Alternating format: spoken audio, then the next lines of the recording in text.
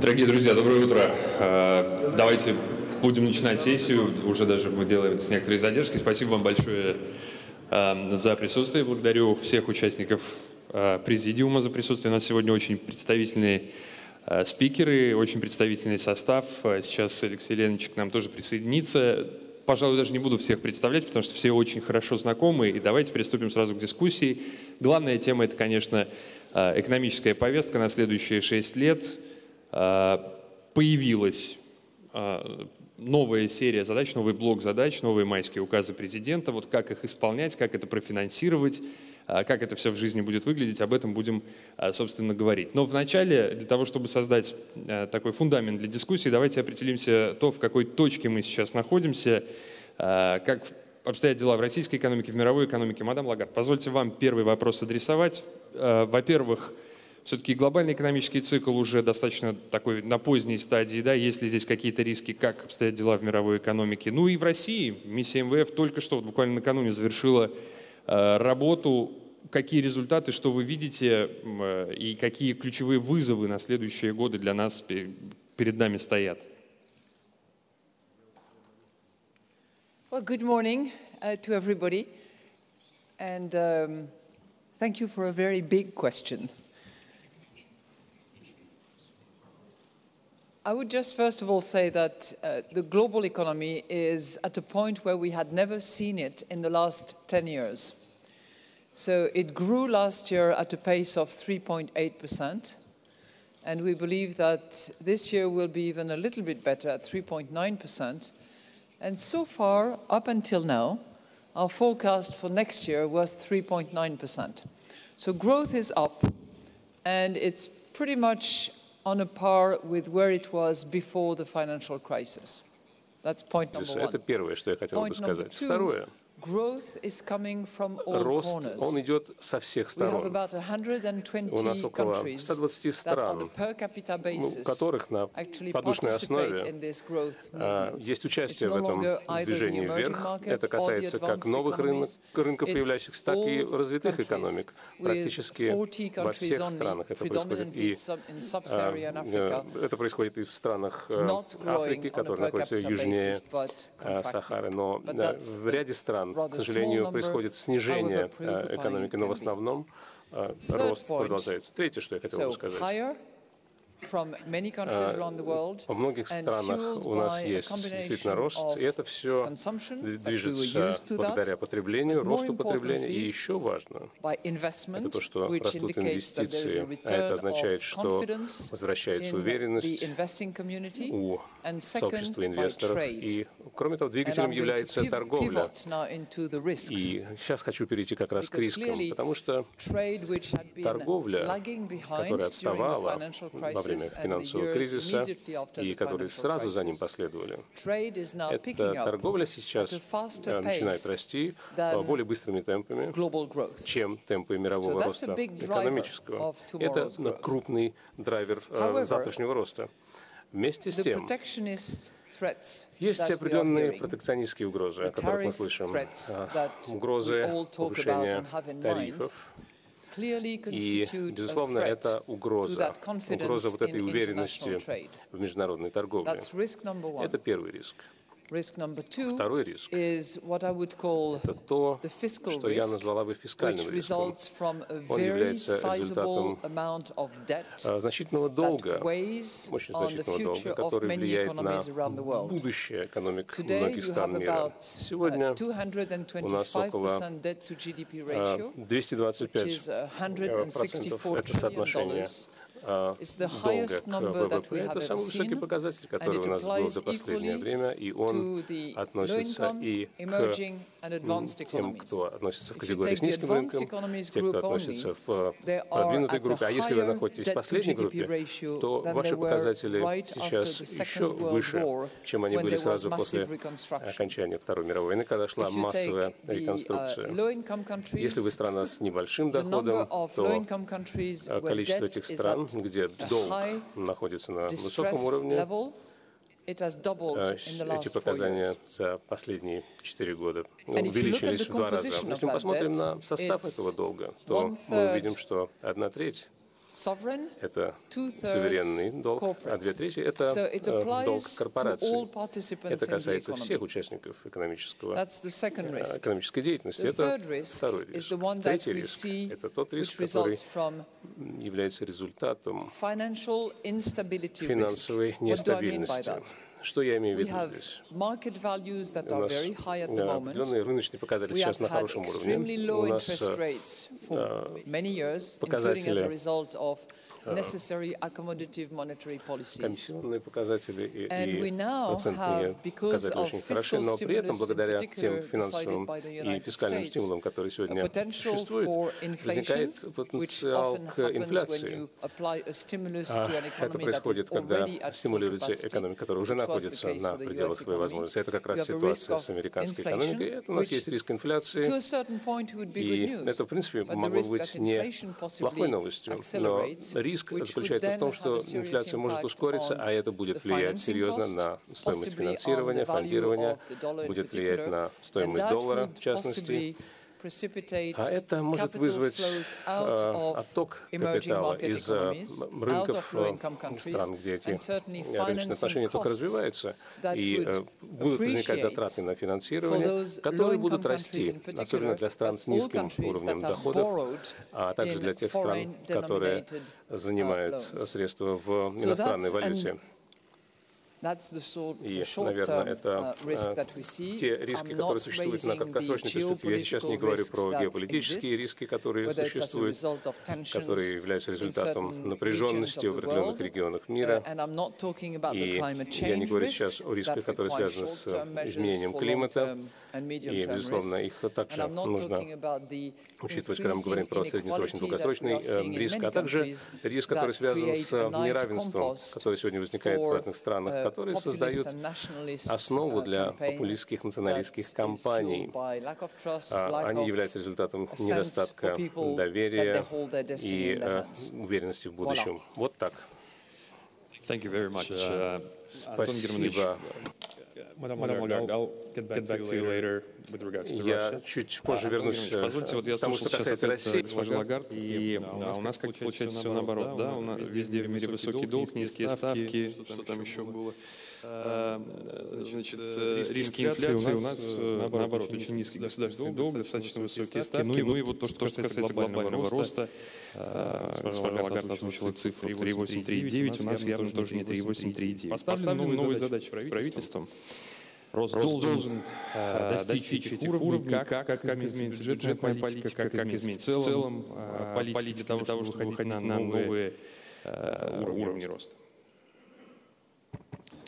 Добрый день, уважаемые коллеги. Действительно, в целом мы видим, что мировая экономика растет достаточно устойчиво, успешно.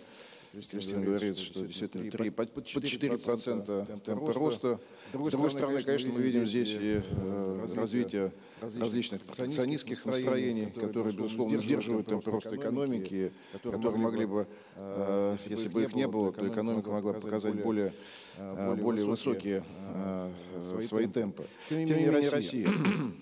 Действительно, мы растем не так быстро сейчас, как нам хотелось бы. Задача догнать мир по динамике. И здесь, безусловно, мы говорили, необходимо целый ряд и структурных изменений привести, целый ряд действий, которые бы подстимулировали нашу экономику.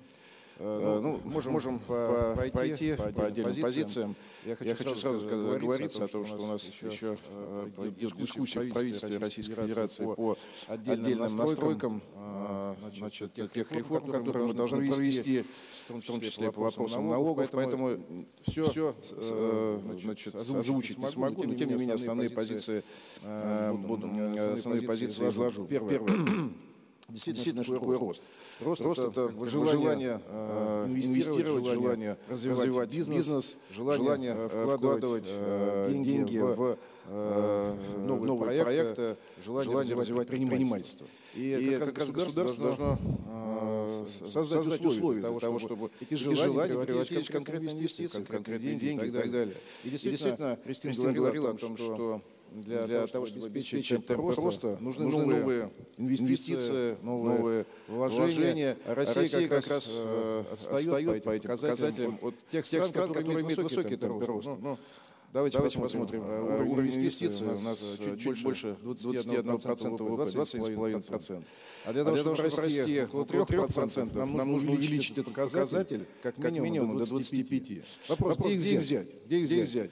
Безусловно, это не бюджетные деньги, не только бюджетные деньги, это деньги тех инвесторов, которые и должны прийти их, и должны создать новое качество роста. А государство что должно сделать? Создать стабильные условия. В первую очередь, это налоги. Да, и мы говорим о том, что сейчас на протяжении 6-летнего периода следующего цикла мы не будем менять налоги. Да, вы спросите, а что будет меняться? Безусловно, определенная настройка произойдет. И здесь мы видим наши действия с точки зрения уменьшения тех налогов, которые негативно влияют на бизнес, нам говорил, мы пойдем по этому пути. Мы говорим о том, что необходимо простить налоги вообще как средство взаимоотношений с государством того большого слоя бизнесменов или предпринимателей, небольших предпринимателей, малых предпринимателей, самозанятых, индивидуальных предпринимателей, которые сегодня еще работают в сером секторе. И мы как раз сейчас создаем такой механизм, который позволил бы заинтересовать как раз этих предпринимателей открыться, работать в белую, соответственно, работать, уплачивая налоги, как мы говорим, спокойно. И это большой вклад тоже в ВВП. Это большая часть нашей экономики, которая сегодня еще скрыта под слоем, называется, серой теневой части экономики. Мы будем развивать со стороны государства финансовые инструменты, проектное финансирование, будем развивать новые форматы концессионных соглашений, будем создавать новые стимулы для экспорта, а в бюджете непосредственно, тоже, коллеги, у нас обсуждение в правительстве сейчас происходит, о том, что мы создадим специальный ресурс для вложений в инфраструктуру. Вот какие проблемы, в чем у нас был недостаток вложений государства в инфраструктуру, которая впоследствии могла бы трансформироваться в частных инвестиций, развитие бизнеса и так далее. Так вот, начиная с 2019 года мы создаем специальный фонд, если будем создавать фонд, который в значительных объемах на протяжении 6-летнего периода, может быть, порядка 3% ВВП, с тем, чтобы массированно увеличивать государственные вложения вложения в эту часть экономики, которая потом стимулирует частный бизнес. Это наша, так сказать, сейчас задача будет. Конечно, регуляторика, это снижение административной нагрузки на бизнес, это и снижение контроля с точки зрения валютного законодательства. В этой части мы с Центральным банком будем сейчас разрабатывать новые наши выражения. Безусловно, это и гарантия для бизнеса, который вновь вкладывает свои средства в развитие экономики. Это новое видение так называемых специнвестконтрактов, когда, несмотря на изменения регуляторики, стабильность будет гарантирована на период окупаемости проектов и так далее. Безусловно, источниками основных, еще раз говорю, источники для развития экономики частные средства. И здесь мы будем предпринимать все необходимое для того, чтобы увеличивать прибыльность компаний, для того, чтобы создавать новые инструменты с длинными деньгами. Мы будем развивать индивидуальные пенсионные накопления граждан и восстановим этот инструмент для того, чтобы получить, с одной стороны, и устойчивость пенсионных прав наших граждан, с одной стороны, с другой стороны, это и длинные ресурсы. Ну, безусловно, это и меры бюджетной политики, это меры и регуляторики. Вот, собственно, в этом направлении сейчас правительство Российской Федерации активно работает с тем, чтобы выполнить задачи по ускорению роста. Антон Германович, ну тут, конечно, я прошу у вас несколько пояснений. Давайте по порядку. Фонд в размере 3% ВВП. Ну так скидку как раз там примерно про триллион 3 мы говорим. Все-таки это те же деньги, перекликающиеся с 8 миллионами, о которых раньше шла речь, о которых говорил премьер-министр. Это дополнительные расходы, которые необходимы на выполнение указов, или это какие-то другие деньги? Ну, давайте так. Мы тему еще обсуждаем, но то, что будет создан специальный ресурс в виде фонда для инфраструктурных инвестиций, это решение, по сути дела, вытекает из указа, из послания президента. И это один из источников для обеспечения более высоких темпов роста экономики. Да, действительно, этот фонд мы предлагаем создать в бюджете. Фонд будет источником для инвестиций. Вы спросите, откуда деньги? Да, как финансировать? Знаете, мы планировали здесь, это деньги не конъюнктурных доходов, это деньги не доходов от получаемых от нефти и газа, сразу скажу. Это деньги, которые мы планируем получить от привлечения долгового финансирования, но в рамках так называемого золотого правила. Мы можем привлечь деньги с рынка, направив деньги на инвестиции, которые будут создавать нам дополнительные государственные активы, которые будут работать для экономики. Ни в коем случае это не приведет к изменению тех принципов бюджетной политики, особенно цены отсечения, которые формируются наши доходы, и основных основополагающих принципов бюджета и денежной политики. Ну, получается, что вырастет госдолг. Вы знаете, здесь, по нашим оценкам, долг может и не вырасти. Если мы обеспечим темпы роста экономики на уровне около 3%, то общий объем тех заимствований, которые будут происходить для инфраструктуры, не будет способствовать росту долга. Напомню, что сейчас рост долга у нас около 14% ВВП. Многие, конечно, говорят, давайте увеличим до 20, до 30%. Я противник таких кардинальных изменений, но использование инструментов долгового финансирования исключительно для вложений в инфраструктуру в данный момент считаю, что это абсолютно оправданное решение. Позвольте, я привлеку еще Селенича, Максима Станиславовича. Можно выразить ваш комментарий по поводу такого, Алексей Ленич или Максим Станиславович? Давайте, Максим Станиславович. Как все-таки вы относитесь к такому позиции? Да, я так понимаю, что это уже консолидированная позиция правительства. Не видели ли вы риска, связанных с тем, что будет производиться заимствование с целью инвестиций? Смотрите, если смотреть на государственный долг, это всегда числительный номинал долга, а внизу это размер экономики. И вот то, о чем сейчас говорит Антон Германович, если экономика, она будет активно расти, то, конечно же, не сразу, но там в течение 5-10 лет госдолг может даже снизиться. Здесь вопрос просто именно на что государство занимает. Если оно занимает на текущие расходы, то это всегда путь к разбитому корыту, потому что текущие расходы, они зачастую не сказываются на увеличении роста экономики, и, соответственно, долг накапливается, экономика растет также медленно, и мы имеем все проблемы, которые есть. Если мы занимаем инфраструктурой, то тоже очень важно понимать, что не на каждую инфраструктуру можно занимать. Главное условие, это то, о чем мы постоянно говорили последние месяцы, кварталы, эта инфраструктура должна приводить к росту частных инвестиций и существенному улучшению качества жизни людей. Только в этом случае будет прямой эффект на экономический рост, и в этом случае можно избежать проблемы. Здесь, если говорить про конкретные истории, здесь важна и расшивка узких мест в текущей инфраструктуре и построение всяких национальных систем, того же авиасообщения, развитие инфраструктуры цифровой экономики. То есть вот все ключевые истории, которые будут давать улучшение качества жизни, давать новое качество экономического роста. И здесь вот как раз по отборке этого проекта сейчас у нас идет активная работа. У нас есть новый вице-премьер, который занимается инфраструктурой, это Максим Алексеевич Акимов. Вот Минфин, Минэк и блок Максима Алексеевича сейчас активно заняты тем, чтобы сделать подборку проектов, ту, которая обеспечит положительный вклад в экономический рост. Алексей Леонидович. Да, я поддержал скорее вот то, что сказал, то, о чем сказал Антон Германович. И, конечно, поддержали Германовского. Это каждый раз на форуме происходит. Да. А то, что называют Германовичем, и наоборот.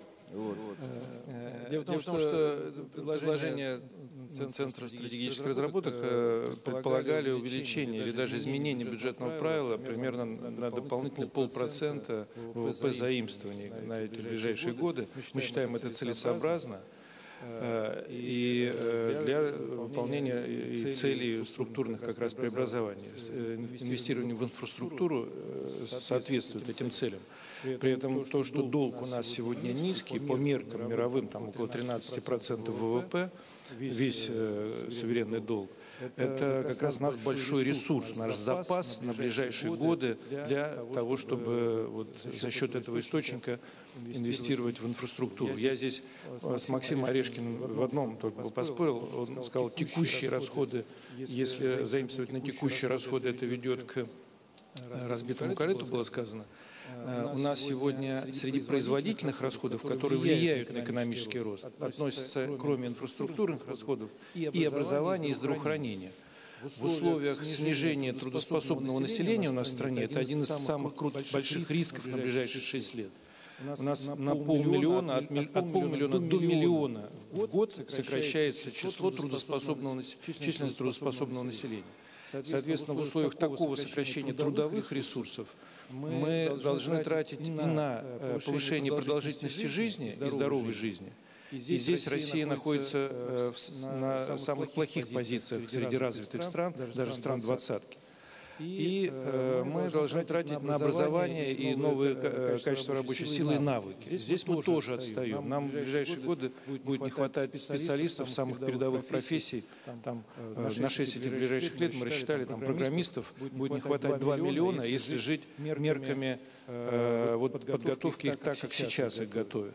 Поэтому вложение в эти сферы, я считаю, тоже производительными расходами, и в рамках общих параметров бюджетной системы мы можем себе это позволить. Я слышал, конечно, оговорку, что то, что сейчас предлагается с точки зрения дополнительных заимствований, может быть, это будет происходить через фонд инфраструктурной ипотеки, как я понимаю, или иной фонд. Может, это я еще не вижу, как это будет учтено в бюджете, но в целом я поддерживаю этот подход. Можно тоже реплику такую? Алексей Ильич сказал, что у нас очень низкий долг, это наш резерв. Алексей Ильич,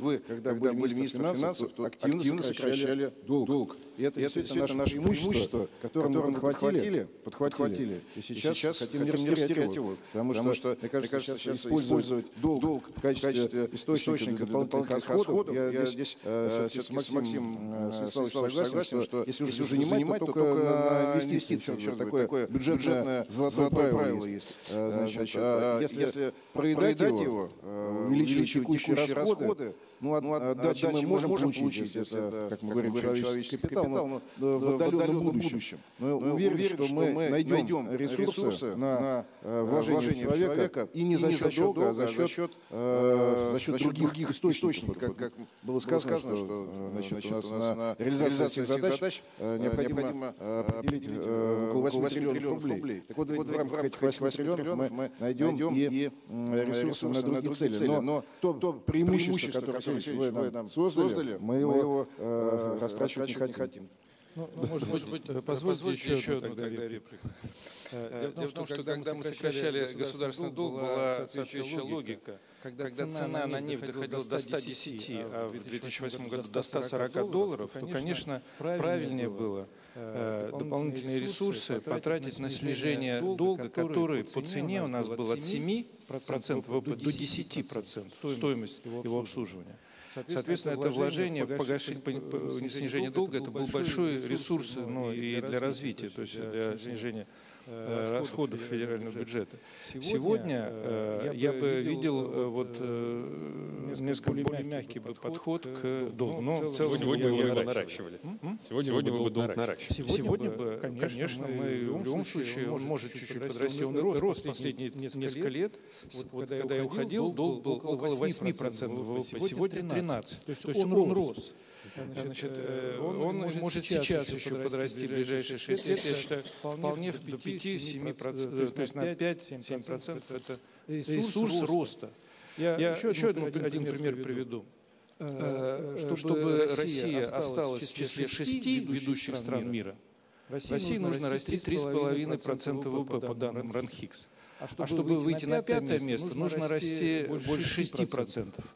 Вот сегодня никто не говорит, как мы добьемся каждого вот этого 0,1 или 1% роста. Хотя такие цели амбициозно поставлены. Мы, видимо, от правительства в ближайшее время услышим, какие такие решительные и достаточно серьезные меры будут приняты. Но когда я говорю, что можно по чуть-чуть поднять долг, я хочу сказать, что каждая 0,1% роста будет трудовой, но она будет очень сложной. Если мы будем набирать все источники роста, то нам придется этот задействовать тоже. По чуть-чуть, извините, пожалуйста. Помните, мы по чуть-чуть все время меняли цену отсечения, когда деньги зачислялись в бюджет или в резервы. И так по чуть-чуть дошли до того, что у нас бюджет некоторое время назад балансировался в цене на нефть более $100 за баррель. Вот, Алексей Алексеевич, я думаю, что если войти на позиции Министерства финансов, встать на позиции Министерства финансов, конечно, вы, наверное, ваш такой оптимизм или размах был немножко скромнее, консервативнее. Так же, как и политика Министерства финансов, которую вы всегда и проводили. Антон Германович, но не предлагалось даже повысить цену отсечения. Алексей Леонидович пока ничего по этому поводу не сказал. Да, мадам, вы хотели сделать некий комментарий. Да, прошу вас. Спасибо за то, что вы мне предоставили слово на буквально секундочку. Я хотел бы сказать, что мне очень приятно сидеть между господином Кудриным и господином Силуаном. Почему? Потому что, когда я была министром финансов Франции, господин Кудрин был министром финансов России. Мы были коллегами, я знаю, через что вы прошли. Сейчас я директор-распорядитель ФВФ, а Антон Силуанов является министром финансов России. То есть я вижу это с разных сторон, эту работу. Я хотел бы сказать, что, очевидно, благодаря отличной налогово-бюджетной политике, которая проводилась ими обеими, и денежно-кредитной политике, которая проводится Ливером и Биолиной, Россия действительно сегодня устанавливает стандарты качества, когда речь идет о макроэкономической политике.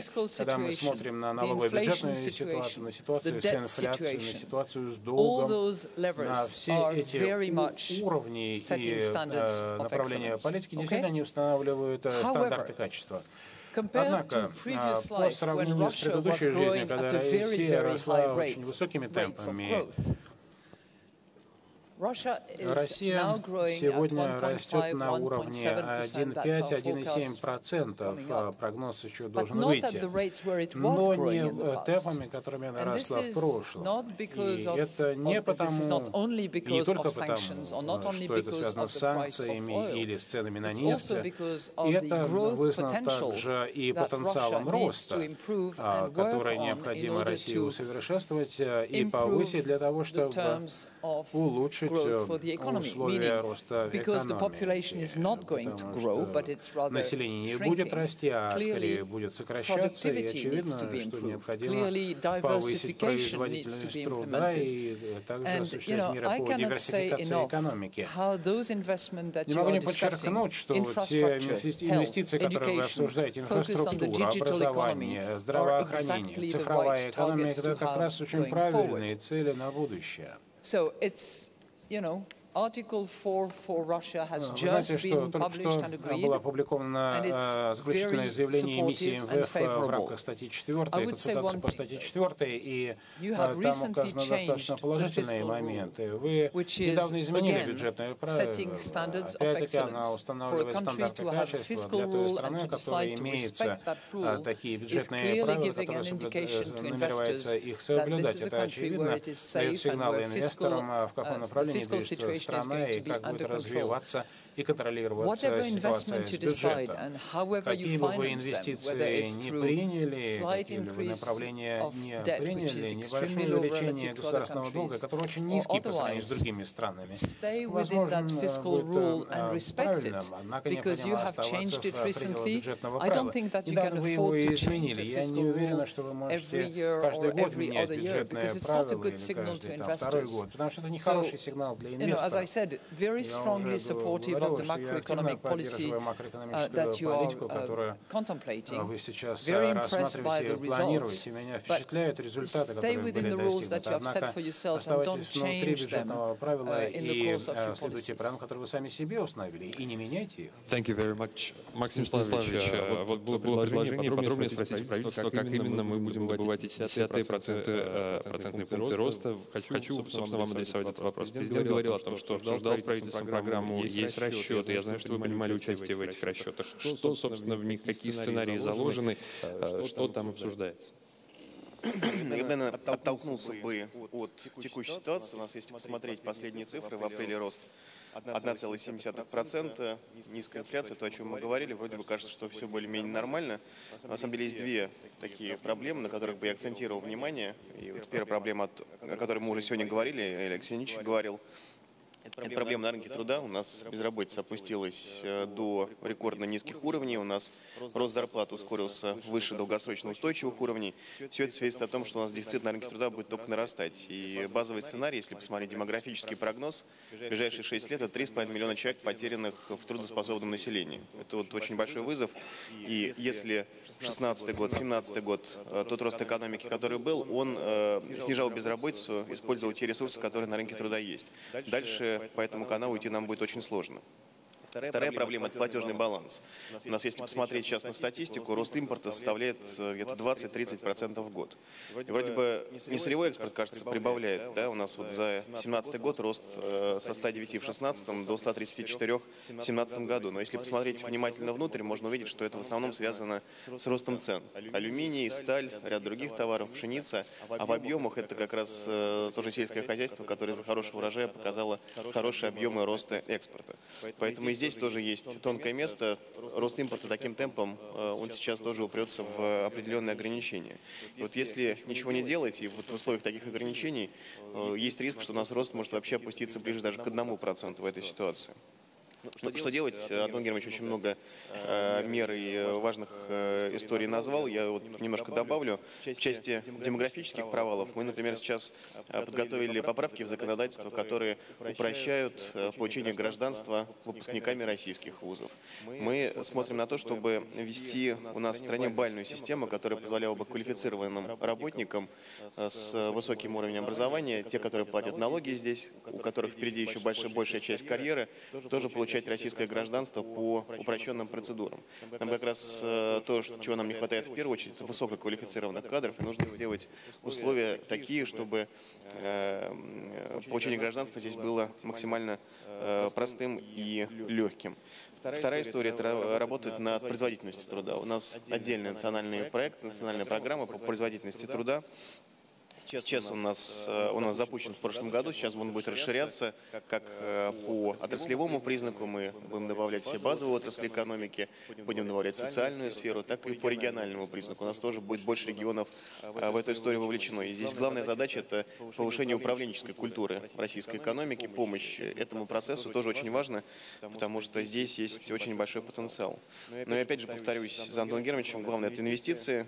Есть государственная часть инвестиций, вопрос распределения 8 триллионов на инвестиционную часть и на текущие расходы очень важный. Важная история делового климата, это и административные процедуры. Вот здесь мы сейчас подготовили новый большой план по административным процедурам, так называемая трансформация делового климата, в рамках которого сейчас планируется работа в ближайшие 6 лет.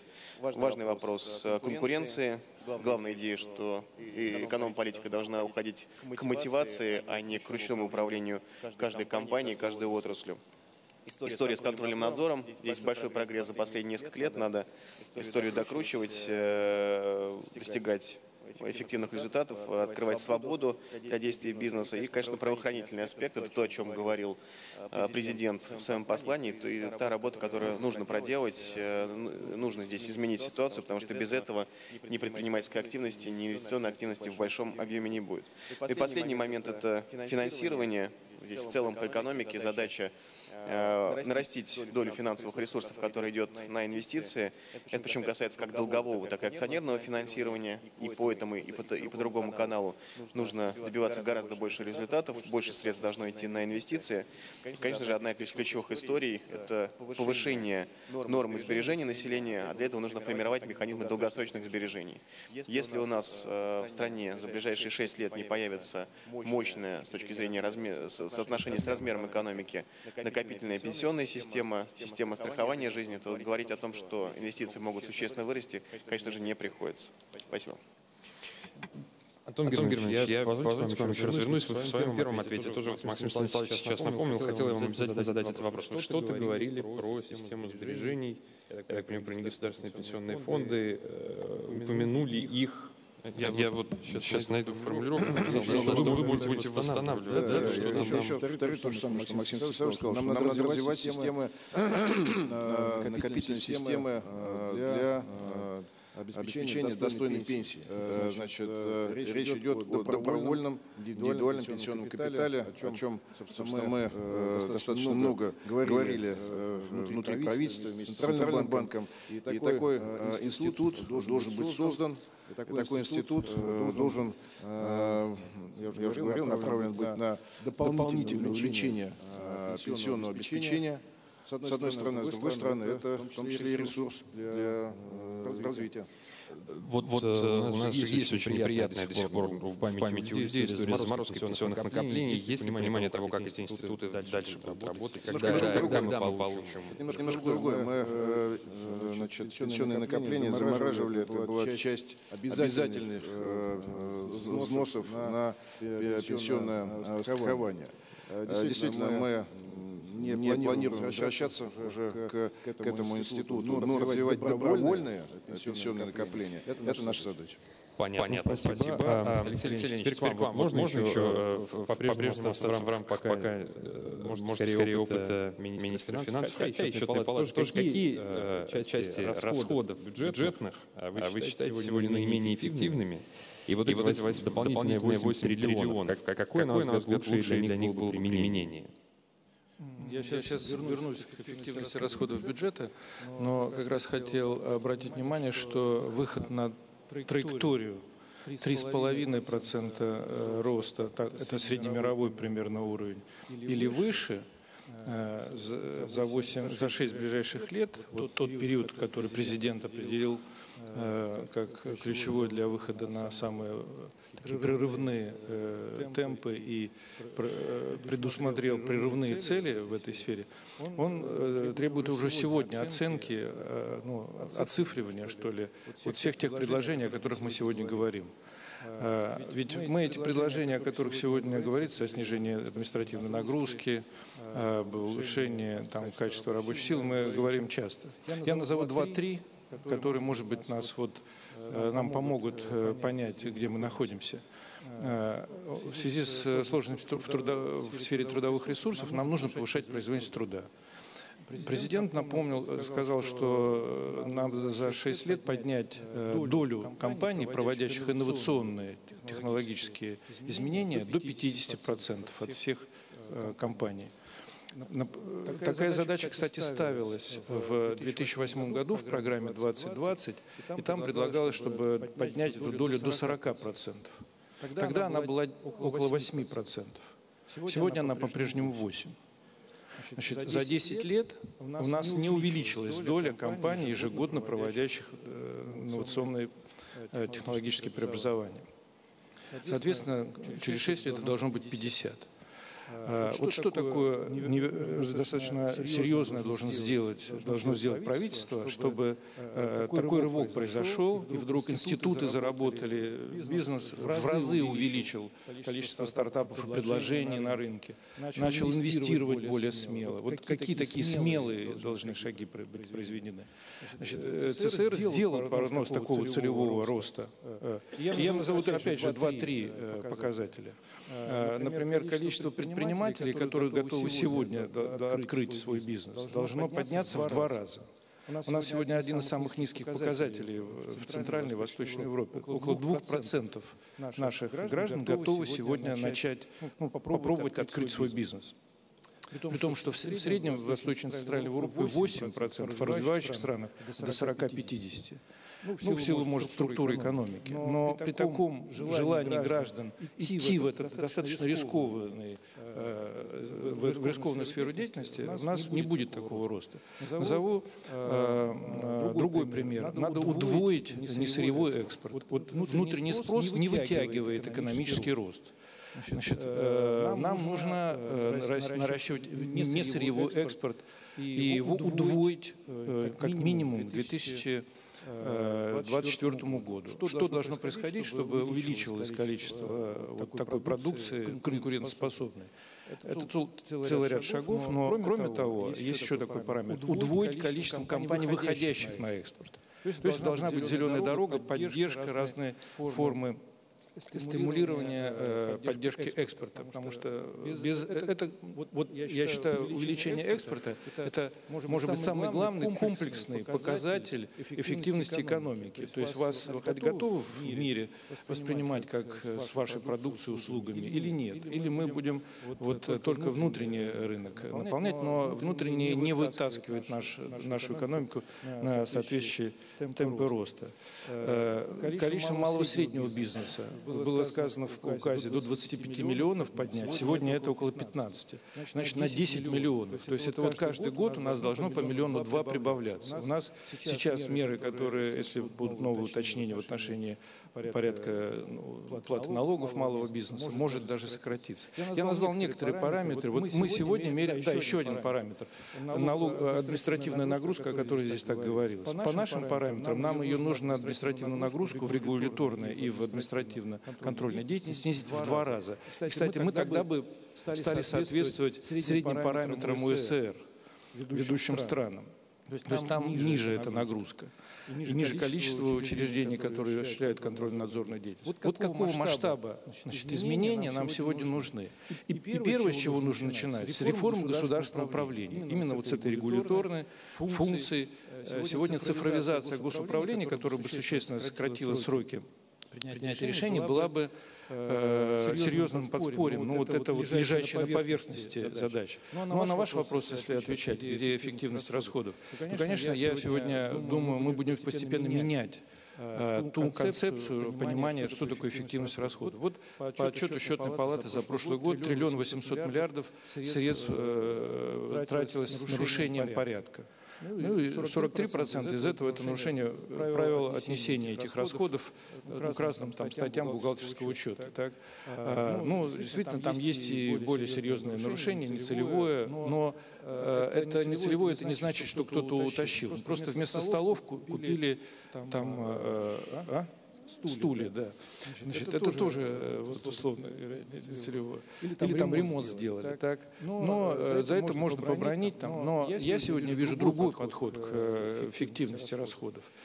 То, что мы сегодня будем связывать и пытаться выявить в ходе стратегического аудита, то есть оценки результативности.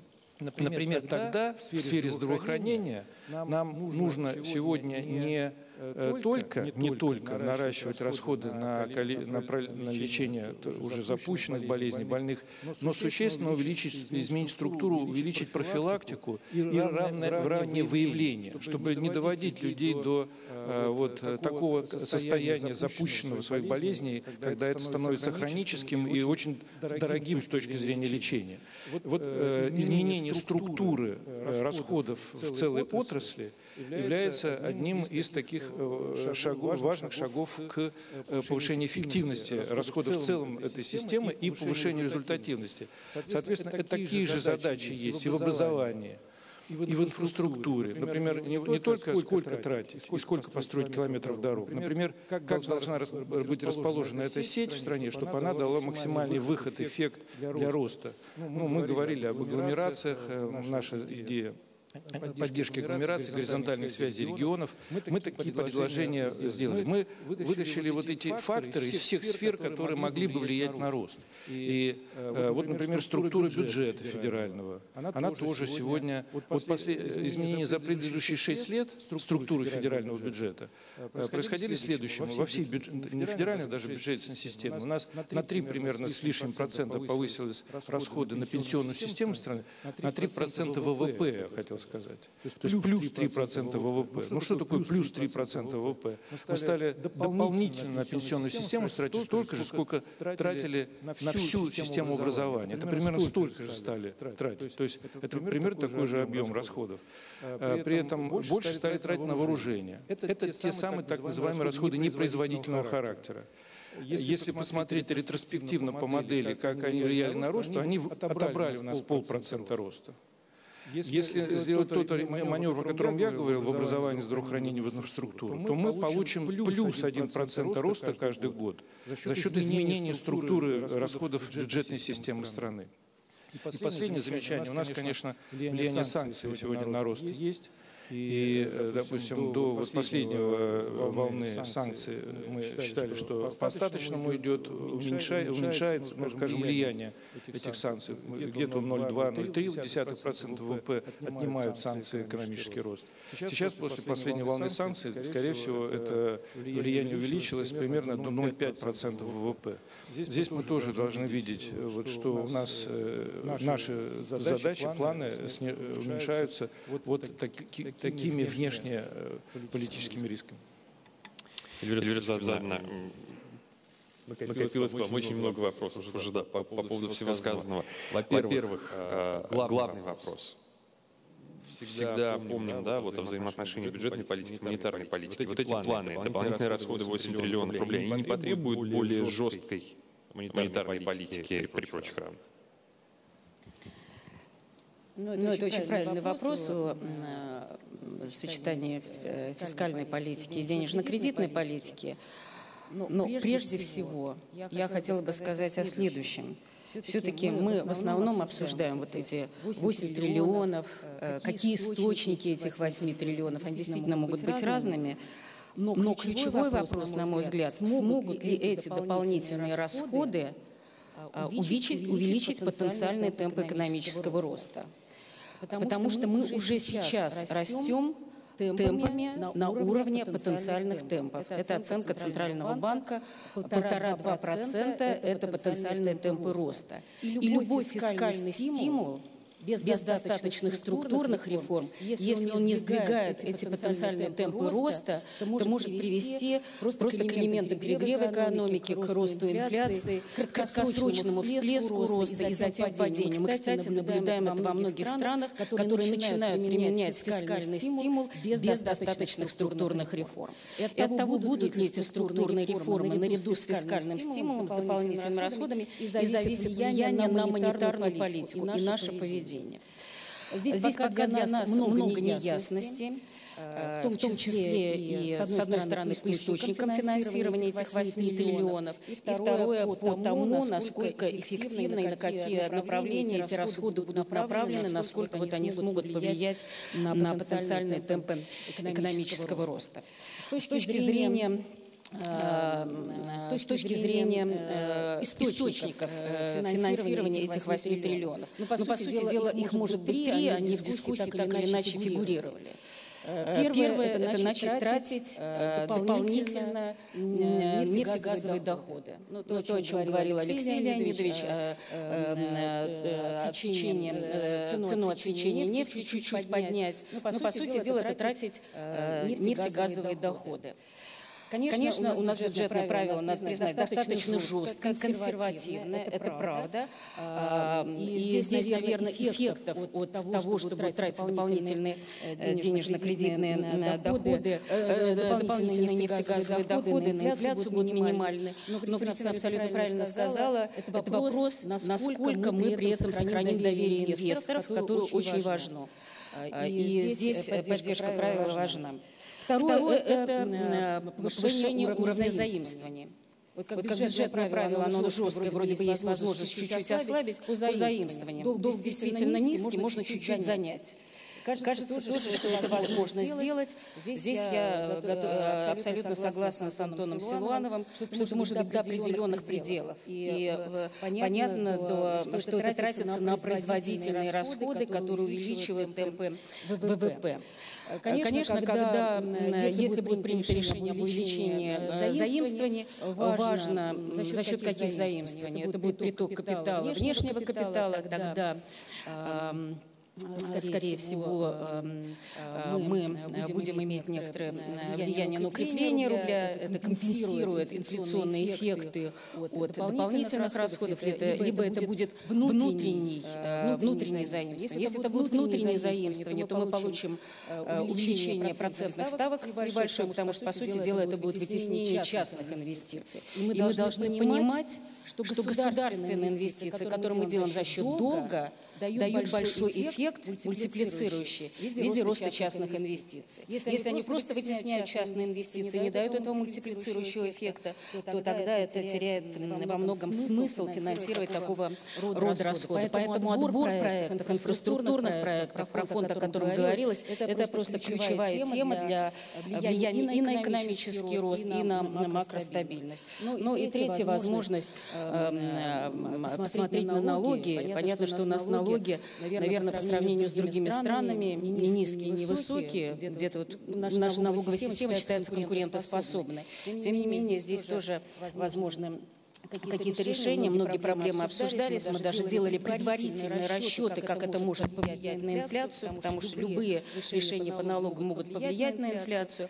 Но с точки зрения монетарной политики, уже переходя непосредственно к вашему вопросу, даже если будут инфляционные эффекты, вот от всех вариантов, которые предлагаются по источникам увеличения расходов, мы считаем, что они находятся в пределах управляемых рисков. И мы своей процентной политикой сможем обеспечить достижение нашего таргета по цели. Тем более у нас сейчас политика пока остается умеренно жесткой.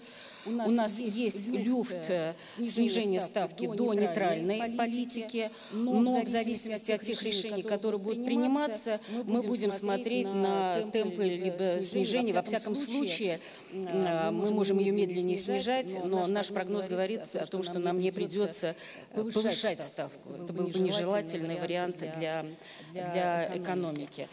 Поэтому здесь, конечно, с точки зрения монетарной политики, нам бы быстрее получить ясность по поводу того, за счет чего будут эти расходы осуществляться и на какие цели они пойдут, потому что это повлияет и на нашу политику. В крайнем случае, сам на каждый заемщик более высокими ставками, рублевыми. Эльвира Сергеевна, может сразу вопрос по поводу длинных денег, да, вот, на мой взгляд, очень важная дискуссия. Мы, в принципе, в России пытаемся создать такую автономную финансовую систему, в которой присутствовали бы все элементы. У нас есть уже, ну, там, не знаю, рейтинговые агентства, все что угодно, но нет нормальных пенсионных накоплений. Все-таки вот позиция Центрального банка, как это должно быть сделано, и когда это должно быть сделано.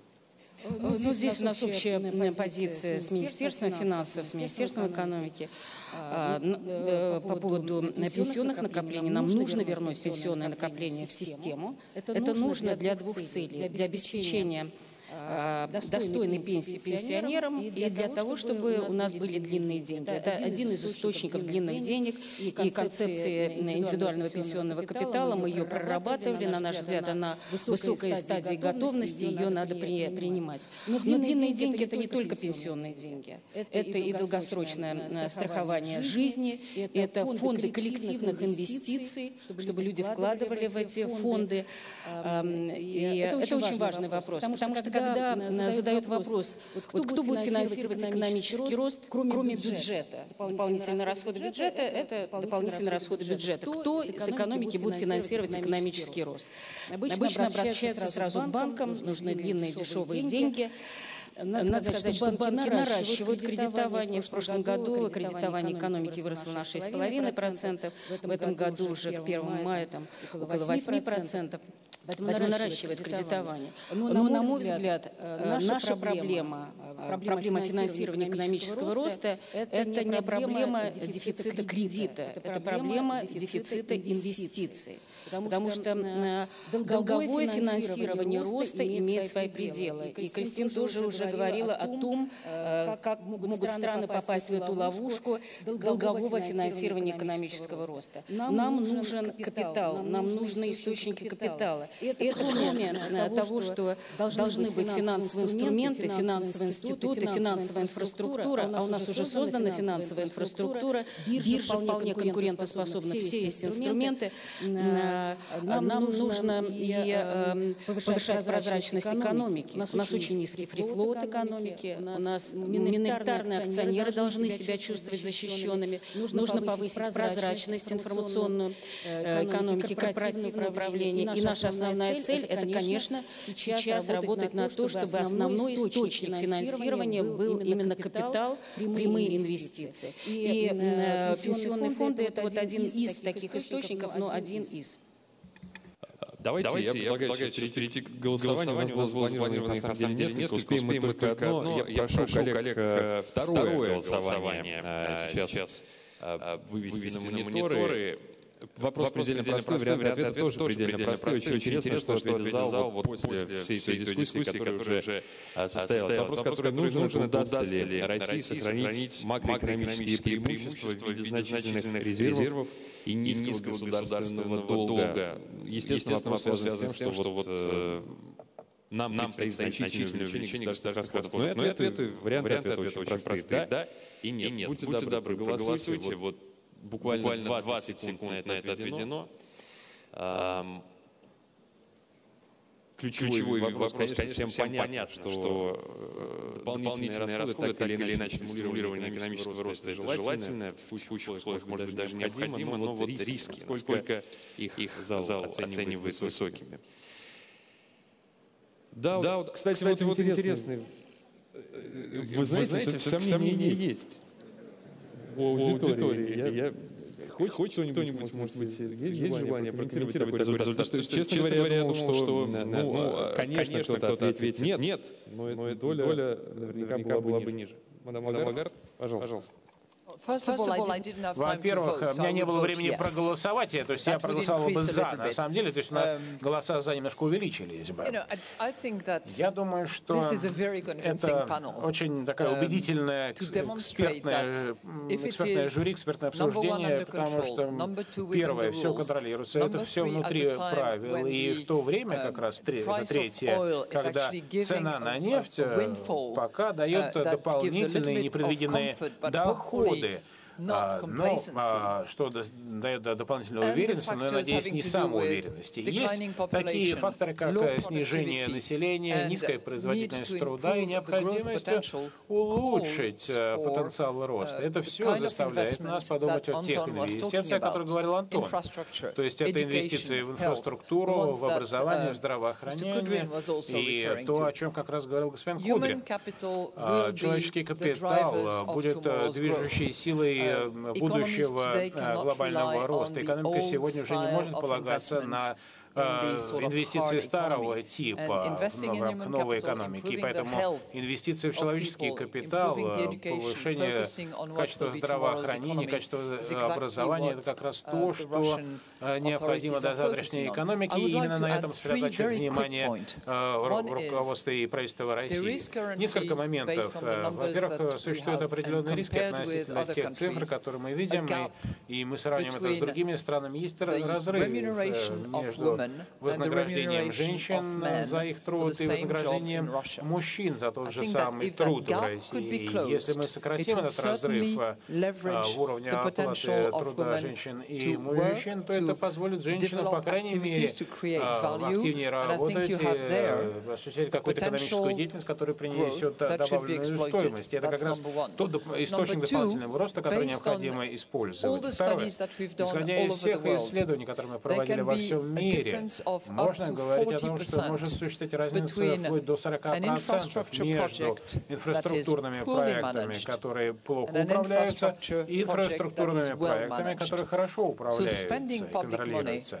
Поэтому расходование государственных средств подразумевает их правильное расходование в пределах правил, в соответствии с международными стандартами, с наиболее передовой практикой. И будет большая разница между тем рублем, который вы инвестируете в различные проекты, и сколько вы получаете обратно от этих проектов и от этих инвестиций. И последний комментарий.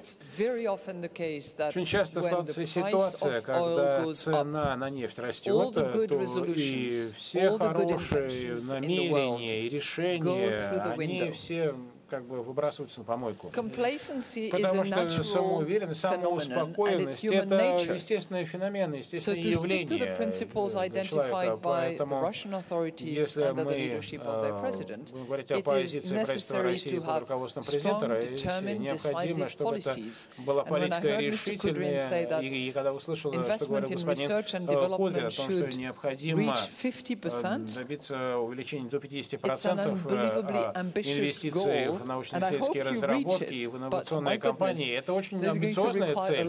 Не знаю, надеюсь, что вы достигнете этой цели, но, не знаю, много предстоит сделать для этого. Спасибо большое. Юрий Записательный, я хотел бы вернуться к вам. Вот мадам Лагард очень позитивно отзывается о российской экономике. На самом деле, если почитать последний документ, подготовленный миссией, там некоторая критика тоже содержится. Она касается в основном банковского сектора, если мы говорим о финансах, и динамики банковского сектора в части присутствия государства в нем. Все-таки, учитывая уже тот ответ, который прозвучал ваш, понятно, что очень важные вещи были упомянуты, но все-таки банковская система после процедуры ее оздоровления и так далее, она готова финансировать рост? Достаточно ли капитала в банковской системе для кредитования? И структура кредитования, может быть, еще это добавлю, последняя статистика, да, по-моему, в апреле потребительский кредит растет процентов на 16%, остальное как-то не так. Это правильный вопрос о здоровье банковской системы, готова ли она финансировать экономический рост. И я рада, что он в таком ключе задается, а не в том, чтобы действительно банковская система должна немедленно предоставить льготные дешевые кредиты. С точки зрения капитала и ликвидности, банковская система готова финансировать экономику. Достаточно капитала, и он в процессе оздоровления банковской системы стал более реальным, менее эффективным капиталом, менее нарисованным. Ликвидности у банковской системы достаточно. Спасибо и бюджетным тратам, структурному профициту ликвидности. Но если мы говорим о том, достаточно ли у банковской системы конкуренции, и справляется ли банковская система с трансформацией сбережений в эффективные инвестиции, в те инвестиции, которые работают на экономический рост, Способна ли банковская система работать с предприятиями, оценивать их бизнес-планы, оценивать инвестиции? Но здесь пока еще много вопросов. Поэтому мы, как мегарегулятор, будем придавать значение или уделять больше внимания не только оздоровлению банковской системы. Кстати, она еще не закончилась, хотя значительную часть работы мы провели, но мы намерены ее завершить и усилить и банковский надзор. И здесь совершенно правильно МВФ отвечает на те проблемы, которые у нас есть, мы это обсуждали. Но помимо оздоровления банковской системы, кстати, которая сама по себе улучшает конкурентные условия, потому что худшая конкуренция – это когда недобросовестные банки конкурируют с добросовестными, те, которые соблюдают правила и нормативы, конкурируют с теми, кто их не соблюдает. Мы будем больше внимания уделять, кроме этого, конечно, развитию конкуренции, равенству доступа к государственным средствам, как со стороны госбанков и частных банков. У нас здесь есть еще проблемы.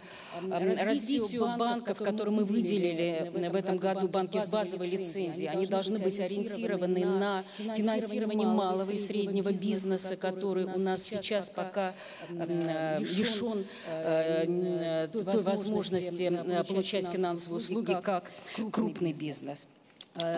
И, безусловно, если говорить в целом, при ужесточившемся регулировании, оно у нас было ужесточено, мы соблюдаем и все международные стандарты, у нас было ужесточено, при ужесточившемся надзоре банковская система наращивает кредитование экономики. Она это делает, и она способна это делать дальше.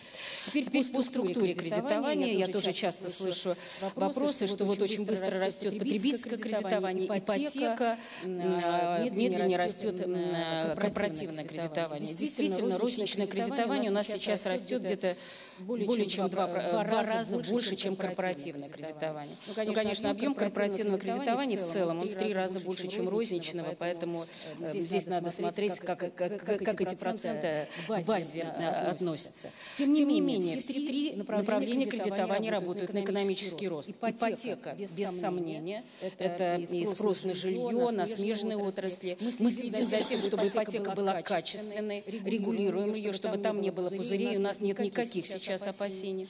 Потребительское кредитование тоже это поддержка спроса, и идет не только на импорт, но и важно, чтобы промышленность наша выпускала доступные потребительские товары, качественные товары. И потребительское кредитование также работает на экономический рост, на спрос. Корпоративное кредитование. А вот здесь у нас тоже есть проблемы, потому что не любое корпоративное кредитование оказывает позитивное влияние непосредственно на экономический рост. Если кредитуется в основном сделки слияния и поглощения, а не расширение операционной деятельности, у нас, кстати, это проблема, то, конечно, это другое влияние на экономический рост. Поэтому мы будем стимулировать, как регулятор, часть мира у нас принята, часть готовится, стимулировать кредитование банками малого и среднего бизнеса, проектное финансирование. Будем дестимулировать финансирование банками разного проектов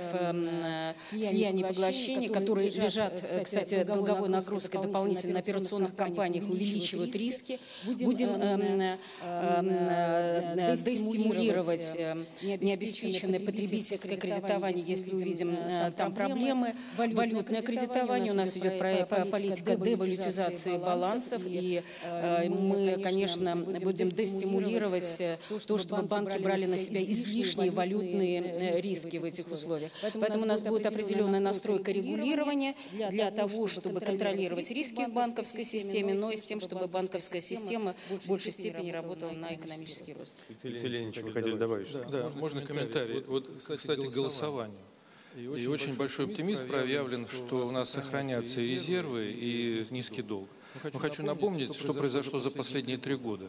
3 года назад резервный фонд правительства, если не брать все золотовалютные резервы, а только резервный фонд правительства, был 165 миллиардов долларов. За последние 3 года было потрачено 90 миллиардов долларов. Осталось 75. То есть у нас сейчас как раз тренд был сокращение резервов, но понятно, что сейчас высокая цена на нефть, и начался рост, и вроде резервы тратить мы не будем.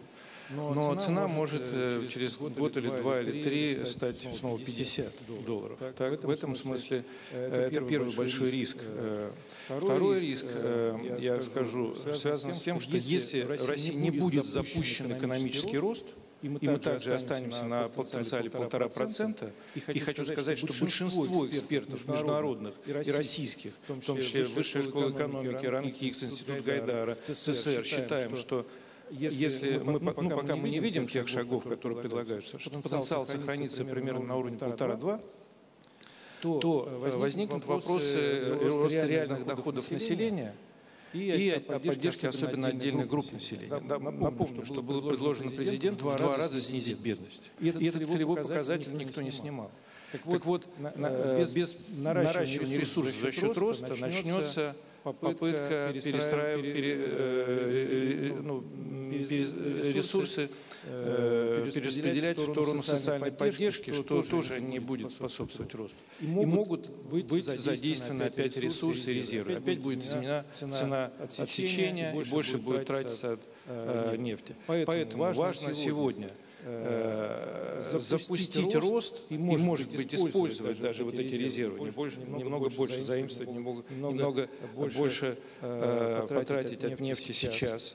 Там, я повторяю, наше предложение СССР на $5 сдвинуть только эту границу цены отсечения. При $70, которые сейчас на рынке, 40 – это жестковатый вариант. Так? Но эти все ресурсы задействуют, в том числе и, прежде всего, структурные меры, все-таки запустить рост. Я бы здесь вот поддержал полностью 2 руками слова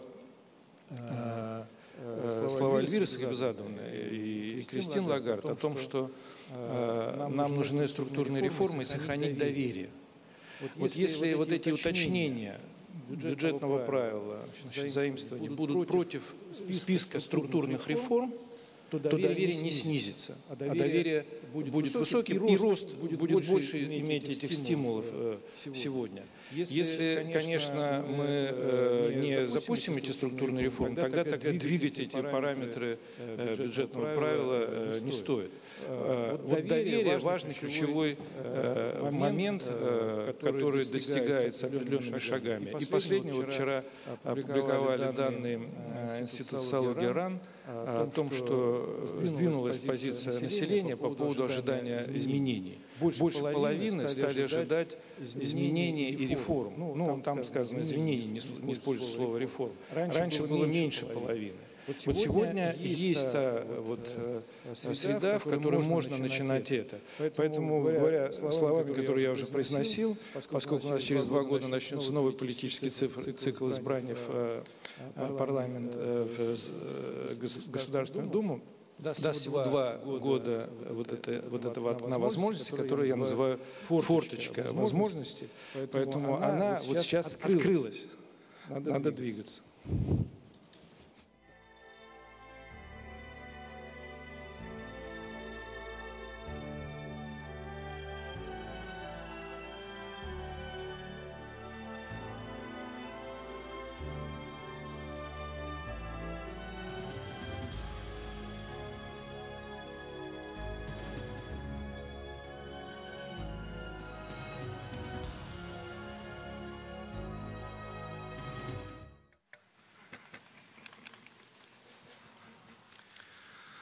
Доброе утро, уважаемые участники форума. Сегодня мы начинаем день сессии, которая представляет интерес, как я вижу, полный зал участников. Тема – это дальневосточный прорыв, собственно, как стать лидером роста частных инвестиций. Мы уже много лет говорим о том, что происходит на Дальнем Востоке, какие реформы проходят, что делает государство, как бизнес начинает работать, какие тенденции, как мы взаимодействуем с нашими международными партнерами по освоению Дальнего Востока. И сегодня мы собрали в зале представителей власти, представителей бизнеса, экспертов, которые имеют очень хорошее понимание о тех процессах, которые сегодня происходят на востоке нашей страны. Прошу обратить внимание на то, что у нас сегодня всего час 15 для такой важной темы, считаю, достаточно. И у нас 14 утвержденных спикеров, 7 человек у нас участвуют на панельной дискуссии. Есть у нас спикеры, которые будут комментировать тему из зала. И исходя из этого, в лучших традициях нашей страны, я подумал о том, что мы попробуем новую технологию ручного управления сессией. Это будет у нас мой ассистент мониторить время, чтобы наши спикеры, которые на сцене имели возможность выступить и внимательно отслеживать отведенное время, а это 5 минут, через 4 минуты выступления будет удар гонга, чтобы спикер знал, что есть минут, чтобы закончить мысль. А наши участники дискуссии зала, прошу вас тоже в формате 3-минутных комментариев выступить в рамках нашей сессии. Так я с большим удовольствием представляю участников нашей дискуссии. Юрий Петрович Трудкив, полномочный представитель президента Российской Федерации в Дальневосточном федеральном округе. Павел Сергеевич Грачев, генеральный директор ПАО «Полюс». Михаил Юрьевич Корисалов, представитель правления ООО «Сибур». Григорий Викторович Березкин, представитель директоров группы ИСН. Анна Евгеньевна Цивилева, председатель совета директоров «Алмар Групп». Пол Роллинсон, президент и главный исполнительный директор Guinness Gold Corporation. И Вадим Николаевич Машкович, председатель директоров группы компании «Русагра». Он сейчас на подъезде, так что мы ожидаем, что через 5 минут Вадим присоединится к нашей сессии. Также участники дискуссии в первом ряду это Сергей Анатольевич Колесник, президент корпорации «Технониколь», Вадим Аркадьевич Швецов, генеральный директор «Солерс», Вячеслав Иванович Порт, губернатор правительства Хабаровского края, Ирина Анатольевна Яровая, заместитель председателя Государственной Думы Российской Федерации, Леонид Геннадьевич Петухов, генеральный директор агентства Дальнего Востока привлечения инвестиций и поддержки экспорта, Сергей Александрович Караганов, декан факультета мировой экономики и мировой политики, Национальный исследовательский институт, университет, Высшей школы экономики.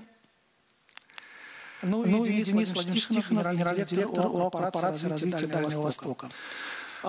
Если посмотреть на динамику развития, то Дальний Восток действительно показывает опережающий темп развития по сравнению со всей страной. На 17% выросли инвестиции в основной капитал в 2017 году, а средний по России статистика показывает 4,4%. То есть результаты в стране гораздо скромнее. Если посмотреть по тому, как регион привлекает прямые иностранные инвестиции, то в 2014 году доля Дальнего Востока в общем объеме прямых иностранных инвестиций составляла 4,5%. На сегодняшний день мы говорим о том, что на Дальний Восток от общего объема прошлогодних инвестиций пришло порядка 30%. Это действительно уникальный результат. Мы знаем о том, что работают инструменты поддержки бизнеса на территории Дальнего Востока. Мы видим, что частные инвесторы все больше и больше рассматривают возможности, реальные возможности инвестировать в этот регион. И я бы сказал, что эти результаты, они очевидны нам. И это все происходит благодаря слаженной работе команды. То есть это федеральный орган исполнительной власти, это законодательная власть, это бизнесмены, которые активно взаимодействуют с государством и находят возможности развивать свой бизнес, инвестировать в регионе. И сегодня я бы хотел поговорить, предложить обсудить такие темы, какие факторы способствовали развитию Дальнего Востока, что инвесторы думают о территориях опережающего развития, что еще государство должно сделать для того, чтобы инвесторы больше и чаще приходили в регион. Ну и, собственно говоря, подвести какие-то итоги. И я бы начал нашу сессию с вопроса Юрия Петровича. Больше чем год назад в рамках Сочинского форума мы с вами проводили такую же сессию, тоже был полный зал, и мы говорили о том, что сделано, что будет сделано. Прошло порядка 14 месяцев с того дня, и я бы хотел вас попросить рассказать нам вот за это время, какие изменения произошли в регионе и что нам удалось достичь. Спасибо вам большое. Спасибо большое. Добрый день, уважаемые коллеги, уважаемые участники форума. Сегодня сессия названа очень громко «Дальневосточный прорыв». Хочу сейчас сказать, что мы, конечно, таких слов употребляем, но мы считаем, что первые шаги в развитии Дальнего Востока удалось сделать. Почему мы так считаем? Прежде всего потому, что рост экономики на Дальнем Востоке в 2 раза превышает среднероссийские показатели. На душу населения показатель выше в 6 раз. Сегодня у нас начинают реализовываться 1300 проектов во всех территориях Дальнего Востока, объем инвестиций 3,8 триллиона заявленных, 125 тысяч рабочих мест. Собственно говоря, как мы все это делали. Мы уже рассказывали о том, что прежде всего мы провели конкурентный анализ, что происходит во всех территориях мира, которые быстро развиваются. Там как-то на слайдах лучше проснуться, а то я так быстро не успею. Пожалуйста. Следующий слайд.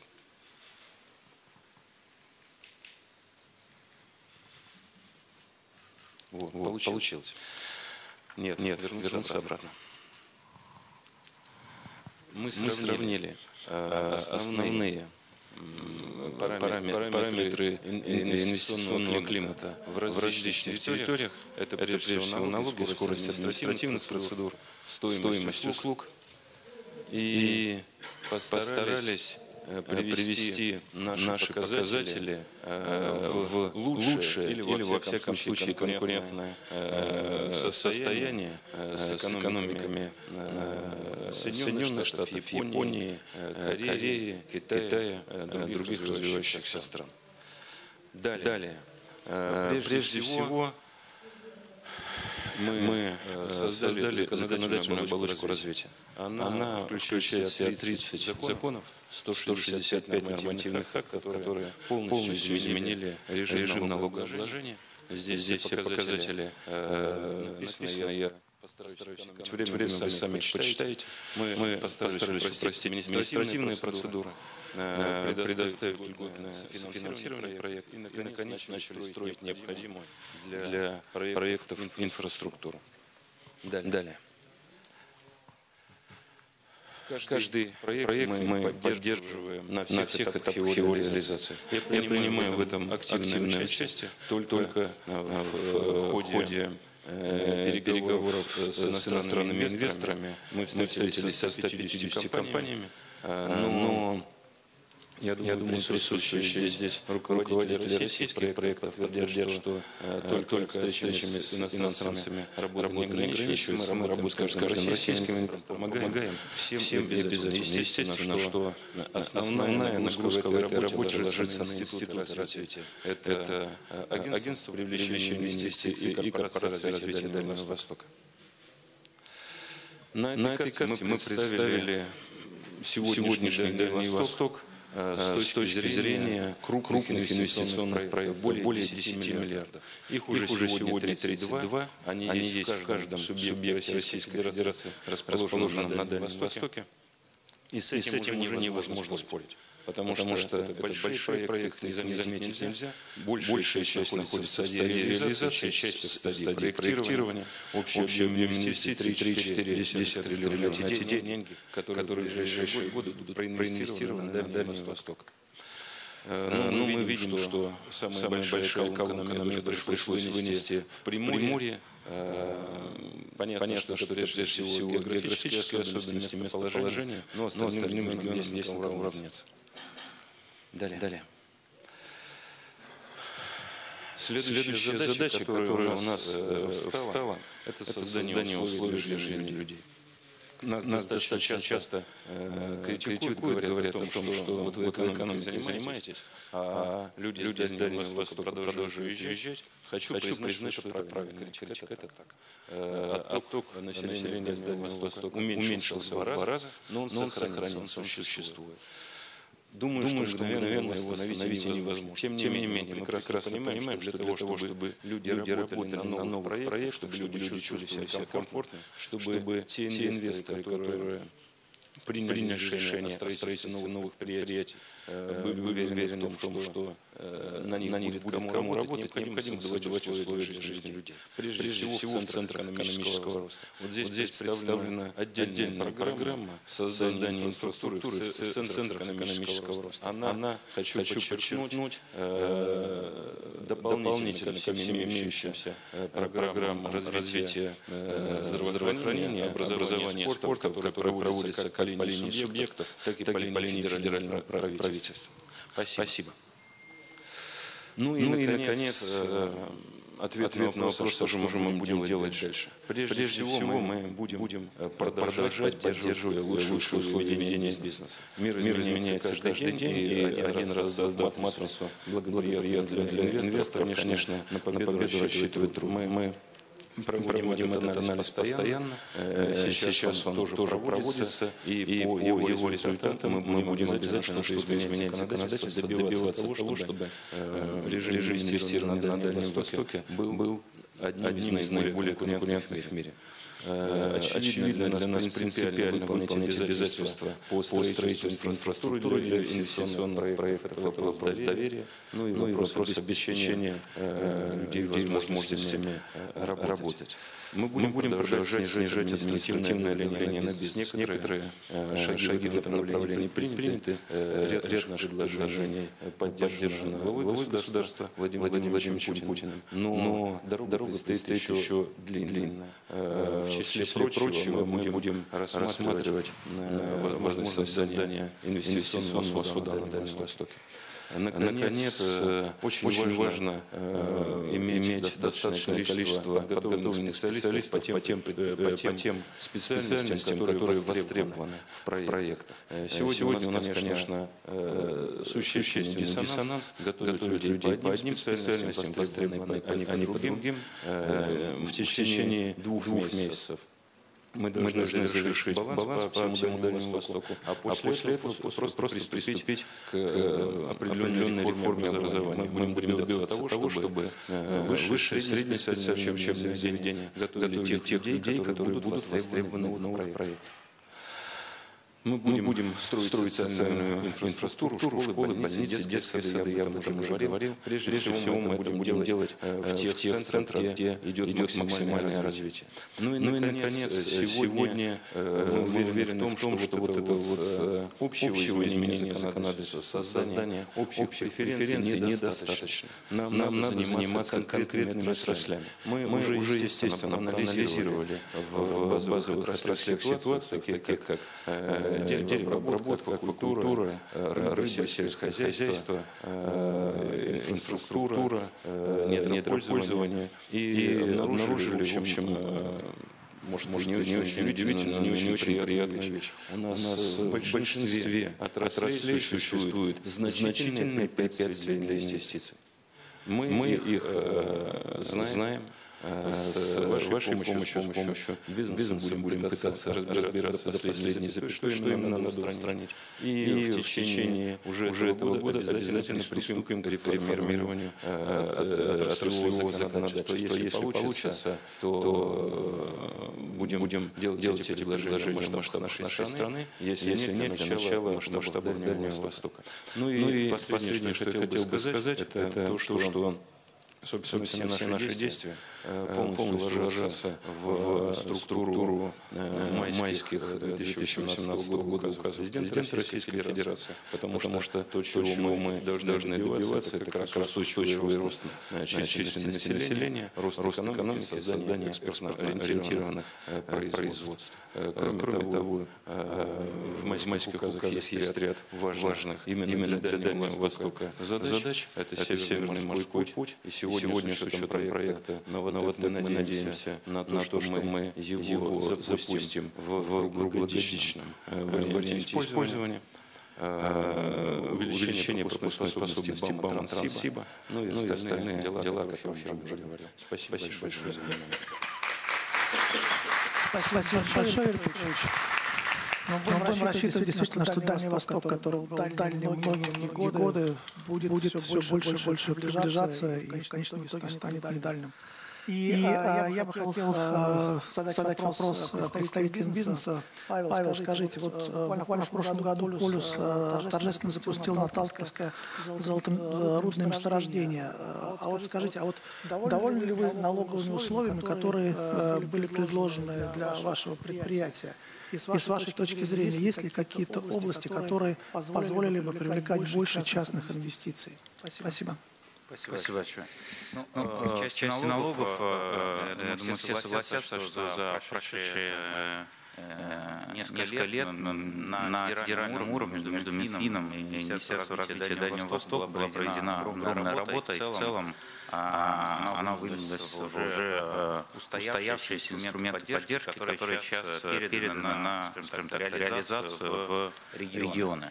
И, собственно, мы одним из этих инструментов успешно воспользовались после длительных, но успешных переговоров. Наталка была включена в перечень называемых региональных инвестиционных проектов, что позволило нам в течение ближайших 5 лет пользоваться льготами по налогу на прибыль и налогу на добавленную на НДПИ, что, конечно, очень сильно положительно повлияло на экономику всего проекта. Что хотелось отметить, может быть, в этом некое пожелание для будущих инвесторов и работы в целом. Такого рода инициативы, конечно, желательно заключать, оформлять до начала реализации проекта. Тем, что инвестор, приходя наперед, юридически был уверен в том, что после включения своего производства у него будут эти льготы. Мы, как я сказал, очень рады тому, что Владимир Петрович и Юрий Петрович с поддержкой региональных властей получили то, что нам на словах обещали, но в целом, конечно, правильно, чтобы эти договоренности оформились не после, а до запуска проекта. И это в некотором смысле касается других аспектов работы на Дальнем Востоке, например, вопросов энергетики. Знаете, что в прошлом году была введена очень важная льгота или инструмент поддержки, а именно снижены тарифы на электроэнергию на Дальнем Востоке, они приведены в соответствие с общефедеральными, за счет некой перекрестной субсидии, то есть доплачивают потребители в европейской части России, в том числе полюс, у которого большая часть активов расположена за пределами Дальнего Востока, но тем не менее мы, конечно, приветствуем эту инициативу. Что важно здесь отметить? Инициатива на сегодня действует всего 3 года. И, естественно, трехлетний период – это не тот горизонт, который закладывает инвестор, планируя какую-то глобальную инвестицию, как строительство нового производства или что-то в этом роде. За 3 года он только успеет сделать проект, можно начать строительство, точно не запустить производство. Таким образом, льгота действует, ей пользуются уже существующие производители, включая Полис и ряд других, но та цель, ради которой эта льгота вводилась, а именно привлечь новых инвесторов, она, с моей точки зрения, не достигает. В этом плане текущая инициатива, которая сейчас активно обсуждается по продлению этой льготы на 10 лет или до 10 лет, была бы очень полезна именно не только в части материального увеличения периода использования льготы для существующих производителей, но именно как стимул для привлечения новых игроков. И второй элемент, тоже касающийся электроэнергии, на который хотелось обратить внимание, он тоже не новый, касается долгосрочных тарифов. В принципе, известная проблема в изолированных регионах. Долгосрочные двусторонние договоры можно заключать максимум, вернее, не долгосрочно, заключается максимум на 1 год, что, конечно, сильно ограничивает возможность как потребителей, так и генерирующих мощностей планировать свои финансовые потоки, производственные показатели и так далее. На сегодня в Государственной Думе на рассмотрении проект закона о возможности заключения таких договоров на срок от 5 лет в пределах установленных максимальных тарифов. И если такой закон будет поддержан, в принципе, я не вижу, кому он мешает, с учетом того, что это договоренность двух субъектов, то я думаю, многие тоже им воспользуются, чтобы была возможность работать в плановом режиме. Спасибо. Спасибо большое. Вопрос Михаилу Кресалову. В Амурской области сейчас идет работа над крупными проектами, в частности, это газоперерабатывающий завод «Газпрома», который будет поставлять сырье для газохимического комплекса «Сибур». Проект расположен в одном торе и могут быть запущены не ранее 2021 года, если не ошибаюсь. А вот скажите, насколько вы считаете инструмент ТОР востребованным и важным для реализации такого проекта? И какое влияние на регион в целом может оказать Амурский комплекс? Спасибо. Добрый день, большое спасибо.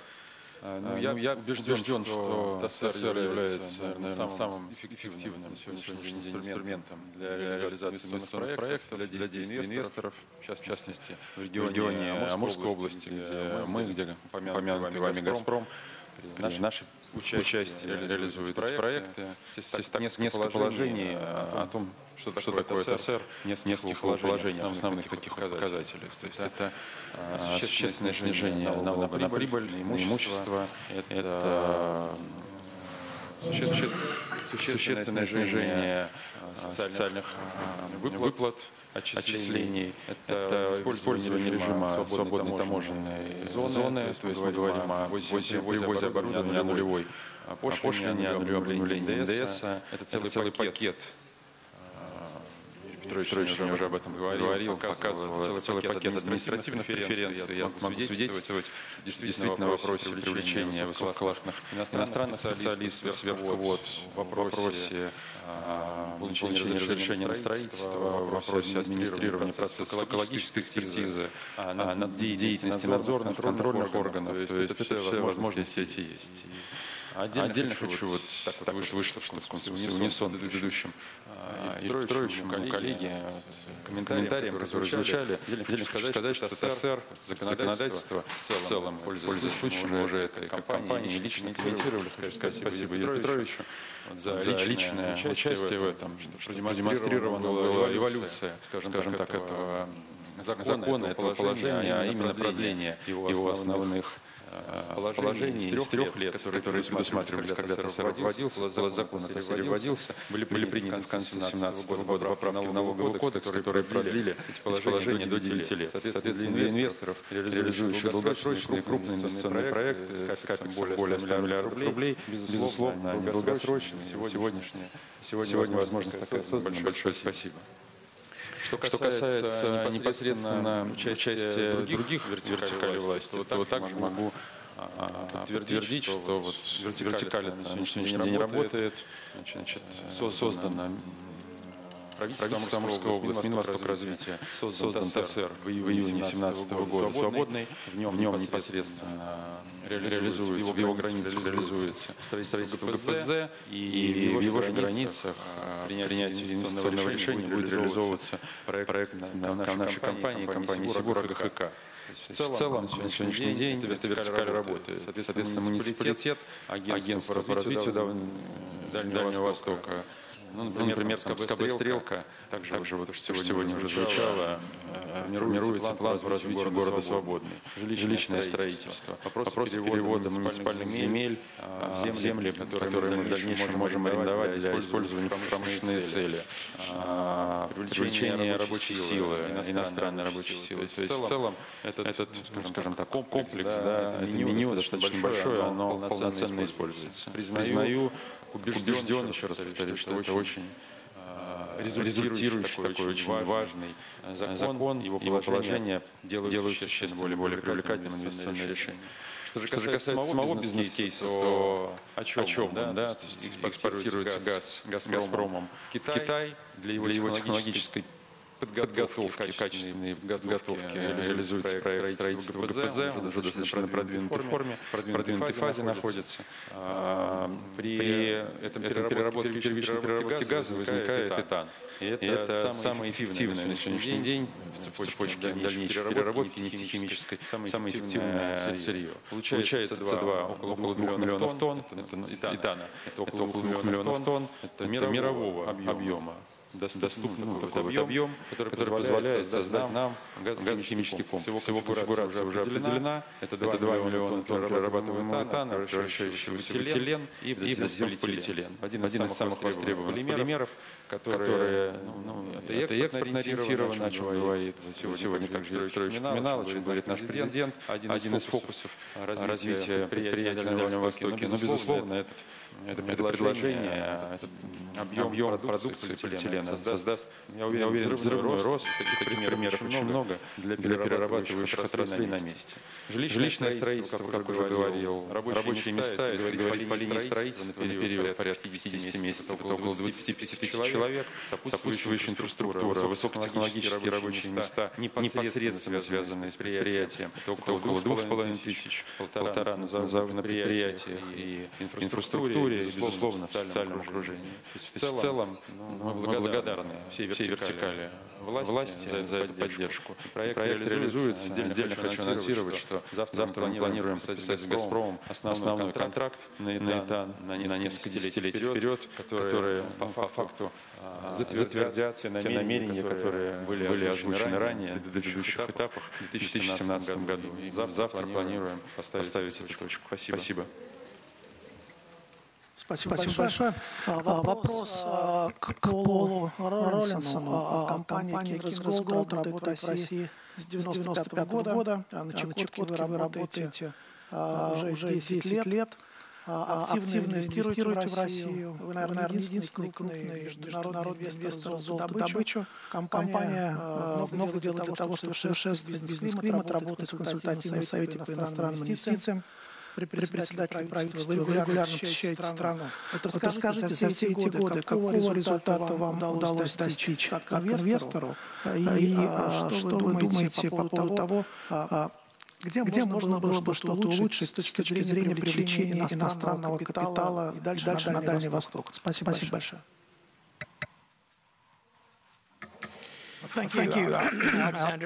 Спасибо большое, Александр. Спасибо за то, что пригласили. Да, вы абсолютно правы. Мы действительно международная компания, добывающая. 23 года мы находимся в России, и последние десятилетия мы также работаем на Дальнем Востоке. Мы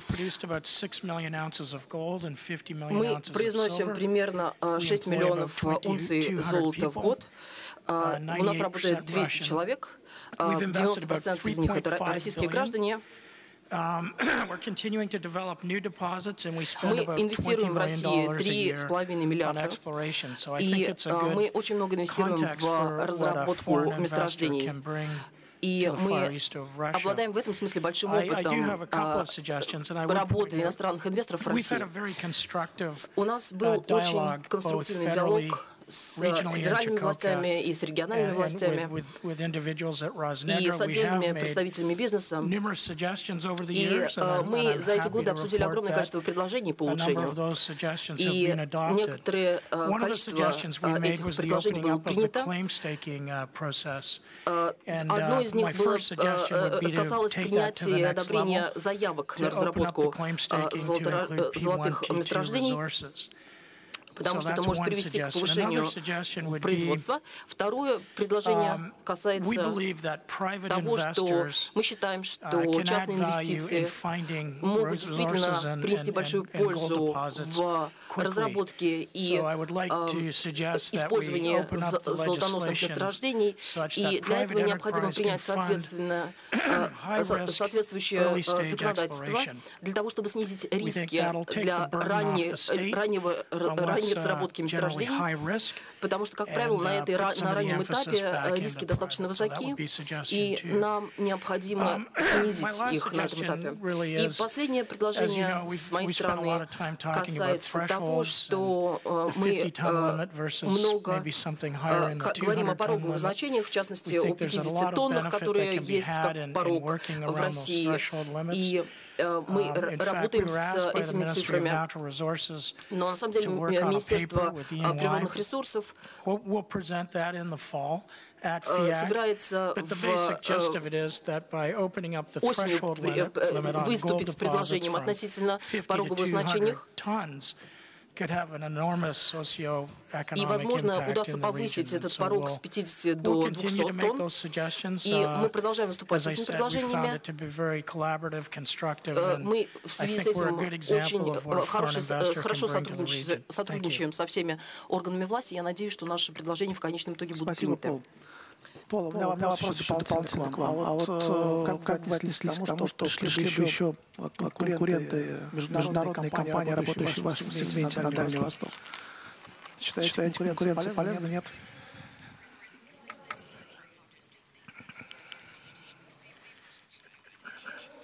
Да, абсолютно. Я приветствовал бы еще больше иностранных участников и иностранных конкурентов в этом регионе, потому что они помогут разрабатывать месторождения, это улучшит работу в отрасли и во всем регионе. Спасибо большое.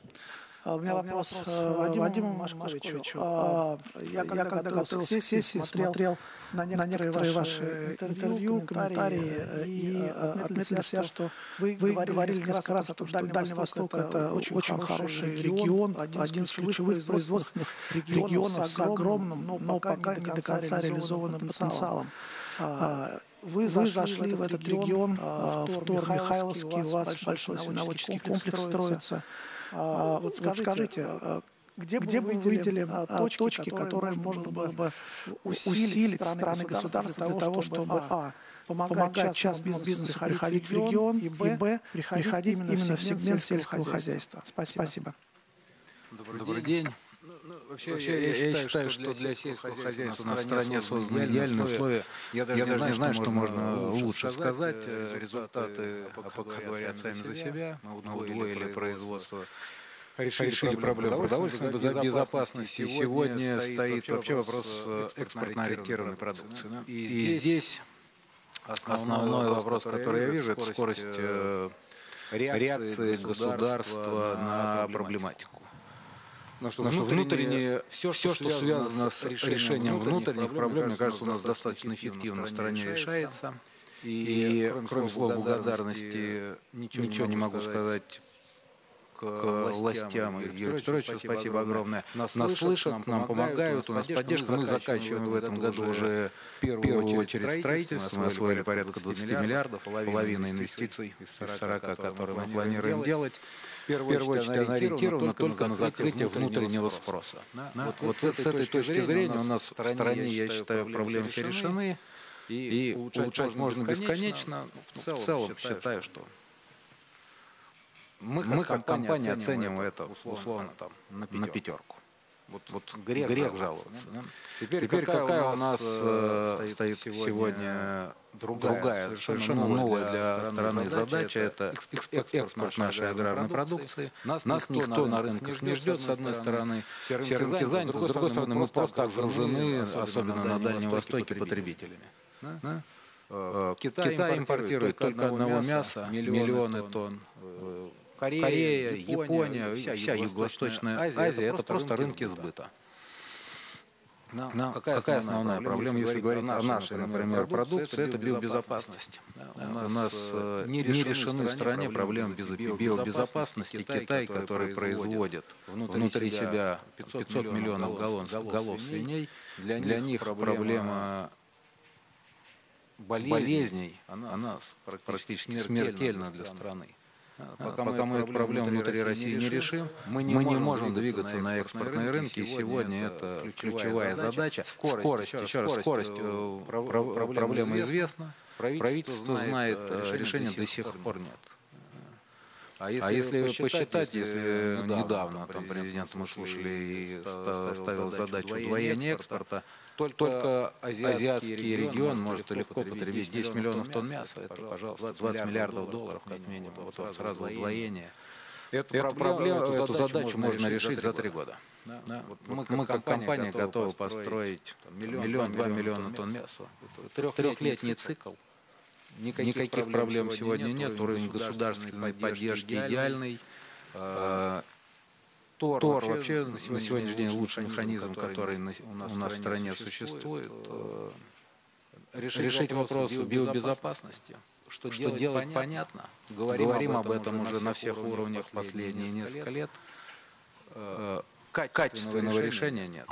Какие-то региональные меры есть. Централизованно по всей стране, чтобы продукция могла двигаться от точки А в точку Б, на сегодняшний день мы до сих пор не нашли. Я уже не говорю о дальнейшем уровне переработки. Мы можем, мне кажется, что касается производства сои, мы можем в 10 раз ее увеличить. Вы знаете, один Китай импортирует 100 миллионов тонн сои. Все практически под Брюшей, начиная от Амурской области и заканчивая Приморьем. Потенциал роста 10-кратный, на мой взгляд. То же самое производство кукурузы. Мы можем легко кормить Юго-Восточную Азию. Один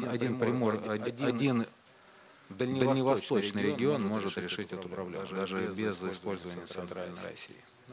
Так как задача быстро поменялась, страна удивительно эффективно справилась с задачей решения продовольственной безопасности. Неожиданно для всех мы, например, стали крупнейшим экспортером зерновых. Да, мы потеснили Америку. Америка впервые за последние 100 лет сокращает посевы зерновых. Поэтому скорость в качестве принимаемых решений является ключевой. Спасибо. Я с вами согласен, что Азия сейчас в ближайшие 10 лет это плюс 2,5 миллиарда представителей среднего класса, это сменит полностью структуру спроса на мировых рынках. То есть весь мир будет работать на Азию. С учетом того, что там территория практически вся не пригодна для того, чтобы выращивать органическую еду, а люди будут реально богатые люди хотят иметь доступ к качественным продуктам питания, то для нас шикарные возможности, которые нужно использовать на перспективу. Но не только сельское хозяйство у нас развивается на Дальнем Востоке. У меня вопрос Ане Цивилевой, Колгор Групп. У вас 3 крупных инвестпроекта на Дальнем Востоке, строительство 2 горно-обогатительных комбинатов, которые уже получили статус якорного резидента ТОРа Южной Якутии и угольный терминал в Хабаровском крае. Он стал резидентом, кажется, свободного порта Владивосток. Скажите, вот какие факторы влияли на ваше решение об инвестициях на Дальний Восток и как государство вам помогало в этом процессе? Спасибо. Я хочу всех приветствовать. Доброе утро. Благодарить организаторов за предоставленную площадку. Да, действительно, мы сейчас реализуем 3 основных проекта на Дальнем Востоке. Это 2 горно-обогатительных комплекса Южной Якутии и терминал, который запустит в свою очередь в конце 2019 года 12 миллионов тонн, а к 2021 году мы выйдем на мощность перевалки 24 миллиона тонн угля. Как мы принимали решения для начала этого бизнеса? Я вам скажу, что наши угли относятся к углям сверхтруднообогатимых премиального качества. Поэтому в свое время они продавались как энергетический уголь по достаточно дешевой цене. И поэтому, когда мы создавали стратегию, мы приняли решение, что нам необходимо строить обогатительные фабрики. После обогащения наш уголь является готовым конечным продуктом, очень высокого качества, концентрат, с высокой маржинальной стоимостью, и цена его увеличилась более чем в 3 раза. Это нам позволило освоить рынки экспортные, в основном Азиатско-Тихоокеанского региона. И те деньги, которые мы получали, мы непосредственно отправляли сразу же в производство на развитие компании. Кроме этого, мы понимали, чтобы выйти и завоевать экспортные рынки, нам необходимо придерживаться строгого качества и выполнять свои контрактные обязанности. Поэтому было принято решение строительства шахт, где уголь более лучшего качества и более стабильного. Сначала проект не имел такого большого инвестиционного размаха, как сейчас, но как раз благодаря участию государственных механизмов мы поверили в этот проект, сейчас его очень активно реализуем с некоторым даже опережением. Сразу скажу, во-первых, это создание льготного финансирования ФРДВ, Фонда развития Дальнего Востока, с которым мы плотно работаем, и подписанный контракт, и реализуем сейчас это финансирование. Это налогообложение льготное, как уже сказали, это создание территории ближайшего развития и СПВ, свободного порта Владивосток. Это все нам позволило сэкономить достаточную сумму при льготном налогообложении, и мы опять же направили это в производство, и поэтому темпы, которыми мы сейчас строимся, намного опережают те, которых мы рассчитывали ранее. Конечно же, повлияло и то, что российские железные дороги начали реконструкцию. Сейчас заканчивается в 2019 году первую очередь реконструкции БАМа-Транссиба, и создается проект начала реконструкции второй очереди. Мы подписали обязывающие соглашения, что позволяет все наши растущие объемы вести как раз на восток в порты. Какие пожелания у нас есть сейчас для дальнейшего сотрудничества и участия государства в реализации инвестиционных проектов? Во-первых, это доработка существенная тех механизмов, которые уже предоставлены. Это льготный период ТОРа и сокращение срока размещения НДС, совершенствование порядка предоставления налоговых преференций. И ряд других мы плотно очень общаемся с органами власти, они знают все наши пожелания, и сейчас это все прорабатывается. Кроме этого, конечно, хотелось обратиться, но это же, наверное, уровень работы межправкомиссии и бизнеса совместного. Это создать нас как Россию, как конкурентного партнера для, в частности, например, китайских рынков, поскольку ввозная пошлина на российский уголь составляет на коксующий уголь 3%, на энергетику 6%. В то время как страны Австралии и Новой Зеландии подписали соглашение с Китаем о беспошлинной торговле. Поэтому мы немножко здесь не конкурентные, надо будет или нам повышать цену, или снижать цену, демпинговать, или повышать закупочную цену наших партнеров, что, в общем, ставит нас не в равные рамки. Кроме этого, существуют такие проблемы, как уменьшение сроков таможенной очистки на территории Китая. Сейчас мы столкнулись с такой проблемой. Наш груз стоит иногда до 3 месяцев и не растамаживается. Снятие ограничений на импорт российских углей, существующих в ряде китайских портов. Это тоже большая проблема сейчас, и нужно обязательно ее прорабатывать. Я хочу поблагодарить, в частности, Юрия Петровича Трутнева, который приглашал нас участвовать в межправкомиссии, и мы имели возможность доносить как раз эти проблемы. Сейчас я могу сказать, мы активно завоевываем рынки, мы отвоевываем ту репутацию потерянную, которая была в 90-е годы. Угли наши сейчас ценятся, мы приравнены к премиальным углям, будем работать в этом направлении, поэтому... В общем, вот так мы идем. Спасибо.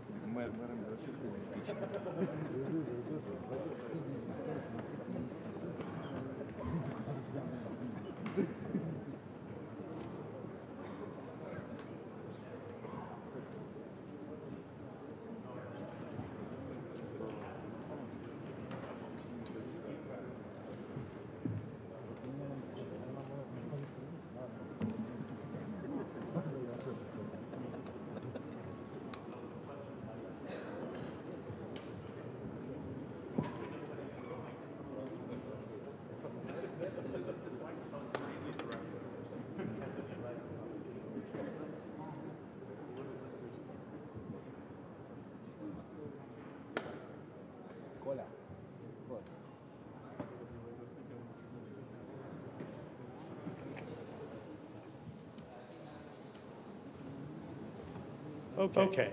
Итак, я надеюсь, что мы уже собрались. Давайте будем начинать секунд через 30. Я бы предложил, поскольку у нас с вами будет несколько официальных языков, в основном английский и английский. Пожалуйста, возьмите устройство для синхронного перевода, если не говорите по-русски, или если вы не понимаете английский, потому что у нас будет два основных языка, английский и русский. Остальные языки мы использовать не будем. В первую очередь я хотел бы поблагодарить наших любезных хозяев Валдайский клуб за то, что они уже еще раз пригласили меня уже 6-й раз на Санкт-Петербургский форум, на второй раз я уже с Валдайским клубом. Будет также интересно подумать о холодной войне. 20 лет конфронтации, антагонизма, в свое время спровоцировало обсуждение в черном и белом цвете между Россией, Советским Союзом и США. 21 век стал более сложным, и я думаю, что все собравшиеся здесь в этой комнате знают, что мы уже не живем больше в черно-белом мире. У нас глобальная глобализация, глобальные связи, которые укрепляются более чем когда-либо, например, после того, как в 1991-1992 годах были подписаны первые экономические соглашения, Россия и Китай наложили свои отношения, но, безусловно, с распадом коммунизма, с падением торговых барьеров мы можем говорить про влияние цифровой революции. Мы, нужно сказать, сейчас вступаем в новую интересную эру, необычную, потому что у нас сейчас наблюдается конфронтация между развитым миром и развивающимся миром, основными державами. Вчера кто-то уже говорил, что не нужно недооценивать опасность конфронтации, которая продолжается, и мы говорим не только про военную конфронтацию. Мы сейчас вступаем в эру, которая подразумевает начало экономической конфронтации, а не только политической, когда под угрозой может оказываться различные экономические системы и ВТО, например, и отношения между США и Китаем могут стать одним из таких примеров. Также взаимные санкции, которые вводятся на политической арене, и они подвергают угрозе та система, которая служит последние 50 лет после окончания Второй мировой войны. И вообще угроза подвергается существованию всех институтов, которые были созданы тогда. Итак, у нас будет представители, министр финансов господин Силуанов, заместитель председателя правительства Российской Федерации, министр финансов Российской Федерации, также Андрей Быстрицкий, председатель Совета фонда развития и поддержки международных клуба «Валдай».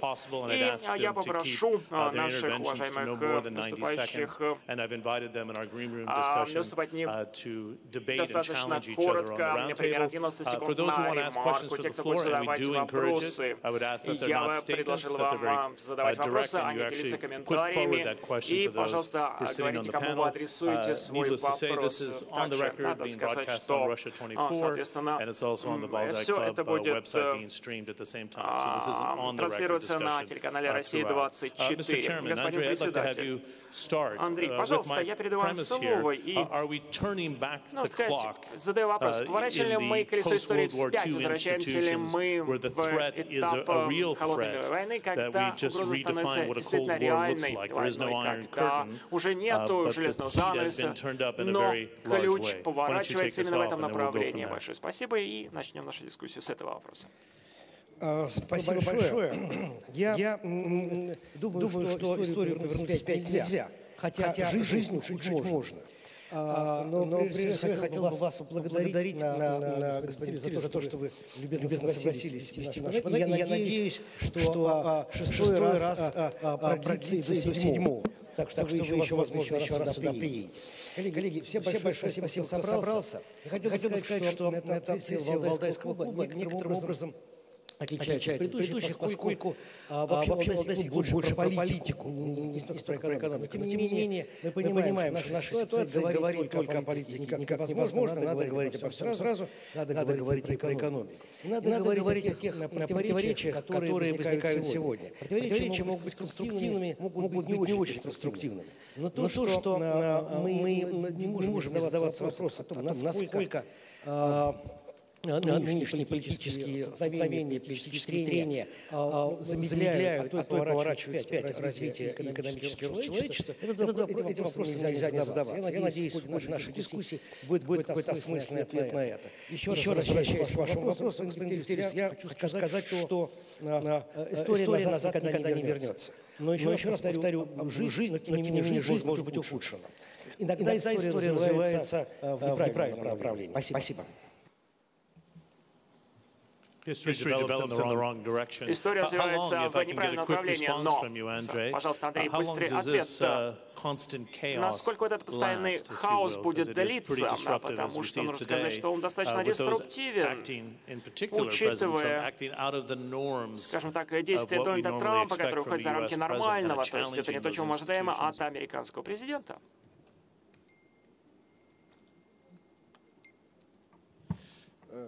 Я согласен с тем, что действительно ситуация у нас меняется. Вы говорили о холодной войне, но холодная война сейчас приобретает, может быть, не совсем война, но есть военные действия на финансовых рынках, на экономической плоскости. Поэтому вот это противостояние, тем не менее, все равно оно сохраняется просто в других сферах, к сожалению. Если действительно мы говорим о... Сегодня у нас тоже панель была с Кристин Лагард, мы встречаемся на двадцатках Международного валютного фонда, говорим о том, что высокие темпы роста, тем не менее, начинают все больше и больше ставиться вопрос о том, что наряду с такими, казалось бы, позитивными изменениями увеличивается, нарастает фактор негатива.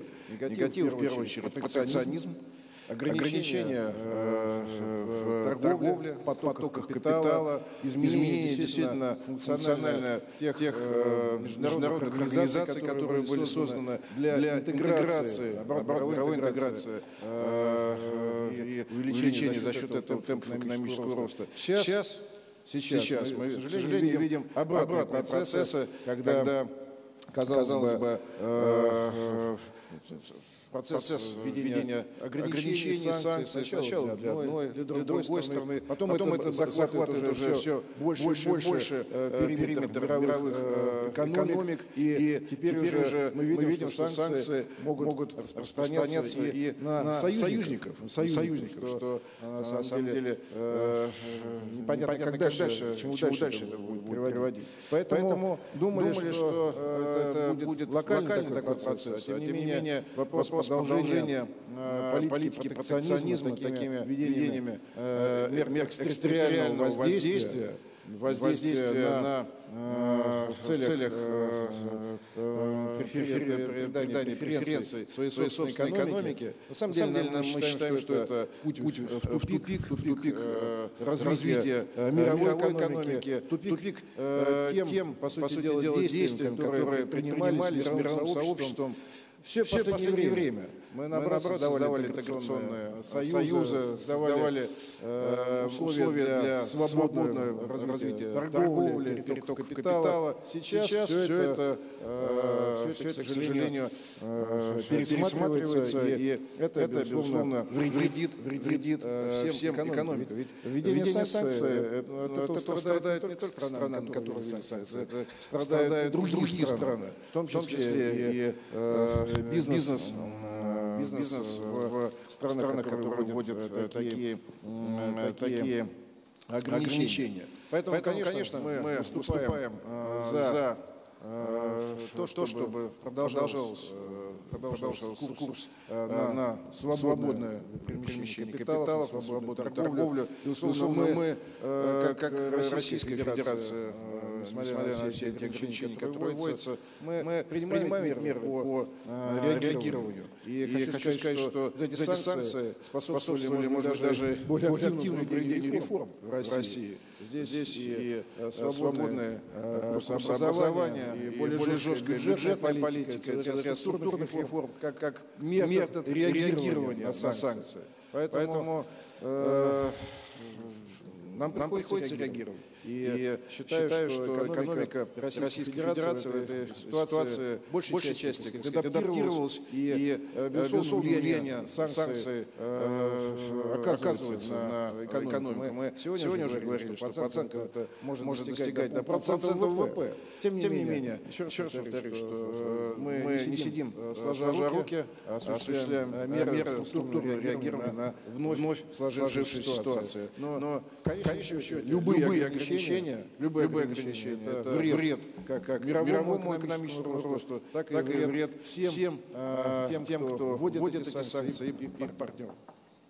Just a quick follow-up, if I may, Deputy Prime Minister. Does it limit Russia's ability then, you talked about the ограничит ли это потенциал России? Вы говорили, соответственно, об утрате 0,5% ВВП. Но, соответственно, мы говорим про рост экономики России в 2%. Вот под влиянием санкций. Большинство сходится во мнению, что санкции будут сохраняться долгое время, и, соответственно, России нужно будет реформироваться гораздо быстрее. Или реальность заключается в том, что санкции, соответственно, будут ограничивать рост более чем 2%, потому что даже в Китае и в других развивающихся странах темпы роста 6-7%. Вот России 2 это немало. Еще раз повторюсь, что, конечно, отрицать влияние санкций на экономику России было бы несправедливым. Такое влияние есть. Но, с другой стороны, санкции подстегивают нас более быстро проводить реформы и более быстро реагировать на складывающуюся ситуацию. Взять бюджет. Мы, если раньше имели бюджет сбалансированный при цене $100 за баррель, сегодня бюджет балансируется при цене около 50, а в следующем году чуть больше $40 за баррель. Поэтому это такая защитная, выстраивается защитная стена в отношении выполнения всех наших, так сказать, бюджетных обязательств. Курс. Раньше думали о том, что мы сейчас ведем ограничения на потоки капитала, ведем ограничения на притоки валюты в нашу страну, экономику разорвет. Не произошло, это курс у нас отреагировал. Да, действительно, мы пережили период высокой инфляции, но Центральный банк вместе с правительством Российской Федерации смогли и решить эту задачу. У нас за прошлый год была зафиксирована самая низкая инфляция в истории Российской Федерации. Поэтому сейчас стоит задача, мы стоим на пороге целого ряда структурных реформ, которые должны подстимулировать рост российской экономики, с тем, чтобы, несмотря на санкции, несмотря на все эти ограничения, несмотря на притоки инвестиций в нашу страну, внешних инвестиций, мы могли бы развиваться темпами выше базовых, структурных, это где-то выше 1,5%. Такая задача сейчас стоит перед правительством, и эту повестку мы будем отрабатывать все это в ближайшее время. Xi, I was curious to find out if you think the bark is worse than the bite. ответе на вопрос. Президент Дональд Трамп сказал, что он будет корректировать торговый дефицит и введет торговые санкции против Китая. Также он и сделал, и сейчас проводятся переговоры, и они проводятся с попеременным успехом. Мы следили за развитием событий последних несколько дней. И Джим Роджерс, скажите, может быть, вот если постоянно подталкивать и в надежде, что вы добьетесь что-то, то в конце концов мы можем перейти уже к парадигме холодной войны. Но в первую очередь, для того, чтобы повторить, что произошло за последние 2 недели, американская делегация в Пекине не достигла ничего. Китайская делегация в США, нужно сказать, получила вот такой достаточно благоприятный ответ, что в течение ближайших 2 лет все сохранится на том уровне, какой было. И, конечно же, Южная Корея это был основной фактор, но даже в отсутствии геополитических вопросов и проблем, из-за того, что США и Китай, они настолько взаимопереплетены с экономической точки зрения, тут такая наблюдается экономическая взаимозависимость, поэтому очень мало вероятность, что одна из этих сторон прибегнет к каким-то решительным мерам. Но в краткосрочной перспективе, безусловно, США обладает большими рычагами воздействия. США использует эту силу для того, чтобы настаивать на уступках со стороны Китая. Но на самом деле, действуя так, как крупнейшая экономика, они могут нанести сами себе вред. В долгосрочной перспективе это будет очень выгодно для США. То есть, если Китай покупает у США, то тогда Китай может прибегнуть к замещению американских товаров, которые будет покупать у Европы. Что произойдет, то тогда у Европы будет более выраженная тенденция для того, чтобы налаживать торговые отношения именно с Китаем. Так что в краткосрочной перспективе, возможно, у США будет определенно выгодно, но не в долгосрочной перспективе. Что касается переговоров между Китаем и США, опять же, ответ мой – да. В краткосрочной перспективе – да. Дональд Трамп пытается обеспечить себе такие быстрые победы и продемонстрировать какие-то быстро достигнутые победы, результаты. Но в среднесрочной перспективе, кто знает, чем это обернется. Опять же, если вы посмотрите на те направления политики, которые наблюдаются в США, там сильная экономика, также сокращаются налоги, вводятся меры стимулирования фискальной природы. Да? Ну, Джим Роджерс. Как вы скажете, вы говорите, что это президент, который не похож на всех других, и что, возможно, в перспективе он достаточно мудрый. Но вы имеете в виду Трампа. Трамп, вы знаете, он не знает, что это такое, потому что он даже... Он меняет свою точку зрения каждый день, каждую неделю, зависит от того, что происходит. Я хотел вернуться к обсуждению нашего вопроса, поворачивали колесо истории вспять. Я помню, в 1966 году ситуация приезжал в Советский Союз, но сейчас мир изменился, уже не 66 год, и Китай — это вторая богатейшая страна в мире, и мир меняется очень быстро. И на самом деле Трамп делает Китай снова великой страной. То есть, я бы сказал, что сейчас уже Тихоокеанское направление развития повестки поворачивается лицом к Китаю. Санкции, да, для кого-то они оказывают негативное влияние, в краткосрочной перспективе, может быть, да, но кто-то и процветает от этого. Вы знаете, я был директором российской компании, которая производила удобрения, и российский хозяйственный сектор сейчас очень стремительно развивается из-за введения американских санкций. Так что вы видите, мир продолжает меняться, господин Трамп подталкивает Россию и Китай друг к другу, и на самом деле это уже не 66-й год, и если вы сейчас приедете в любой московский аэропорт, там очень много китайцев на Красной площади в Москве, их было гораздо меньше буквально несколько лет назад, сейчас гораздо больше. И, безусловно, Трамп надеется, что его политика возымеет какое-то воздействие. Я не знаю, на что рассчитывает Трамп и просчитывает свои последствия, но он развивает какие-то сектора экономики России и даже Китая. Так что колесо истории движется вперед, а не назад. Да. Европейцы, они сейчас зажаты между полюсом США, и они хотят сохранить дружеские отношения с Россией, с Китаем. И вот такая провокационная точка зрения. Иран, насколько он объединяет Россию, Китай, Германию и Францию из-за позиции США, объявленной на прошлой неделе.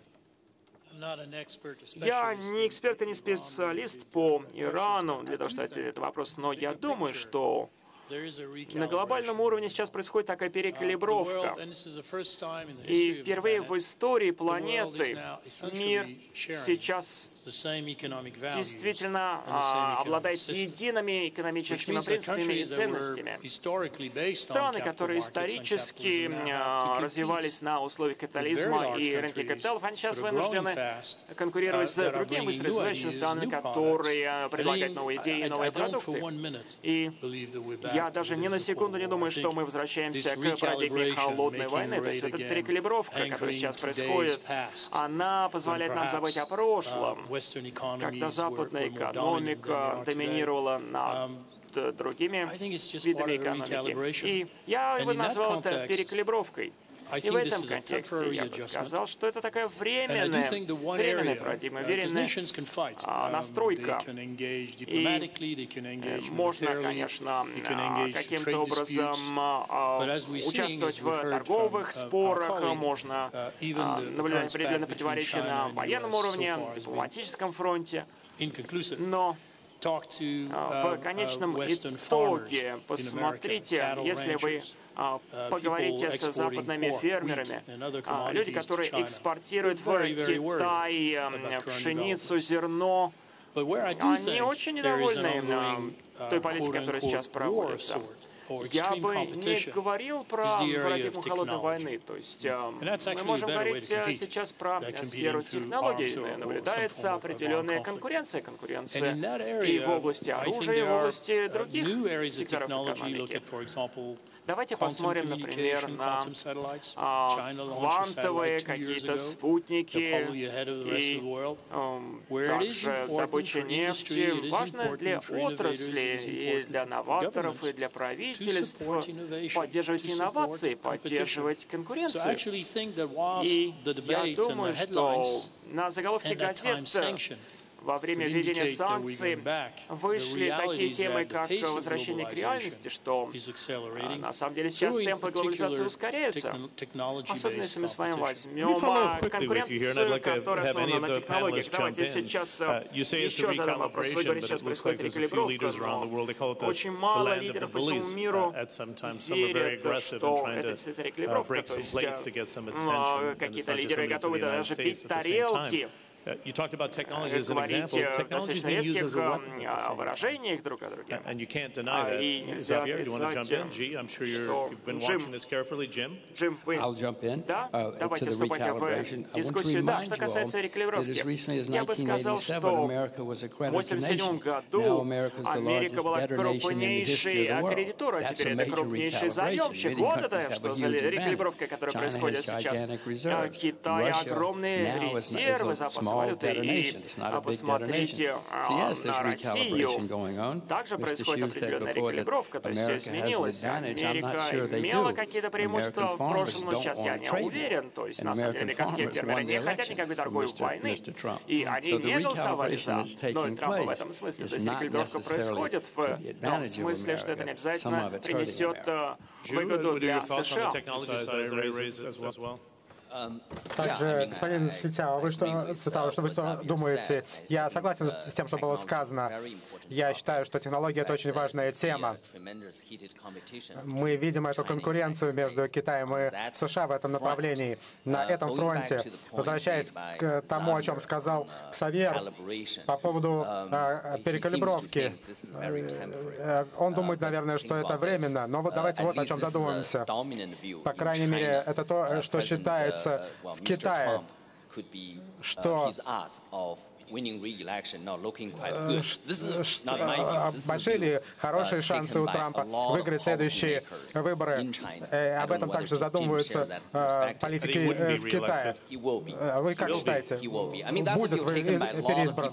И в Китае также многие думают, что его снова переизберут. Может быть, этот метод работает в Пекине. Будут еще в ноябре выборы в США. И я подозреваю, что демократы в ноябре хорошо себя покажут, что напугает Трампа. И он будет делать все возможное, чтобы выиграть в 2020 году. Господин Силуанов в 2014-2015 году президент Путин сказал, что склоняется в сторону Востока, в сторону Китая. Было подписано 30-летнее соглашение на нефть и газ и другие стратегические сделки. То есть, можно ли сказать, что текущие усилия Запада подталкивают Россию к Китаю, к Ирану? И действительно ли это нужно России для выживания? То есть это получается, что вы более склоняетесь к двусторонним региональным отношениям?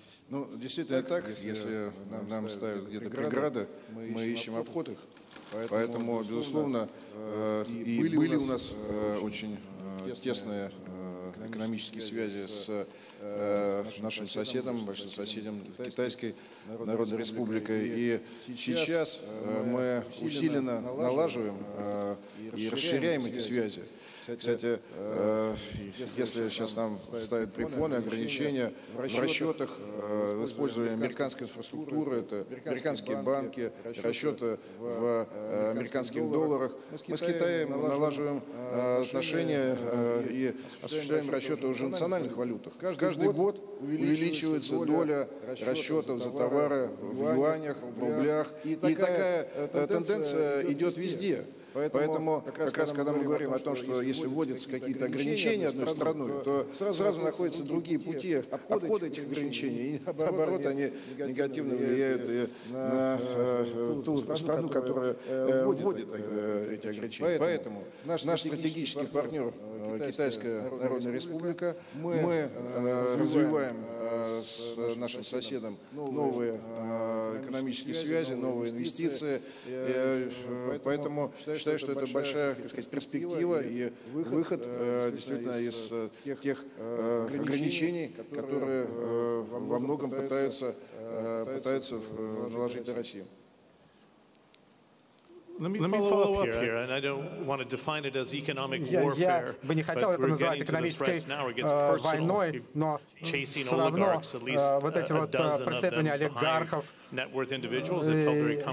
состоятельные граждане, которые хорошо себя чувствовали в Европе, которые путешествовали между Западом и Европой. И то есть получается, что у России могут быть проблемы с обслуживанием своих долгов, особенно в корпоративном секторе, особенно из такого жесткого подхода. И также, может быть, возникнут новые возможности в Китае и в Японии. Это новая реальность, с вашей точки зрения? Вы знаете, мы сейчас принимаем меры по помощи отдельно нашим компаниям, в первую очередь предприятиям, которые попали в такую ситуацию. Безусловно, если нам говорят о том, что эта компания относится к списку токсичных предприятий, с которыми нельзя иметь дело, значит, государство здесь всегда должно поставить плечо. И мы создали специальный финансовый институт, который помогает на общих условиях, на рыночных условиях рефинансировать кредиты, выкупить те залоги, которые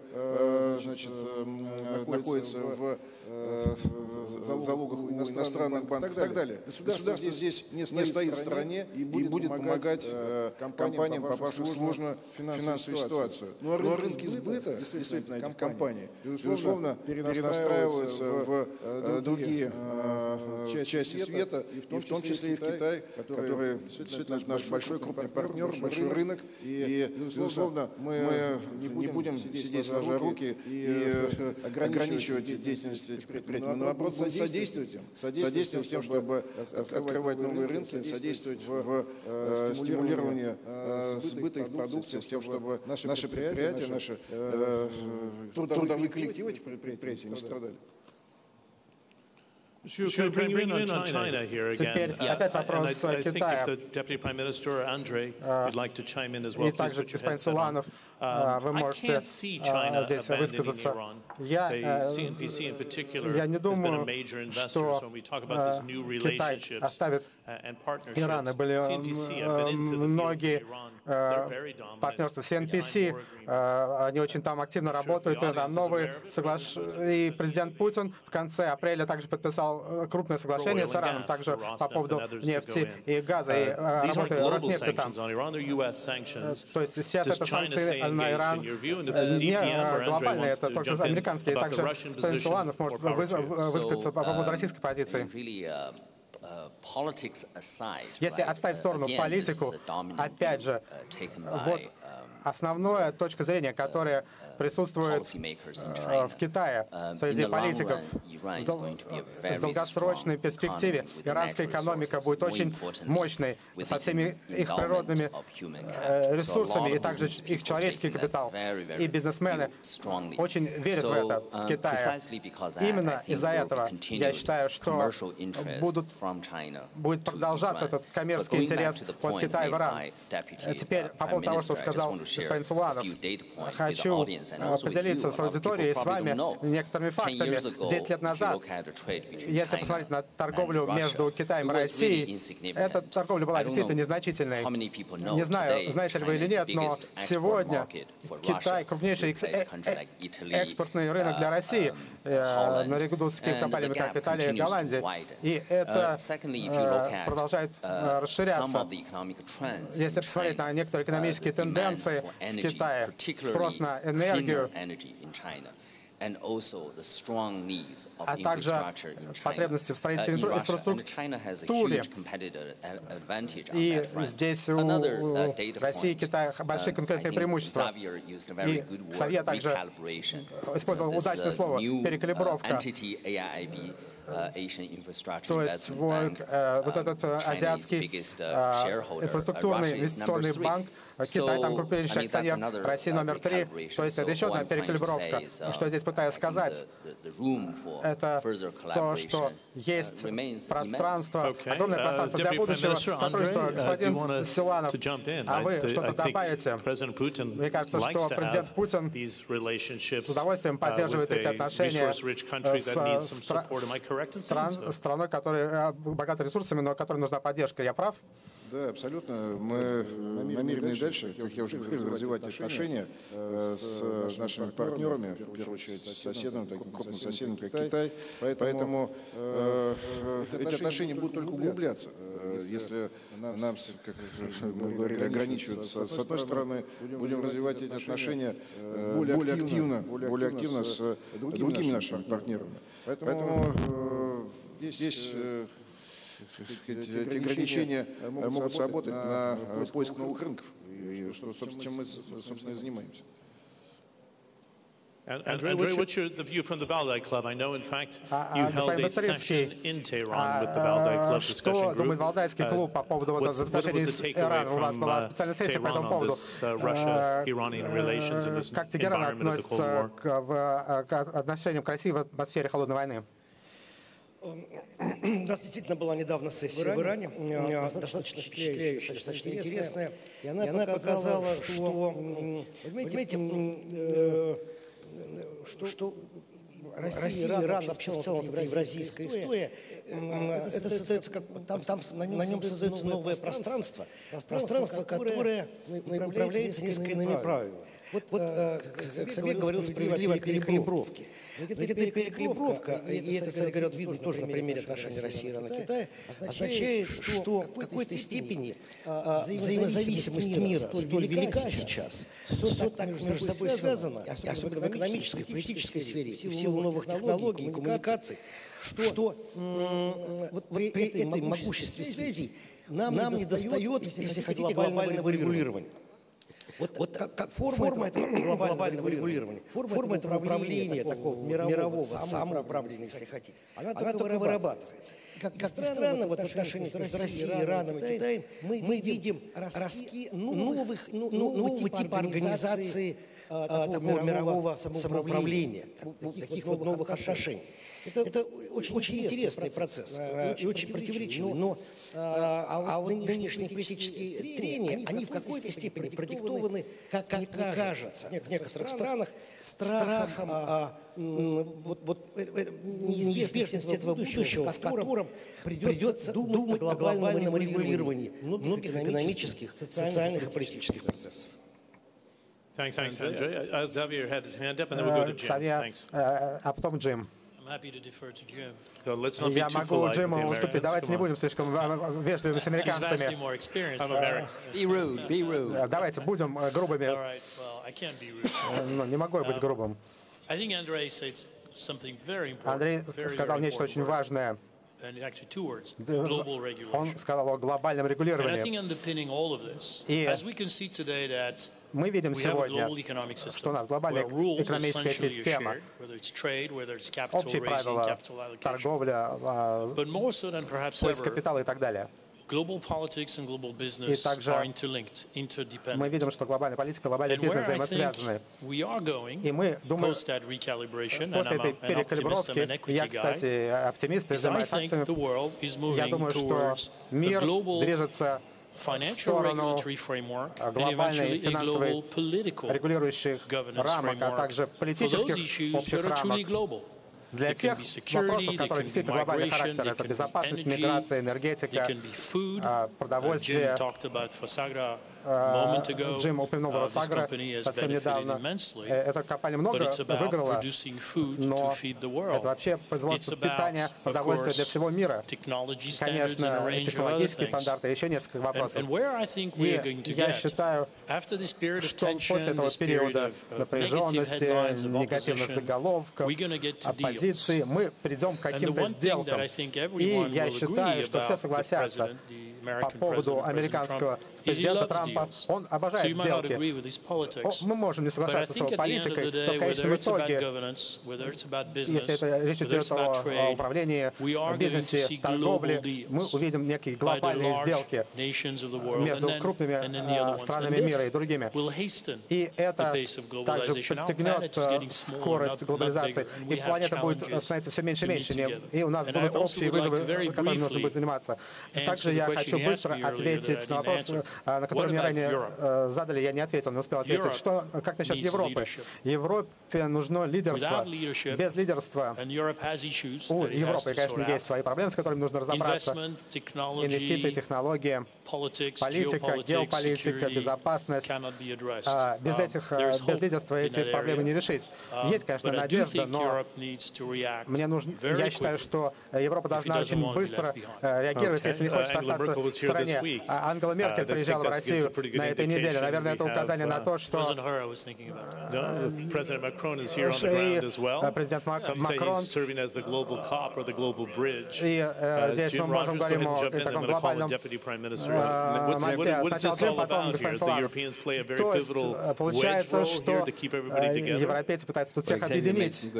Савье был прав. Интересные хорошие моменты, но я не думаю, что это обязательно поможет США, и об этом уже говорили предыдущие докладчики. То есть, каким образом появляются новые институты, то есть американский доллар в свое время в течение многих десятилетий владел миром, но теперь из-за действий США мы буквально прострелили себе ногу. Китайцы, русские, иранцы, они все сейчас предлагают свои конкурирующие с долларом валюты. Они конкурируют с различными институтами, с МВФ, с Всемирным банком.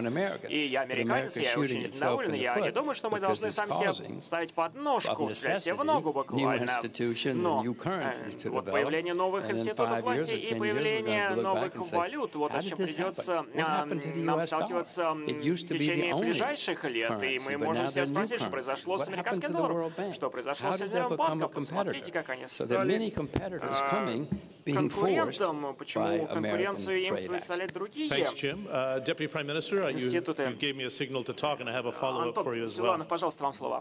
Да, я согласен, что вот эти все ограничения, санкции, о которых охлаждение, о чем мы говорим, это эффективно, если в этом участвует большое количество мировой экономики, большое количество стран. Но если действительно, как мы говорим, Европа консолидируется, а здесь экономические интересы Европы очевидны, они не совпадают с нашим партнером, американским партнером, то эффект от этих всех ограничений, от этих всех санкций гораздо снизится. И сейчас я вообще считаю, что, конечно, вот эта конфронтация никому не нужна. Не конфронтация между США и Россией, между США и Китаем, Европой. Все идет во вред мировой экономике. Поэтому нам нужен диалог. Такой диалог у нас был как раз в период начала кризиса 2008-2009 году.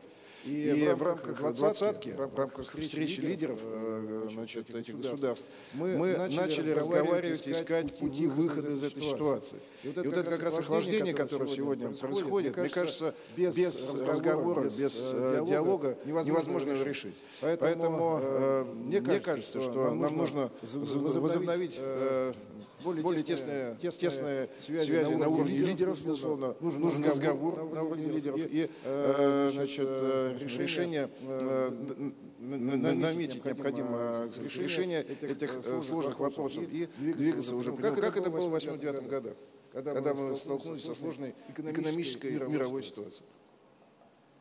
Здорово, теперь я хотел бы, соответственно, Андрей, пожалуйста, Андрей, у вас какие-то комментарии, да? Да, прекрасно.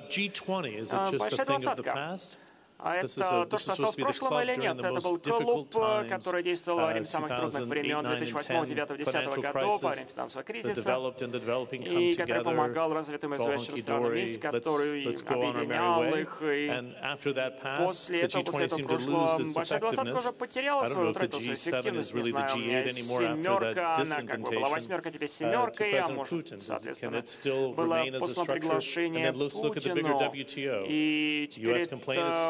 Давайте посмотрим также на ВТО. Американцы сказали, что это слишком большой институт, то же самое касается и ООН, раздутый механизм. И, Андрей, пожалуйста, нужно ли модернизировать эти институты, поскольку мы слышим очень много критики? Ну, если это вопрос обращен ко мне, то, конечно, они нуждаются в модернизации.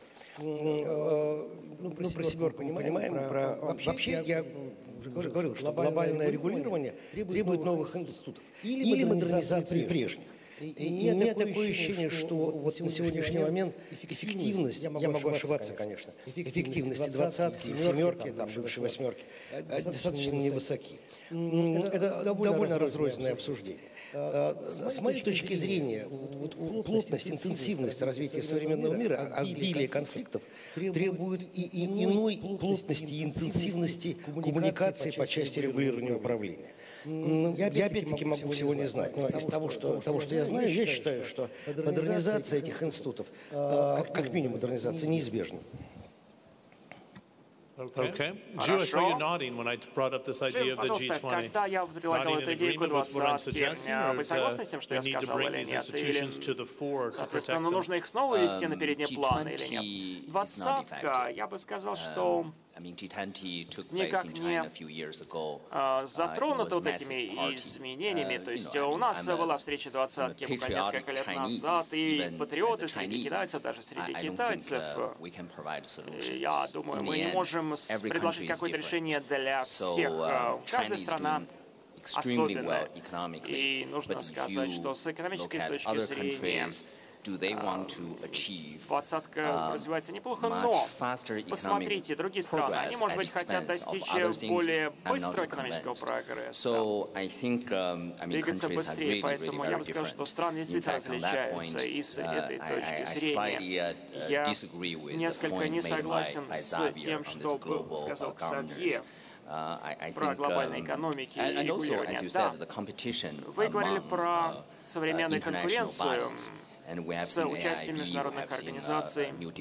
Мы видели, соответственно, появление нового банка развития и так далее. Да, людям нужно модернизировать что-то, вносить какие-то изменения, опять же говоря, от имени Китая. Могу сказать, что и Китаю нужно производить справедливые изменения, потому что Китай — это вторая крупнейшая экономика в мире, и она хочет оставаться такой, или вы хотите крупнейшей среди развивающихся стран. И для этого трудно быть и там усидеть на двух стульях, потому что если вы хотите быть и там, то вы будете испытывать сильное давление со стран, такие как США или Европа, давление на наши рынки. Поэтому в краткосрочной перспективе я действительно думаю, что очень много нужно будет делать корректировок, поэтому я оптимистично смотрю на двадцатку. Вы поняли несколько моментов, я хотел бы задать вопрос. Насколько появление новых банков развития бросает вызов существующим банков развития? Ну да, все началось с Азии, то есть это Азиатский инвестиционный банк, банк развития.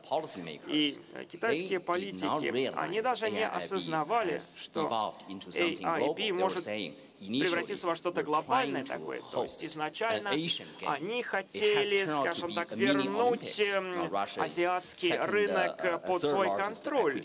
То есть мы говорим, что Россия — это тоже крупный игрок на этом рынке.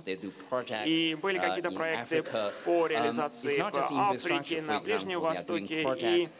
И мы, допустим, реализуем проекты по строительству отелей в Индонезии. И эти проекты сейчас не затрагивают крупные развитые страны, потому что тогда бы это была конкуренция с европейским банком Джим Роджерс. Может быть, это способ укрепить свою финансовую мощь, может быть, на китайской земле, или это, собственно говоря, вызов Всемирному банку. Вы знаете, я не первый человек, который считает, что деньги — это власть, а власть — это деньги. И нужно сказать, что МВФ никогда ничего о этом не писала, Всемирный банк об этом тоже не писал, и я говорил, что нужно подобную политику нужно не отказаться. И я бы сказал, что у этого азиатского банка, банка большое будущее, потому что у них достаточно такой свежий подход. А предыдущие институты, где верховодили американцы, они сейчас уже демонстрируют даже и некомпетентность, и неэффективность. И нужно сказать, что господин Силуанов выразил определенное беспокойство в отношении «Один пояс, один путь», и как это окажет влияние на Европу, на Россию и Индию. Страны БРИКС, как они могут сформировать, скажем так, контрбаланс. Как сейчас развивается этот «Один пояс, один путь»? Это угроза для России или возможность? Ну, я немножко назад вернусь.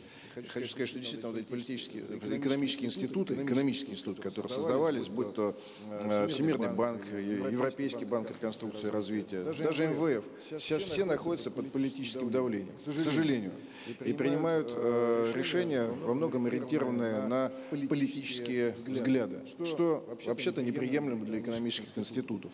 Поэтому, безусловно, сейчас создаются новые альтернативы. Мы с удовольствием в них участвуем. Это и новый банк развития, банк БРИКС.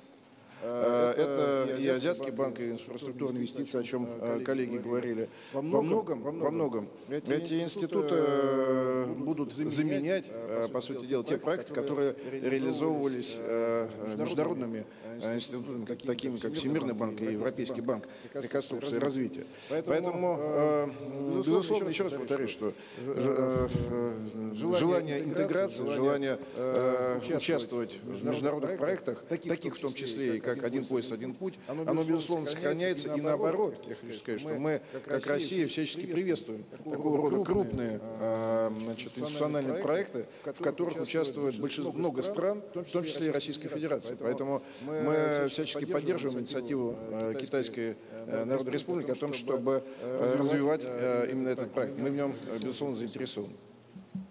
Хорошо, я хотел бы сейчас посмотреть, есть ли у нас микрофоны в зале. Да, теперь я предлагаю... Посол Чусов. Russian ambassador to the European Union. I think it's good to get посол России в his views Европейском of Союзе. how he Пожалуйста, sees the поделитесь своим bridges being взглядом, rebuilt, налаживаются ли мосты между between нами, Russia and между Germany. Россией I'm и thinking in Германией, particular, I допустим, saw the bouquet of особенно. flowers that Я помню, что President Putin Путин handed вручил Chancellor Merkel today as букет an icebreaker. цветов канцлеру Please, once Меркель. you stand up Пожалуйста, to make расскажите, sure we can означает see ли, you, что I'm going to мосты ask for налаживаются? a И потом 90-second intervention, and 90 if you have секунд a вам на question, комментарий, если у вас feel будет free as well. вопрос. Thanks. Пожалуйста. Благодарю вас. Конечно, смотря на то, что происходит в мире сегодня, в том числе на отношения между Россией и Европейским Союзом, чем я занимаюсь уже не первый год, мы констатируем, что эти отношения находятся в ненормальном положении.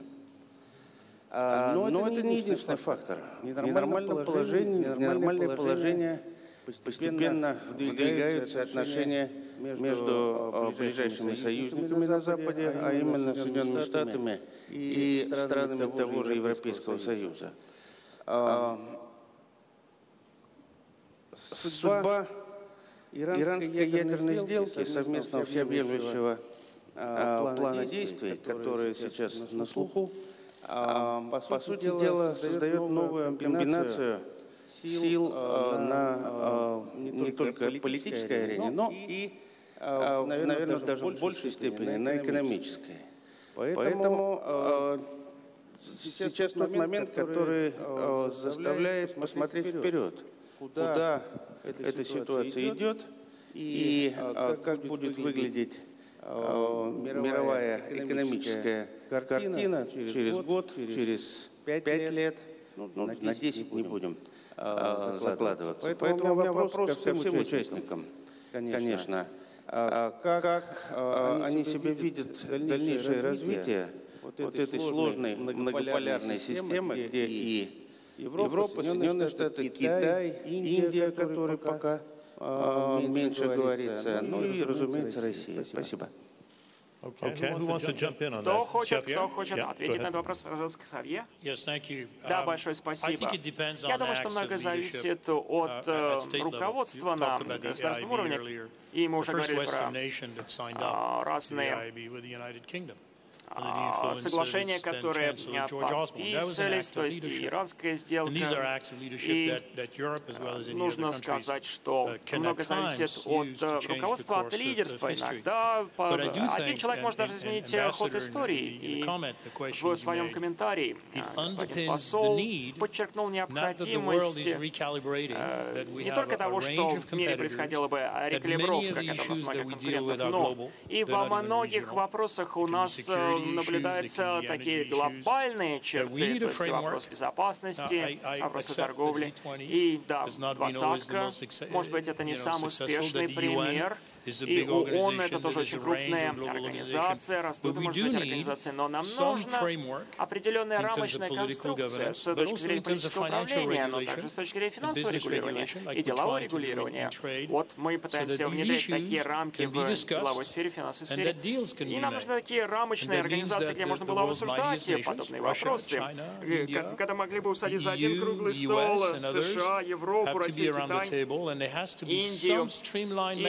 И должен быть какой-то единый механизм, выверенный механизм. Мы можем обсуждать, конечно, что-то в течение десятилетий и не прийти к решению. Да, должен быть какой-то механизм решения этих вопросов. Я надеюсь, что мы выработаем этот механизм. Напряженность, которую мы сейчас наблюдаем, проистекает из того, что принимаются какие-то односторонние решения, то есть выход из каких-то сделок. Эти вещи больше не работают, потому что мир слишком взаимосвязан, слишком взаимозависимый. Мы говорим, например, о воздействии санкций на американское сельское хозяйство или, допустим, тарифы, которые вводятся. Да, мир слишком сложный. Я бы сказал, что существует достаточно беспокойства и страхов, и опасений с точки зрения, как будет продолжаться экономический рост в свете протекционизма, в свете определенных действий США, которые в свое время вызвали Великую депрессию.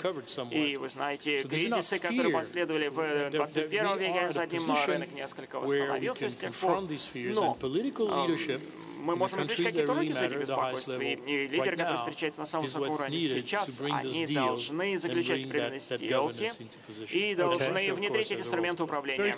Да, и быстрый вопрос Джиму Роджерсу, и затем коллеги могут присоединиться. Дональд Трамп сейчас постоянно угрожает миру и возможно, не просчитывает какие-то последствия, но он рассматривается как технократ, и он поддерживается и ультраправыми, и ультралевыми. Вот это реальность. У нас есть определенная популярная поддержка, которая оказывали Дональду Трампу. Что изменилось с тех пор?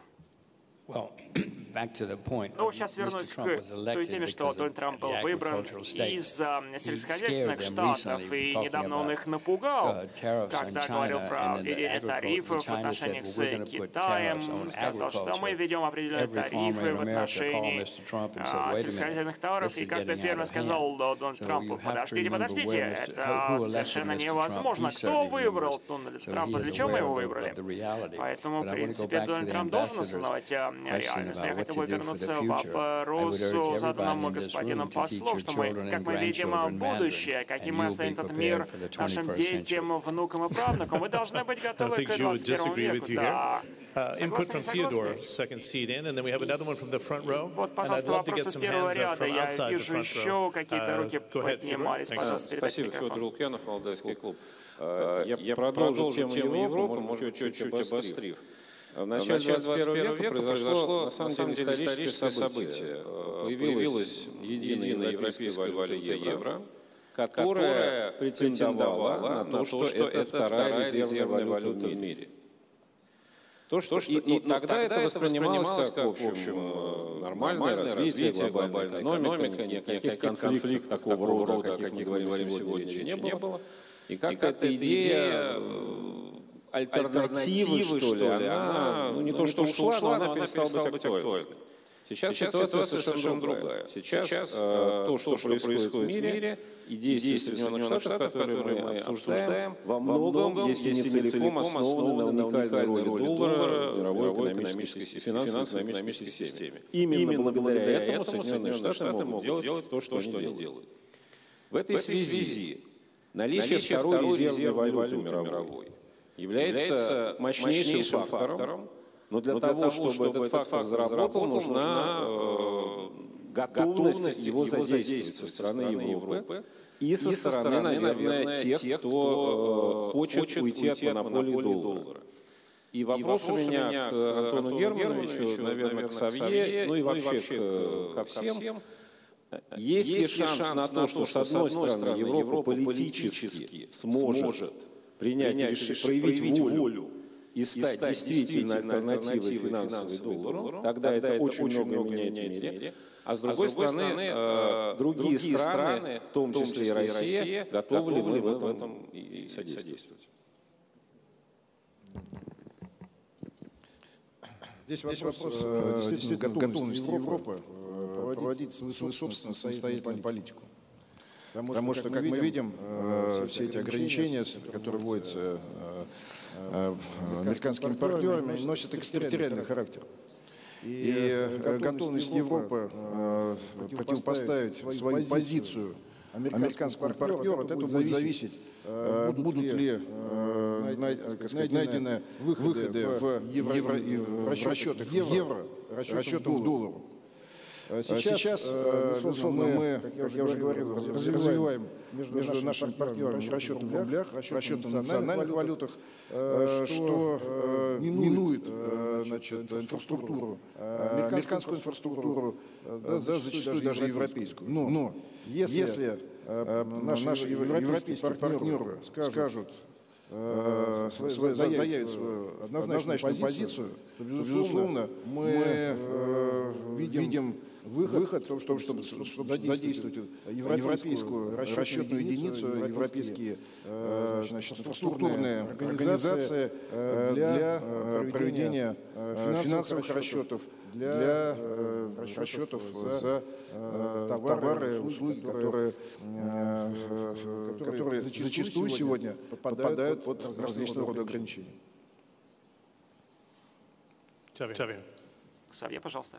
Yes, that's an interesting Да, интересный был вопрос, большое спасибо за него. Going through too many details. Да, можно, конечно, очень подробно обсуждать, но когда я руководил лондонской биржей, у нас был клиринговый дом.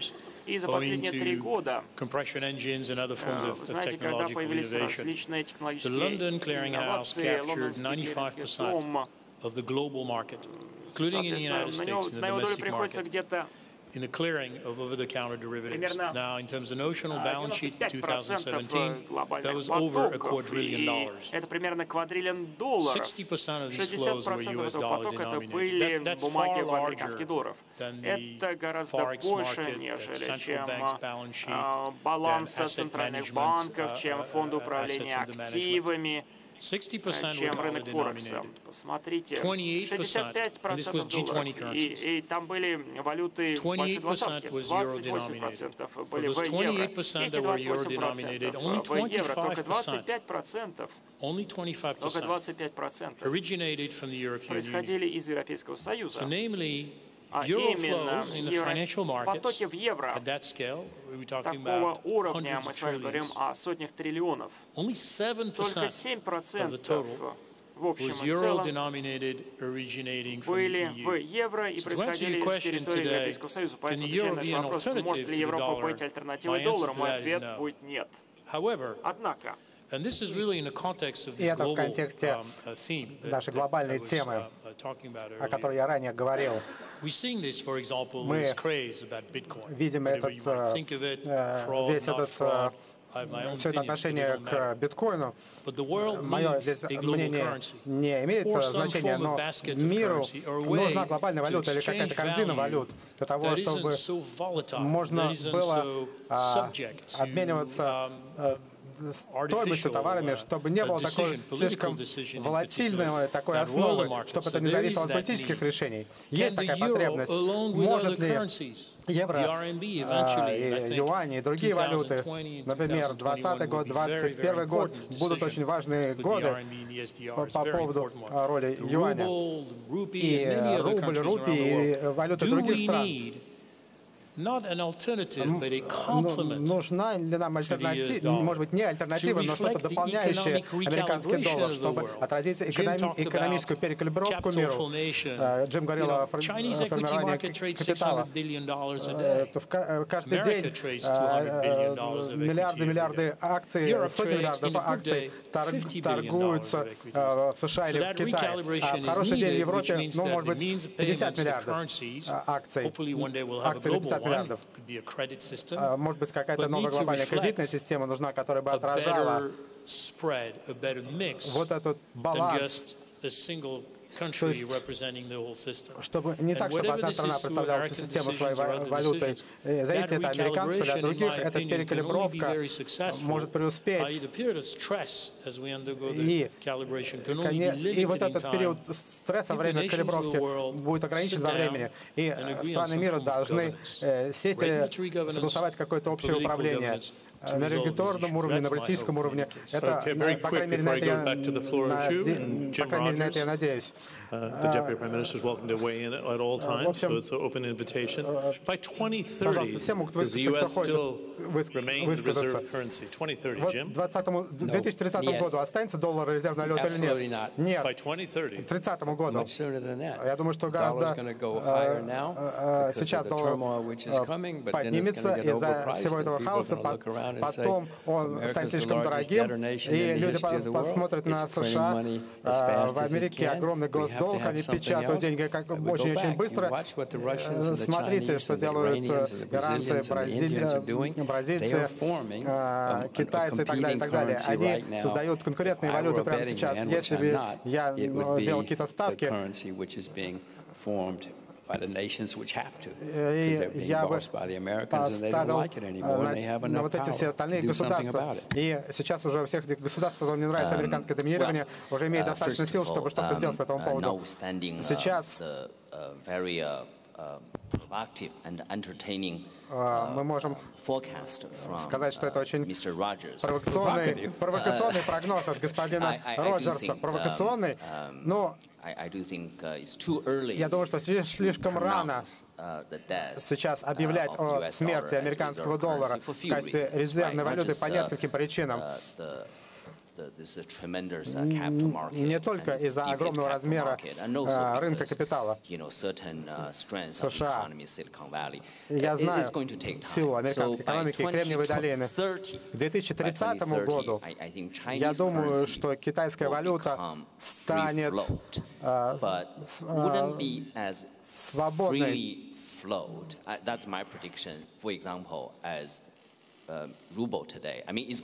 И это будет как бы менее такая грязная свобода. Китайский рынок акций, наверное, будет самым большим. Когда Шанхай и Гонконг объединятся, это будет больше, чем Нью-Йоркская фондовая биржа. Но я не думаю, что все-таки к 30 году что будет полная интеграция. И господин Роджерс всегда очень развлекает нас своими прогнозами. Может быть, он хочет как президент США. Но вы можете мне не верить, но иногда мои прогнозы правильные. Вообще, как вы относитесь к 30 году? По-прежнему останется доллар резервной валютой? Знаете, чтобы ответить на этот вопрос, нужно понимать, какой расклад будет в структуре мировой экономики. Если экономика США будет по-прежнему, так сказать, доминирующей, то, безусловно, и американская валюта тоже будет иметь вес в международных расчетах. Уверен, что интересы будет и все больше и больше набирать будет силу китайский юань, возможно, индийская рупия. Уверен, что и рубль, конечно, здесь не подкачает и наша экономика. Поэтому ответить на вопрос, какая валюта будет доминирующей, нужно будет смотреть расклад экономических сил в мировой экономике. Безусловно, конечно, я думаю, что американская экономика в этом раскладе будет иметь серьезное значение. Поэтому, безусловно, американская валюта как элемент расчетов сохранится в общих расчетных единицах, которые будут существовать в 2030 году. Доживем, посмотрим, увидим. Thank you. Oh, if we live by that time, that's even better. I didn't think you wanted to invite a new round of sanctions, so I think you played that very diplomatically, which is probably. Я думаю, что вы не приглашаете новый раунд санкций. Теперь, пожалуйста, с первого ряда и также Петр Дудкевич, Оттава и Валдайский клуб. Господин Сюй Ситао, вы сказали, что США может подчинить себе в краткосрочной перспективе другие экономики. Господин Роджерс сказал, нет, США слабее, чем думает господин Сюй Ситао. Что стоит за этими довольно-таки общими заявлениями? Это первый вопрос. И далее, господин Роле, вы сказали рекалибровка. Рекалибровку вы сказали. Это как-то подслащенная такая пилюля горькая, потому что перекалибровка, перестройка чего-то, это чтобы что-то построить, нужно что-то стереть или разрушить в текущей рыночной системе. Что это за компоненты, которые будут построены или разрушены в краткосрочной перспективе? И, наконец, последний вопрос господину Силуанову. Я буду всегда сторонником позиции, что санкции есть, и они будут, независимо от того, что мы про них думаем. И эти санкции будут только со стороны Соединенных Штатов усиляться. Моя позиция. В короткий период времени они будут серьезно усиляться. Где красная линия? Где вы можете сказать, нам этого хватает? Вы уже несколько раз это говорили как страна. А где действительно красная линия, которой надо будет просто уже действовать совершенно другими методами, чем протестом? Спасибо. Никогда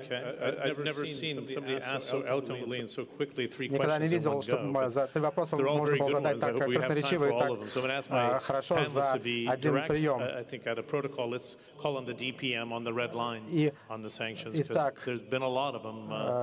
Конечно, много раз эти были заявления, эти красные линии. Господин Суланов. Да, но я согласен, что санкции есть и будут усиливаться. Они все время у нас были санкции. Были санкции еще в советское время, были санкции в период России, когда Российская Федерация образовалась. Да, конечно, когда Российская Федерация, у меня была слабая экономика, то что вводить санкции? Россия и так была слабая, и не надо было ее сдерживать. Вот наша такая позиция. Поэтому санкции, я согласен, что они всегда будут. Будут определенный элемент такого сдерживания развития экономики. Поэтому вопрос, а какие другие методы применять? Вопрос был такой, а где та черта, против которой будут применяться санкции? Но это не к нам вопрос. Не мы вводили эти санкции. Мы будем, наоборот, реагировать для того, чтобы бизнесу, на который, по сути дела, влияют эти санкции, и страна, на которую влияют эти санкции, бизнесу было более комфортно работать здесь, было меньше регуляторики. Мы будем работать так, чтобы наша экономика все меньше и меньше зависела от этих санкций. Вот, собственно, наш ответ на такого рода ограничения. Именно в этом направлении, в этой плоскости мы будем дальше продолжать работать. Не выключайте микрофон. Вчера мы говорили с членом правительства.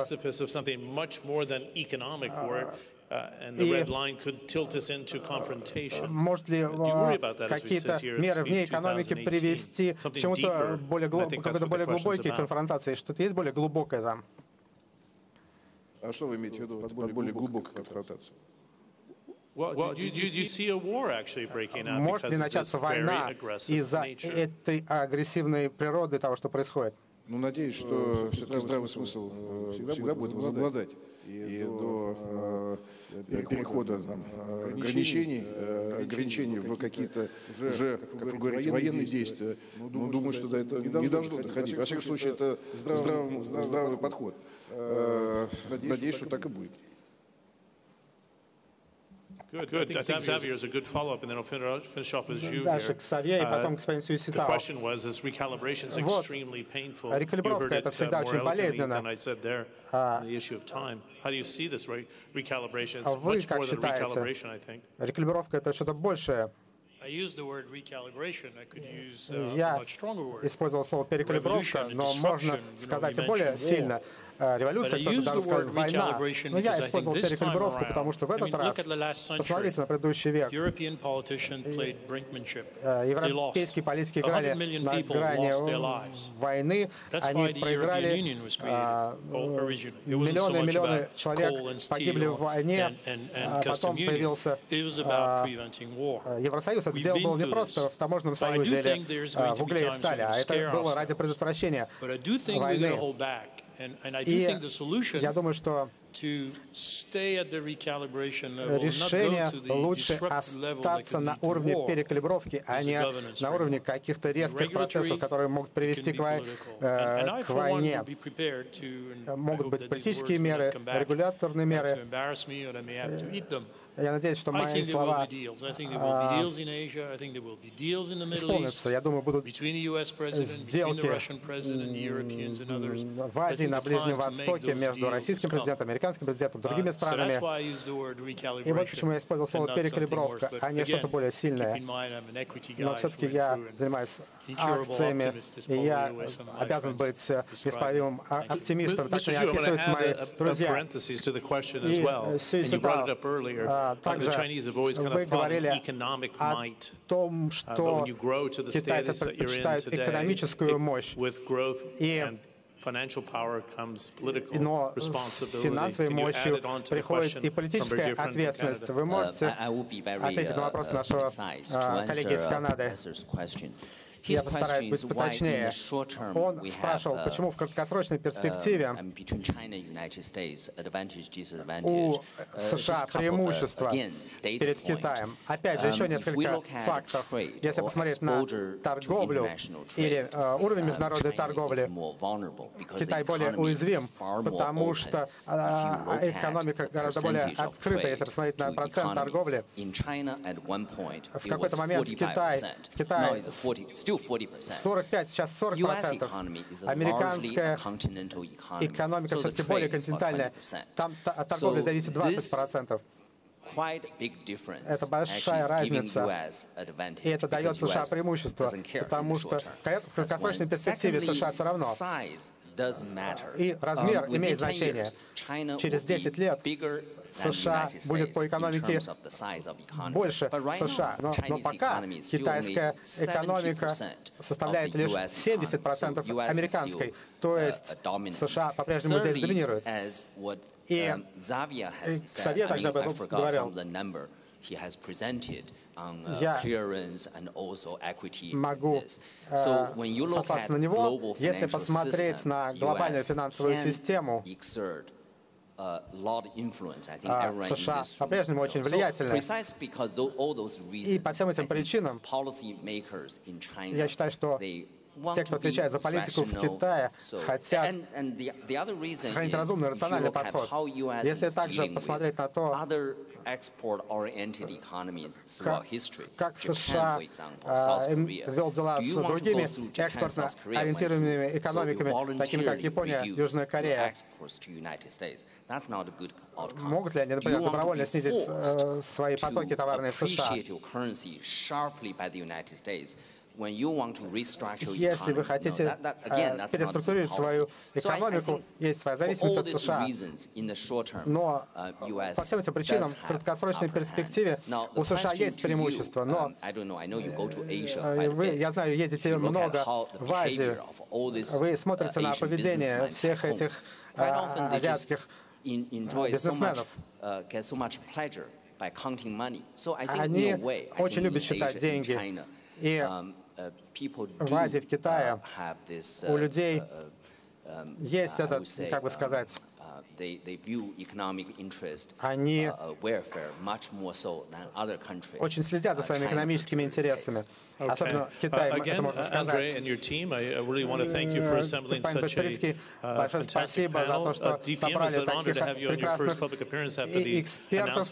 И также господин Силуанов, спасибо за участие. И Андрей, пожалуйста. Спасибо большое. Спасибо всем за участие. Спасибо вам, господин Дифтериус, за блистательное ведение. Спасибо всем коллегам, которые к нам присоединились. Я надеюсь, это было интересно. Спасибо.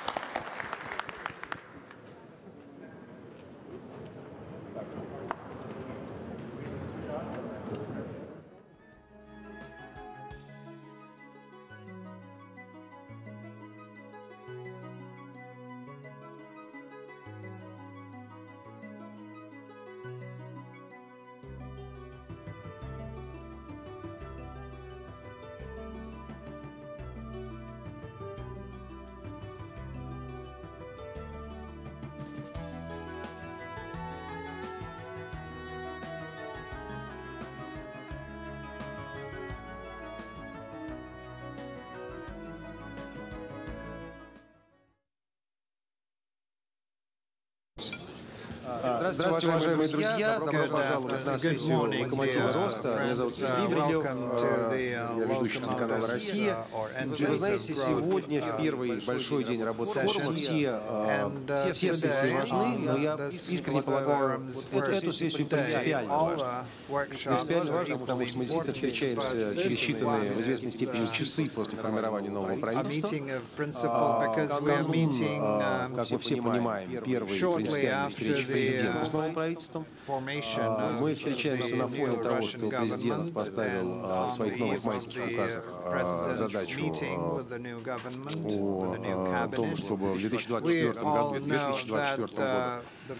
Россия вошла в пятерку ведущих экономик мира. И те из вас, кто давно работает в предпринимательском и бюрократическом классе, помнят шутки 10-летней давности, пусть наша инфляция будет побольше, мы побыстрее удвоим ВВП за это время. В этот раз задача поставлена совершенно иным образом, в том числе на предмет фискальных ограничений.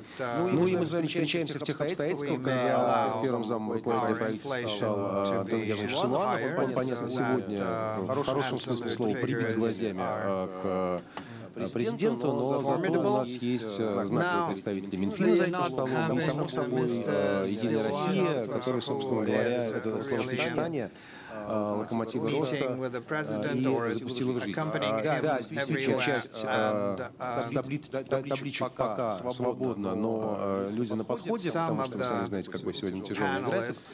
И пробки, да ладно, в Петербурге не бывает пробок. Здесь солнце встает, здесь пробок не бывает. Вот, давайте мы в ожидании министра Мантурова и Александра Николаевича Шохина, которые должны появиться вот-вот, все-таки обратимся сначала к Андрею Журчаку.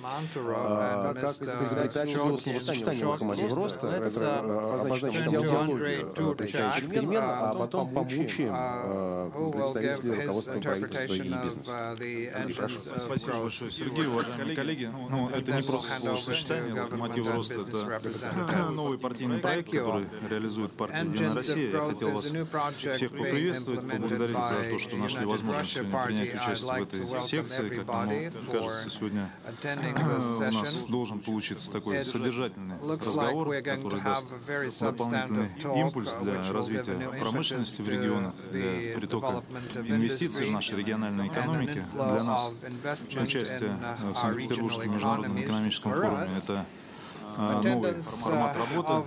Партия впервые принимает участие в организации этой секции. Если говорить про партийный проект, он запускался в логике выстраивания как раз обратной связи с нашими регионами, с представителями реального сектора, тех, кто работает на российских территориях. И мы для себя отфиксировали, как партия парламентского большинства, что существует определенный дефицит общения, дефицит коммуникации. Именно этот проект направлен на выстраивание таких связей. За последние буквально 2-3 месяца мы провели форумы. В рамках этого проекта форумы прошли в 5 федеральных округах. Итоговый форум федеральный проходил в Иваново, в котором принял участие министр промышленности и торговли господин Мантуров. Как результат мы получили, помимо обратной связи с региональными промышленниками, мы рассмотрели порядка 200 проектов, по результатам отбора которых 20 проектов получили статус федеральных, статус лидерских, и 10 проектов были представлены председателем нашей партии, председателю правительства Российской Федерации Дмитрием Анатольевичем Медведевым. Как я уже сказал, форумы прошли при поддержке Минпрома и Министерства финансов, и хотел бы отдельно поблагодарить коллег за участие и помощь в их организации. Есть, безусловно, предметные вопросы, которые на этих форумах обсуждались, и ряд этих вопросов уже нашли свое отражение в нашей законотворческой деятельности. Есть целый набор законопроектов, которые уже были внесены и рассматриваются в ходе весенней сессии Государственной Думы. Есть инициатива, которая требует своего логического завершения. Это тема специнвестконтракта версии 2.0, которую мы продвигаем вместе с Министерством финансов, и у меня нет никаких сомнений, что в ходе весенней сессии и осенней в Государственной Думе этот закон будет принят. Буквально на днях был внесен законопроект по так называемой массовой дефибрилляции, это производство дефибрилляторов, оснащение мест массового пребывания, скопления людей этими важными медицинскими приборами. И это также направлено на поддержку конкретного бизнеса, потому что производство локализовано у нас в Уральском федеральном округе. Вот один из конкретных примеров поддержки. Какие вопросы мы хотели бы сегодня обсудить для начала разговора? Первый вопрос, который поднимают наши регионы, это длинные деньги в экономике для развития развития промышленности, увеличения объемов кредитования реального сектора экономики. И вы знаете, что сегодня в Государственной Думе рассматривается законопроект Центробанка об альтернативных способах привлечения инвестиций.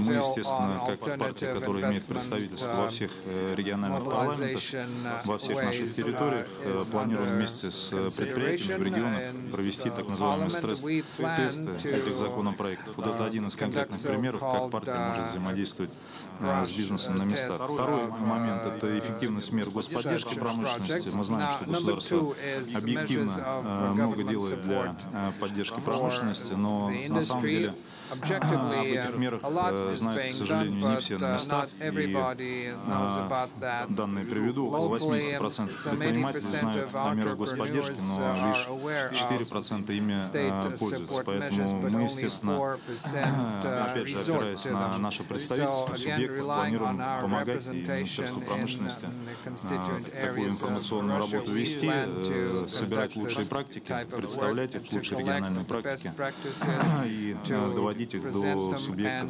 предпринимательской активности непосредственно в территории. Еще один момент, который поднимают регионы, это возможность сохранения части налога на добавленную стоимость в пределах 1-2% в регионах, чтобы на местах была дополнительная мотивация более активно работать с промышленностью, поддерживать региональное производство. У нас действительно есть примеры муниципалитетов наших, доходы которых за 10 лет выросли в 3 раза. Для этого они именно на муниципальном уровне принимали свои меры поддержки для развития бизнеса и привлечения инвестиций. Но проблема заключается в том, что у муниципальной власти пока нет достаточно финансовых стимулов для продолжения и активизации этой работы. Все мы знаем, что бюджет муниципалитета не зависит от налоговых поступлений от бизнеса, а только от межбюджетных трансфертов. Есть еще один вопрос, который мы хотели бы сегодня поднять, и как партия мы готовы его реализовывать. Это налог на движимое имущество. Мы знаем, что такие решения законодательные в ряде субъектов приняты, но, к сожалению, не во всех. Мы понимаем, что эта мера напрямую поддерживает бизнес, поддерживает инвесторов, и, естественно, имея большинство в региональных парламентах, мы готовы в этом направлении двигаться, и надеемся, что Министерство финансов, несмотря на внедрение так называемых модельных бюджетов регионов, нас в этом поддержит, и в рамках тех договоров, которые и соглашений, которые с субъектами подписываются, все-таки эту часть предусмотрит и даст возможность регионам такие решения принимать. Но это вот часть актуальных тем, которые мы хотели бы поднять. Безусловно, сегодня коллеги обозначат свои проблемные вопросы. Мы, еще раз хочу повторить, как партия парламентского большинства, готовы слушать, слышать и выступать проводниками этих инициатив. Спасибо. Спасибо, Андрей. Сейчас у моих коллег, журналистов, в редакциях почти в любую комнату вы войдете, увидите такие 2 странички с фотографиями. Люди судорожно учат лица новых министров, пытаясь сориентироваться в этом. Но не менее важно нам сориентироваться, конечно, сейчас в том, что от этого правительства ждать и какие, собственно говоря, пожелания ему высказать. Очень хорошо, что Александр Николаевич Шохин пришел как раз в начале разговора с Турчаком. Я, Александр Николаевич, прошу от имени бизнеса сформулировать тот любопытный момент, когда мы переходим от дедушкиной оговорки к пожеланиям внучкам. Спасибо, Сергей. На самом деле, слава богу, нам не приходится изучать фотографии новых членов правительства, поскольку новые назначенцы хорошо знакомые нам лица. Правда, многие из вице-премьеров поменяли профиль. Те, кто отвечали за промышленность, как говорится, уступили это место тем, кто за регионы отвечал и так далее. Ну, я думаю, люди все опытные, быстро освоятся, поэтому можно работать с места в карьер. И одна из задач, которую бизнес, конечно, хотел бы в контексте, в том числе темы сегодняшнего обсуждения, на этом круглом столе на дискуссии, это привлечение инвестиций. Цифры амбициозные президентом поставлены были еще в послании Федеральному собранию, 25% ВВП. Не первый раз задача ставится такого амбициозного плана. И несмотря на широкий перечень механизмов и институтов поддержки, недавно на коллегии Минпромторга министр Мантуров, по-моему, 600 цифр назвал, на федеральном и региональных уровнях существует механизмов и инструментов поддержки. Но это не значит, что все эти институты работают одинаково эффективно. И, безусловно, одна из проблем как раз посмотреть, как же работают эти институты развития. Ну, какие проблемы бизнес видит? Во-первых, это сложные процедуры получения поддержки и громоздкая отчетность. Избыточные и нечеткие критерии предоставления поддержки. Заранее, как говорится, неизвестно, получишь ее или тебе откажут. Нехватка информации о работе институтов развития. Причем в отношении механизмов поддержки для промышленных, собственно, проектов ситуация, на мой взгляд, несколько лучше обстоит. Фонд развития промышленности и специнвестконтракты зарекомендовали себя, позитивно оцениваются бизнесом и рассматриваются как наиболее эффективные инструменты института поддержки. Хотя и здесь требуется, безусловно, донастройка. Какие направления мы обсуждаем, в том числе и с правительством, и со старыми, и с новыми министрами? Первое – это проведение комплексной оценки эффективности механизмов и институтов развития, включая процедуры и критерии предоставления поддержки. Результат такой оценки – это не только повод уточнить стратегию развития того или иного института, но и возможность выявить так называемые лучшие практики и начать их тиражировать. Причем речь идет о стимулировании инвестиций. Второе – это уточнение функционала существующих инструментов поддержки, исходя из определенных в майском указе президента направлений. Это экология, поддержка экспорта, производительность труда, цифровая экономика и так далее. Ну, в частности, одним из главных критериев предоставления поддержки должны быть и цифровые компоненты в проектах, и экспортные компоненты в проектах. Об этом мы в последнее время на различного рода стратегических сессиях не один раз говорили. Кстати, тот факт, что Фонд развития промышленности стал предоставлять поддержку под 1% проектов, в которых ярко выражены цифровые компоненты, на мой взгляд, очень правильная вещь. Безусловно, очень правильно было бы завершить работу над нормативной правовой базой по совершенствованию механизмов развития. Ну и здесь, прежде всего, безусловно, речь идет о специнвестконтрактах.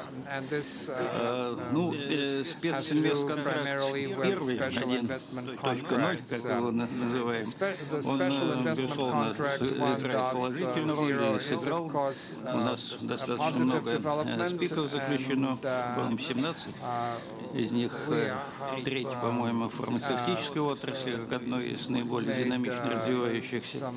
А в механизме 2.0, предлагаемом механизме, акцент смещается как раз, кроме дедушкиной оговорки, которую Сергей упомянул, речь идет уже в большей степени о стимулировании инвесторов, в том числе стимулировании инвестиций в инфраструктуру, поскольку низкое качество инфраструктуры становится зачастую узким местом при реализации масштабных промышленных проектов. Кстати, еще одна тема, которая нашими компаниями постоянно поднимается, это учет социальных инвестиций, инвестиций в социальную инфраструктуру, которая, как мы знаем, часто строится за счет чистой прибыли и не относится на затраты даже, не говоря уже о механизмах такого софинансирования государством.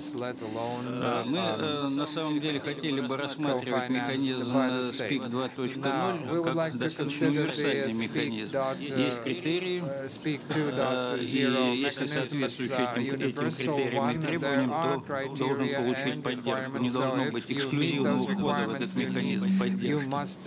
И хотелось бы, чтобы работа и над законом о СПИКах 2.0 и доработка первого СПИКа, включая поправки в налоговый кодекс, надеемся, что она может быть завершена в ближайшее время в рамках весенней сессии Государственной Думы.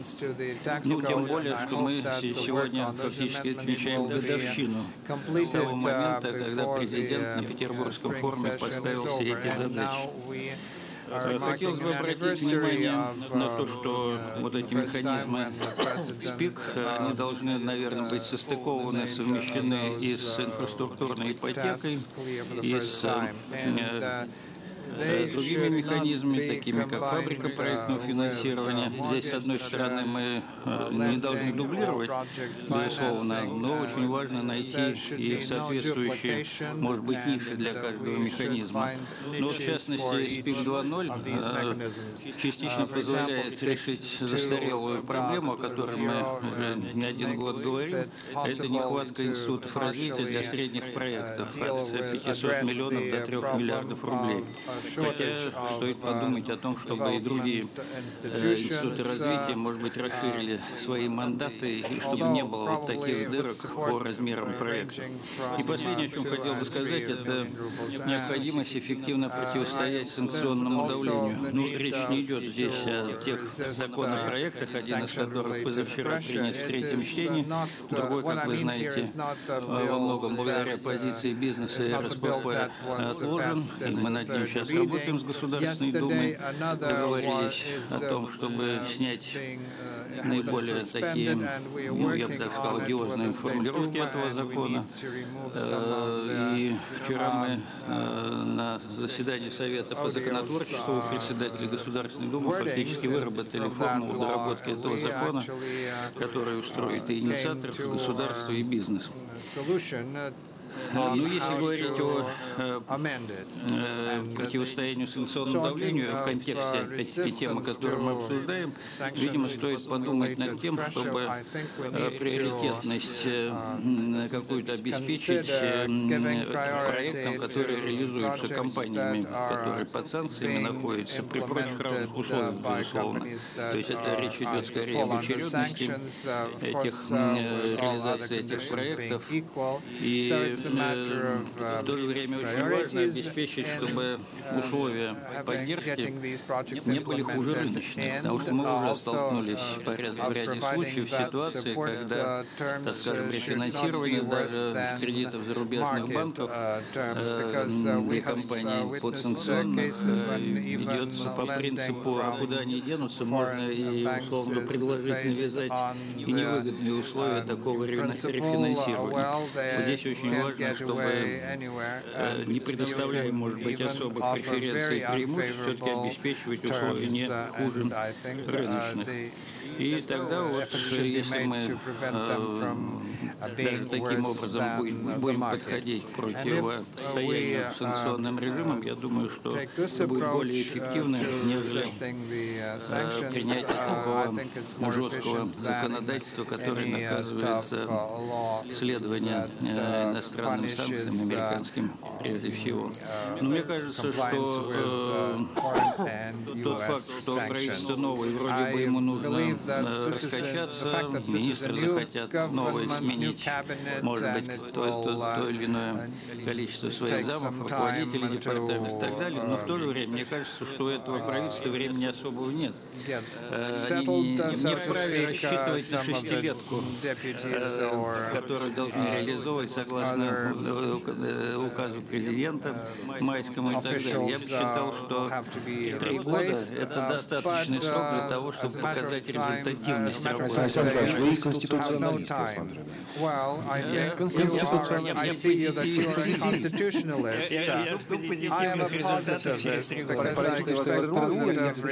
Заранее призываю всех пытаться 4-5 минут укладываться. Затем Александр Николаевич, Владимир сейчас говорит, конечно, невеликоречавый модератор, все-таки журналист новостник. Можно чуть-чуть раскрыть секрет о том компромиссе, который достигнут в Государственной Думе по поводу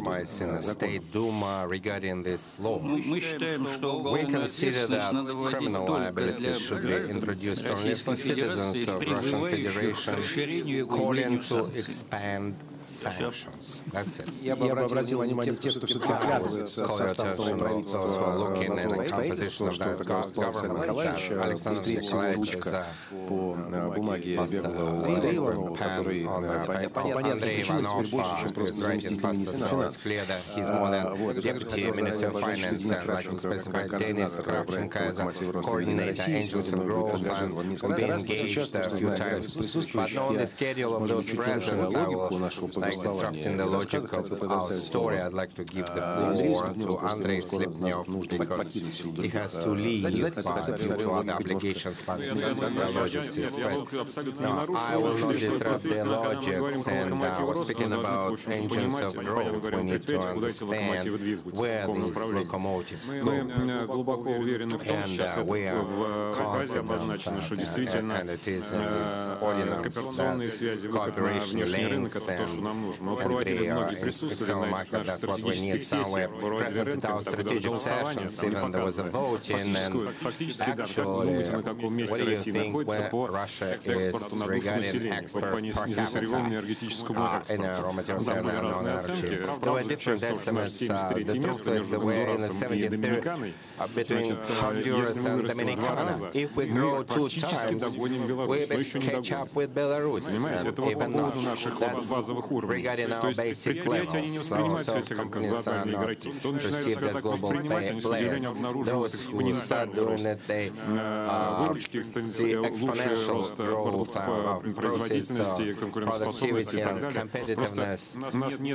We don't have neither specialists in international trade.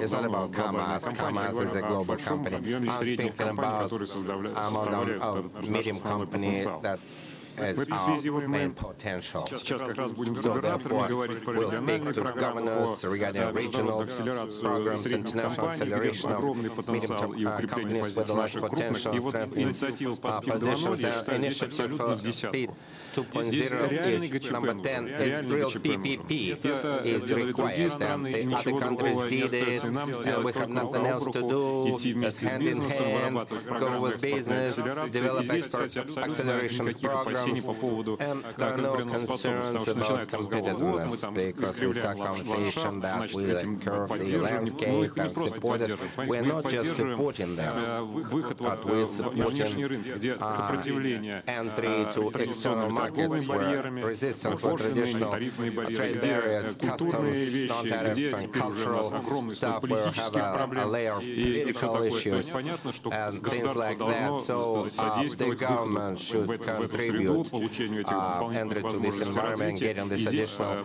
development, and all these resources are needed. So I will not go to details, so we don't have time for that. But we support this. This is reinforcing the national targets of development, active global industrial agricultural policy should be linked to the companies really developing outside in the global markets. And we set up our requirement to financial, non-financial measures for support exports increased more than 20% last year. First quarter growth rates retained. We haven't had these amounts of our machines, equipment, supplies outside of CIS, so подписали с немцами, с немецким комитетом восточной экономики и федеральным палатой по закупкам. Инициативу они хотят видеть российские средние предприятия как системного партнера по закупкам и готовы инвестировать в наращивание прокачку наших компаний, чтобы поставить в эту свою сетку закупки, потому что видят низкую инфляцию, высокую устойчивость, хорошие государственные финансы и, самое главное, очень конкурентные предложения. То есть базовые условия очень хорошие, важно действительно быстро реализовать ту инициативу, которую сейчас предлагает Минфин, потому что если примем в конце года закон, быстрее не бывает, да? Все равно изменится 10% того времени, которое президент там отпускает, оно к тому времени уже пройдет. Поэтому цифра стоит, время бежит, быстрее. Спасибо, Андрей. Когда сейчас зашла речь об инфраструктуре, Галич, я, конечно, сразу вспомнил, как Министерство развития тоже помогал ТНР с созданием инфраструктуры. Сейчас, друзья, мы сказать, несмотря на наличие наших уважаемых региональных руководителей, думаю, что СПИК 2, конечно, здесь еще представители бизнеса, но не все погружены настолько в эту инфраструктуру. Поэтому хотелось бы обратиться к Андрею Иванову, дополнить то, что сказал Александр Николаевич. Можно даже сразу Дениса попросить, я видел в материалах по «Единой России» словосочетание, сопровождающее эти рассуждения о том, что хорошо бы нам уйти от импортозависимости к импортозамещения, к импортонезависимости. Красиво сказано.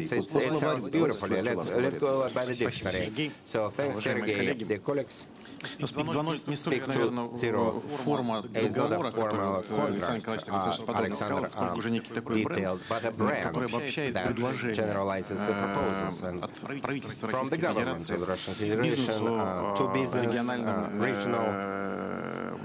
лидерам нашей политической поддержки. В той части, что нам бы хотелось вместе договориться о том, что мы готовы тем, кто заинтересован деньги свои заработанные в России разместить в российскую экономику, в российской юрисдикции, гарантировать на срок реализации проекта неизменность условий ведения бизнеса и сопроводить это необходимыми возможностями, которые нужны для того, чтобы развивались новые проекты. И для этих целей мы действительно предложили так называемый контракт СПИК 2.0. Очень благодарны Министерству промышленности, потому что именно на базе опыта, который был успешного опыта, который был отработан в промышленной политике, предлагаем этот инструмент расширить на все отрасли реального сектора, на инфраструктуру, в том числе связь, цифровую инфраструктуру, сельское хозяйство,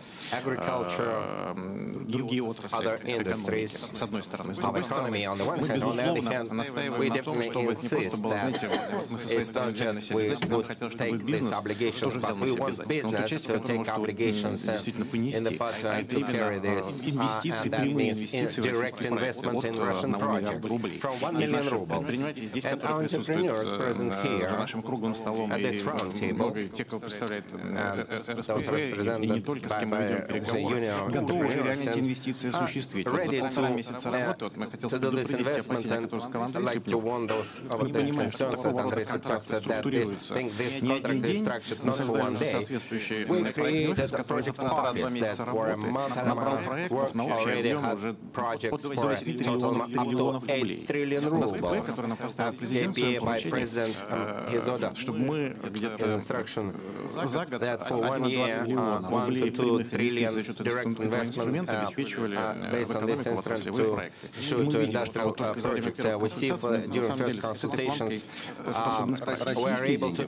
Мы рассчитываем на российские деньги в основном, потому что вы понимаете, в каких условиях диалога с иностранными инвесторами находимся. Хотя вот, например, замечательная компания КАМАЗ, с которой мы давно работаем, и прямо или косвенно являемся акционерами, партнерами с нашими иностранцами. Вот сейчас в рамках контракта продемонстрировала, что наши зарубежные партнеры, не буду их, так скажем, полностью здесь обнажать, что называется, действительно в партнерстве с нами инвестируют в новые проекты. КАМАЗ — это кабина, двигатель, вообще целая основа автомобиля. Мы получим новый автомобиль вместе с пенсионными накоплениями, которые находятся под управлением Внешэкономбанка.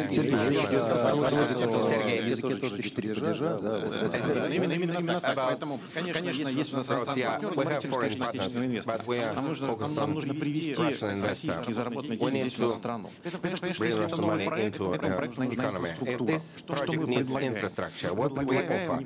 We offer not to follow this fiscal target in partnership with business. We say that funds earned on this project should be dedicated, and there is a draft on the government for transport, energy, and social infrastructure. What Andrei was talking about. That first 5-6 years of the project, we count that to entrepreneurs within those limitations that was mentioned, that nobody builds houses, but we are ready to compensate these expenses. So, besides that, we are ready to ensure this infrastructure for special economic zones and industrial parks and clusters.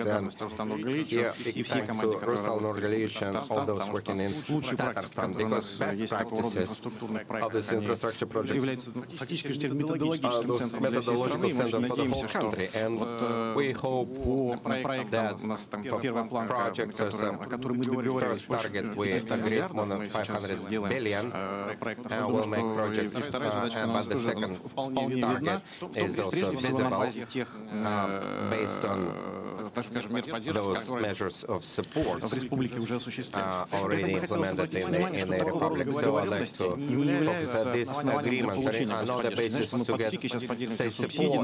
That means that we'll allocate all subsidies and benefits, and there are federal benefits for tax profit, but for the property tax and for land, we can provide some preferences. We offer make speak one window for entrepreneurs if this project within industrial policy already selected as a priority. So to make it a single win, we offer amendments to budget code and simultaneously get subsidies, provide subsidies if we regulate tax benefits so that we can agree on their efficiency with entrepreneurs. And especially I'd like to mention that we want to support not only major projects and assist raising investment, but we're interested for this special contract to have some focus on the Russian technological entrepreneurship and first of all startups. And we're talking about second level supplies, and we have high hopes on Skolkovo, and it's introduced to State Duma, this bylaw, and we hope on simultaneous consideration with a large package. And we offer Skolkovo, and we are thankful to them that they responded to become a technological investment hub for Russian technological entrepreneurs and offer startups regardless of where they are located on the territory of Russian Federation. Because it's not just tax benefits and grants, but it's a service center for those to have partnership with big business. And we are ready to arrange this support and investment. So definitely this composition around this table. And big thanks to the party, United Russia, majority in Parliament for large support for Engines of Growth project. Travels around the country, and we'll have joint trips, and we'll have meetings with entrepreneurs and with other initiatives. It's important for us because draft law will be in the Parliament, and depending on which speed we pass the Parliament, and there is instruction of Dmitry Medvedev that we do it within party mandate rapidly, but we want to show to our potential investors that we have arrangement with the Parliament and the work that we started for preparing this contract. We can continue understanding that if by the end of the year will be effective, we'll have ready contracts, we'll can make it as a package and simultaneous. And the 10% land that Andrei mentioned and Alexander, yes, that we don't have time to понимаем эти задачи, которые поставлены президентом и правительством. Мы готовы в таком режиме отработать. Поэтому приглашаем всех к сотрудничеству. Поверьте, мы постараемся сделать все, чтобы для тех, кто рассчитывает свои капиталы, размещать в России и богатеть в России, все условия для этого обеспечим как на уровне федеральной, региональной, законодательной власти и в партнерстве, соответственно, с нашими крупнейшими предпринимателями и в том числе технологическими. Я просто поясню, может, for those who don't know, Panek was a great project in Nizhny-Kamsk, где действительно соединилось тогда государственное вложение в инфраструктуру, частное инфраструктура and private investment combined. But то, что вы сейчас ждете от спикера, что можно было расширить при новом, скажем так, конституционном витке, я вот попробую такое выражение. Даю правительству Whom not to challenge? Need to challenge, need to criticize, because this topic has been in the air. We need to challenge. Because we used to have a fund, if there was no fund, if infrastructure was not done, then there would be no Taneka project. Now Taneka 8 million processing in 3-4 months. We'll launch a second plan, will be 14-15 million. And future processing and deepening is going on. And at that time it was a stimulus. So the employment thing that entrepreneurs like standing here with the projects, you need to talk to everyone and explain. You can imagine the company goes to $2 billion in the project, and if something happens, he's a bankrupt. We're forgetting about this. We need to provide confidence that nothing happens. And percent no changes in tax legislation will be introduced. And the power authorities will support also 1119, what we started with. Andrei, thanks to you, strangers to the Ministry of Finance should slow down in this. And in this case, we find support. The Ministry of Industry helps us. But these 2 zeros, we've been discussing in different configurations, but it stops some. So, these people, don't they understand that the president set the task for us to grow with GDP? If no investment, do you think it's easy for him, Gulin, in these conditions where difficult access to finance, to implement this practically is totally a new vehicle with all components in line with the world standards. And so 2-0, 10 projects, we show these are real projects. So if we persuade our investors to take these projects, but it's not working out their financial picture up. The budget, neither entity nor federal loses nothing. It's just new jobs appear, new tax base. So why are we afraid of that? Nobody is going to cheat investor. Invest money and takes the risk at the expense of the money it will earn, have to pay to the budget. It's a return of investment, part of investment. So why are we scared of that? So the last meeting Dmitry Medvedev held, I approached us that this document has been suspended for. So if someone doesn't like it, just give us a different tool, instrument for investment. How are we going to motivate this activity? So I think that our party needs to more actively promote this document and approve it soon. Can we do it before the fall session? Well, during autumn session, maybe before, because it will be introduced and submitted, and we'll do everything to pass the criterion. We have a good project for gas chemistry. Infrastructure is burdening if part of expenses, and we discuss it with Sibur, it's going to be unique. All these enterprises are import substitution. So we need to adopt this document faster. So I ask to support those who listen to me and not. So it's a good legislative document for our work. Thank you. So for those who hear better, and Pati already responded. Andrei Yurich, in April was on the agenda for legislative activity. This draft law was there. So, waiting for inauguration. In first hearing, it can be adopted. Let's call it technical disruption.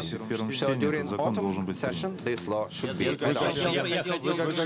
Well, you as a member of Bureau of Finance Council, as a member. Every day you have to work on that. The resolution first hearing тяжело следить за этими дискуссиями. Я хотел, чтобы лучше было слышно Рустам Нургалиевич. Формально логика должен сейчас скакнуть от региона к региону. Мне как раз хочется Роман процент обратиться, потому что, мне кажется, если бы бизнес выступил сейчас у нас таким дополнительным мегафоном этой инициативы. Хорошо, было бы неплохо. Давайте, Саша, начнем. Let's begin from you, Dmitry. As Rustam has said,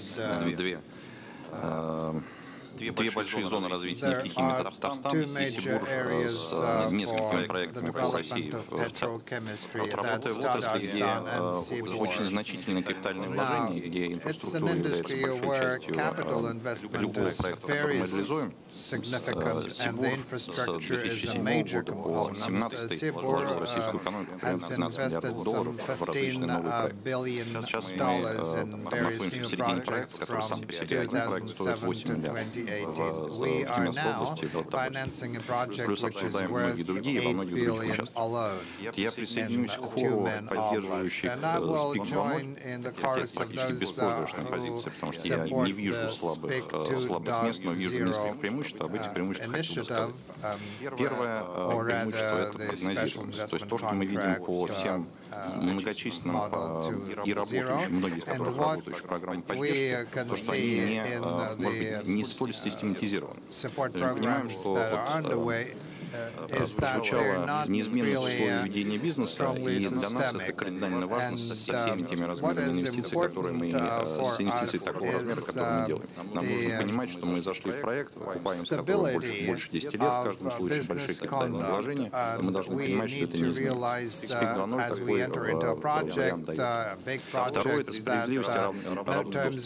Мы хотим понимать, что проекты с определенного уровня инвестиций получают из разных индустрий и отвечающих определенным критериям, получают одинаковый пакет поддержки. Я обсуждаю сейчас с Минфином активно в рамках работы по СПИК 2.0 проекты и очень большие, и средние. Мы понимаем, что это правило вот в том формате СПИКа 2.0 оно выдерживается. И вот эта преемственность, которая идет между СПИКом 1.0, инициированным Минпромторгом, и сегодняшним вариантом СПИКа, она присутствует. Третье, мы работаем в индустрии, которая находится между энергетической отраслью и многими потребляющими отраслями. Мы потребляем в качестве сырья промышленной продукцию нефтегазовой промышленности и перерабатываем многое другое, что используется практически всеми отраслями. Мы видим, что Минфин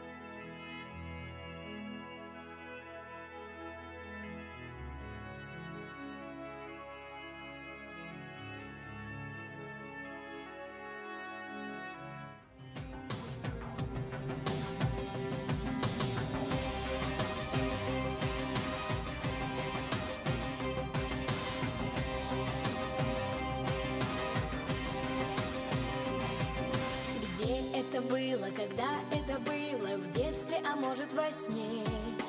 Аист на крыше гнездо для любимой свил по весне.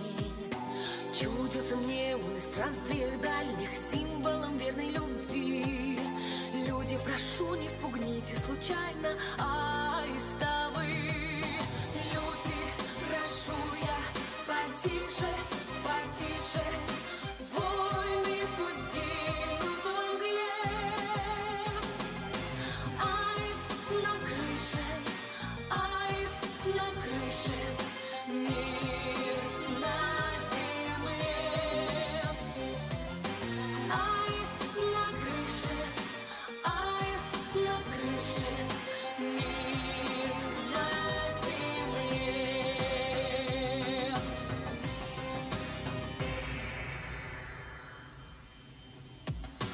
Аист на крыше гнездо с заистенком ночью и днем бережет.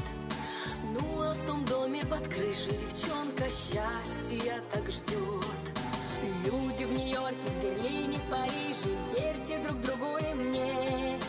Аист на крыше, счастье под крышей, мир на земле. Люди, прошу я, потише, потише. Войны пусть гинут во мгле. Аист на крыше, аист на крыше. Мир на земле. Аист на крыше,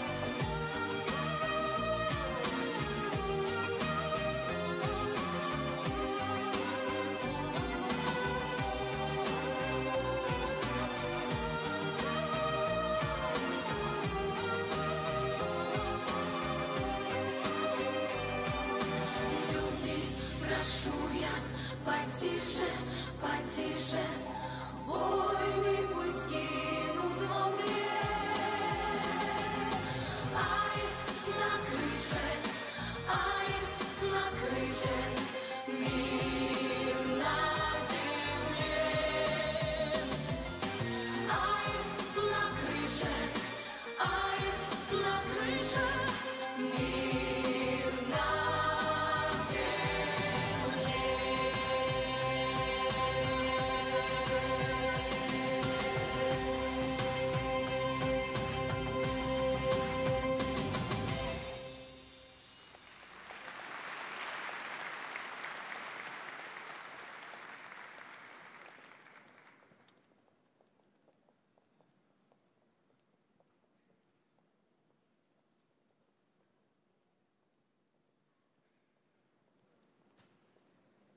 Губернатор Санкт-Петербурга Георгий Полтавченко.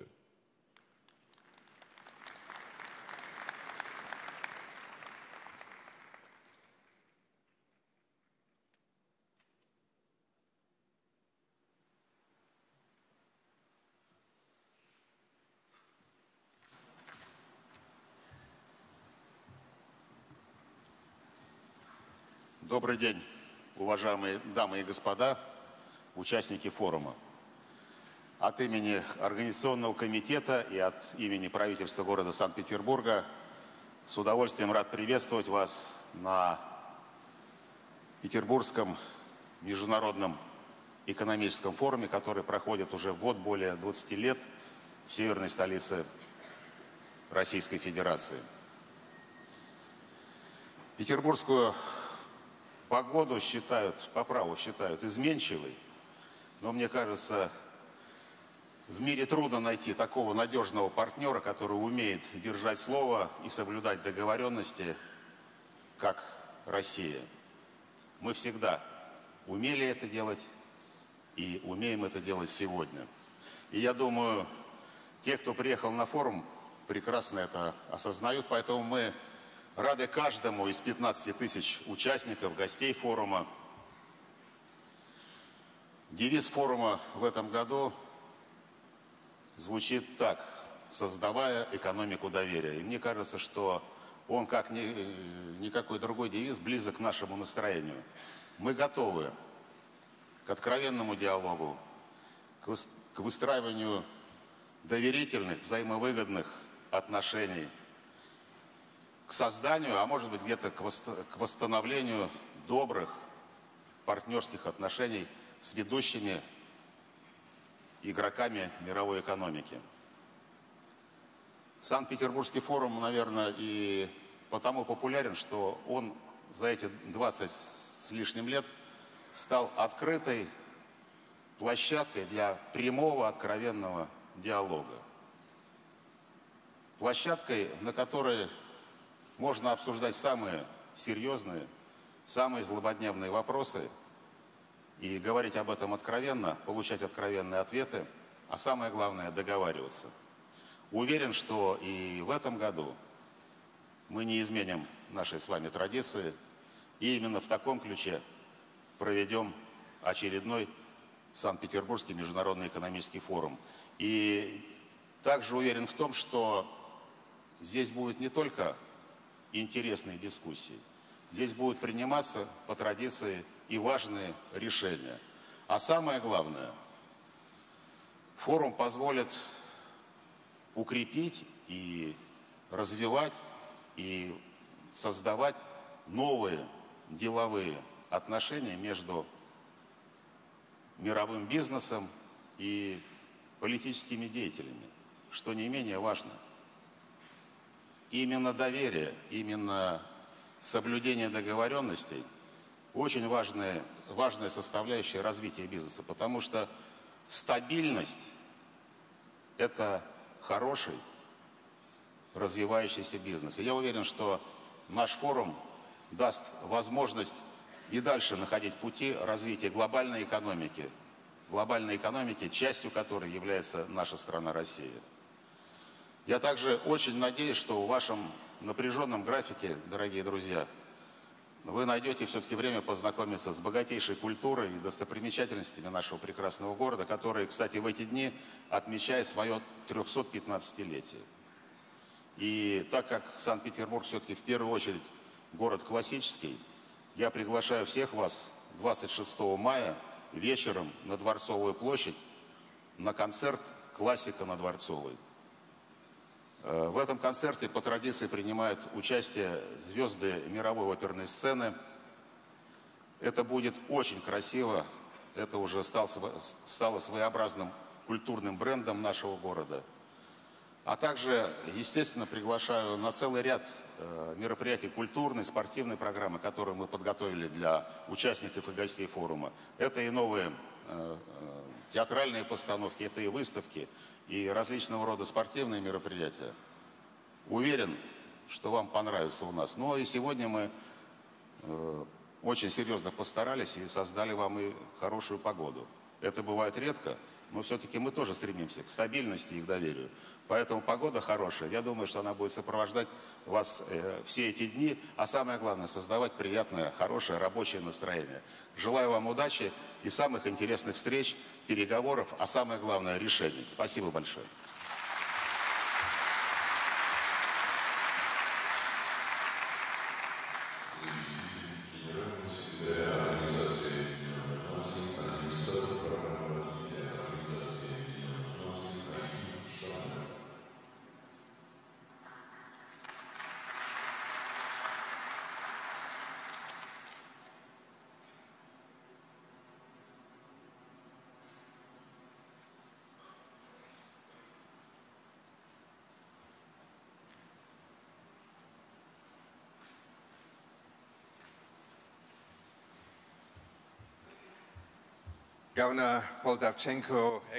Губернатор Полтавченко, уважаемые дамы и господа, от имени семьи Организации Объединенных Наций, для меня особая честь и привилегия представлять генерального секретаря ООН Антонио Гутерреса, который попросил передать от него послание с приветствием, но также и от имени всех организаций ООН, которые так или иначе участвуют уже целый ряд лет в Санкт-Петербургском экономическом форуме, как раз в момент, когда вы, господин губернатор, упомянули вот этот лозунг «Строительство и развитие экономики доверия». доверия. Потому что, как вы можете понимать, мы в ООН понимаем, что экономика доверия — это не только геополитическое или деловое измерение, потому что для того, чтобы нации могли торговать, для того, чтобы бизнес мог достигать успеха, чтобы коммерция могла простираться в рамках стабильности, нам требуется экономика доверия.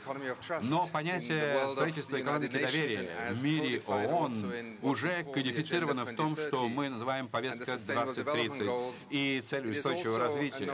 И также это понятие доверия между теми, кто руководит, управляет экономикой, теми, кто живут в экономике. Это социальный контракт. Это решение вопросов относительно того, как будут развиваться дальше рынки труда в автоматизации, цифровизации. Сможет ли наша экономика дальше действовать как работодатель в предстоящие годы? Но также это включает в себя измерения, которые простираются за рамками сегодняшнего поколения, где нам придется решать вопросы декарбонизации, климатических изменений и того, как это обещание, как эти обязательства, которые мы приняли как договоренность между другой суверенной нацией, мы будем реализовывать в парижских договоренностях. И вот этот контекст строительства экономики доверия не только сводится к бизнесу ведения бизнеса, а к тому, как наши суверенные государства, наши общества, наши сообщества могут активно играть роль в строительстве экономики 21-й экономики, потому что через 20-30 лет эта экономика будет выглядеть по-другому и будет не похожа на то, что можем представить сегодня. Находиться здесь, вместе, в Санкт-Петербурге, иметь возможность участвовать в этих дискуссиях и обогащать друг друга идеями и мыслями, безусловно, то, что многие и другие мои коллеги из Объединенных Наций выносят полезного. И поэтому хочу сейчас зачитать приветствие от имени Антонио Гутерреса, генерального секретаря ООН.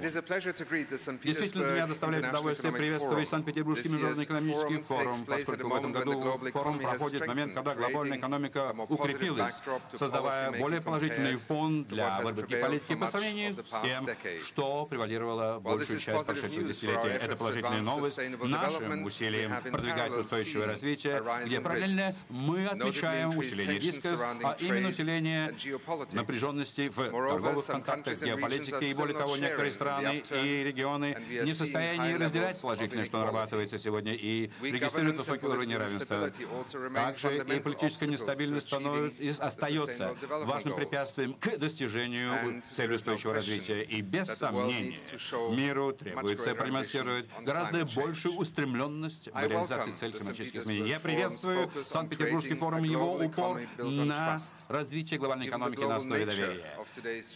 И с учетом глобальной природы сегодняшних вызовов, такое доверие необходимо строить на многоуровневой основе. И я всячески призываю даже к тому, дабы понять, как лучшим образом формировать партнерство для устойчивого развития, направляя эти усилия к тому, чтобы глобализация была инклюзивной и работала для всех. И в этом духе я желаю вам плодотворного форума.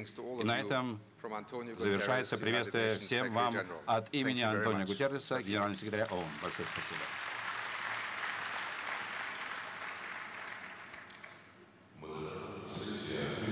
Сьюзан Ли.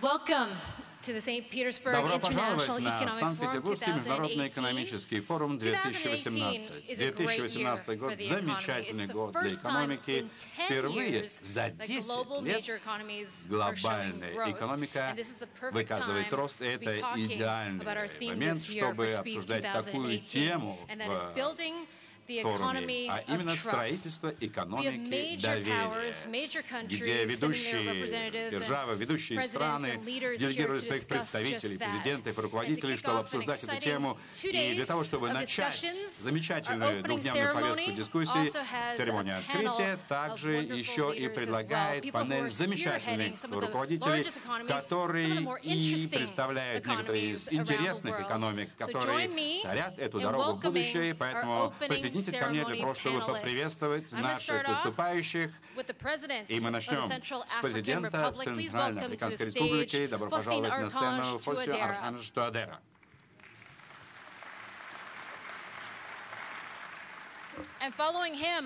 И вслед за ним очень интересное время и для Кубы, где заместитель председателя правительства Кубы Рикардо Каприси Луис также присоединяется к нам.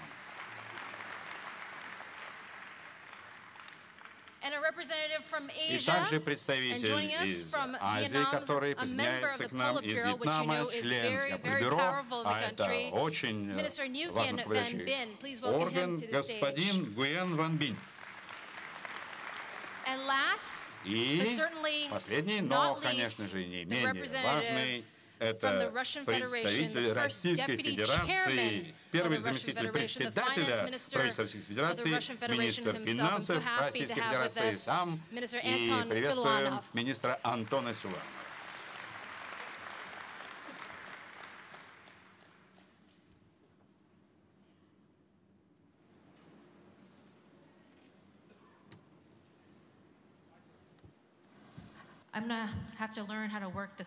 Мне сейчас надо разобраться, как с этим лучше и правильно пользоваться. Но, как я уже упомянула, замечательное время для обсуждения экономики. 2018 год, как было сказано, это, я бы сказал, период, который продемонстрировался, я бы сказал, общая прибавка к росту, к оздоровлению со стороны каждой ведущей экономики и расширения. Поэтому давайте начнем с того, что дадим слово президенту Центральной Африканской Республики. Спросим, каким образом африканский континент, господин Туадера, как дела у него в этом году?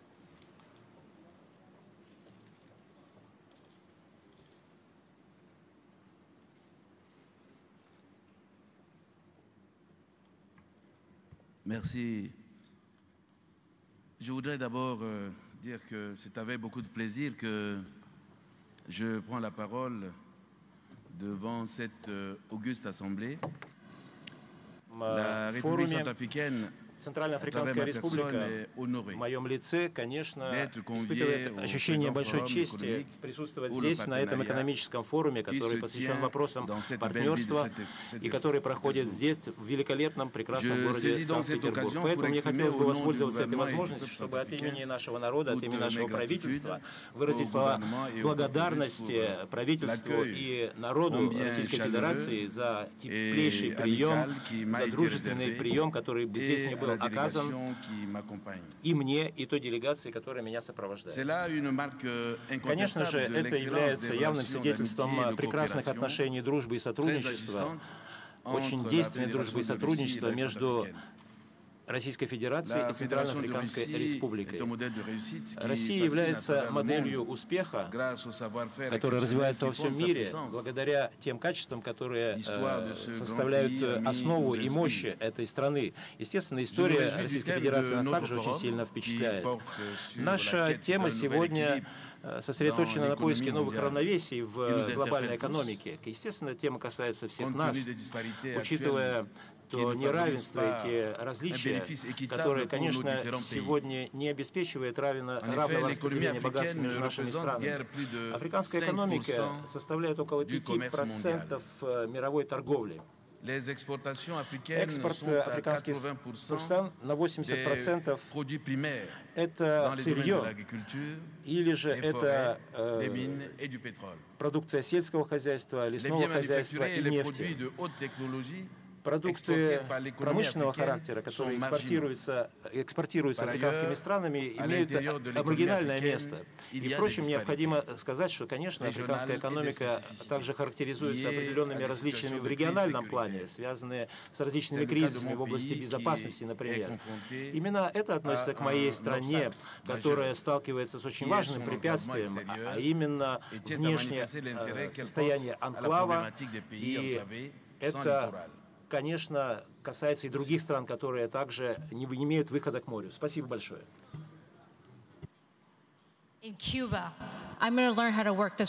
Так, мне надо действительно разобраться, как правильно с этим обходиться. Я обязательно это смогу сделать. Большое спасибо, господин председатель. Скажите, что происходит на Кубе, потому что впервые у нас нету господина Кастро, который руководит процессом.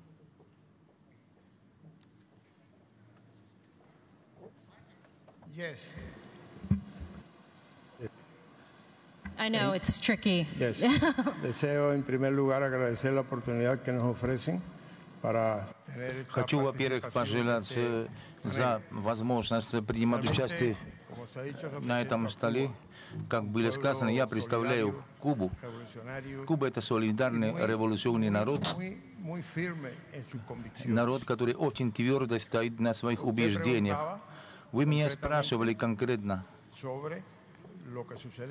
Вы меня спрашивали о том, что происходит на Кубе. Я должен, во-первых, сказать, что с экономической точки зрения у нас идет процесс важных экономических преобразований. Но эти преобразования проходят в тех же политической линии, которую мы начали вести с 1959 года. Эти экономические образования в основном сосредоточены на социально-экономических направлениях, которые были одобрены последним съездом Компартии Кубы. Эти преобразования основаны на процессе преобразования экономической модели в стране. И эти преобразования тоже связаны с применением программы социально-экономического развития страны на период до 30 года. А все это лежит на основе принятых решений на последнем заседании парламента. Я должен отметить, что все это происходит в очень сложных экономических условиях. Как вы знаете, Куба уже в течение больше 60 лет подвергается экономической и финансовой блокаде со стороны США. Кроме того, наша страна в настоящее время сталкивается с результатами изменения климатических изменений климата, так же, как и остальной мир страдает от этого. Даже у нас, кроме этого, была очень сильная засуха в последние годы. Потом, в прошлом году, как наша страна пострадала от прохождения урагана Ирма, которая прошла через 12 провинций в нашей стране. Но я должен сказать, что мы двигаемся крепко в этом процессе преобразования. Мы очень сильно работаем над системой планирования, как очень важный, как позвоночник нашу экономику. Но мы не ведем в том направлении, что наша экономика отвечала слепым правилам рынка. Кроме того, мы работаем над тем, чтобы отделить государственные функции от предпринимательских функций, потому что как в эти годы у нас действовал очень принцип централизации решений. И мы стараемся к тому, чтобы государственное социалистическое предприятие, она приобретала больше независимости. Больше зависимости. С другой стороны, я должен сказать, что один из важных аспектов, по которому мы уже продвинулись, заключается в признании роли иностранного капитала в нашем социально-экономическом развитии. И я должен сказать, что в этом направлении мы двигаемся вперед в секторах, которые и основывают это развитие. Я должен сказать, что во всем этом роль наших двусторонних отношений с Российской Федерацией играет большую роль в эти годы. Я должен сказать, что российские предприятия сегодня они участвуют в основных секторах нашей экономики. Это в энергетическом секторе, в транспортном секторе, в промышленности Кубы. И как мы беседовали на днях с представителями российских властей, сейчас есть предложение для того, чтобы наша фармацевтическая промышленность принимала более активное участие на российском рынке. Мы считаем, что это должно быть так, что Российская Федерация со своими предприятиями должны играть более активную роль в нашем социально-экономическом развитии.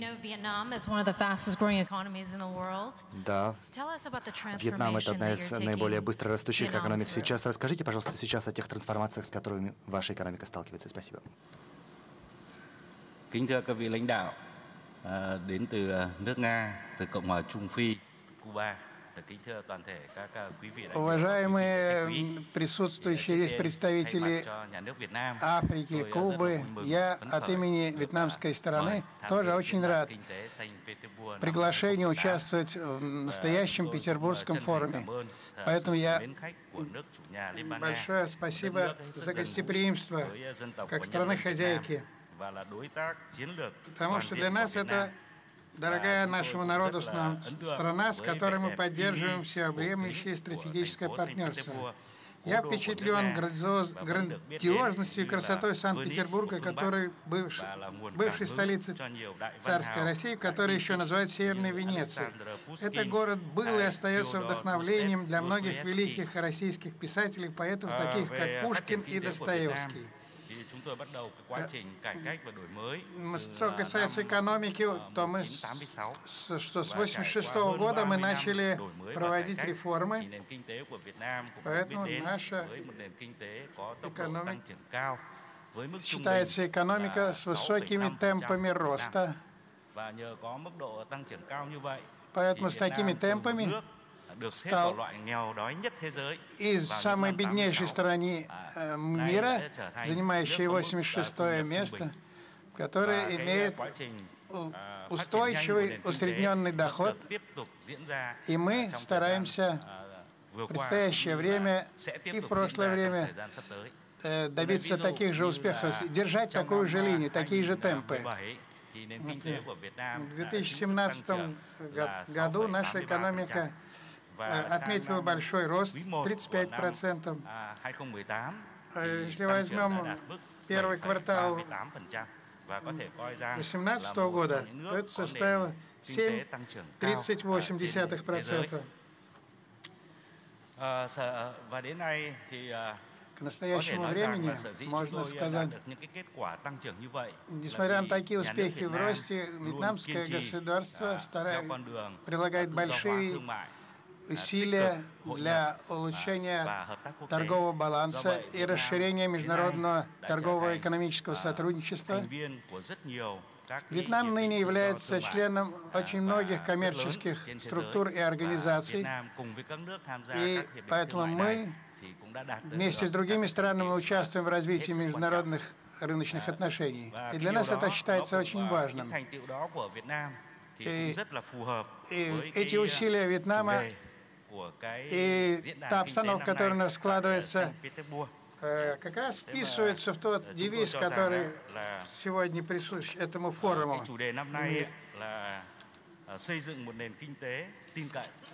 То есть, когда мы говорим о том, чтобы экономику доверия строить, конечно, во всяком развитии есть много рисков, и имеются большие трудности в различных отраслях и сферах. Мы работаем со многими странами и партнерами, и мы считаем, что настоящий форум — это очень важное мероприятие, которое поможет нам развивать и расширять отношения и сотрудничество. То, что мы достигли уже, мы будем надеемся, что вместе с нашими партнерами и новыми, и прежними мы построим вместе мирный и развивающийся мир во всем мире. Спасибо за внимание. Спасибо большое, министр Силуанов, за то, что вы принимаете нас здесь, сегодня здесь, в Санкт-Петербурге. Мой первый вопрос адресован вам. Я думаю, что все инвесторы об этом думают. Каким образом вы можете заставить развиваться в эту эпоху санкций российскую экономику? Добрый день, уважаемые друзья, коллеги. Действительно, сначала хотел поприветствовать с открытием Санкт-Петербургского экономического форума. Это важное для нас событие, на котором возможно обсудить различные темы и мировой экономики, ситуация с динамикой развития экономики, с вопросами, которые следует обсудить с точки зрения проблем в экономике. Поэтому очень такой презентабельный форум, на котором обсуждаются ключевые проблемы не только России, но и всей мировой экономики. Что касается России, Да, действительно, в отношении нашей страны существуют определенные ограничения, санкции, с одной стороны. С другой стороны, мы в последние годы выстраиваем такую политику с тем, чтобы полагаться в первую очередь на собственные ресурсы. Здесь и, безусловно, собственные силы. Здесь и, безусловно, политика правительства Российской Федерации, которая минимизирует, за последний год минимизировала риски от влияния внешних факторов, будь то цены на энергоресурсы, будь то различные ограничения с точки зрения движения капитала, финансов в нашу страну. Мы приводим в такое эффективное состояние наш бюджет, меньше зависим от внешних факторов. Денежно-кредитная политика Центрального банка направлена на то, чтобы в меньшей степени влияние внешних воздействий каким-то образом отражалось на курсе рубля, на инфляции. И, безусловно, все эти ограничения, которые, к сожалению, имеют место быть, они стимулируют нас к более раннему, более эффективному проведению тех структурных преобразований, которые произошли за последние несколько лет и которые будут происходить дальше.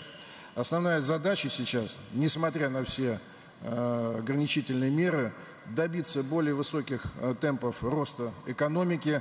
Задача обеспечить темпы роста на уровне мировой динамики. И, соответственно, правительство Российской Федерации сейчас подготавливает программу действий для того, чтобы повысить инвестиционную активность, повысить социальную защищенность наших граждан и повысить темпы экономического роста. Темпы экономического роста – это основа любого развития, любой страны. Обеспечим эту задачу, будет повышаться, безусловно, и благосостояние наших граждан, расти более высокими темпами экономика. Поэтому, несмотря на все ограничения, основную работу и ставку ставим на собственные ресурсы, для того, чтобы нашим инвесторам, которые работают в России, будь то это российские компании, будь то компании с иностранным участием, работалось комфортно, предсказуемо и с наименьшими издержками. Именно такую политику и будет проводить правительство в ближайшие годы на предстоящую перспективу.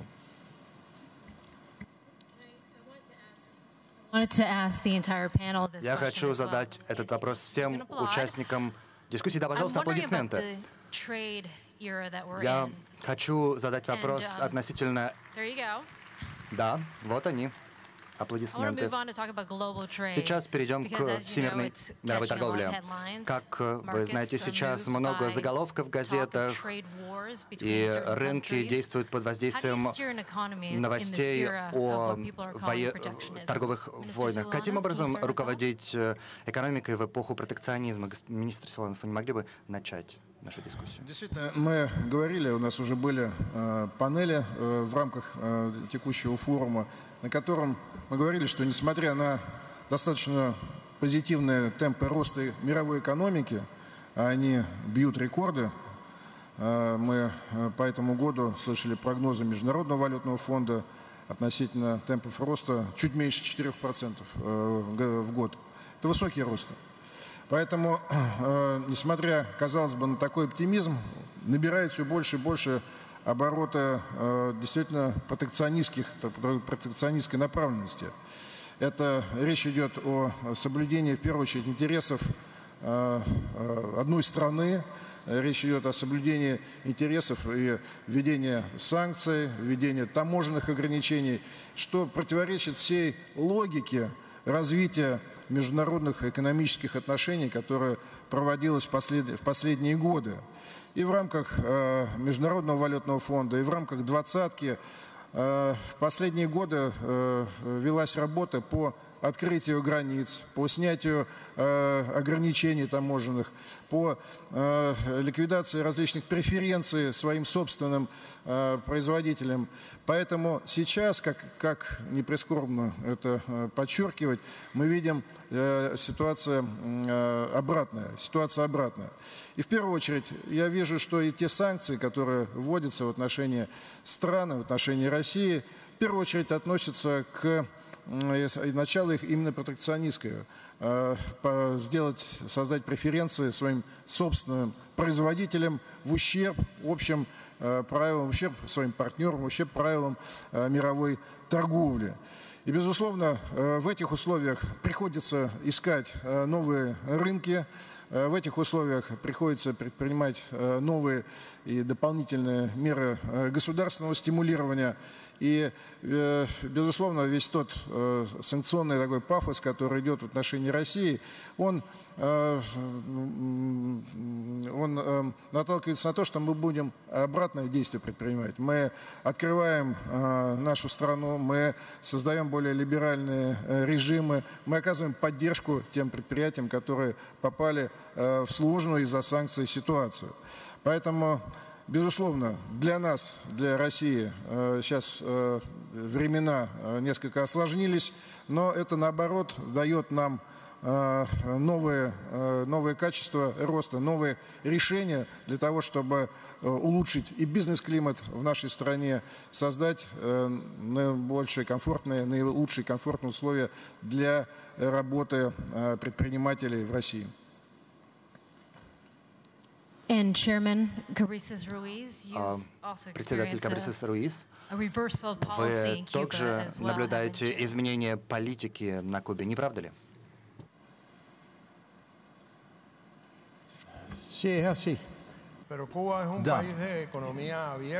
Да, Куба это так, но у Кубы есть открытая экономика, которая очень зависит от внешнего рынка. И в отличие сказанного первым примером, мы считаем, что сегодня в мире, наша планета нуждается в мире, потому что нет мира без развития, и нет развития без мира. Второе, мы сейчас проходим через процесс изменения в поколениях, а не в политике. Новый председатель Госсовета и Совета министров Мигель Диас-Канель, он представляет эту преемственность по своему формированию, по своим взглядам, потому что он взял на себя обязательство продолжить залог идей, которые оставил Фидель Кастро Рус, и идей, которые развивает Рауль Кастро Рус. У нас в этом отношении нет никаких волнений. Избирательный процесс на Кубе только что закончился. Очень положительно был воспринят нашим населением этот процесс. Он основывается, он прошел на основании всех принципов, которые устанавливает наша Конституция, и при соблюдении всех институтов, по которым идет наши изменения в экономике. Я знаю, что Вьетнам также был частью ТПП, Транстихоокеанского партнерства, из которого вышли США. Я хочу спросить вас, что вы думаете по поводу глобальной торговли и протекционизма сейчас? Как я говорил ранее, быстрый темп роста вьетнамской экономики, потому что мы участвуем в международном развитии и труда, и экономики. И я имею в виду участие в различных ассоциациях, как в регионе, так и в международной. И вы затронули ТПП, и мы полны решимости продолжать участвовать в этом сотрудничестве. Поэтому Вьетнам, и как и другие страны, участвуют в зоне свободной торговли и организации зон свободных торговли со многими странами. И такими союзами, где участвуют и китайские фирмы. У нас есть также сотрудничество с Евросоюзом. И особенно это пошло развиваться за последние 4 года.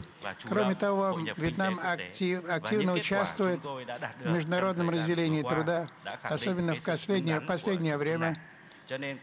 У нас также произошли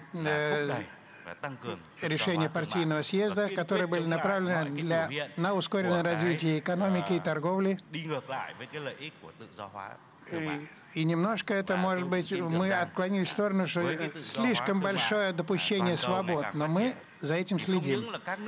И не так, как которые хотелось бы сказать, чтобы эти процессы затронули не только развитые или развивающиеся, но и бедные страны, чтобы они стали активными участниками всемирного мирового рынка. Спасибо. Спасибо. И хочу спросить нашего последнего участника, президента Центральноафриканской Республики, относительно всемирной торговли.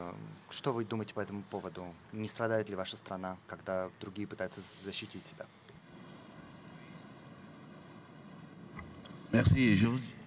Спасибо большое. Уже в ходе моего первого выступления я сказал, что в мировой торговле мы участвуем на уровне 5%. Конечно, это очень слабый уровень. И наша озабоченность в настоящее время заключается в том, что мы хотим участвовать в этих мировых торговых обменах. И, конечно же, это в первую очередь связано с вопросом безопасности. Вы знаете, что сегодня на нашем континенте у нас есть проблемы, связанные с насилием, которые, конечно, торпедируют все наши усилия, направленные на развитие нашей страны и нашего населения. И это также касается участия в торговых обменах. Вот в Центральноафриканской Республике мы выходим из периода конфликтов, и на сегодняшний день наша озабоченность — это в первую очередь возвращение мира и безопасности для населения всех наших стран. И, конечно же, мы уже создали специальное средство для этого в рамках процедур по восстановлению мира. И международное сообщество, наши партнеры, в том числе Российская Федерация, поддерживают нас для того, чтобы могли вернуться к миру. И, конечно же, мы нуждаемся в этом форуме. И здесь мы хотим сказать, что все наши партнеры могут оказать нам такую поддержку в наших усилиях перезапуска нашей экономики. Конечно, многие усилия уже были предприняты в нашей стране для того, чтобы позволить нашим партнерам приехать к нам, инвестировать в нашу страну, что позволило бы нам участвовать в этих коммерческих обменах и вообще в мировой торговле. И, допустим, реформа, улучшение делового климата, создание проведение определенных консультаций, которые позволяют нам улучшить вопросы, связанные с налогами, с таможенными платежами и сборами, для того, чтобы привлекать больше партнеров. Так что мы можем сказать, что мы страна, у которой есть много ресурсов, и, в частности, это касается сельского хозяйства, горнорудной промышленности, деревообработки. И здесь наши партнеры могут приехать к нам, инвестировать, и это позволило бы нам больше принимать участие в мировых торговых обменах. То есть эти усилия мы предпринимаем, этим занимается наше правительство, для того, чтобы улучшить бизнес-климат, для того, чтобы позволить, чтобы все африканские страны могли участвовать в этих коммерческих мировых торговых обменах. Спасибо. Ну что ж, мы все собрались здесь, на Санкт-Петербургском экономическом форуме, и говорим о политике. Господин Силуанов, как должно быть? Экономика пользуется приматом перед политикой, или сейчас это наоборот? Ну, всегда считалось, что экономика это база для принятия решений, в том числе в области политики. Собственно, так и это и существует. Поэтому, когда мы говорим о различных ограничениях, санкциях, это все продолжение экономической политики, об этом мы говорили. Поэтому сейчас, безусловно, нужен, считаю, что диалог, как это и раньше случалось, когда были сложные времена в период кризисов, мы уже об этом говорили, 2008-2009 года, мы в рамках встречи лидеров, глав государств в рамках 20-чных мероприятий, обсуждали эти сложные темы, искали общие проблемы, общие решения для таких проблем. И, безусловно, считаю, что сейчас есть общие темы для того, чтобы сконцентрировать наши общие усилия ключевых стран, которые определяют мировой экономический климат и определяют мировую экономическую динамику, мировое экономическое развитие. Поэтому нужно искать общие темы, нужен диалог, и это, считаю, что будет являться одним из условий для того, чтобы снять тот навес таких ограничений, тот навес санкционных таких тем, которые сегодня, протекционистских тем, которые сегодня начали превалировать в экономических дискуссиях. Последний вопрос, потому что наше время уже кончается. Всем экспертам. Тема сегодняшнего форума — это создание экономики, основанной на доверии. Начну с вас, господин Ван Бин. Что это означает для вас, экономика доверия, для вас и Вьетнама?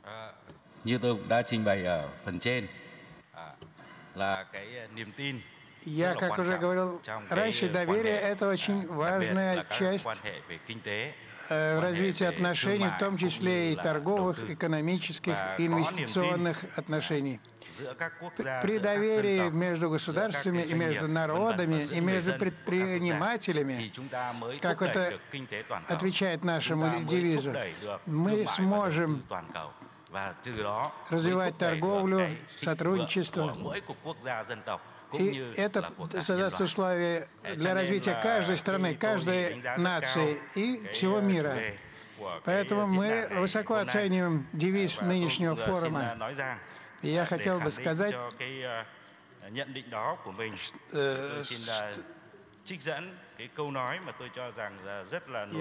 одну фразу, которую произнес Мартин Лютер Кинг в своей знаменитой речи 1963 года. Он говорил: мы не можем идти в одиночестве, и, начав движение, мы должны поклясться, что будем идти вперед. Мы не можем повернуть назад. Это вдохновляет на борьбу за равенство, гражданские права и свободы. Те годы, но и остаются путеводителем для всех нас. Спасибо. Господин Руис. Bien, nosotros favorecemos el diálogo.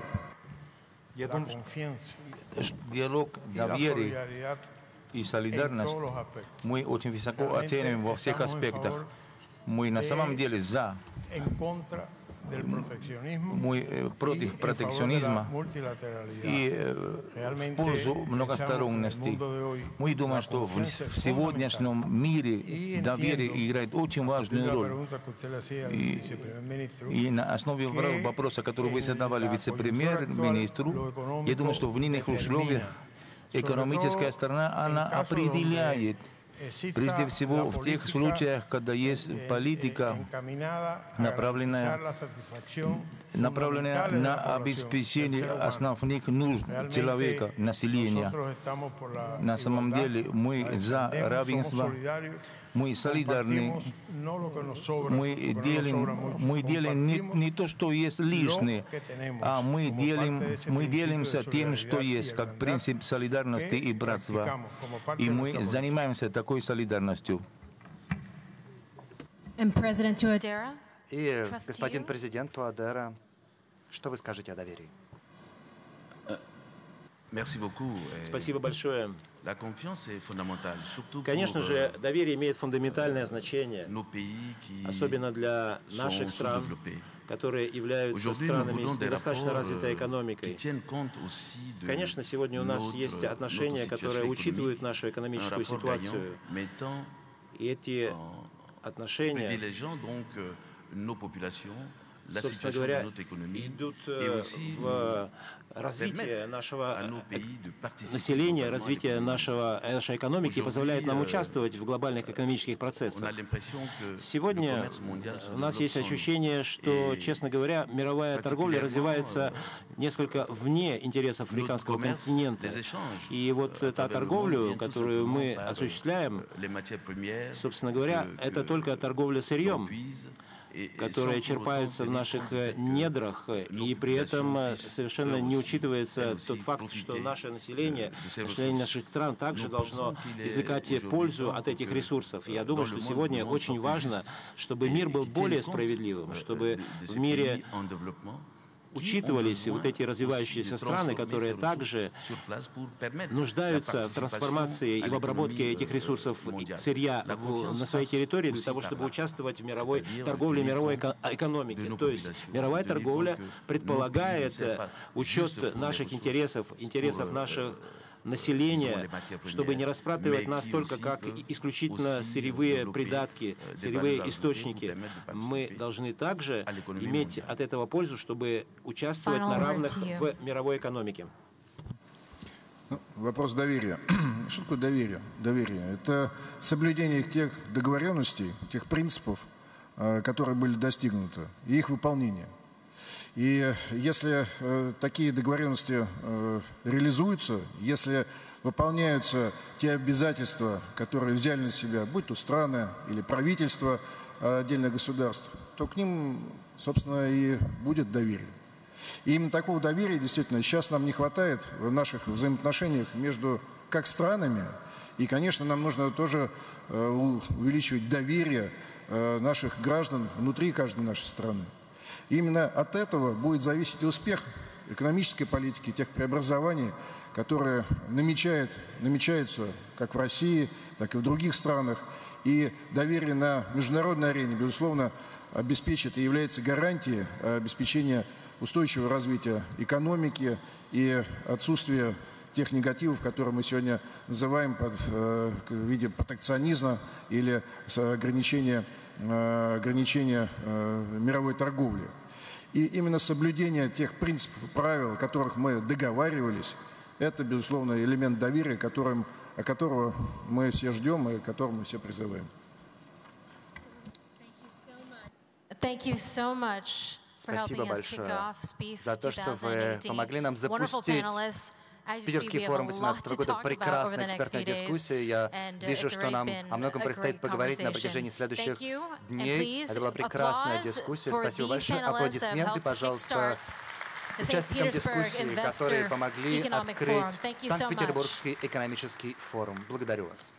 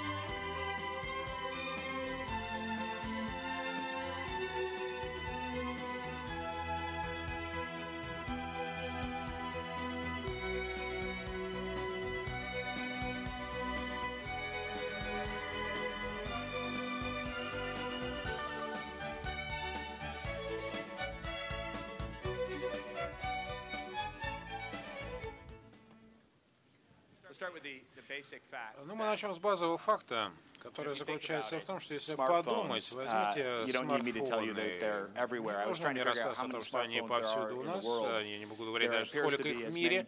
Есть разные точки зрения о том, сколько вообще смартфонов имеется в мире. Что такое смартфон? Ну, очевидно, их миллиарды. Ну, более миллиарда айфонов только было произведено.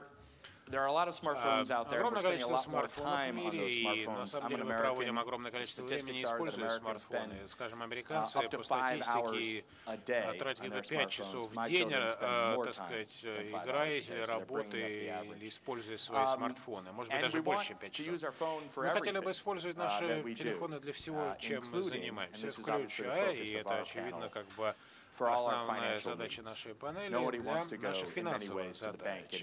Мы больше не ходим в банки. Я вот когда был маленьким, ну, я не знаю, там мы ходили в банк, и нам там давали даже бесплатные печеньки. Даже ради этого уже никто не ходит в банке. Давайте поговорим о будущем интернет-финансов. Начну с нашего хозяина и генерального директора банка Тинькофф. Спасибо, Оливер Хьюз, председатель управления, Ли Ван, руководитель по странам Европы, Ближнего Востока и Африки, Ant Financial. Не знаете, если вы не знаете, что это компания, занимающаяся оказанием финансовых услуг от торговой интернет-площадки Alibaba, AliExpress и занимается Alipay. Слева от нее Екатерина Петелина, генеральный директор корпорации Visa по России. Большое спасибо, что вы работаете с нами. Слева от Екатерины у нас есть Грег Абовский, он является генеральным директором Яндекса. Кто живет в России, наверное, знает, что такое Яндекс. Не буду вам описывать, что такое, в общем, Яндекс. Слева от него мы видим Спирос Маргарис, который является учредителем и венчурным капиталистом консультационной компании, и, собственно говоря, является одним из известных людей в мире блокчейна. Так что достаточно впечатляющий последний список. Ну и слева от него, но не последний человек у нас в списке, Василь Лацанч, генеральный директор Wimpel.com. Наверное, как вы знаете, это мобильный оператор в России, крупный игрок на мобильном рынке, на рынке мобильных услуг не только в России, но и в мире. Позвольте начать со следующего, с вопроса который, собственно, лежит в основе всей этой экосистемы. Посмотря, как вот работает теперь у меня настольный микрофон. Все эти компании начались с чего-то и превратились в нечто иное. Возможно, начну с Оливера. И задам следующий вопрос. Тинькофф начался как виртуальный банк. Но произошла некая миграция. Вот чем вы сейчас являетесь? У нас сегодня великолепное экспертное жюри, очень интересные люди, представляющие самые разные компании. Мобильные операторы, платежные системы. Но мы единственный банк, на самом деле, в этом экспертном жюри. Что интересно, потому что мы говорим о будущем. На самом деле надо делать на русском. Ты задал вопрос на английском. Я автоматически ответил по-английски. Давайте на русском, потому что все-таки большинство здесь русскоговорящие. Мы, спасибо, Олег, мы единственный банк, но мы, естественно, IT-компания с банковской лицензией, наверное, более точное описание. И мы говорим про будущее финансовых услуг здесь, но мы единственный банк, который не совсем банковский. Это интересно, потому что это говорит о том, кто будет конкурировать, кто будет поставлять финансовые услуги на будущее. Как раз многие здесь, все здесь представляют финансовые услуги, хотя многие коллеги на этой панели, они совершенно не из банковской области. Мы видим, что было много сказано про финтех в прошлом, что есть угроза банкам от финтеха и так далее, но это было все преувеличено. Сейчас мы видим, что есть необанки, цифровые банки, разные цифровые игроки. который уже конкурирует с Big Tech, называемый. Это Alibaba, это Google, это Amazon. Они все так или иначе входят в область финансов. И если смотреть на Индию, то это все очень видно, очень хорошо, что там происходит, некие глобальные лаборатории. Почему мы здесь? Потому что мы действительно начали как некоторый цифровой банк, но мы расширяем нашу сферу услуг. Мы уже, если хотите, залезли в другие области, мы уже продаем много авиабилетов через нашу платформу. То есть мы залезли в область путешествий, инвестиционных продуктов, контента, это подсказки, PFM, разные лайфстайл, подсказки, помощь, которая улучшает жизнь наших клиентов. Соответственно, это финансовые услуги и это другие услуги. Не забывая про мобильную связь, который все представлен с одним интерфейсом, с консистентным пользовательским опытом в одном месте. Вот это суть экосистемы. Это единственный способ конкурировать на будущее с Big Tech и с российским Big Tech, который здесь присутствует. Thank you. And if I could turn to you, Lee, Ant Financial owes its roots to e-commerce. Why the migration into finance, and where are you going now? We didn't mean to be a finance company in the first place. We started from China. The reason is very simple. We started from China. We started as a payment platform for Alibaba e-commerce platform. And that's the only way to do it in China back then. And we have to do it ourselves. If we have the option, other partners can do it, we will choose not to do it. For a simple reason, Alibaba, we follow a very simple principle in terms of our strategic choices. We want to be open, we want to be inclusive, we want to encourage everyone in the ecosystem to be a big part, to join the big family and to contribute to the development of the economy. However, back then in China, there was no such services, so we started as an online payment platform, and gradually, Alipay developed into a super lifestyle app, and on top of this super lifestyle app, we have different kinds of financial services targeting to Chinese local consumers. And today, Ant Financial, we work with our partners around the globe. We are serving 840 million users on an annual basis and provide all kinds of services, including financial services. But the goal is very simple. We want to build an inclusive ecosystem to help the population to manage the needs, to meet the needs in the market, which has not been met so far by the service and product offering in the market yet. Thank you very much. And what you left out very modestly there is, amongst other things, you have $345 billion of assets under management. The world's largest consumer wealth management platform. We do. Well, I think if you talk about Alibaba or talk about Ant Financial, we have a lot of top one or top two market positions. Right? For example, we own the world's largest money market fund. But this is largely driven by two things. Number one, I think China naturally we have a large population. The demand is very strong and it's keep on growing. And second, I think Alibaba has been a market leader in terms of identifying what are the cutting edge and innovative approach to meet the demands of this population. If you make the correct choice, with limited investment, you can reach a very big success. For example, for Yuebao, the money market fund, the world's largest money market fund, I think it just took slightly more than a year for that fund to start from zero and become the world top one. And now you're launching two other funds, which we'll perhaps talk about a little bit later.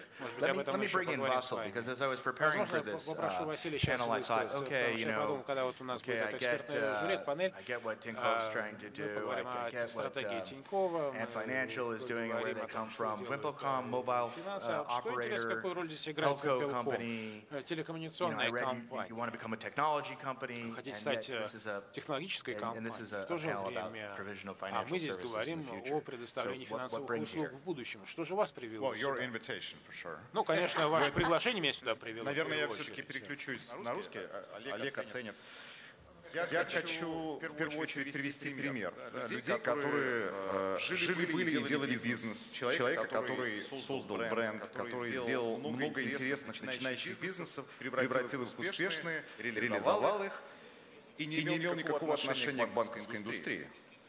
В определенный момент, я полагаю, увидел возможности, которые не увидели другие люди. Либо проигнорировали другие люди, либо не поверили, либо испугались. И зашел в эту индустрию и изменил ее, наверное, навсегда. По крайней мере, очень существенно потеснил остальных, хотя на самом деле не потеснил. Добавил развитие, показал другим направление. Создал новые услуги, создал дополнительные возможности, которые раньше практически не существовало. Конечно же, привлекая очень профессиональную команду. И сделал следующий шаг развития банковской индустрии. Сегодня мы без этого банка и этих людей не представляем себе банковскую индустрию. При всем нужном уважении к Сбербанку и ему подобным монстрам банковской индустрии, ее перевернул Олег. Оливер и команда профессионалов, которые мыслили не шаблонно. Если бы вы спросили у Олега тогда, когда он занимался пельменями или пивом, или другими бизнесами, прямо рядом, зачем он приходит в банки, ну что бы вы услышали, о пельменях что-нибудь или о пиве? Вряд ли. Потому именно этот пример вдохновляет нас, меня в частности, наших коллег, моих профессионалов, за пределами глубокого и примитивного уже на сегодняшний день телекома. А что еще? Какой следующий шаг мы можем сделать в той индустрии, которая, кстати, к телекому ближе, чем к пельменям? Ведь у нас миллионы клиентов, клиентских счетов, огромное количество транзакций, которые мы обслуживаем сегодня, легкий доступ к клиентской информации, регулированная, конечно же. И чем отличается биллинг оператора от банковского процессинга? Знаете? Биллинг оператора быстрее, надежнее, лучше, ну и не говоря обо всех остальных преимуществах, современнее. А если вы посмотрите далекое прошлое, то сколько банков за последние 10 лет перестали существовать в России? Кстати, без помощи Олега. Сами по себе. А сколько операторов перестало существовать в мире? Меньше, чем банков в России. Так кто надежнее после этого? Эти группа вопросов, наверное, если правильно их поставить, показывает возможности, которые есть у оператора, которые есть у большого бизнеса, в том числе и создавать новые какие-то шаги в бизнесе не своем, но близком. И в бизнесе, в котором есть возможность. У вас интересно получается, вы сначала, похоже, хотелось построить какое-то партнерство своими похвалами в адрес Оливера и Олегу, а потом сказали, что говорят, Telco все побеждает в конечном итоге. Банки отвергают, так понял, да? Мы приходим туда. Давайте послушаем Грег. Ну, мы четко услышали от Василия, что действительно есть у них конкурентное преимущество на будущее. Я хотела бы как бы продолжить эту мысль, потому что здесь у нас довольно разнообразные эксперты собрались, люди, которые начали с компании виртуальной торговли, как платежные платформы, как и Visa здесь и так далее. Вы начались как поисковая машина. И, собственно, есть у вас какие-то профессиональные сотрудники, которые могут помочь вам выиграть в будущем? Ну, если как бы сделать шаг назад, может быть, для иностранцев в комнате, которые не знают, Яндекс — это компания, которая основана приблизительно 20 лет назад, и во всем мире есть только одна страна, где на открытом рынке существует поисковик, который больше, чем Google. Только одна. Это Россия. И Яндекс на российском рынке занимает 57% доли поиска. Но уже, наверное, лет 8-9 назад мы начали переосмысливать, что такое Яндекс. И мы начали запускать все больше и больше сервисов, которые отличаются от поиска. На сегодняшний день Яндекс — это не Google в Russia, как некоторые говорят. На самом деле Яндекс — это как бы Кремниевая долина России, потому что мы все включаем и поиск, и такси, райдшеринг, и каршеринг, и электронную коммерцию, и классифайды, и многое-многое другое. Мы постоянно стараемся запускать новые и новые сервисы на базе той инфраструктуры, которую мы построили. Эта инфраструктура, на самом деле, и есть как бы экосистема. Она состоит, там, может быть, из нескольких частей. Это машинное обучение, которое лежит в основе всего и является как бы нашим ключевым преимуществом. И мне кажется, во всем мире есть буквально несколько компаний, там, та же Alibaba, тот же Google, Facebook, и Microsoft, Яндекс и другие, у которых вообще есть вот эта глубина знания в машинном обучении, которая есть у нас. Но помимо этого у нас есть как бы другие важные составляющие.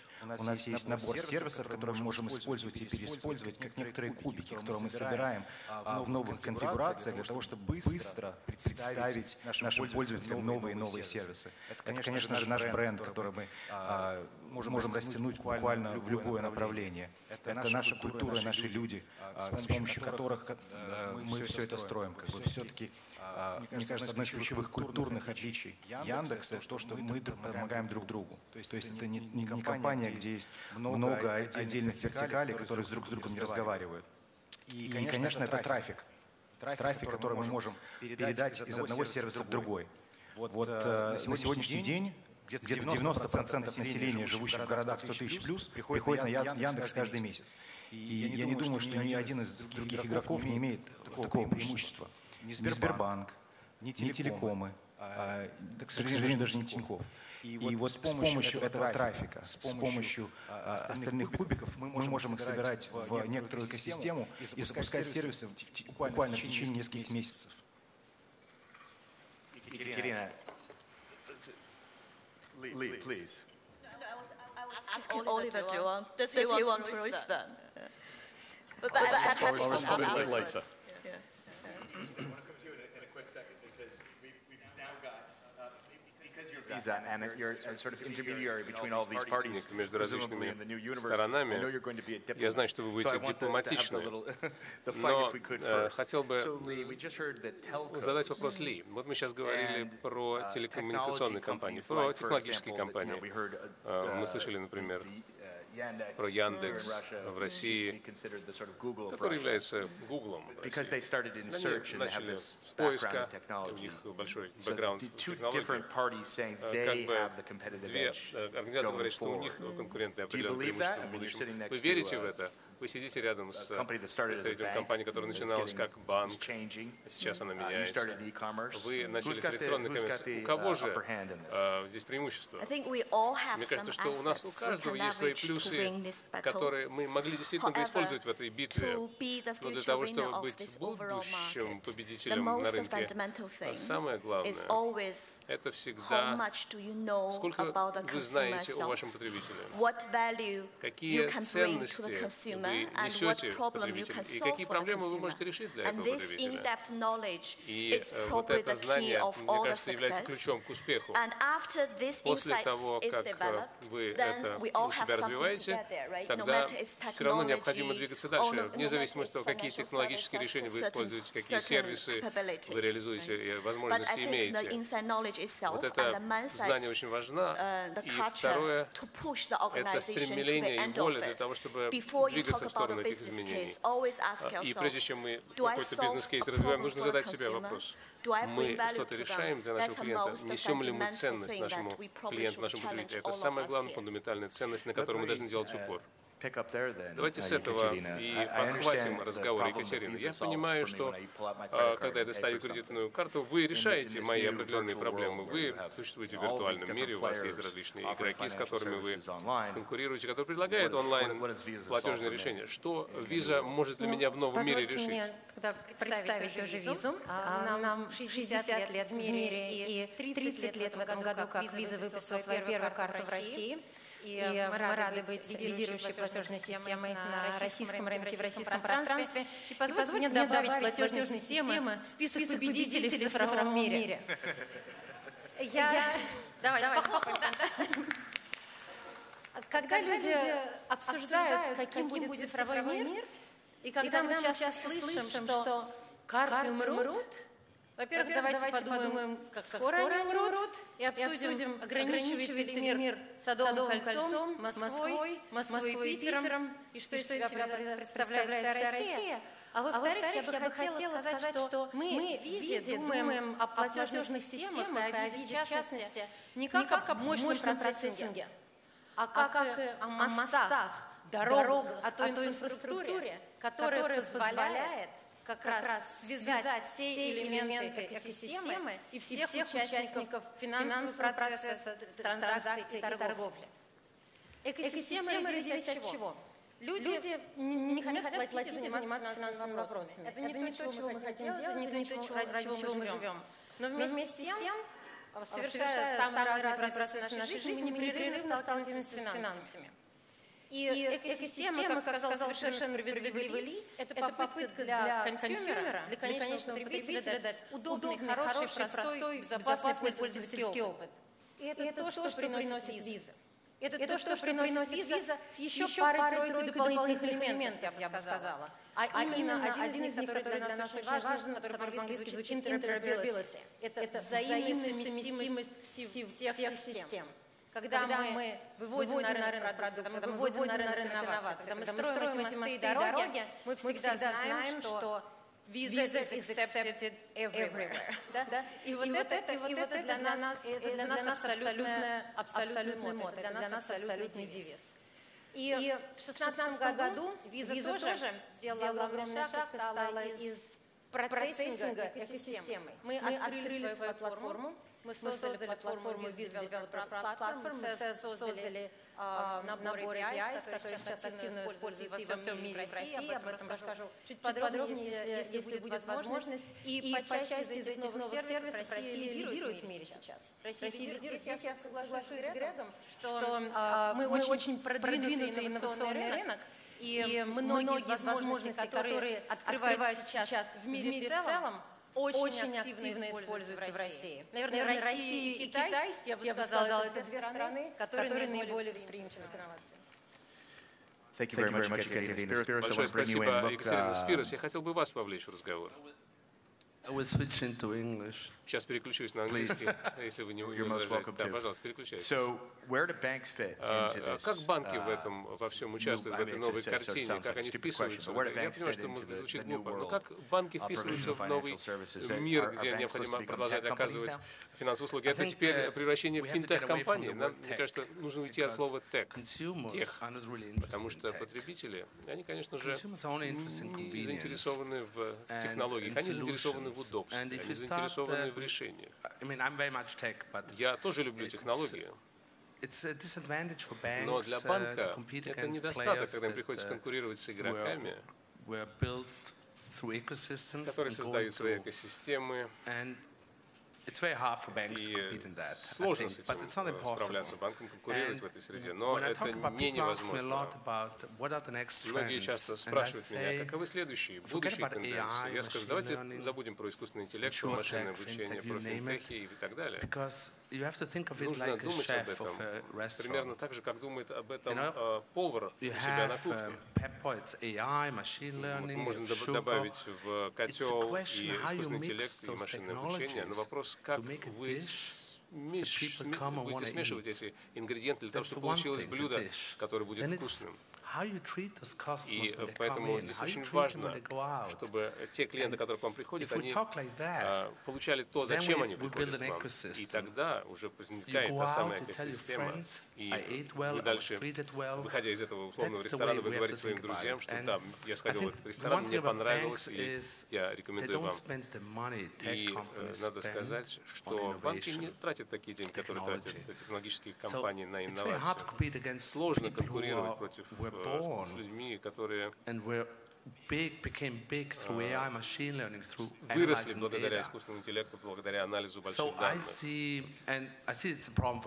для больших банков это в целом большая проблема. Это я не один говорю, но люди, которым нужны банковские услуги, они не обязательно будут обращаться в банк. Например, если мне нужен кредит, то, может быть, мне, думает человек, не стоит идти в банк. Например, мне нужно поехать в отпуск, мне нужно приобрести телевизор, Нужно создать среду для этих людей, которые могли бы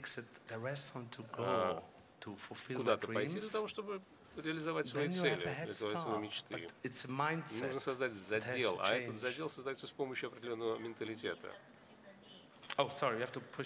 Вам нужно нажать на кнопку микрофона. То есть вы хотели сказать, что необходимо понимать потребности клиента, и тот, кто лучше понимает потребности клиента, как раз и будет выигрывать на этом рынке. Я упрощу даже чуть больше.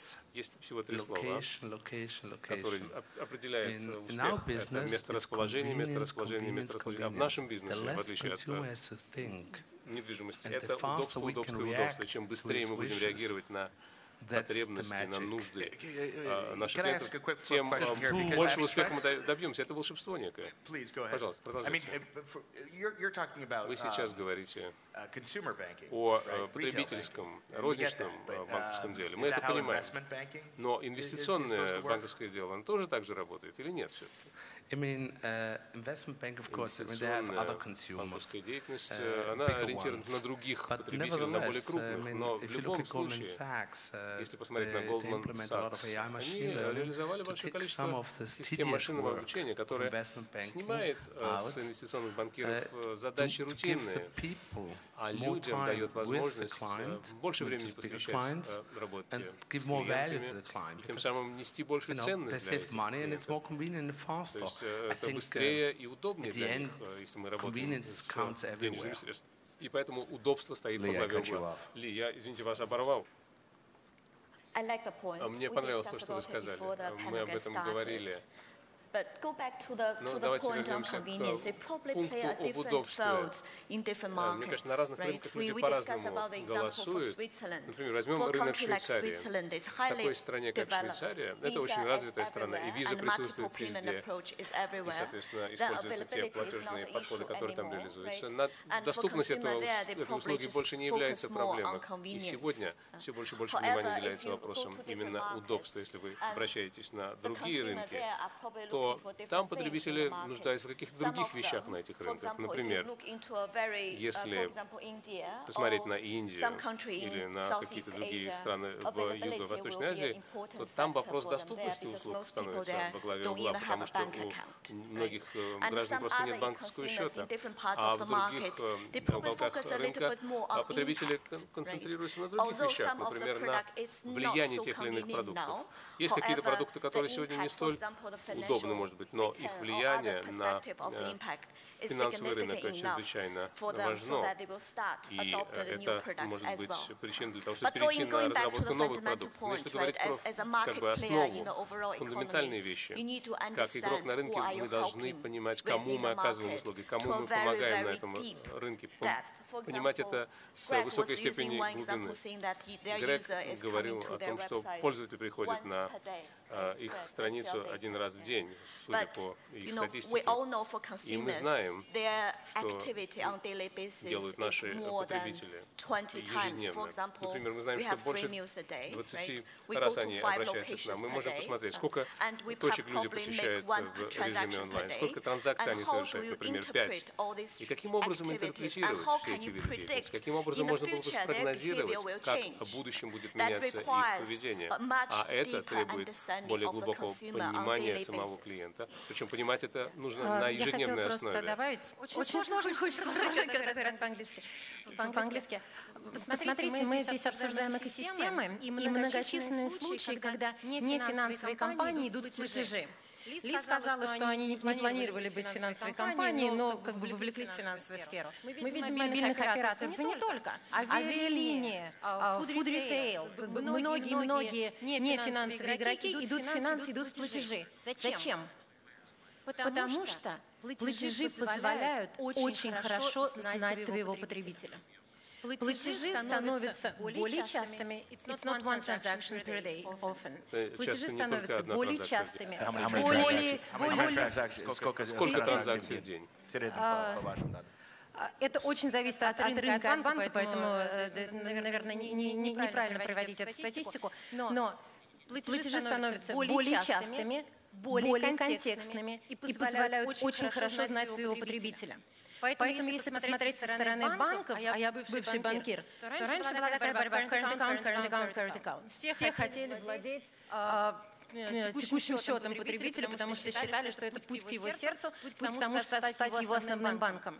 Сейчас очень многие переходят к борьбе за payments, платежи, транзакции. Потому что это позволяет владеть информацией и позволяет приносить как раз ту самую релевантность для консюмера, тот самый пользовательский опыт, предлагать ему здесь и сейчас и то, что ему нужно.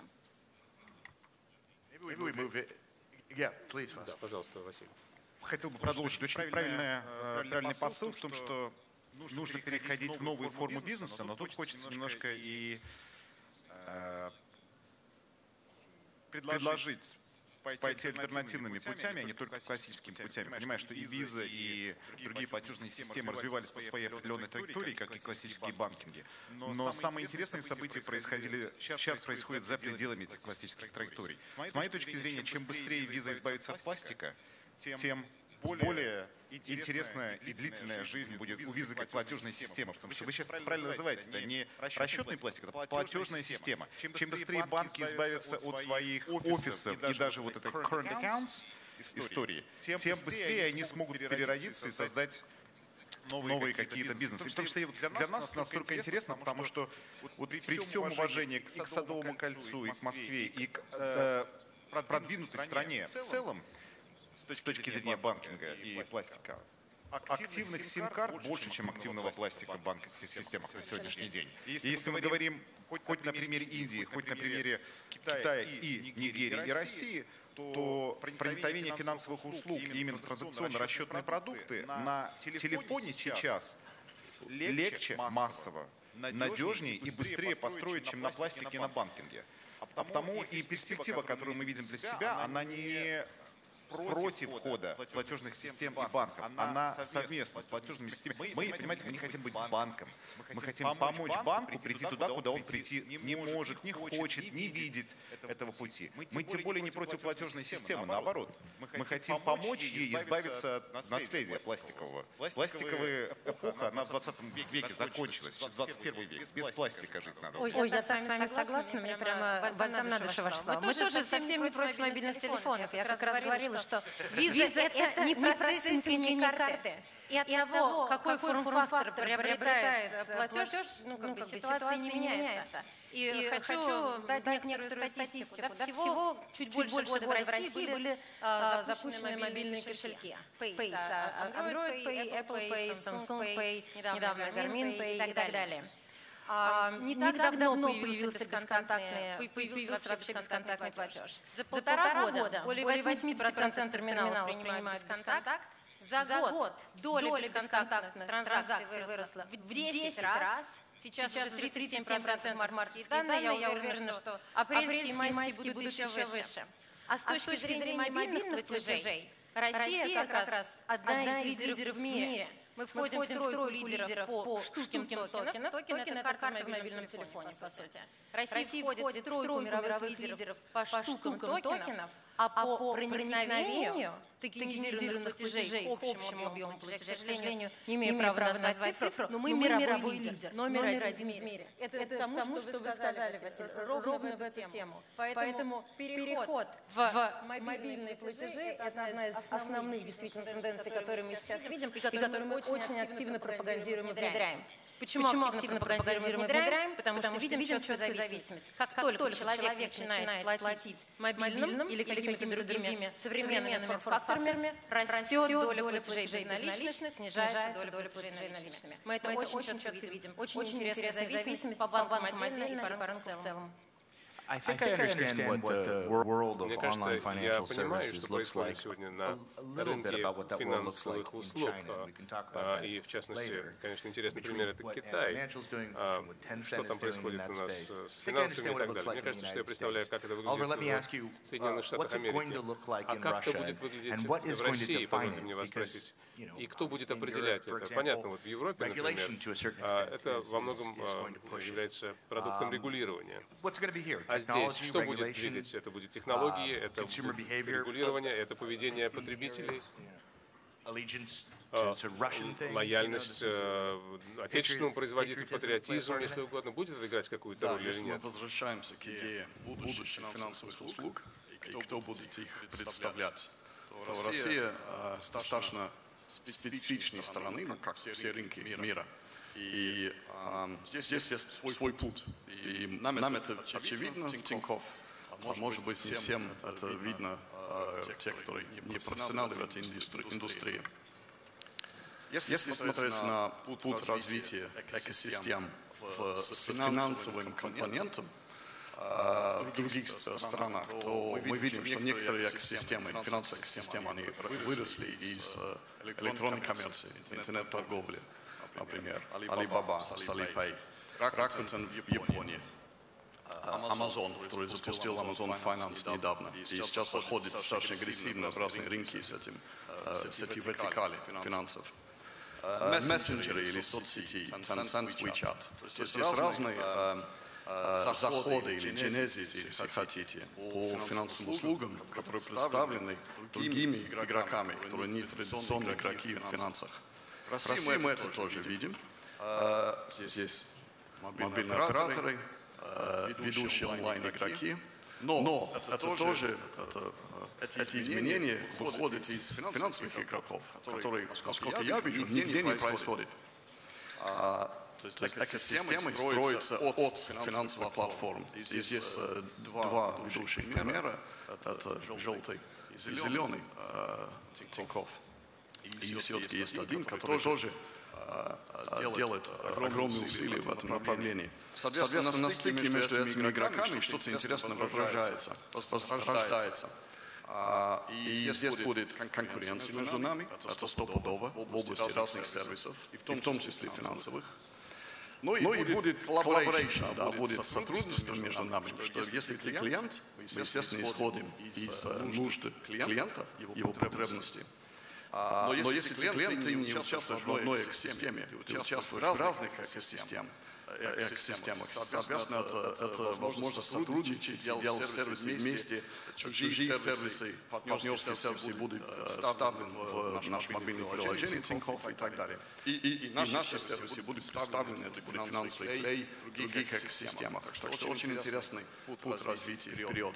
Но к сожалению, для банков, которые это не поняли года два назад, не воспользовались теми преимуществами, которые есть в России сегодня, и всегда были. Это очень сильная разработка. Лучшие IT, технологические специалисты, аналитики в мире, не преувеличиваю.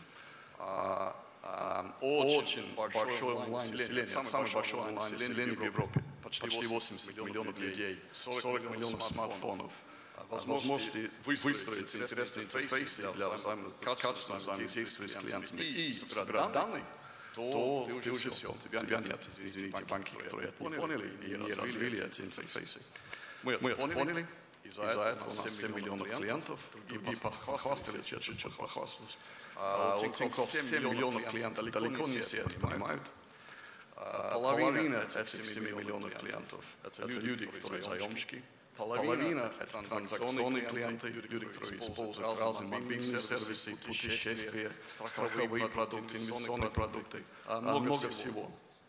Мы растем на почти полмиллиона клиентов в месяц. Это счета, которые мы открываем через наши представители, которые делают 20 тысяч встреч в день. Мы тоже умеем масштабироваться как экосистема. Вот все эти фишки, интересный путь развития России, это делать очень интересный спейс, который нужно смотреть. Что понимает Яндекс, что не понимает в данном случае Тинькофф про будущее, про это будущее?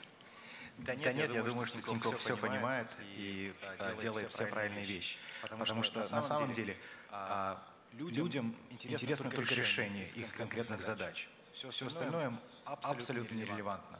Они хотят попасть из точки А в точку Б, они хотят купить телевизор, телефон, платье, костюм, они хотят сесть на самолет и полететь в отпуск. И те компании, которые могут решать эти проблемы для этих пользователей, те и будут победителями. Что есть у Яндекса в данном случае? В Яндексе есть как бы огромный массив пользовательских данных, и у нас есть вот те кубики, о которых я говорил. Ведь что такое экосистема? Экосистема — это нечто, которое дает пользователю больше надежности пользоваться какими-то смежными сервисами, которыми до этого он не пользовался, и упрощает использование ими. Допустим, если я являюсь клиентом Яндекса, у меня есть логин, аккаунт, к нему привязана кредитная карточка, то, скачивая приложение Яндекс.Такси условное, я могу ввести свой номер телефона, он автоматически подсосет твою кредитную карточку, твой имейл и все остальное. Тебе больше ничего не нужно сделать, тебе нужно только подтвердить, что ты — это ты. А дальше мы уже опять же решаем проблемы людей. Мы вызываем такси, которые их привозят из точки А в точку Б. Они не должны больше ни о чем думать. Ни о платежах, ни о визе, ни о банке, ни о чем. Мы просто решаем проблемы. И те компании, которые решают проблемы пользователей, те и победят. Вы спросили, что Яндекс понимает такого, чего не понимает банк. А мне кажется, есть то, чего не понимает ни банк, ни Яндекс. Вы спросили, чего нет у нас, чтобы это состоялось светлое будущее. Деньги есть, банки есть, Big Data, Яндекс, Artificial Intelligence есть, платежные системы есть. Между нами сегодня и светлым будущим пока отсутствует 5000 стартапов. Нам нужно 5000 стартапов между сегодня и через 5 лет, которые пройдут, 99% банкротятся, из них ничего не получится, они научат другие, они потеряют сотни миллионов долларов, и потом родятся пару миллиардных юникорнов. Вот это то, чего нам не хватает. И они придумают то, о чем мы здесь, сидящие, даже себе не представляем. Наша проблема в том, что мы сидим здесь такой ОПЕК и договариваемся, как мы будем делить банки будущего. Да нас может не быть банки будущего, понимаете? Нас всех с вами вместе взятых. Но это хорошо, потому что кто-то должен помочь создать этот банк будущего. Или то, чего нет, исходя из наших сегодняшних представлений. Потому пока нет 5000 стартапов, нет банкинга будущего. А вот что интересно, Васил, потому что если ты ждешь появления финтех-стартапов, так называемых, или любые другие какие-то инновационные маленькие стартапы, то хорошо, скорее всего, у них появятся какие-то возможности, кто-то их выживет, может быть, станет большим, масштабируется дальше и так далее. Но, наверное, речь сейчас сегодня идет о том, как делать инновации внутри компании, как строить новые вертикали, новые сервисы для существующих клиентов, как привлечь новых, как их привязать к себе. Вот эти стартапы в хай-тек технологических компаниях, они как раз должны быть встроены внутри. И вот что умеют некоторые здесь представленные игроки, вот что умеет делать, конечно, Alibaba с Alipay, вот что умеет делать Amazon и другие big tech компании на Западе и других странах. Это то, что мы должны уметь, то, что мы научились делать внутри Тинькофф. Вот если у тебя этого нет, возможность запускать новые сервисы с очень сильными интерфейсами, дополнительной ценности вали для клиентов, то ты можешь даться появления финтеков, но это уже поздно, тебе нет. Олег, еще ты забыл, их можно покупать. Если они есть, не обязательно их выращивать из себя. Есть статистика, которая говорит, что в корпоративных фондах успешность практически равна нулю. В то время как у венчурных фондов успешность достаточно известна, ну, как правило, выше 5%, что дает им возможность существовать и развиваться. А все самые большие инновационные шаги шли, как правило, не через внутреннее развитие, кроме базового продукта, а через приобретение, M&A и партнерство. Но с теми, кто это придумал, потому что сложно представить себе, что автомобильный производитель Mercedes будет для себя же производить самую лучшую резину в мире. Шины. Нет, шины будут производить другие. Главное вовремя выбрать лучших, может даже их купить и потом строить их в себя. I agree very much with Vasil, because look at the different industries, because we're very stuck in our industry here. Look at the pharmaceutical industries. They spend billions on research, but at the end of the day, innovation comes from buying biotech companies. I think the only advantage, I agree very much with Vasil, is to nurture innovation within a company, is to understand the value when you see it. It's like I play tennis, then I see the value when somebody plays it better. And that's the only advantage, but I haven't seen many success stories within big organizations. Look at Google, super smart, but at the end of the day, we're talking about a search engine that's very advanced. And in our industry, again, we should be very paranoid and scared, and not have a comfort zone that we already established, because all the big players I think of, they came from nowhere. And we have to think that the next player will be around very soon. And not once we become comfortable, then we're already losing. Lee, if I could jump in if I could ask you to jump in for a second. I'm not sure that Oliver or Craig or Vasil are scared of Ant Financial, but they probably should be, right? You've already got more than 500 million users, wildly successful in China, expanding in Asia, fourth largest payment system now, part of your umbrella in India. I'm not trying to provoke you into an uncomfortable position here, but what are you doing now in Russia, and where do you see where you fit in the future? Let me answer your second question first. Because I was quite often asked that question on a daily basis by different players in different markets in Europe. Ant Financial is a fast-moving machine, and so is Alibaba. If you pay attention to Alibaba's financial reports, we just released it. And our last year financial growth is more than 50% growth rate.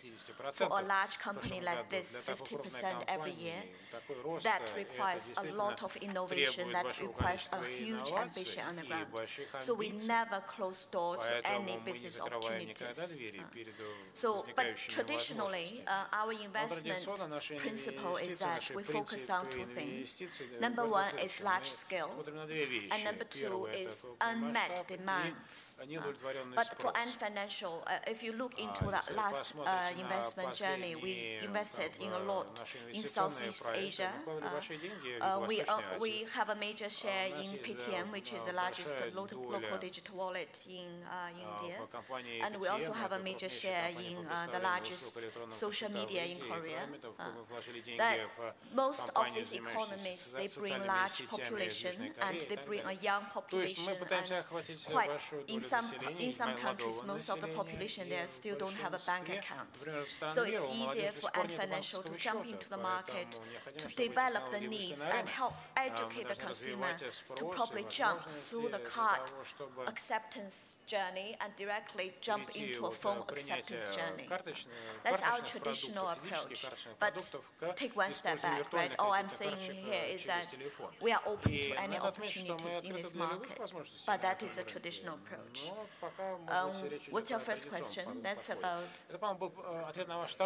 what doing in Russia.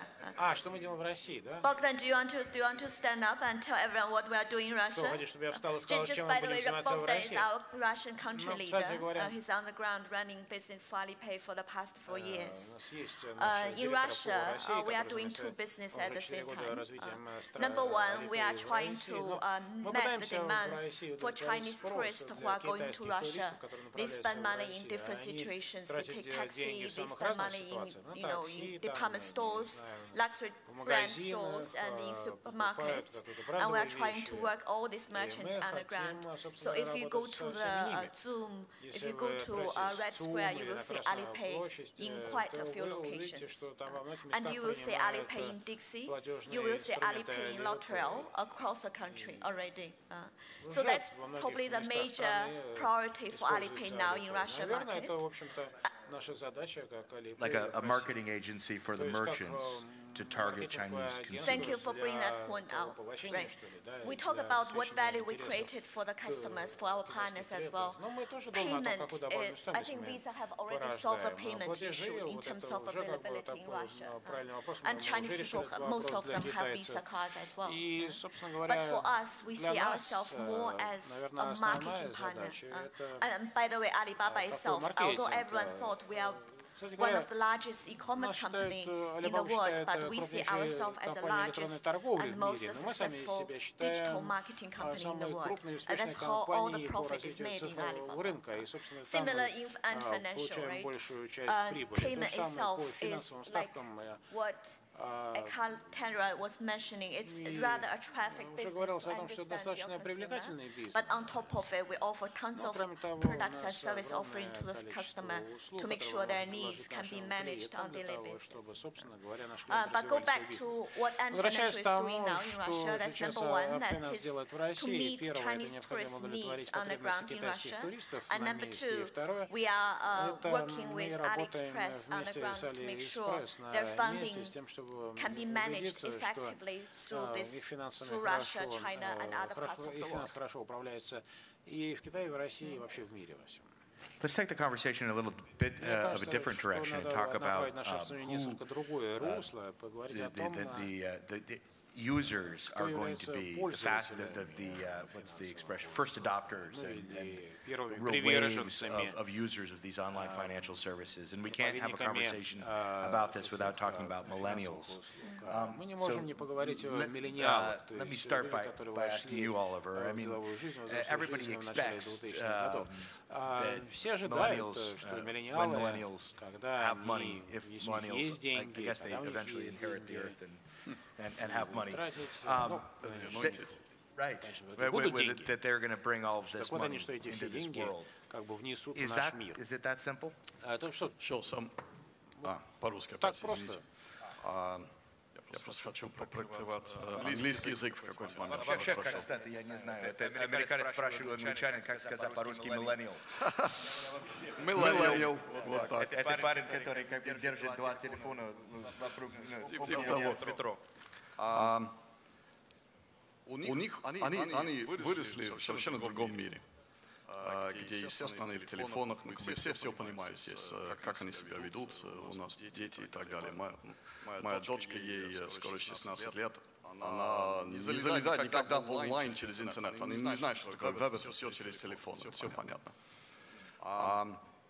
Но у них, поскольку они проводят очень много времени в компаниях электронной торговли, e-com, мессенджерах, в разных соцсетях, у них есть определенный паттерны поведенческие, есть некоторые ожидания. И, соответственно, их ожидания, они определены другими игроками. Они, если мы говорим про банки, точно не банками, и точно не офлайн.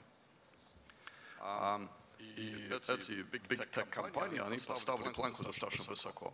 Соответственно, когда моей дочке будет 20 лет, 22, когда она будет зарабатывать какие-то деньги, очень надеюсь, то ее стиль поведения, что она ожидает от ее финансового провайдера, совершенно другое от того, что какие у меня были ожидания, которые я сейчас понимаю достаточно низкие относительно британских провайдеров, который объективно отсталый до сих пор. Соответственно, ей нужен single sign-on, то есть один пароль и один логон в экосистему, чтобы она не ввела какие-то разные пароли в разных местах. Это ломается, зачем все нужно. Там, понятно, мы заставляем этих пользователей компрометировать свою собственную безопасность в онлайн-мире, потому что у него в голове должно быть 47 логинов, паролей и так далее, все понятно. Соответственно, внутри экосистемы должно быть очень консистентный пользовательский опыт с точки зрения безопасности и передвижений внутри между сервисами, между услугами. Ей нужен бренд, и это совершенно точно не финансовый бренд в традиционном смысле. Ей нужны разные сервисы и услуги в одном месте. предоставлены в том виде, как ей нужно. И желательно дополнительный value, да, лояльность, может быть, какие-то дополнительные подсказки на базе машин обучения, то, что мы видим в Тинькове, на базе ее поведения, транзакций, путешествий и так далее. Потому что мы все видим, мы все знаем, где, что, как. И, соответственно, мы эти используем для того, чтобы помочь пользователям улучшать их транзакционный опыт и в других сферах. Если этого нет, то, не говоря про миллениалов, сегодняшних потребителей, которые в этом зале, они тоже не пойдут к той компании, которая это не представляет. Все меняется очень быстро. I don't want to address this question to anyone in particular, but you should all feel free to jump in on what you're seeing and what you expect from millennials. Екатерина. Мы очень любим миллениалов, потому что они очень любят безналичные платежи.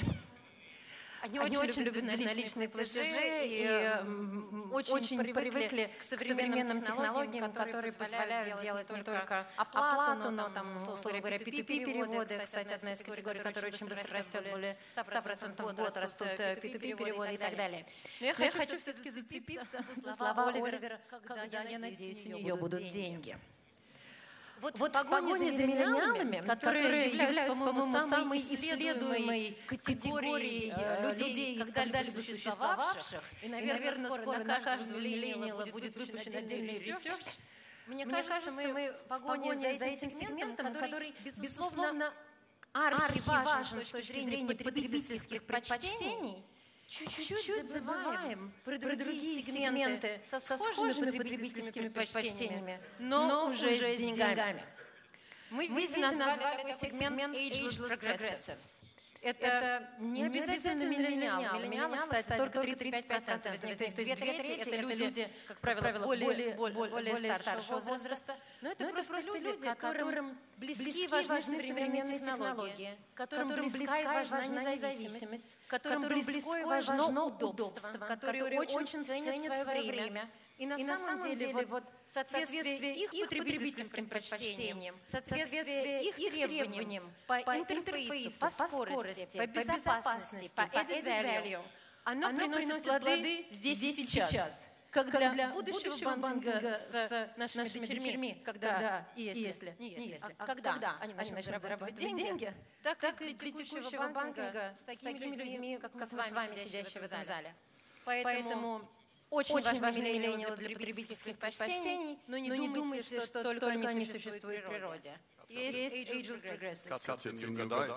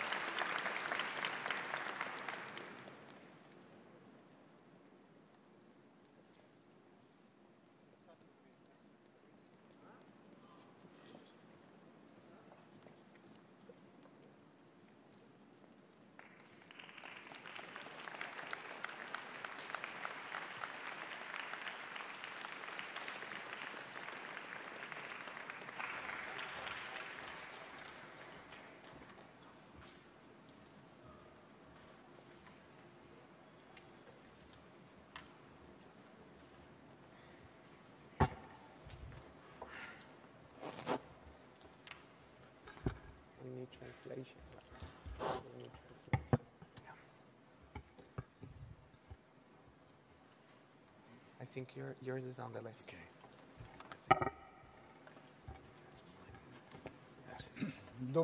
Добрый день, уважаемые коллеги, дорогие наши гости. Мы очень рады вас всех сегодня приветствовать в этом прекрасном, замечательном зале. Спасибо вам за то, что вы сегодня здесь с нами на панели по вопросам нашего будущего. Мы стараемся ориентироваться на интересы наших клиентов, на вас. И каждый год при выборе наиболее актуальной темы, которую мы ставим во главе нашей повестки, мы выбираем тот вопрос, который наши клиенты, то есть вы, считаете наиболее значимой и важной. В этом году такой вопрос мы задали более чем 1000 предпринимателей, и в глобальной повестке дня ответ был однозначен. Нам крайне интересно обсудить со спикерами мирового уровня, что происходит в мире с точки зрения развития технологий и как мы себя будем чувствовать в этом новом мире, и что будет завтра. Мы, формируя повестку дня и формируя ход нашей дискуссии, попытались сформировать название тому периоду времени, в котором мы с вами сейчас находимся, в котором мы живем. И мы назвали его «Транзитный мир». В силу того, что мы сегодня ушли уже из нашего традиционного, комфортного мира, мироустройства, к которому мы привыкали, в котором мы родились, и опустились вне зависимости от нашего желания в плавание к миру будущему, контуру которого пока еще окончательно не определены. И мы находимся сейчас в транзитном мире между этим миром, комфортным миром прошлого и неизвестным миром будущего. И сегодняшняя наша дискуссия будет посвящена именно этому. Основой промышленных революций всегда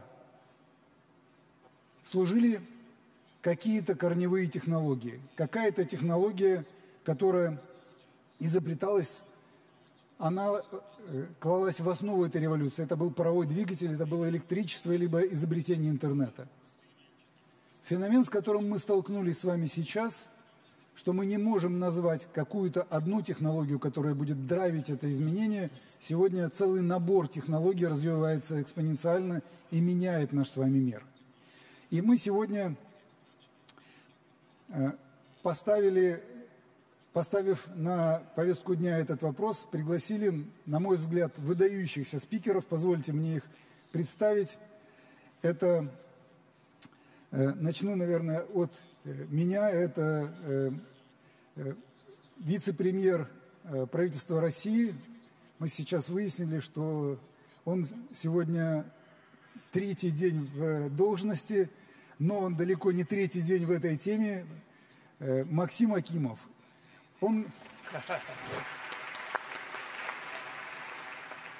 руководил экспертным советом по диджитальной экономике, находясь в должности первого зама руководителя аппарата правительства. И тема ему эта знакома, что называется, по ежедневной работе, а не понаслышке. Господин Го Пин, исполнительный директор компании Huawei, нашего большого партнера и, наверное, одной из самых продвинутых технологических компаний в Китае, да и в мире, наверное. Господина Садхгуру, наверное, особо представлять не нужно. Он очень известен. И мы очень благодарны ему за то, что он приехал на эту панель, потому что большое количество вопросов, которые мы получили, касалось того, как нам, как людям, изменить модель своего поведения, чтобы быть успешными в этом мире.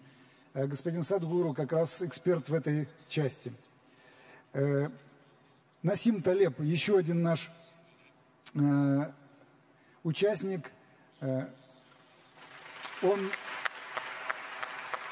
автор известных книг «Черный лебедь» и «Антихрупкость». Сейчас вышла 3-я его книга. Каждая книга его становится бестселлером.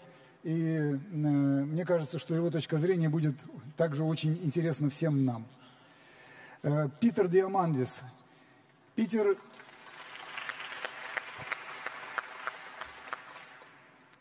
является главой фонда X-Prize Foundation, но он является еще и соучредителем вместе с таким человеком известным, как Рэй Курцвейл, университета сингулярности.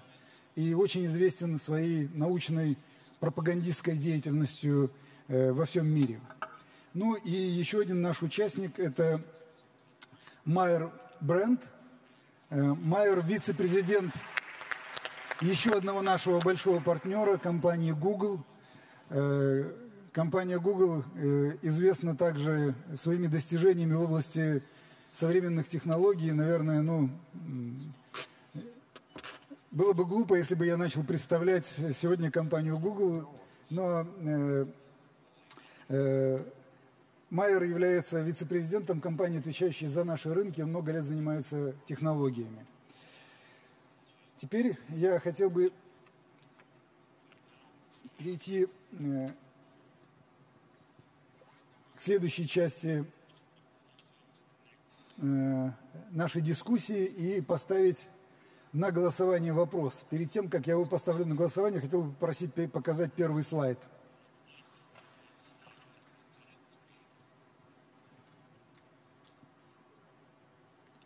Мы использовали в качестве предыстории этой дискуссии слова Вернера Винджа, который назвал текущий момент времени, охарактеризовал текущий момент времени следующими словами. Мы стоим на пороге изменений, сравнимых с зарождением человеческой жизни на Земле. В общем, достаточно сильное высказывание. И я хотел бы задать первый вопрос, уважаемые коллеги, вам, с тем, чтобы вы ответили на вопрос, считаете ли вы этот месседж, это определение точным, или вы считаете, что это большое преувеличение? Пожалуйста, поставьте режим голосования. У всех у вас есть вот такие пульты. И можно ответить на вопрос «да» или «нет», нажав кнопочку 1 или кнопочку 2.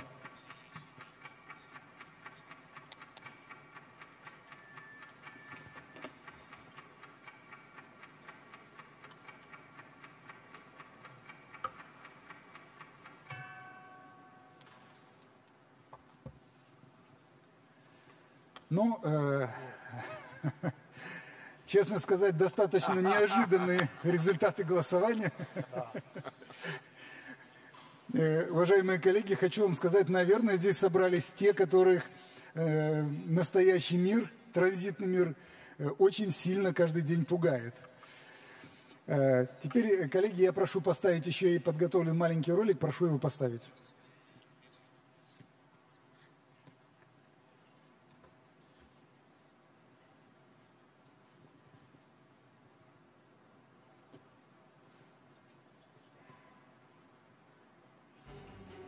Основой промышленных революций всегда были отдельные технологии.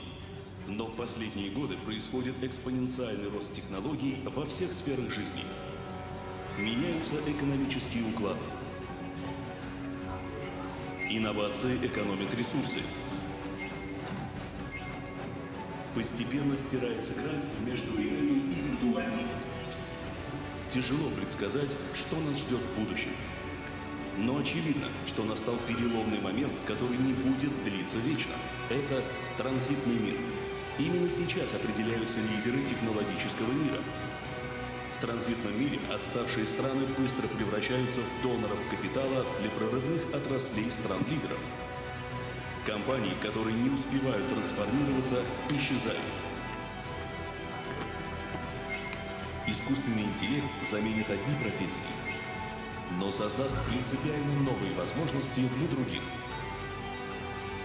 Многие видят в технологиях угрозу, из-за этого возникают транзитные проблемы, социальные волнения, государственный протекционизм, угроза кражи персональных данных, этические проблемы. Кто будет виноват в авариях беспилотных автомобилей? Как не потеряться на технологической карте мира? Что нас ждет завтра?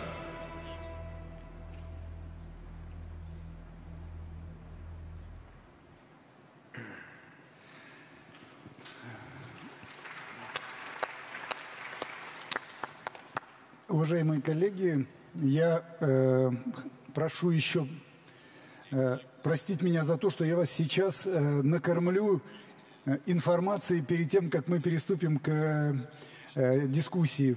Мы подготовили буквально несколько слайдов, потому что я не мог не поделиться с вами этими слайдами, потому что для меня во многом эти слайды были откровением. Это большинство из этих цифр – это цифры, которые сделали наши исследователи внутри банка. И мы старались их сделать максимально корректными, но они отражают нашу точку зрения. Первое. На сегодняшний день мы посмотрели, что примерно 4% мирового ВВП или 4% отраслей прошли так называемый disrupt, то есть прошли через подрывную силу новых технологий и изменили полностью свой бизнес, свои бизнес-модели и стали принципиально новым типом организации. Только 4% отраслей. 96% это то, что ждет нас еще впереди, ждет своей очереди в тот период времени, когда мы будем находиться в этом самом транзитном мире. Покажите следующий слайд, пожалуйста. Какие предпосылки перехода к этому транзитному миру? Мы все технологии, все группы технологий можем условно разделить на 4 части. Это все, что связано с расширением цифры, изменением человека, преобразованием физического мира и нашей интеграцией в окружающей среде. Мы к нашему форуму, к нашей панели перевели на русский язык книгу, которая была издана Клаусом Швабом, президентом Всемирного экономического форума, который называется «Технологии четвертой промышленной революции». И я думаю, что вы ее можете у нас приобрести на стенде. Там приводится очень много интересных цифр и очень интересные исследования как раз на эту тему. И часть цифр мы взяли из этой книги. Пожалуйста, следующий слайд. Нашу дискуссию мы предлагаем организовать в 3 аспектах. Что такое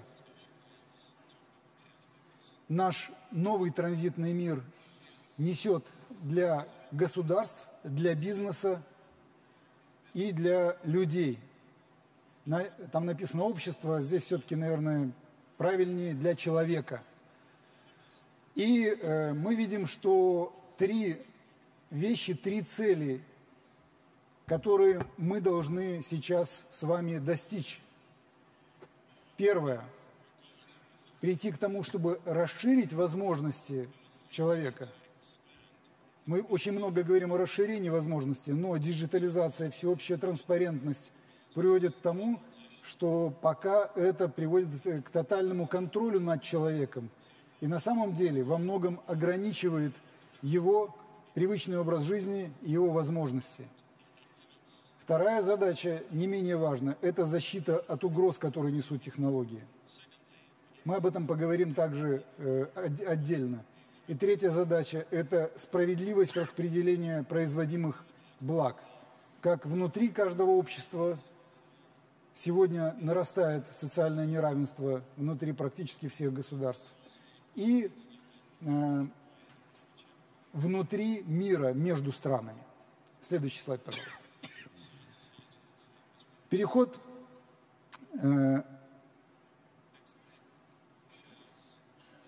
к этому самому новому миру влечет изменения на 3 уровнях, и мы попытались описать ключевые последствия этих изменений. Государственные институты абсолютно не готовы. Идет поляризация между государствами, и наряду с этим самые развитые государства начинают все активнее ограничивать доступ к технологиям, хотя декларируется зачастую обратная цель. Для бизнеса это disruption, это изменение, тотальное изменение бизнес-моделей. Инвестиции из традиционных секторов все больше перетекают в цифровые, и традиционные компании не успевают с изменениями собственных моделей за цифровыми компаниями. Это касается и людей. Ключевая проблема в том, что люди остаются мыслящими линейно, а изменения происходят экспоненциально. Следующий слайд, пожалуйста. Этот слайд очень интересен, потому что показывает сегодня лидеров на цифровой карте мира. Мы видим 2 абсолютных лидера. 35% цифрового ВВП принадлежит Соединенным Штатам Америки и 13% Китаю. На следующем слайде можно увидеть соотношение цифрового и традиционного ВВП.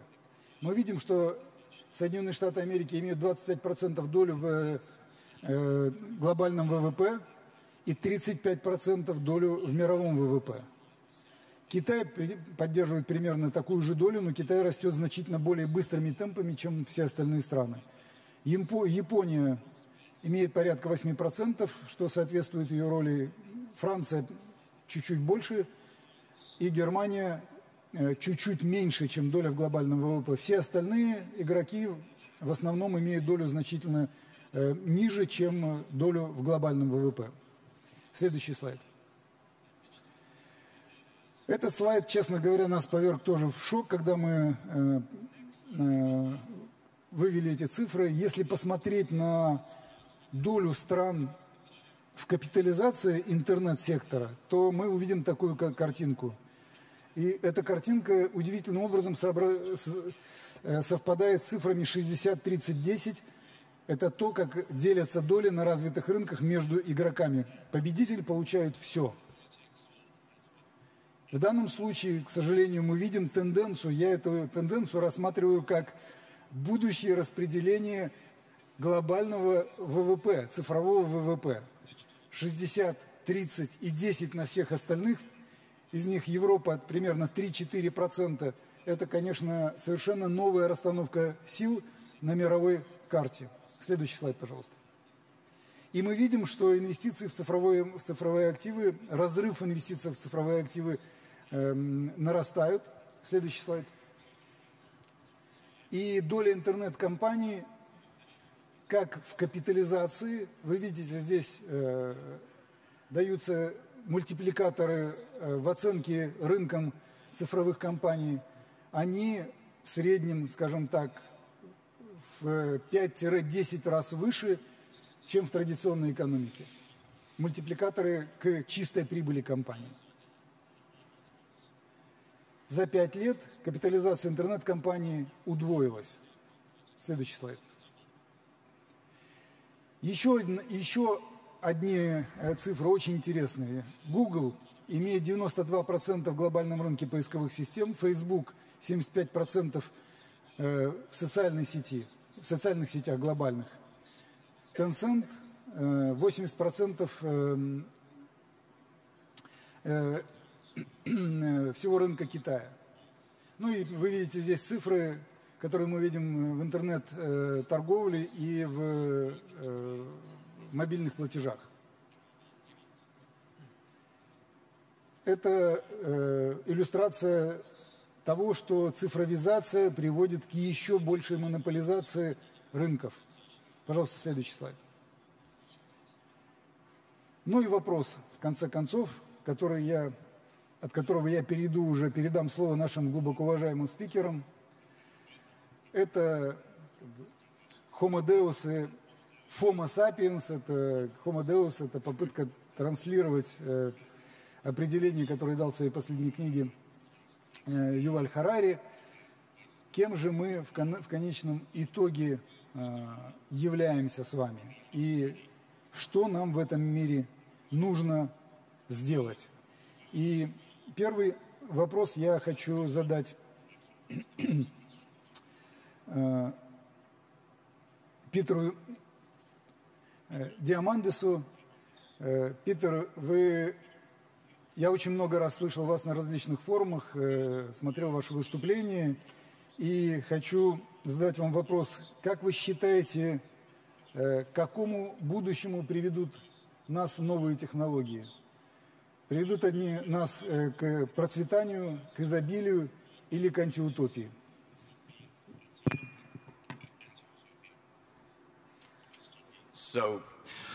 Ну, во-первых, уважаемый Герман Оскарович, уважаемые зрители, уважаемые эксперты на панельной сессии, скажу, это честь для меня здесь выступать. Я хочу сказать, что я оптимист.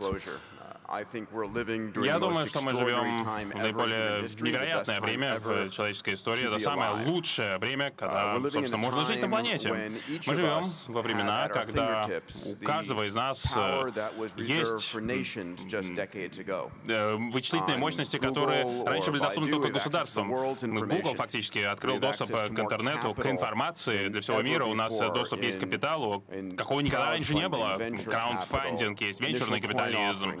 ICO, суверенные фонды начинают венчурные компании вкладывать. То есть больше компаний предоставляют нам эти возможности. У нас еще больше вычислительной мощности, которая предоставлена на облаке, и больше, чем у военных было лет 10 назад. У нас 1000 процессов можно обрабатывать на Amazon Web Services. Это возможно. Если посмотреть на последние 100 лет, доход на население, на душу населения в 3 раза увеличился за последние 100 лет, и стоимость продовольственного питания на 50% упала, на 50% упала стоимость энергии, в 100 раз упала стоимость транспортировки и так далее. Это не значит, что у нас есть проблемы, потому что 150 миллионов человек умерли из-за первых, вторых мировых войн и больших эпидемий, но мы видим существенное улучшение в мире. Я считаю, что это в результате одной вещи.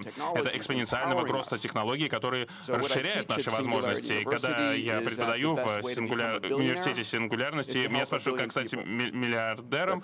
Помогите миллиарду человек. Решите самые крупные проблемы для человечества, потому что это является самыми большими возможностями, бизнес-возможностями. И каждый из нас, по мере того, как получает вот эти вот возможности за счет этих невероятных технологий, что это означает? Это означает то, что каждый из нас, как отдельный человек или как компания, имеет возможность найти очень интересную проблему и решить ее. Это будет выгодно.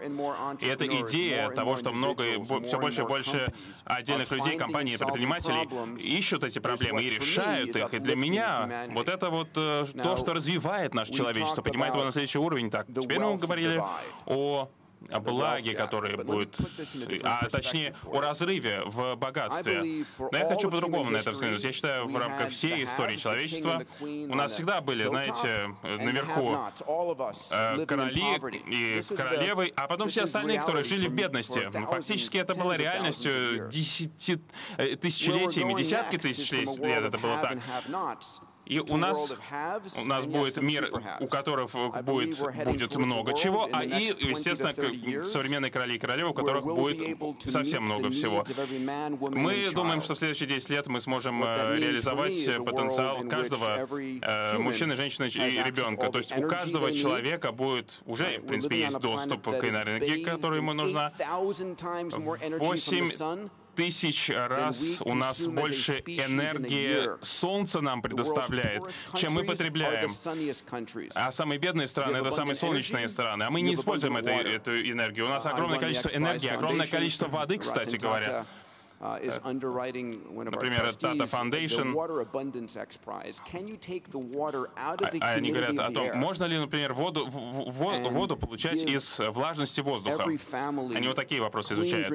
И как сделать так, чтобы 2 цента литр стоила чистая питьевая вода? У нас сотни команд, которые сейчас участвуют в этом соревновании по разработке этой технологии. Помимо воды и энергии, мы в 2 раза скоро увеличим среднюю продолжительность жизни человека. Если посмотреть нашу среднюю продолжительность жизни, за историю когда-то было 26 лет, когда жили мы еще в пещерах, и 35 лет, там лет 150 назад у нас было.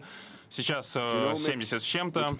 Геномиком, кстати, например, разбить на последовательность вашу ДНК. В 2001 году это стоило 100 миллионов, сотни миллионов долларов. Сейчас $1000. За 2 года $100, и вы получите свою последовательность ДНК.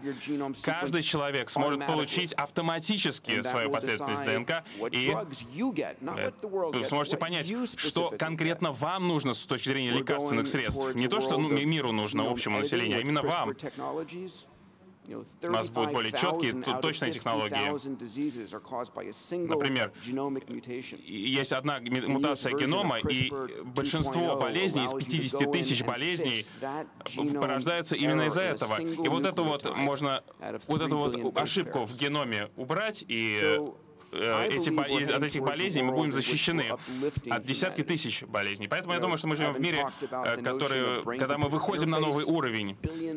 Интерфейс между мозгом и компьютером. Миллиарды долларов сейчас вкладываются различными компаниями для того, чтобы подключить ваш мозг к облаку. Это позволит нам стать гораздо более умнее, естественно, получать гораздо быстрее информацию.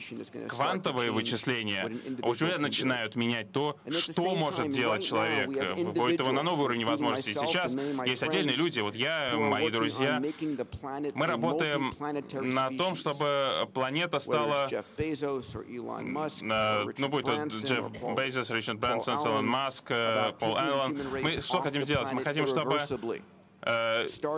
люди, ну вот, собственно, пошли по стопам Юрия Гагарина в 1961 году и сделала так, чтобы люди жили не только на Земле, а везде, на других планетах. Потому что я поэтому считаю, что это самое удивительное время для человеческой истории.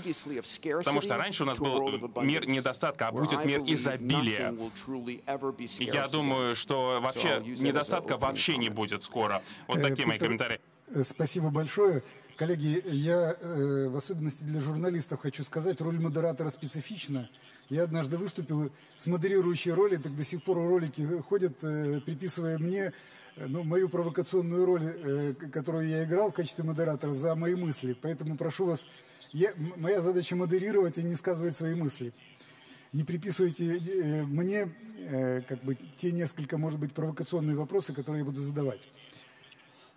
Питер, вот я вас слушал, вы говорите, мы сможем извлекать энергию Солнца, ее больше, чем нам нужно. И я подумал, как же вас сейчас слушают работники традиционных энергетических компаний и работники нефтяных и газовых отраслей у нас в стране, которых сотни тысяч. И они с грустью думают о том, дорогой мой, ты так хорошо рассуждаешь, потому что ты не работаешь в нашей отрасли. Когда вы говорите о том, что в 2 раза увеличим продолжительность жизни, то мы сегодня уже сталкиваемся с проблемой безработицы, то чем же мы все будем заниматься? И одна из ключевых проблем перед правительствами всего мира – это сбалансированность пенсионных фондов. Что мы будем делать с нашими пенсионными обязательствами во всем мире? Третье, вы говорите, ДНК стоит $100, сегодня анализ ДНК, да, и CRISP будет стоить еще дешевле. Но вы, корректируя ДНК, приведете к тому, что работники фармацевтической промышленности, коих десятки миллионов, останутся на улице. Они сегодня зарабатывают хорошие деньги, находясь, имея работу.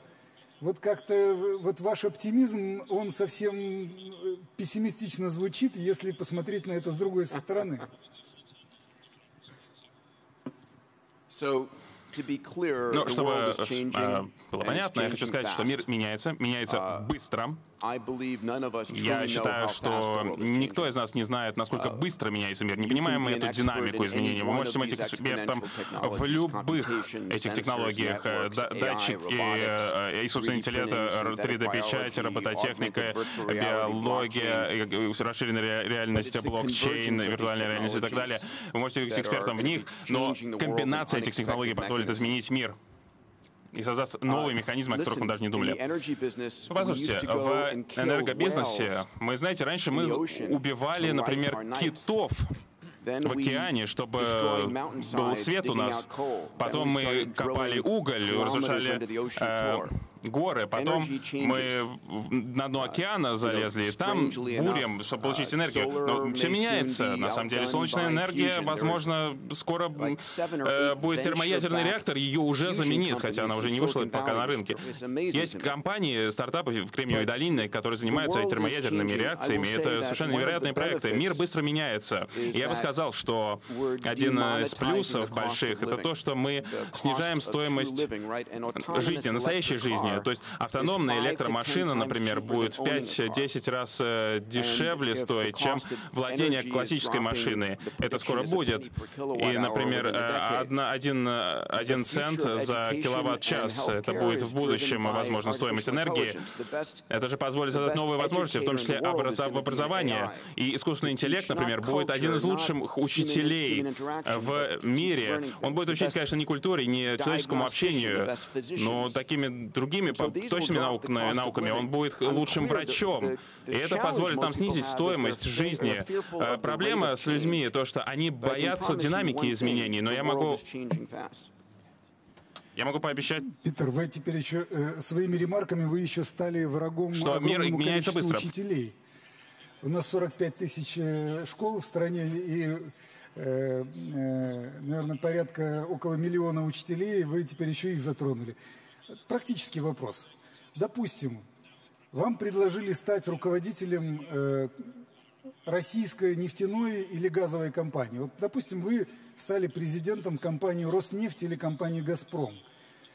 Вот что бы вы делали в этом случае, если бы... Большое спасибо за такое назначение. Очень красивое здание.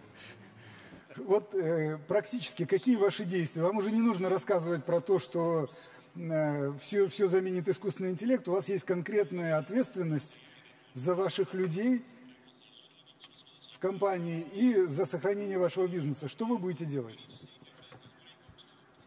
Во-первых, я считаю, что очень многие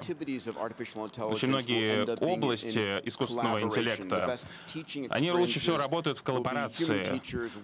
Самое лучшее будет, когда учителя будут вместе работать с виртуальной реальностью, вместе с искусственным интеллектом. Не то, что они заменят все. Нельзя доверять ребенка только компьютеру, но компьютер сможет понять возможности ребенка и сделать уроки персонализированными. Но мы люди, в конце концов, мы должны общаться с другими людьми, поэтому я считаю, что это будет такая комбинация. Что касается энергосектора, ну, знаете, была отличная цитата, которая пришла от принцессы Саудовской Аравии, сказала об этом. Она сказала, что каменный век не закончился, потому что у нас закончились камни. Поэтому вопрос, как мы начнем инвестировать? Большинство, например, нефти используется для создания других продуктов, а не для энергии. Когда у нас будут электродома, электромашины, ну, пока у нас еще навряд ли будут скоро электросамолеты, но я буду инвестировать в самые последние технологии. То есть как прорыв обеспечивается, когда вы смотрите на идею, вы думаете, это сумасшедшая идея. К сожалению, большие учреждения, будь то правительство или большие компании, не инвестируют в такие сумасшедшие идеи. Предприниматели инвестируют в такие сумасшедшие идеи и постоянно рискуют, потому что они понимают, что они 10 раз проиграют, но в 11-й раз они выиграют, и это нормально. Поэтому то, как вы инвестируете в эти сумасшедшие идеи, ну, вы видите, там 10 огромных фабрик построены для того, чтобы создавать аккумуляторы. И это тоже изменения происходят, и поэтому нефтегазовые компании, у них самые большие, собственно, бюджеты. Я бы сказал, что им нужно инвестировать в технологии следующего поколения. Спасибо большое, Питер, вам. И я следующий вопрос хочу адресовать Майеру Бренду. Майер, если Питер убедительно рассказывал о том, каким будет наш новый мир, то ваша компания в значительно худшем положении, потому что вы являетесь виновниками того, что мы находимся сейчас вот в таком турбулентном состоянии. Вы во многом... Ну, один, может быть, из 5 крупнейших игроков в мире, который создает нам все эти неудобства. с цифровизацией всего и вся. У вас гигантские бюджеты, вы уже хотите заниматься не только поиском, но и вы инвестируете в огромное количество других сервисов. А на последней вашей презентации я был у себя в офисе и смотрю, мои помощники плачут. Я говорю, что случилось? Что они говорят, мы смотрим новую презентацию президента компании Alphabet. Я говорю, а чего вы плачете? Он говорит, презентовал искусственный интеллект, который полностью нас заменит. Теперь вы без нашей помощи совершенно спокойно можете заказать себе место в парикмахерской или ужин в ресторане. И мы смотрим на это, плачем и понимаем, что мы скоро лишимся наших рабочих мест. Вопрос к вам. Куда вы нас ведете? Какое будущее вы хотите создать?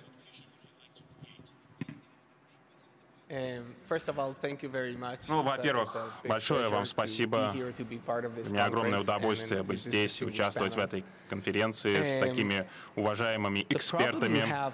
Проблема в том, что не все такие оптимистично настроены, как Питер. И я поддерживаю много идей, которые он озвучил. Если я поднимусь на 30 тысяч футов вверх, будет 2-3 ключевые ключевых момента, которые трансформируют будущее, ключевые тенденции. Я думаю, что эти тенденции являются возможностью для всех, и также возможностью для Google. Будет ли здесь Google, а может быть заменит его другая компания, эти тенденции продолжат развиваться вне зависимости от этого. И первая тенденция — это подключенность к интернету. То у меня я попробую опрос сделать, пользуясь большой аудиторией. У вас есть ли смартфон или подключенное к интернету устройство с собой? Поднимите руку, пожалуйста. У кого есть смартфон? Так, смотрите. А 2 устройства, подключенных к интернету, кто с собой взял? Больше половины, я смотрю, да? Хорошо. Так вот, небольшой опрос этот мой показал. Первое, вам очень повезло, потому что вы все подключены к интернету. И был один умный человек, который как-то сказал, будущее уже здесь. Оно просто неравномерно распределено между людьми. И это действительно правда, потому что сейчас к миру подключены менее 4 миллиардов человек. Но к 2020 году еще 2 миллиарда подключатся к интернету. И это все поменяет. Поэтому подключенность к интернету все меняет. Например, управляющий фермой в Кении, если у него будет тот же доступ в интернет, как и у фондового менеджера в Нью-Йорке, это все просто поменяет. И я думаю, что Google и другие компании играют очень важную роль для того, чтобы ускорить это развитие. И это позволит нам позволит нам сократить вот этот разрыв. И правильно вы сказали, этот разрыв огромный. Нельзя так допустить такого, что половина человечества не подключена к интернету. Это должно быть фундаментальное человеческое право, чтобы все были подключены к интернету. И я горжусь тем, что работаю в компании, у которой миссия ускорять это подключение людей к интернету. И другие компании работают в этом направлении. Другая тенденция. Нам это понятно. Подключаемся мы, а деньги зарабатываете вы. Я очень хорошо выучил урок. Мы встречались год назад в Силиконовой долине у вас в офисе с Эриком Шмидтом, и мы эту тему долго дискутировали, и там вывод был очень простой. Если ты не платишь за услугу цифровую, то товаром являешься ты сам. В этом смысле вы нас бесплатно подключите и будете на нас зарабатывать. Ваши выгоды понятны, а вот как нам жить, что вы нам придумаете? Ну, во-первых, я бы сказал, что, смотрите, можно и другими вещами заплатить за продукт. Можно заплатить за очень дорогой смартфон, и потом сказать, может, это и лучше, потому что вы платите за продукт, и там никто не использует ваши данные. Но кто может позволить себе очень дорогой смартфон с такой защитой? А что с другими вот этими миллиардами, 4 миллиардами людей случится, которые не могут потратить эти сотни долларов на дорогой смартфон? Поэтому я бы не стал так не учитывать такую возможность предоставить людям бесплатный интернет, даже если мы будем использовать какие-то данные для того, чтобы эту услугу предоставлять. Это первое. Вы здесь показали очень красивые слайды. Google и некоторые другие компании, Baidu, например, или еще китайская компания. У этих компаний большая доля, большая капитализация, вы на это все смотрите. Но что внутри за этим скрывается? Какой скрытый постулат? Когда вы говорите, кто выиграет в этой войне, вы исходите из того, что это игра с нулевой суммой. Один выиграет, а другой проиграет. Но если вы посмотрите на последние 10 лет, факты говорят об обратном. Я 12 лет уже работаю в Гугле, и уже первые 3 года работы у меня спрашивали, а кто дальше-то? Google, Baidu, Microsoft. Вот эти ребята проиграют, эти выиграют. Или стартапы. Или стартапы. А что произошло за последние 10 лет? Поднялся весь рынок. Рыночная капитализация всех этих компаний и масса стартапов. Они все выросли, а вы их не могли представить даже себе. Почему это не игра с нулевой суммой? Потому что вы, господин Греф, показали, как вот эта гора наличности, гора денег существует, она растет. Этот пирог растет с каждым годом. Мы даже не начали оцифровку. Если растет пирог, вы можете очень мало откусить от этого пирога и по-прежнему заработать в большом количестве. И очень много места на этом рынке для очень большого количества бизнеса. Это не игра с нулевой суммой. Поэтому мы видим массу компаний, в том числе стартапов, которые процветают на этом рынке. Ну, вы знаете, больших не любят. Я это знаю по себе. На нашем рынке мы тоже не самые маленькие, но, знаете, вы сейчас напомнили мне такую историю.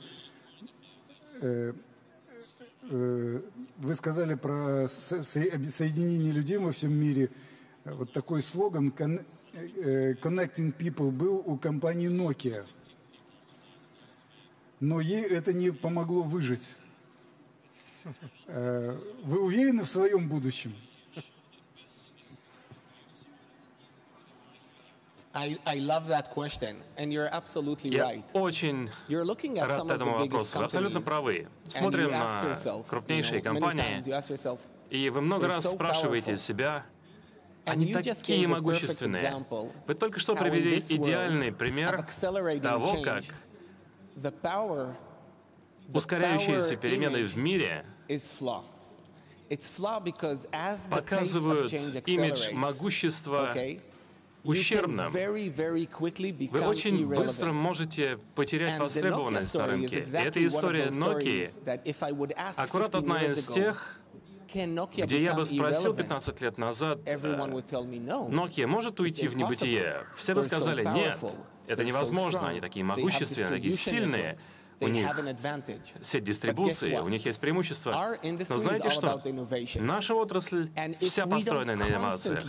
Если мы постоянно не будем заниматься инновациями, у нас масса шансов уйти в небытие очень быстро. Ни одна из технологических компаний, которые вы упомянули, не жила в успехе последние 20 лет. По сути, ни одна из них не старше 20 лет.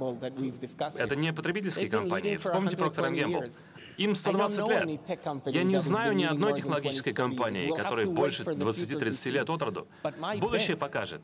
Но я бы сказал, что много могущественных компаний, которые такими кажутся, сейчас уйдут в небытие, потому что они не занимаются инновациями, перестанут заниматься инновациями. Это не регулирование, это не риск. Масса всяких вызовов этой отрасли, но я думаю, что проиграют, и вы правы. Google тоже может проиграть, и очень быстро, если он не продолжит также заниматься инновациями с той же предпринимательской культурой. Я согласен, это абсолютно реальная угроза. Спасибо вам за ваше выступление, за ваши ответы на вопросы. И я хотел бы следующий вопрос адресовать нашему глубоко уважаемому гостю и нашему большому партнеру, господину Гоу Пину. Скажите, пожалуйста, господин Гоу, мы увидели здесь на мировой карте двух гигантов – Соединенные Штаты и Китай. Причем Китай приближается к Соединенным Штатам по темпам, с темпами роста примерно в 2 раза быстрее, чем Соединенные Штаты.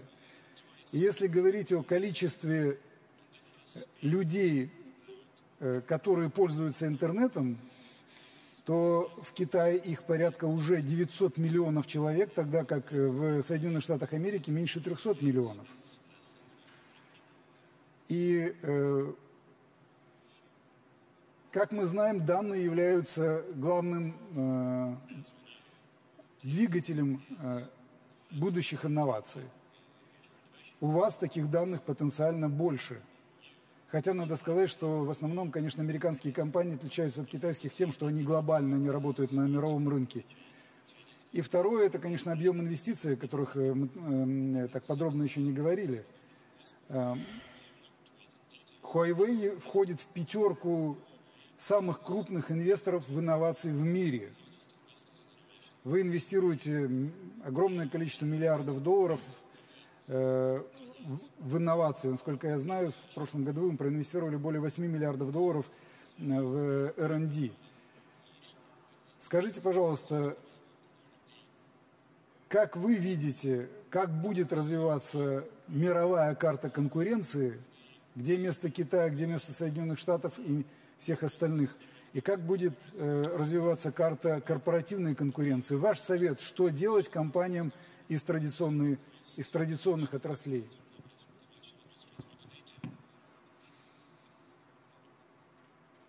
Thank you, Greg.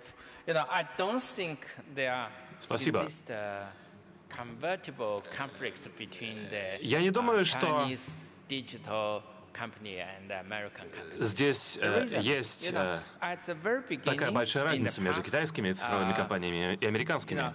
В прошлом ряд китайских интернет-компаний завоевывали отечественный рынок. Знаете, в Китае очень большой процент людей не могут говорить по-английски и понимать английский язык. Эти интернет-компании, они могут создать лучший клиентский опыт, если они обслуживают китайцев, которые не понимают по-английски. В прошлом это была одной из основных причин, по которой китайская интернет-компания могла привлекать такое количество пользователей. Это быстро исправляется. Вон, видите, руководитель компании Facebook женился на китаянке и выучил китайский язык, видимо, для того, чтобы конкурировать на вашем рынке. Поэтому скоро у вас будет конкуренция. Да,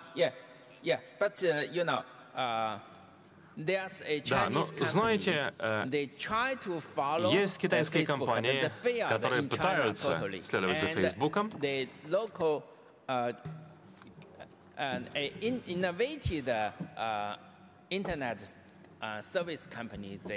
Инновационные сервисные интернет-компании тоже добились успеха. Еще одна причина. Понимаете, все цифровые технологии уже существенно изменили нашу жизнь.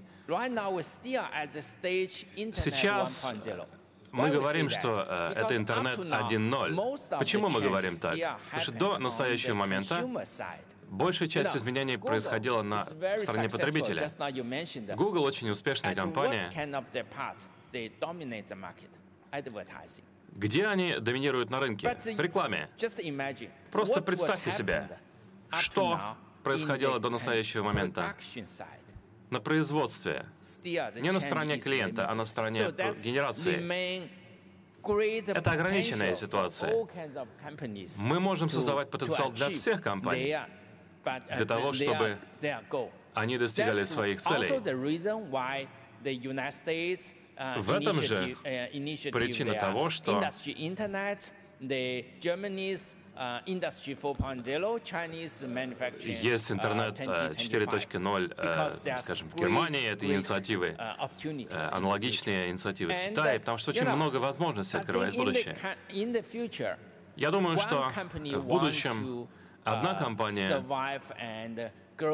хочет выжить и очень быстро вырасти. Она не может полагаться в этом на месторасположение.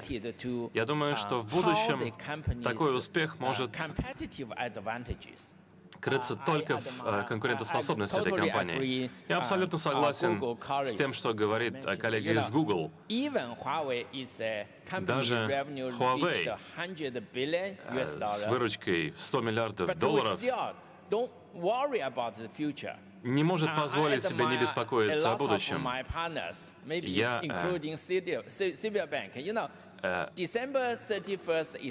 очень высокого мнения о многих наших партнерах, в том числе о Сбербанке.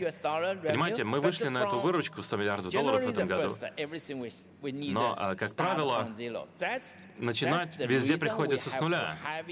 Именно поэтому нам нужно массово инвестировать в неокр. Просто скажу, проникновение мобильных телефонов в России очень высоко. И в мире оно очень высоко. Но мы знаем, что компания Nokia вышла с телефонного бизнеса. Мы знаем, что изобретатель мобильных сетей Lucent, Motorola, тоже практически пропала с карты мира. 10-20 лет никто не мог представить себе этого. Эти гигантские компании, великие компании, не протянули еще 10 лет. Нам нужно обязательно инвестировать в неокр, потому что это очень динамично развивающаяся отрасль. Спасибо, господин.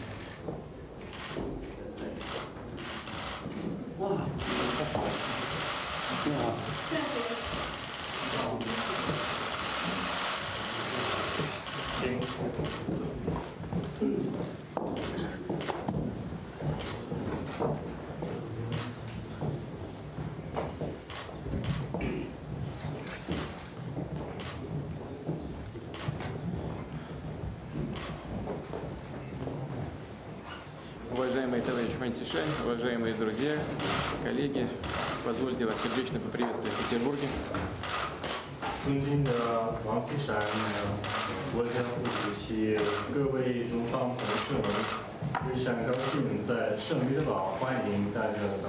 Спасибо, что вы приняли наше приглашение и приехали в Петербург для участия в Петербургском международном экономическом форуме. 非常感谢您接受我们的邀请，来圣彼得堡参加圣彼得堡国际经济论坛。 Китайская делегация самая представительная, это около 200 человек, насколько мне известно. 据我了解，中方的代表团规格最高有200多人。 Это и естественно, потому что Китай для России самый крупный торгово-экономический партнер. 这是非常自然而来的，因为对俄罗斯来讲，中国是俄罗斯最大的经贸伙伴。 Прошу вас передать самые наилучшие пожелания и благодарность нашему другу, моему другу, председателю КНР, товарищу Си Цзиньпинь, за то, что он организовал эту работу, эту делегацию, как мы и договаривались. 请把我的最美好的祝愿和我的心意转达给习近平国家主席，他也安排了本次庞大的中国代表团的来访，正如我们所商定的。Китайско-российское взаимодействие приобрело беспрецедентно высокий и очень качественный характер. 俄罗斯和中国的全面战略协作达到了前所未有的高水平。И в этом значительная часть вашей работы, результат вашей работы, потому что вы долгое время на различных участках занимались укреплением нашей совместной работы. 这也是在很大程度上是您亲自做努力的重大成果，因为您在不同的工作岗位上负责过中俄关系。 Хочу поздравить вас с назначением на новую высокую должность заместителя председателя Китайской Народной Республики. 我也希望借此机会祝贺您担任高职位的国家副主席。非常荣幸在我遇到彼得堡也能得到普京总统的接见。 Ну что, как вы большое, я приветствую, да, в Петербурге мы сразу меня приняли, для меня огромная честь. 这次这个，首先我也要转达我们习近平主席对普京总统亲切的问候和最良好的祝愿。 Прежде всего, позвольте мне также передать вам, господин президент, наилучшие пожелания и самый теплый привет председателю Си Цзиньпину. 习主席非常重视圣彼得堡国际经济论坛。 Председатель Си Цзиньпин приложит значение в Петербургском международном форуме. 专门指派我代表中国来这个论坛。 И поэтому не случайно, что он меня направил сюда, в качестве правительской делегации. 我接受了任务之后我想我的责任呢，这一行首先参加论坛，为论坛捧场。 Я прекрасно понимаю, что для меня нынешняя поездка это очень важная задача, чтобы принять участие в этом форуме, чтобы показать поддержку российской страны. 明天我将有一个很短的致辞。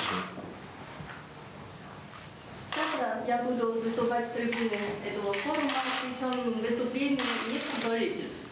鉴于总统阁下马上就要到中国访问，并出席上合组织峰会在青岛的峰会，所以呢，我这次捧场之外还一个定位就是暖场，为普京总统和习近平主席的这个会面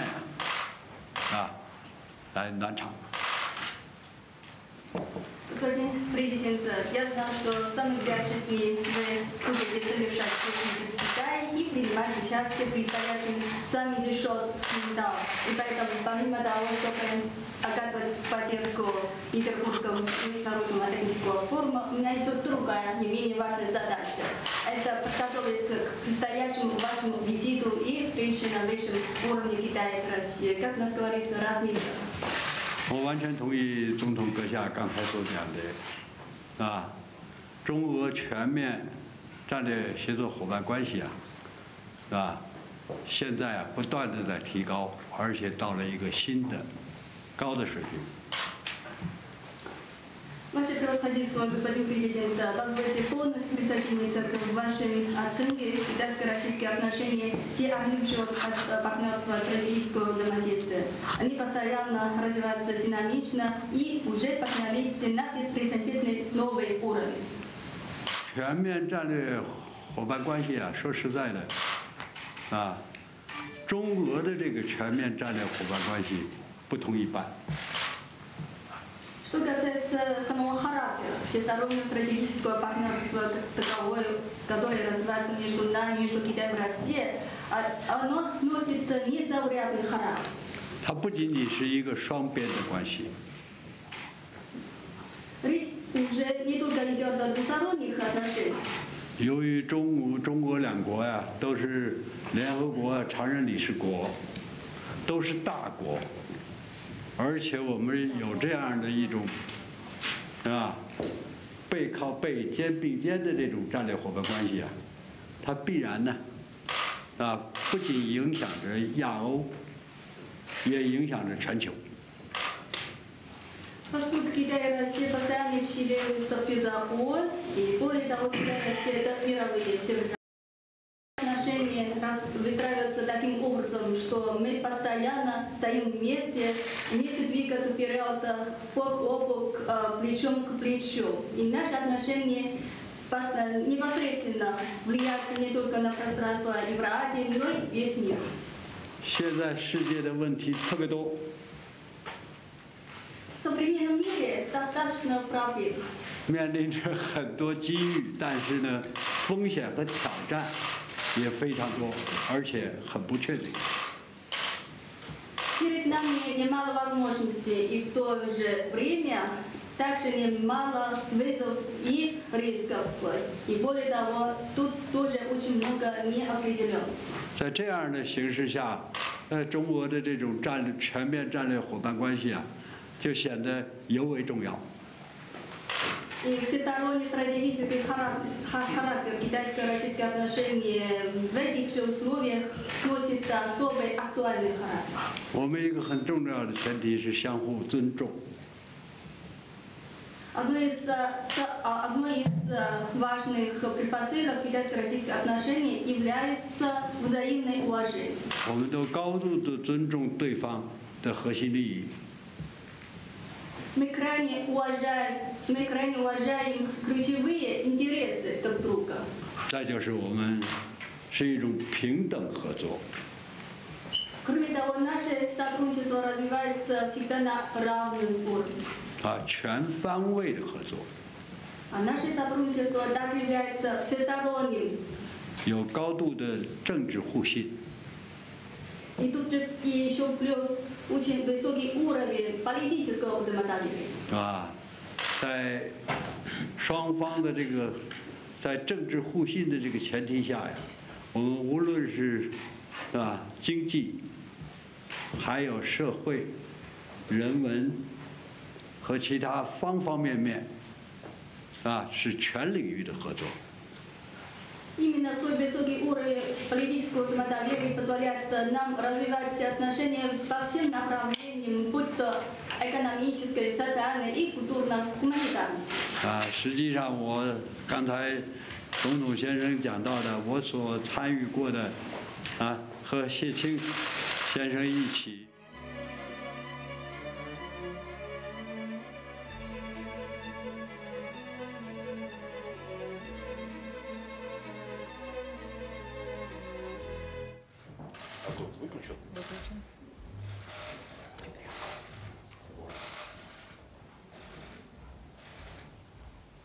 Включены, только вы не войдете.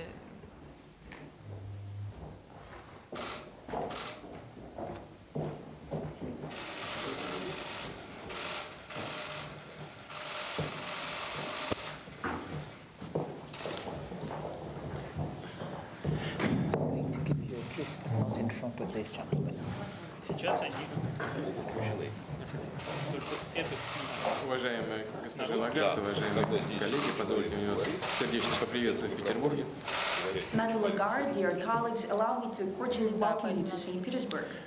Прежде всего хочу вас поблагодарить за то, что вы приняли решение участвовать в форуме.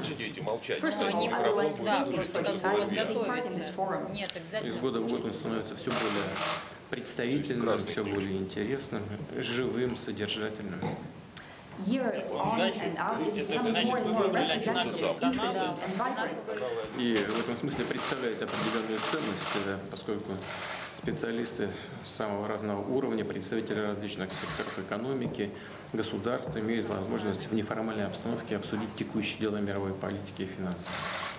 Therefore, this forum is of great value because different specialists from different levels, representatives of different sectors of the economy, statesmen have the chance to informally discuss the most acute global agenda issues. Фонд, который вы возглавляете, играет важную роль в поддержании глобальной стабильности в области экономики и финансов. The IMF is playing, which you're the head of, plays a very important role in securing global stability in economics and finances. И Россия, как член фонда, заинтересована в повышении эффективности работы. Russia, as the member of the fund, is extremely interested in raising its efficiency. Поэтому будем ждать, как обычно, на мероприятиях подобного рода, на 20-х. Мы всегда все с интересом ждем ваших выступлений. Therefore, we'll always await for your evaluations at such forums, for example, at G20s, where always welcome your interesting insights. Для всех нас всегда важны ваши оценки и прогнозы. For us, it is always important how you evaluate the situation and your forecasts. Thank you so much, President. I was delighted to come back to your hometown, St. Petersburg. I only had one regret, because last time I was at the forum, it was in St. Petersburg, downtown, and it is such a gorgeous, beautiful city that I miss the fact that it was there, and now it's here. Большое спасибо, господин президент. Я очень рада вернуться в ваш родной город, Санкт-Петербург. Единственное, о чем я сожалею, это то, что в прошлый раз, когда я была на форуме, он проходил в центре Санкт-Петербурга, этого потрясающего города, а теперь он проходит здесь. But I was very lucky yesterday because Mr. Mojin, who is the representative of Russia on the board of the IMF, gave me half a day in St. Petersburg from the cathedral, St. Peter, to the Hermitage, to a little dinner on the river Neva, so that's good. Но, к счастью, вчера господин Можин, который является членом Совета в фонде, провел со мной полдня в Санкт-Петербурге. Мы прошли по парадному Петербургу, по соборам, зашли в Эрмитаж и поужинали на реке Неве. Это было потрясающе.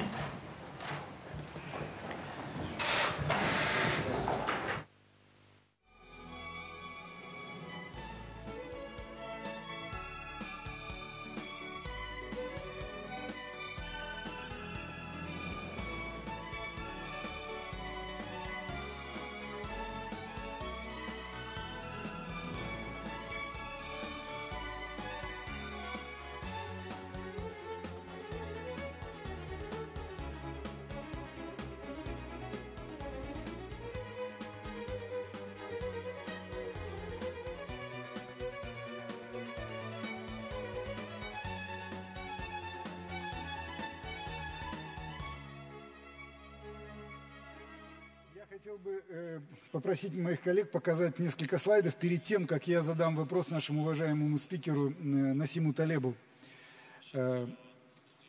Я попросил просто сделать такие скриншоты с экранов так называемого Тора, или, как его еще называют, Darknet, черный интернет. Вот на этой страничке вы можете заказать любые документы, подлинные документы, причем их невозможно будет отличить. На этой страничке вы можете купить наркотики. Пожалуйста, есть цена. В любой момент вы можете нажать, купить, и вам доставят эти самые наркотики. Пожалуйста, следующий. Вы можете также легко купить или продать оружие. Или следующий слайд.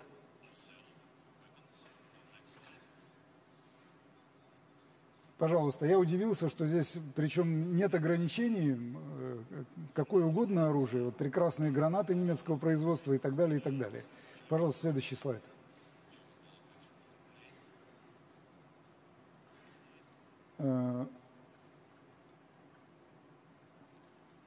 И самое главное, что здесь все анонимны, и пока не изобретен способ, как поймать преступников. Здесь отмываются деньги, здесь заказываются кибератаки, здесь продаются фальшивые деньги, и здесь можно лишить приватности нашу с вами частную жизнь,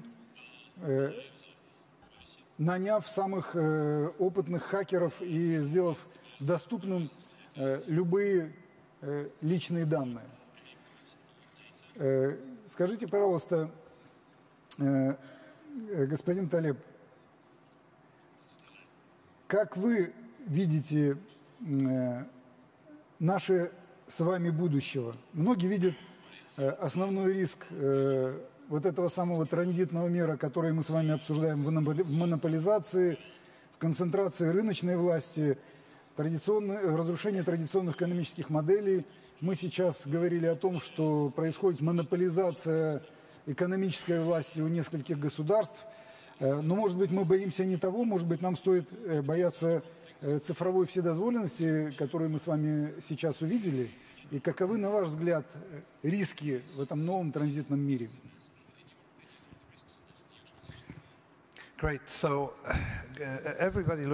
Замечательный вопрос. Все на меня смотрят и ищут что-то негативное. Я обычно разочаровываю людей, потому что у меня такой негатив, не такой, которого они ждут. Есть много позитива, о котором я расскажу в противовес. Да. Начну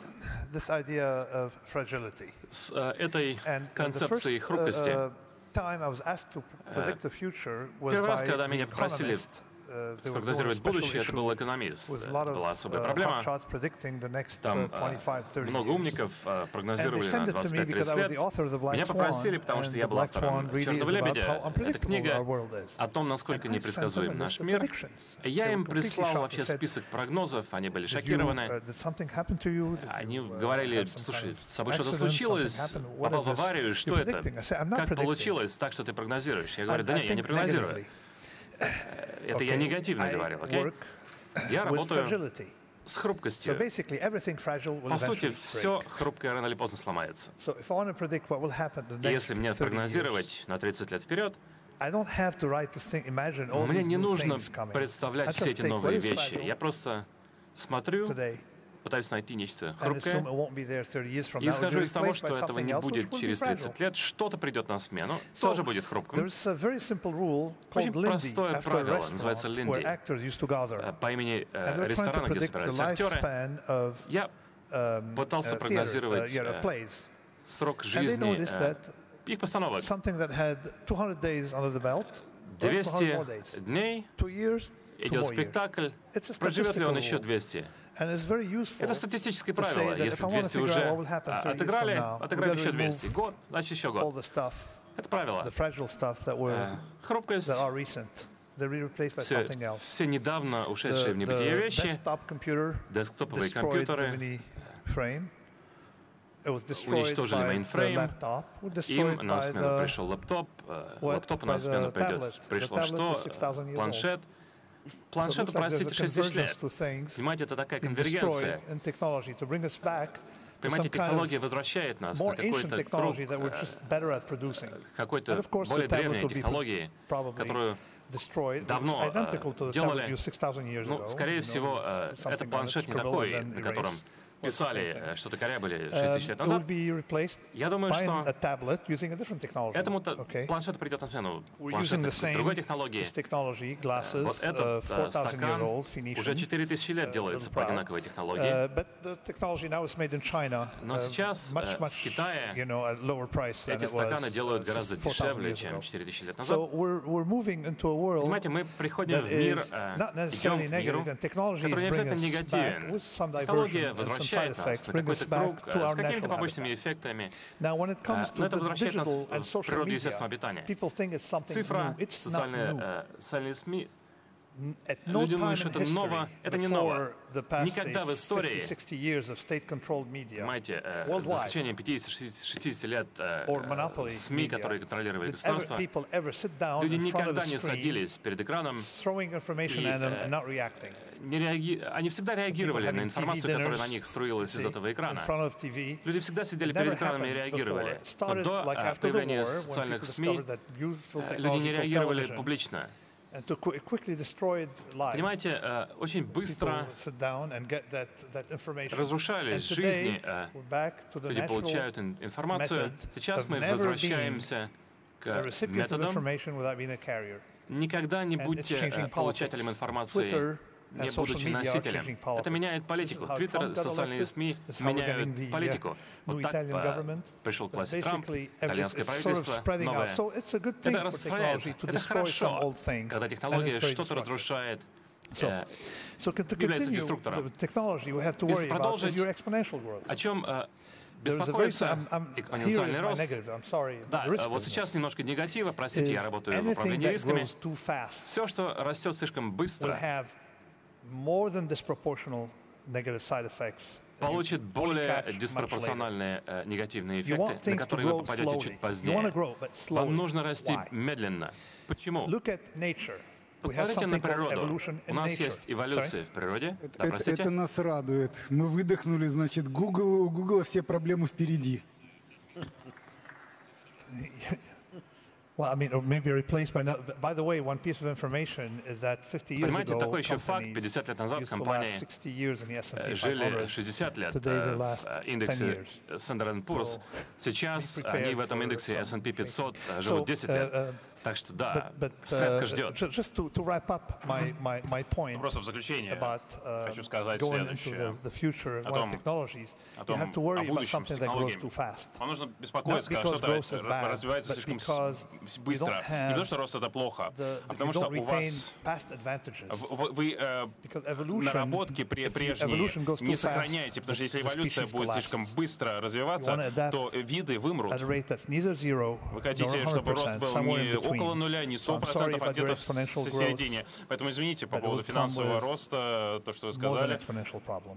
Будет экспоненциальный финансовый рост и будет экспоненциальный рост количества проблем. Да, вот я бы хотел сказать, у нас нет выбора. Я не думаю, что у нас есть выбор. Не думаю, что тот рост, который мы сейчас наблюдаем,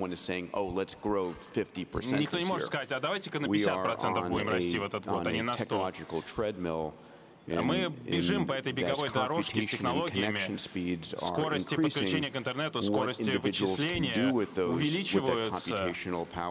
И что люди могут сделать, люди с этой вычислительными мощностями, новые возможности. В 2010 году 1,8 миллиарда человек были подключены к интернету, в прошлом году 3,8 миллиарда.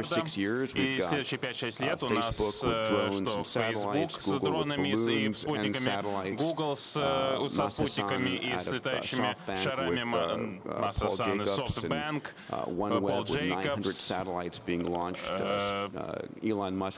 сотни будут спутников запущено. Илон Маск 7 тысяч спутников запустит. У нас весь мир будет включен к интернету. И это будет точка перегиба, когда вещи пойдут еще быстрее, динамика будет еще быстрее. И мы изменим представление о том, что такое общество человеческое. Мы будем по-новому воспитывать детей, думать, что такое правительство. Компании будут меняться, все это будет меняться. Если мы будем думать, что это не будет меняться, это просто глупо. Как мы подготовимся к этому? Вот этот вопрос нужно задать. Питер, спасибо большое. Спасибо большое, Насим. Очень, очень интересно. Я думаю, что теперь настало время нам перейти от технологии к людям. И хочу адресовать следующий вопрос Садхгуру. Вот сейчас Насим сказал интересную вещь. Он сказал, все хрупкое сломается и исчезнет.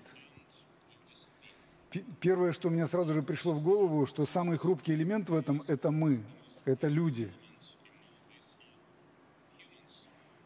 Будем ли мы тем субъектом, которые сломаются первыми в этом мире, где вот эти технологии, когда запустит Маск все спутники и свои шары Google, и Facebook наконец научится запускать летательные аппараты.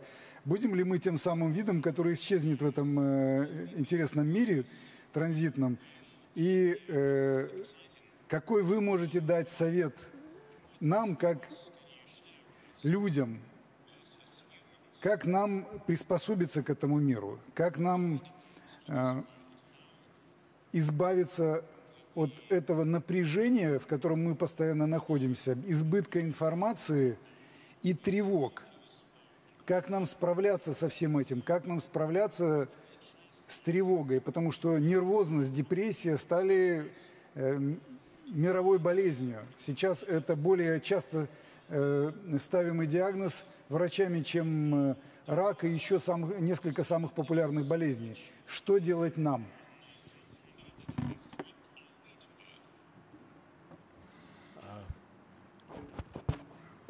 Hello. Good afternoon, everybody. Добрый день всем.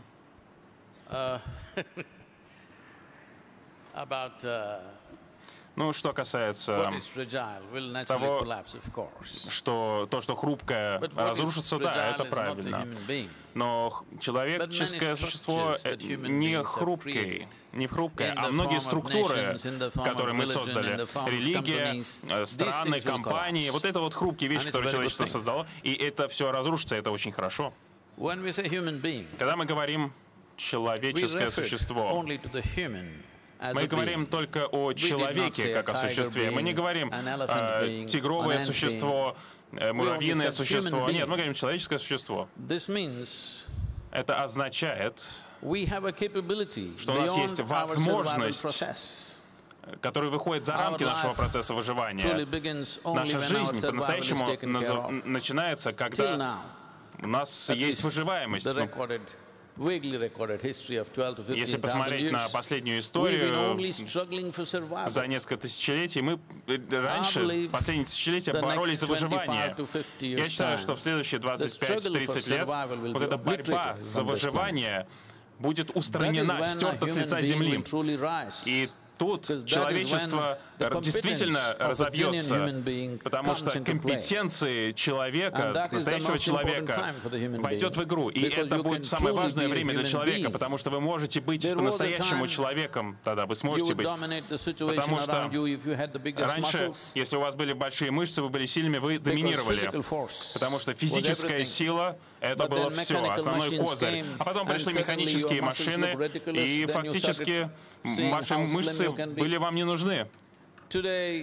Сегодня мозг, сколько у вас вычислительных мощностей в вашем мозгу, вот доминирующий фактор. Но в следующие, ну не знаю, вы, наверное, лучше знаете, может через 10-15 лет, может я неправильно прогнозирую, вы эксперты здесь, но в любом случае, все, что вы можете делать с точки зрения сбора данных, обработки данных и выражения этих данных, будет уже не нужно. Ваш глупый этот телефон, ну, смартфон, да, он на самом деле будет гораздо умнее вас, и все будет лучше делать. Да, вот это вот Google сейчас, он такие, это корпорация мудрости. И знаете, например, если я у Google спрошу, какая погода в Санкт-Петербурге, он мне ответит, где бы я ни находился. Поэтому для людей наступает очень правильное время, хорошее время. И страх того, кто будет доминировать. Знаете, сама идея доминирования исходит от такого ницшенского сознания, менталитета. Почему я должен доминировать? Потому что то, что ограничено, оно уже ограничено. Если я доминирую, то у меня будет больше, а у вас меньше. Через следующие 25-30 лет эта идея сама устареет. Будет ли какое-то злоупотребление? Ну, конечно, будет, как и обычно. Но я думаю, благо будет гораздо больше, чем злоупотреблений. Потому что природа не определяет то, что происходит с технологиями. Компании не определяют, что происходит с технологиями. Потребитель определяет, что будет с технологиями. Доминирование завтра — это будет не доминирование компаний или стран, это будет доминирование отдельных людей. И когда это произойдет, только когда это произойдет, гений человека действительно раскроет свой потенциал, как никогда ранее. Потому что нас ограничивала вот эта вот идея выживания, так сложно было выживать. А когда вот сейчас нам не нужно будет выживать, мы просто будем жить, все будут спрашивать, а что же нужно мне, как же мне работать? А разве не великолепный будет день, когда вам не нужно будет просыпаться и думать, куда пойти на работу? Не нужно, потому что вам не нужно быть богатым, вы уже будете богатым, вам не нужно будет зарабатывать на это. И вот так вот каждый человек на этой планете будет жить, если технология будет развиваться так же быстро, как она должна, без ограничительного регулирования и без других барьеров, которые могут наложить некоторые правительства. Но идея национальных границ тоже будет бессмысленна. Знаете, в Google, в офис Google приехал несколько лет назад. Если посмотреть на этот офис, вы даже не знаете, в какой стране. На США не похоже. Там и люди из Китая, из Африки, из Индии.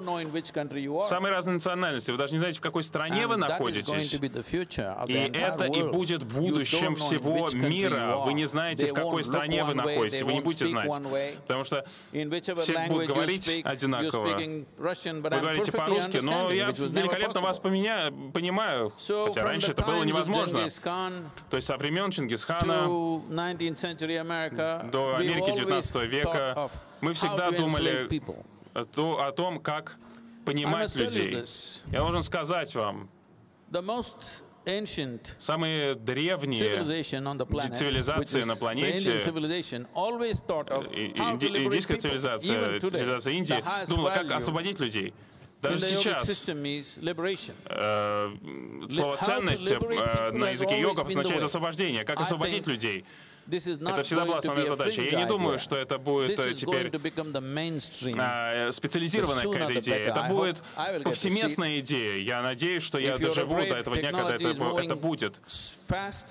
Если технологии быстро развиваются, и это ваша обеспокоенность, я считаю, что они слишком медленно развиваются. Я хочу увидеть вот этот вот день, когда все будут фокусироваться на том, как освободить себя, а не на том, как выжить, как полностью раскрыть человеческий потенциал, а не контролировать себя, или чтобы другие люди не пытались контролировать вас, потому что наша структура, государственная структура, религиозная структура и расовая структура, то, что вот моя структура, моей компании против структуры вашей компании, все время требует контроля людей, потому что иначе мы не преуспеем. Но сейчас настанет время, если я что-то вам дам, и вы сможете заработать на этом миллионы, это успех.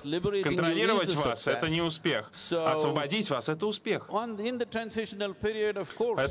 переходный период, ну, конечно, там будут проблемы и будут социальные потрясения. Но что такое социальное возмущение? Знаете, в Индии,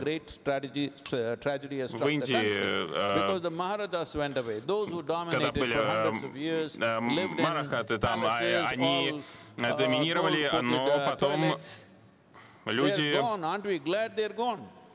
эти ушли, Индия тоже, в Индии тоже доминировали потом другие, и все равно они ушли. И я чувствую, что технология, если она будет так развиваться, то у нас скоро будут большие выходные. Это великолепный мир. Зачем нам нужно будет, как другим существам, бороться за выживание? Спасибо большое за оптимизм. Я прошу прощения, коллеги, у нас жесткий график. Сейчас я хотел бы задать еще один вопрос нашему спикеру Максиму Акимову. Вы знаете, мне вспомнился 1957 год, когда Советский Союз запустил спутник в космос, и Соединенные Штаты Америки поняли, что они отстали. И в США появился такой термин «спутник момент». То есть момент, когда Соединенным Штатам Америки пришлось собрать все свои усилия для того, чтобы продемонстрировать свою продвинутость, что они также владеют технологиями. И они запустили первыми людей на Луну. Вот хотел бы задать вопрос вам. Что сейчас в современном мире для России будет таким спутник-момент, когда мы соберемся и совершим такой прорыв, который в свое время совершили Соединенные Штаты. И является ли, так, может быть, таким моментом ваше назначение вице-премьером, потому что у нас никогда не было вице-премьером по цифровизации? Означает ли это, что, может быть, мы сейчас как раз вот сделаем этот самый прорыв? Слишком щедрый аванс для меня. Я вряд ли, наверное, его отработаю. Хотя оптимист, я верю в дивный новый мир, который наступит. Но для начала все-таки, отвечая на вопрос, задам вопрос залу. Тоже есть такая привилегия. Я посчитал, здесь 109 приложений. Скажите, пожалуйста, кто хотя бы не 109, даже не 50, хотя бы 3 раза прочел пользовательские соглашения от начала и до конца? От первой буквы и до последней за последние 3 года. 3 раза за 3 года. Одна рука. Все. Моей руки здесь тоже нет, а знаете почему? Мы с вами не ленивые люди. И не глупые. Мы понимаем, в принципе, что там написано. Но мы понимаем, что это не опционально. И мы не можем выбирать. Это абсолютно новый, невиданный доселе вид рыночной власти, с которым совершенно непонятно, что делать.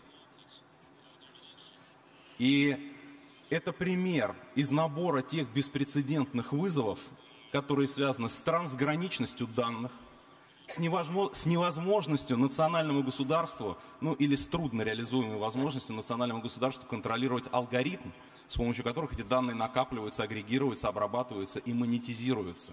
И я не буду приводить примеры, значит, мы все их прекрасно знаем из последней новейшей истории. Набор этих вызовов говорит, что вот этот спутник-момент, он настал, он совершенно очевиден. Вернусь в точку, когда я сказал, что я оптимист. Этот спутник-момент говорит о том, что мир так быстро меняется, что у нас точно есть эти окна возможностей. Кто верил, кто вообще знал о существовании, в прямом смысле знал, о существовании Японии до революции Мэйдзи?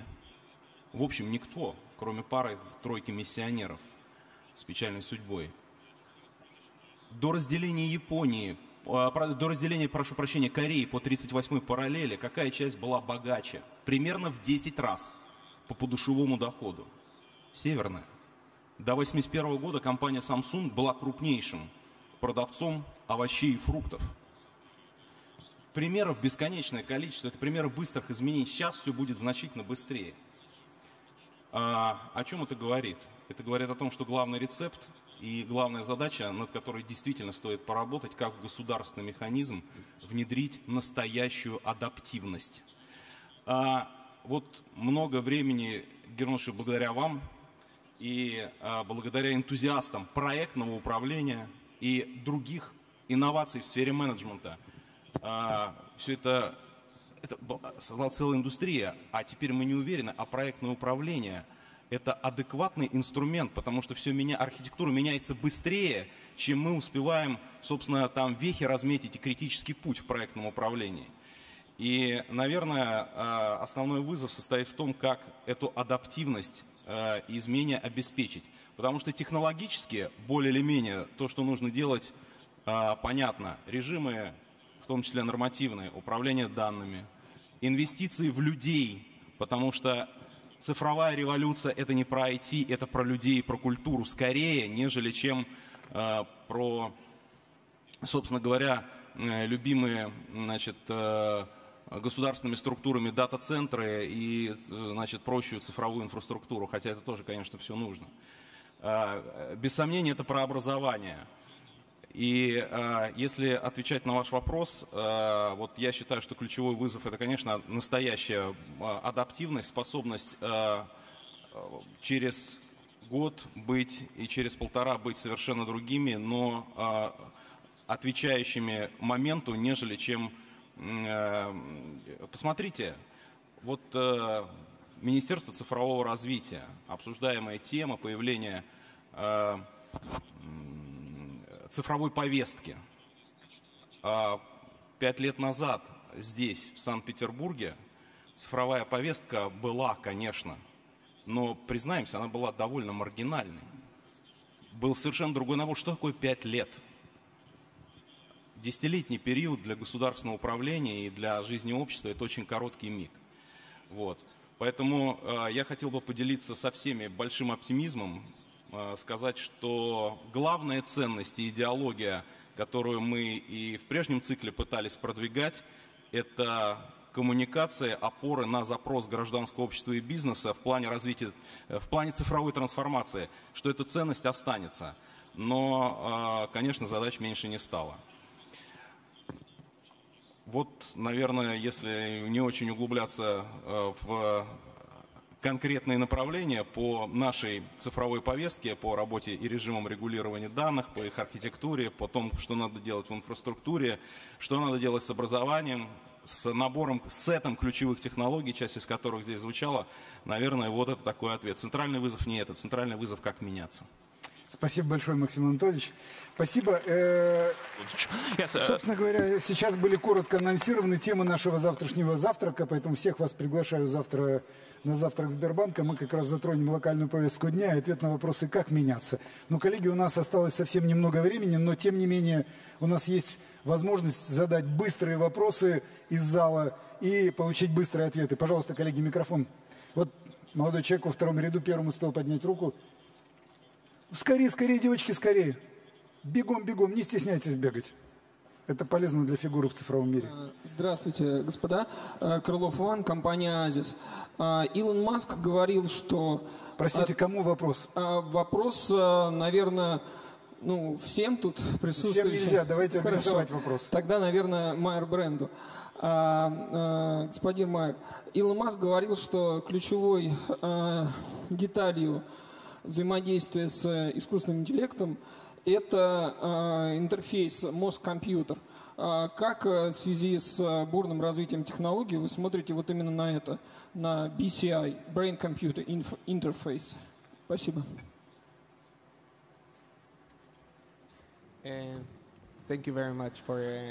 Спасибо большое за вопрос. Как Питер сказал, искусственный интеллект, я думаю, не заменит людей. И даже мой друг Юрген, я думаю, что нам нужно думать о том, что технология для нас сделает, как для живых людей. Как машинное обучение и искусственный интеллект может освободить нас. Технология заменяет в нашей жизни то, что мы ненавидим. Графики, логистика и прочая всякая рутина. Отправка писем, получение писем. Нам остается масса времени на то, чтобы творить, любить, жить. Для меня именно в этом видении того, как будет работать искусственный интеллект, что принесет технология. Будет ли так или нет, это нужно еще посмотреть. Но я думаю, что это должно быть заветом. Искусственный интеллект не должен заменить людей, он не должен заменить мозг. Мы должны делать только то, что мы можем делать, а машины должны делать то, что они могут делать лучше, чем мы, и то, что нам не нравится, как правило. Пожалуйста, вот девушка в первом ряду. Yes, please. Позвольте. Hello. Well, technologies are being constantly upgraded. Технологии постоянно модернизируются. Но поскольку мы инвестировали в модернизацию технологий, мы не инвестировали время, деньги в модернизацию живых людей. И если этого не сделать, то негативное возобладает. Инструменты, которые у нас есть, могут использоваться как угодно. Технологии не имеют собственного интеллекта. Можно использовать как угодно. Какой человек получится. Поэтому инвестировать в людей тоже нужно. Пожалуйста, ваш вопрос.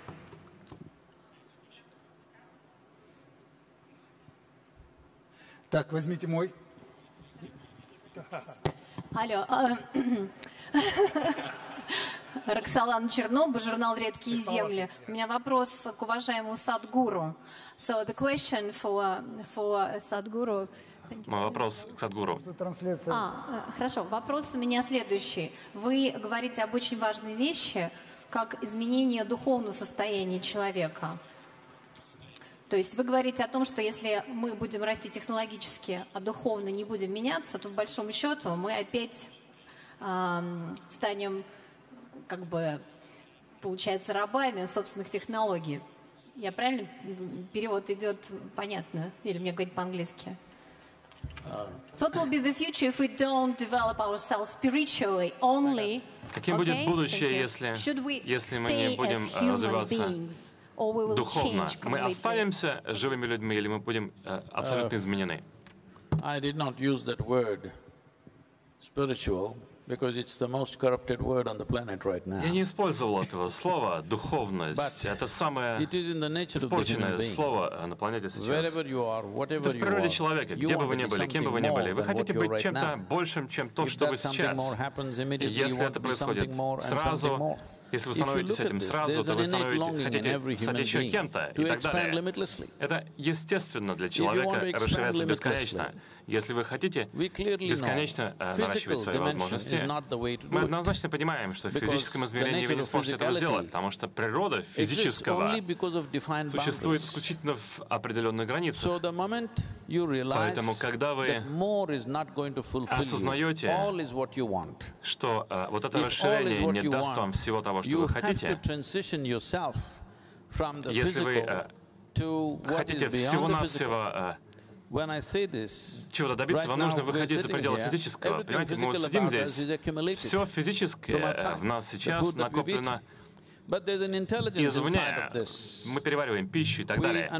Но есть и интеллект внутри. К сожалению, у нас до настоящего момента были ограничения человеческим интеллектом, который обычно работает на данных. Именно поэтому наши друзья технологического мира пытаются извлечь это все из нашей жизни. Машины это все сделают, они будут собирать данные и делать вещи. Понимаете, в нас внутри есть интеллект, который помогает трансформировать кусок хлеба в человеческое существо. Что отдельное человеческое существо будет получать в виде доступа. Понимаете, когда весь процессинг данных обрабатывается машиной, человеку нужно будет чем-то заниматься. Вот в это нужно инвестировать активно. Время, деньги, ресурсы. Инвестировать в то, чтобы расцвел человек и получил возможности, которых никогда не знал. Потому что все сейчас, что мы знаем, основано на памяти. Наша духовность, наш интеллект — это все основано на памяти. Нам нужно отойти от этого. Потому что у всех есть свои собственные идеи о творении, о богах и так далее.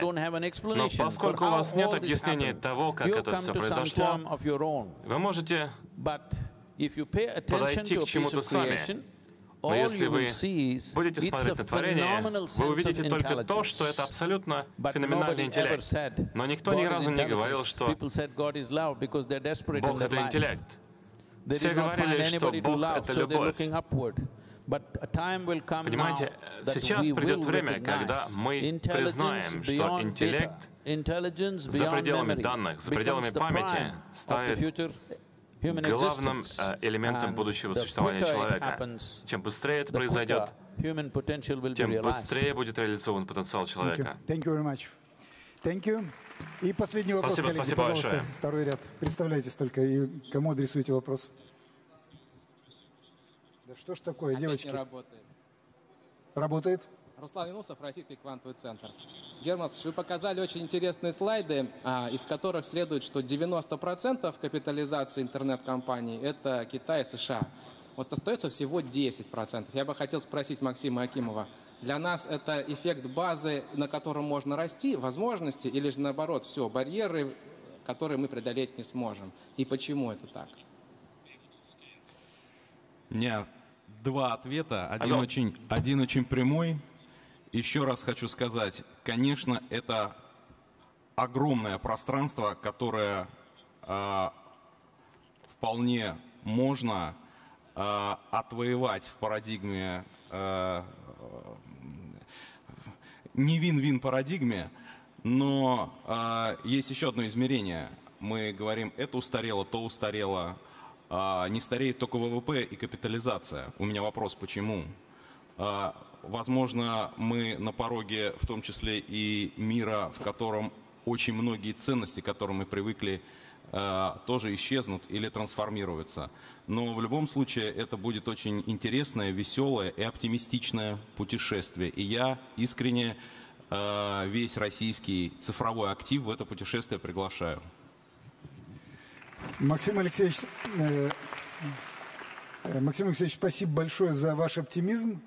Мы с удовольствием присоединяемся к вашему приглашению, готовы принять участие в этом транзите между прошлым и будущим.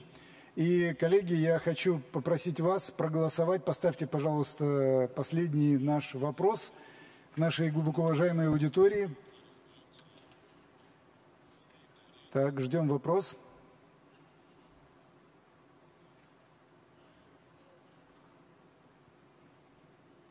Так, есть. И вопрос сформулирован. Какие эмоции у вас вызывает вот этот самый переход к транзитному миру? Есть целых 5 опций, в отличие от первых 2 в начале. И они все про эмоции. Поэтому, пожалуйста, спросите себя, какую эмоцию у вас вызывает вот это самое путешествие, в которое нас Максим Алексеевич всех пригласил. Страх, любопытство, воодушевление, озабоченность или безразличие. Пожалуйста, включите режим голосования.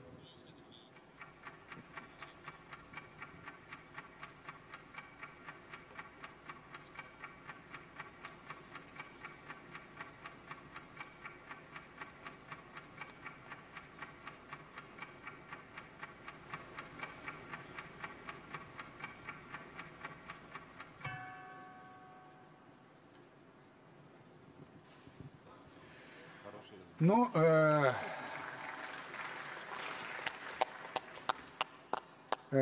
уважаемые наши гости, уважаемые панелисты, уважаемая аудитория, я честно выполнял свою роль. Я пытался всех вас напугать, как только мог. Но когда я понял, что даже господин Садгуру проникся оптимизмом, я понял, либо у него есть какой-то контракт с Google,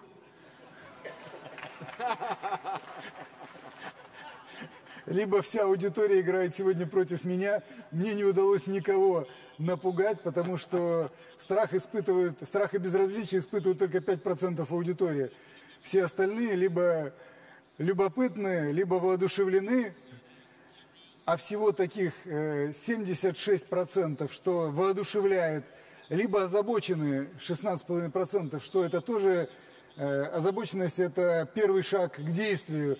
Я хочу всю нашу аудиторию поблагодарить, что, несмотря на все мои провокации, вам все-таки удалось довести до аудитории ваше любопытство, воодушевление. И спасибо всем вам и всем нам удачи в этом путешествии в новом транзитном мире.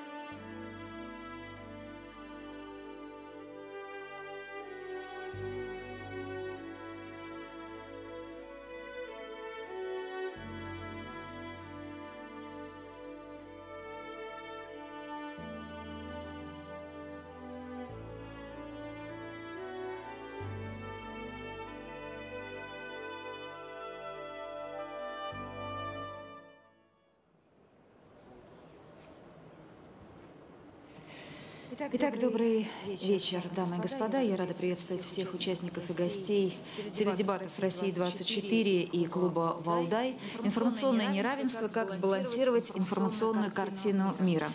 Для того, чтобы ответить на этот нетривиальный вопрос, нам дано всего 1 час и 15 минут. Андрей Георгиевич, спасибо, поставили вы задачку, если это вы выбирали тему дискуссии. Но, тем не менее, я с удовольствием представлю участников нашего сегодняшнего круглого стола. Андрей Быстрицкий, председатель Совета фонда развития и поддержки Международного дискуссионного клуба «Валдай», профессор Высшей школы экономики. Андрей Георгиевич, приветствуем вас. Господин Саед Зия Хашеми, генеральный директор иранского агентства ИРНА. Приветствуем вас, господин Хашеми. Хуан Мария Кальва. Хуан Мария Кальва, советник президента Испанского информационного агентства ЭФА по международным связям. Добрый вечер. Господин Ли Бин, заместитель директора телекомпании Китая CGTN. Здравствуйте, господин Ли Бин. Маргарита Симоньян, главный редактор МИА, Международного информационного агентства «Россия сегодня». Маргарита, приветствуем вас. И... Одну секунду. Ерлан Карин, председатель правления Республиканской телерадиокорпорации «Казахстан». Здравствуйте, Ерлан. Прежде чем начать эту дискуссию, я надеюсь, что у нас получится дискуссия, поскольку присутствуют разные страны и представители разных СМИ. Я думаю, что и разных политических позиций, совершенно разных взглядов. Это абсолютно нормально. Я предлагаю все-таки поставить проблему. У нас нет сегодня интерактивного голосования, к которому мы привыкли. Тем не менее, я с удовольствием предоставлю каждому участнику по 1 минуте для того, чтобы ответить на вопрос, а существует ли сегодня проблема информационного неравенства? И в чем она состоит? В чем вы видите эту проблему? Андрей Георгиевич, начните, пожалуйста. Я думаю, что проблема информационного неравенства существует. Оснований у нее много, больше, чем одно. И связано с тем, что мы едва ли получаем из совокупности тех СМИ, которыми мы пользуемся, мы получаем более-менее сбалансированную картину мира. Проблема в том, что эта картина мира часто оказывается неточной, перекошенной, перегруженной предвзятостями, ложными суждениями. И в результате, мне кажется, у нас существует некоторая серьезная журналистская по своей постановке проблема полноценности и полноты той информационной картины, которую мы получаем. Прошу вас, господин Хашеми.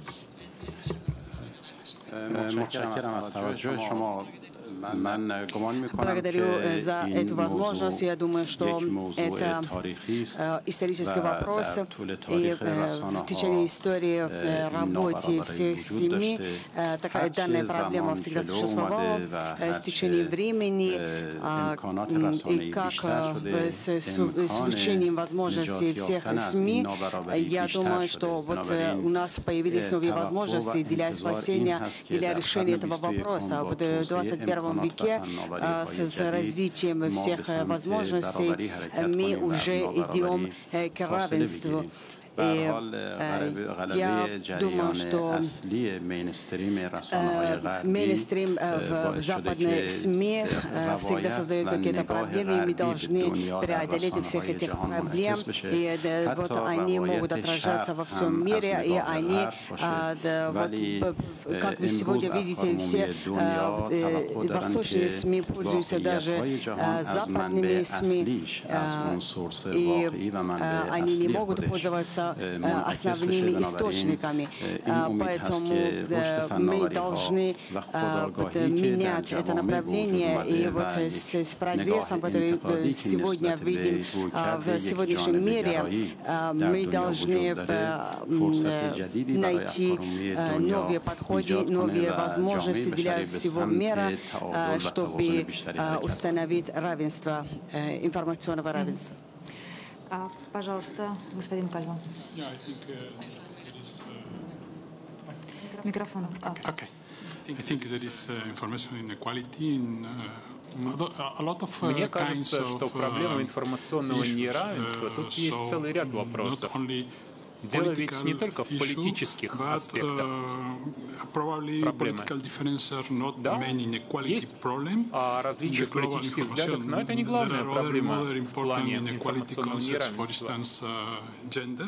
Тут есть и проблемы, связанные с неравенством полов,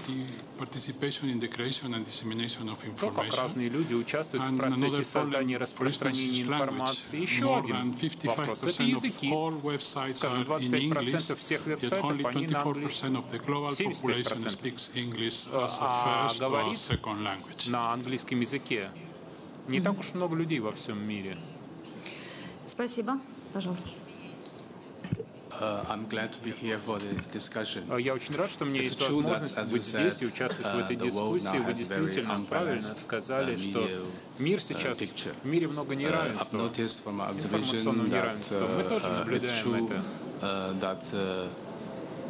С точки зрения информации, некоторые страны, некоторые регионы, события, которые там происходят, освещают не очень часто, а другие страны, например, возьмем Африку или Латинскую Америку, это как раз очень яркий пример такой ситуации. Почему так происходит? Во-первых, это связано с экономикой. Это играет, если не решающую, то, по крайней мере, очень важную роль. А второе, помимо этого, это каким образом можно информировать людей, о чем их информировать. Мы живем сегодня в таком мире, где все взаимосвязаны между собой. Очень важно, чтобы у нас было сбалансированное освещение происходящих в мире событий. И для этого важно сотрудничество между различными СМИ, потому что никто не способен сделать все. Поэтому, с одной стороны, нужно быть независимыми, а с другой стороны, нужно общаться между собой, нужно сотрудничать, взаимодействовать, чтобы картина получалась более полной, сбалансированной. Я так считаю. Спасибо за ваше мнение. Пожалуйста, Рита. Информационное неравенство существовало всегда. Это было большой проблемой. Мы все знаем, что перекос фактически монополии англосаксонских СМИ в мире много лет было константой. Это информационное неравенство начало выравниваться с появлением других медиа, таких как иранская замечательная компания Press TV, таких как китайская компания, которая раньше называлась CCTV, а теперь CGTN, которую вы представляете, таких как наши ресурсы Артира, Today, Спутник и другие, Аль-Джазира. Как только это неравенство перестало быть таким ярким, и другие голоса заявили о себе громче, тут же правительства мировые, спецслужбы и некоторые большие частные медийные компании, которые, как мы знаем, на поверку оказались связаны с теми же правительствами и спецслужбами, стали с этим бороться. И по сей день они только усиливают борьбу с этим самым восстановлением информационного равенства. В чем это заключается? Мы знаем, что замечательную иранскую телекомпанию Press TV лишили лицензии на вещание в Великобритании давным-давно, годы назад. Мы слышим, как сейчас раздаются голоса вышвырнуть из США CGTN, китайскую компанию. Нас в США уже заставили зарегистрироваться иноагентами, и каждый день мы читаем все новые и новые, видим все новые и новые угрозы в наш адрес. От расследований британского медиарегулятора до запрета буквально сегодня сегодня запретили и заблокировали наши сайты на Украине. Все это будет кричать, и мы должны с этим бороться. Пожалуйста, Иван. Добрый вечер. Но мне кажется, мы должны о нескольких вещах акцентированно говорить. Во-первых, дисбаланс был всегда. И этот дисбаланс информационный, он не появился сам по себе, он является отражением дисбаланса в других сферах, в первую очередь в глобальной экономике, и в других сферах. Наш коллега уже говорил, что есть соотношение разных языков, разных экономик, и это соотношение, соответственно, формирует тот дисбаланс, о котором мы сейчас говорим в глобальном информационном пространстве. Но мне кажется, проблема даже не в этом дисбалансе. Любое неравенство, дисбаланс, он всегда является основой для дальнейшего развития, как мы знаем. Мы должны, наверное, сегодня говорить не сколько о неравенстве, а сколько об информационных войнах, о том, что как эти войны, они всегда ведутся без правил, но когда мы видим совсем уже, скажем, бои без правил на информационном поле, когда используются все ресурсы и так далее, когда те или иные государства или страны, пользуясь доминированием, в том или ином направлении в информационном поле, пользуясь наличием каких-то ресурсов, пытаются не то чтобы навязать картину, это было всегда, а когда пытаются лишить возможностей для иных голосов. Но, с другой стороны, мы должны понимать, вот у нас главная тема звучит, как сбалансировать информационную картину мира. Наверное, единой картины мира никогда и не будет. Мы здесь тоже должны объективно говорить, все-таки мы же реалистично должны рассуждать. Поэтому сегодня, наверное, разговор должен быть о том, что как в условиях сегодняшних ситуаций, которые мы наблюдаем, разных обстоятельств, чтобы эти инструменты, информационные инструменты, они пользуются в рамках каких-то все-таки правил. Ирлана, можно я...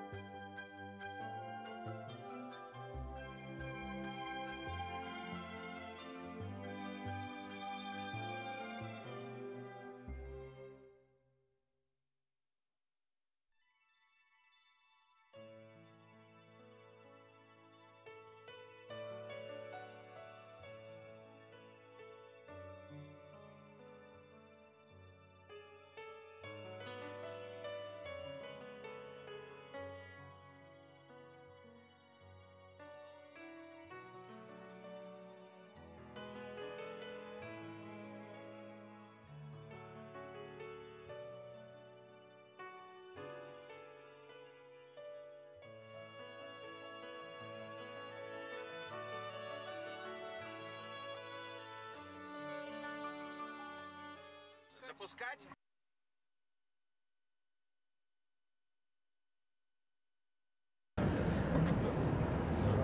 У нас задержка 5 секунд, поэтому после вашей команды 5 секунд задержка.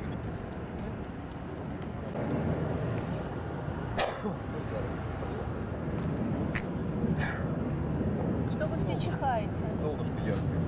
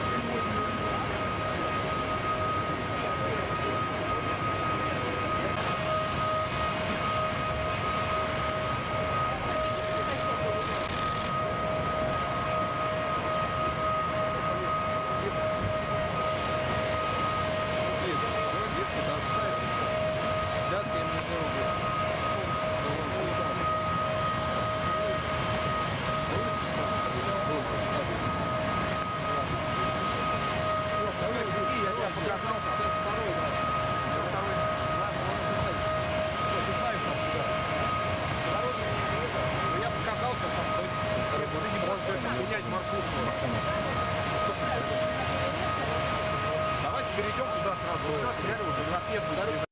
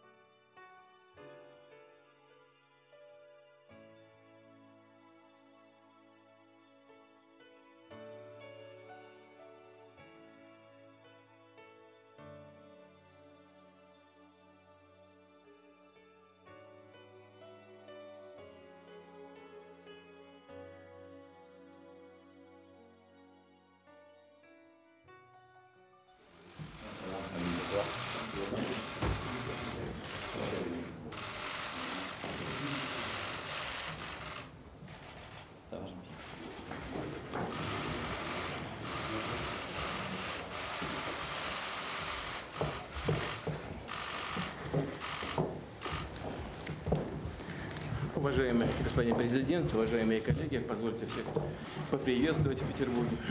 Monsieur le Président, chers collègues, permettez-moi de vous saluer tous à Saint-Pétersbourg. Хочу вас поблагодарить за то, что вы приняли наше предложение и приехали для участия в Петербургском форуме. Je tiens à vous remercier tout particulièrement d'avoir accepté notre invitation et venir ici pour participer au Forum international de Saint-Pétersbourg. Мы используем эту возможность для того, чтобы полноформатно поговорить о двусторонних российско-французских отношениях.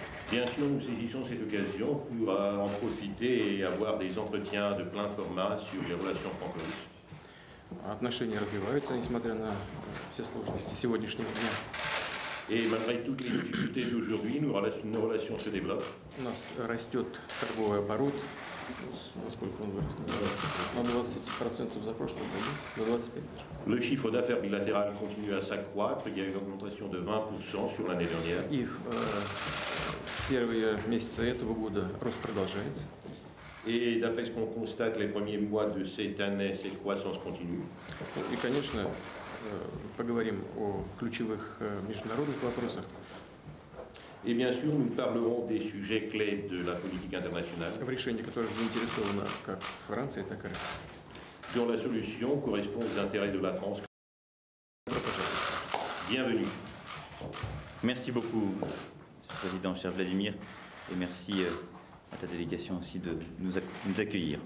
Спасибо, дорогой президент, дорогой Владимир. Спасибо также тебе и твоей делегации за то, что вы нас решили принять здесь, в Санкт-Петербурге. Il y a un peu plus d'un an, nous avons commencé ces échanges intenses. C'était à l'époque à Versailles et nous n'avons cessé de nous parler. Et j'avais en effet pris l'engagement à l'automne dernier de répondre à ton invitation. Et donc je suis très heureux d'être aujourd'hui à Saint-Pétersbourg. Действительно, год тому назад мы с тобой положили начало такому интенсивному обмену на нашем уровне между Францией и Россией. Это было в Версале. Прошел год, и я решил осенью прошлого года согласиться и принять твое предложение приехать сюда, в Санкт-Петербург. Сегодня я этому очень рада. Sur le plan bilatéral, de rappeler les relations économiques se développent. Et je crois que c'est une bonne chose. Nous allons avoir beaucoup de contrats importants et de nature très diverses qui seront signés lors de ce déplacement, une cinquantaine. Et le dialogue des sociétés civiles que nous avions décidé ensemble il y a maintenant un an a pris forme, s'est structuré, aura sa première réunion plénière, ce dialogue du Trianon, et nous pourrons les voir demain. Наши двусторонние отношения продолжают развиваться. В экономическом плане здесь постоянный наблюдается рост. Это очень позитивно. Сегодня мы подпишем целый ряд очень важных контрактов в разных областях. Тот самый социальный форум, площадка, которому положили начало в Версале, то есть Трианонский диалог, также функционирует. Это обмен между нашими гражданскими обществами. Он сегодня активный очень. Это также очень позитивно. Et au-delà de la relation bilatérale, je crois que le moment que nous vivons impose que nos deux pays, membres permanents du Conseil de sécurité des Nations Unies, avec une histoire forte, une politique internationale qui a toujours été forte et indépendante, puissent construire, qu'il s'agisse de l'Ukraine, du Moyen-Orient, autour de la crise iranienne et de la situation en Syrie, et qu'il s'agisse aussi de la manière dont nous voyons le multilatéralisme contemporain. Je crois qu'il nous faut travailler pour prendre des initiatives communes. Et c'est pour moi aussi l'un des objectifs de ces échanges qui, à mes yeux, sont pour cela aussi très importants.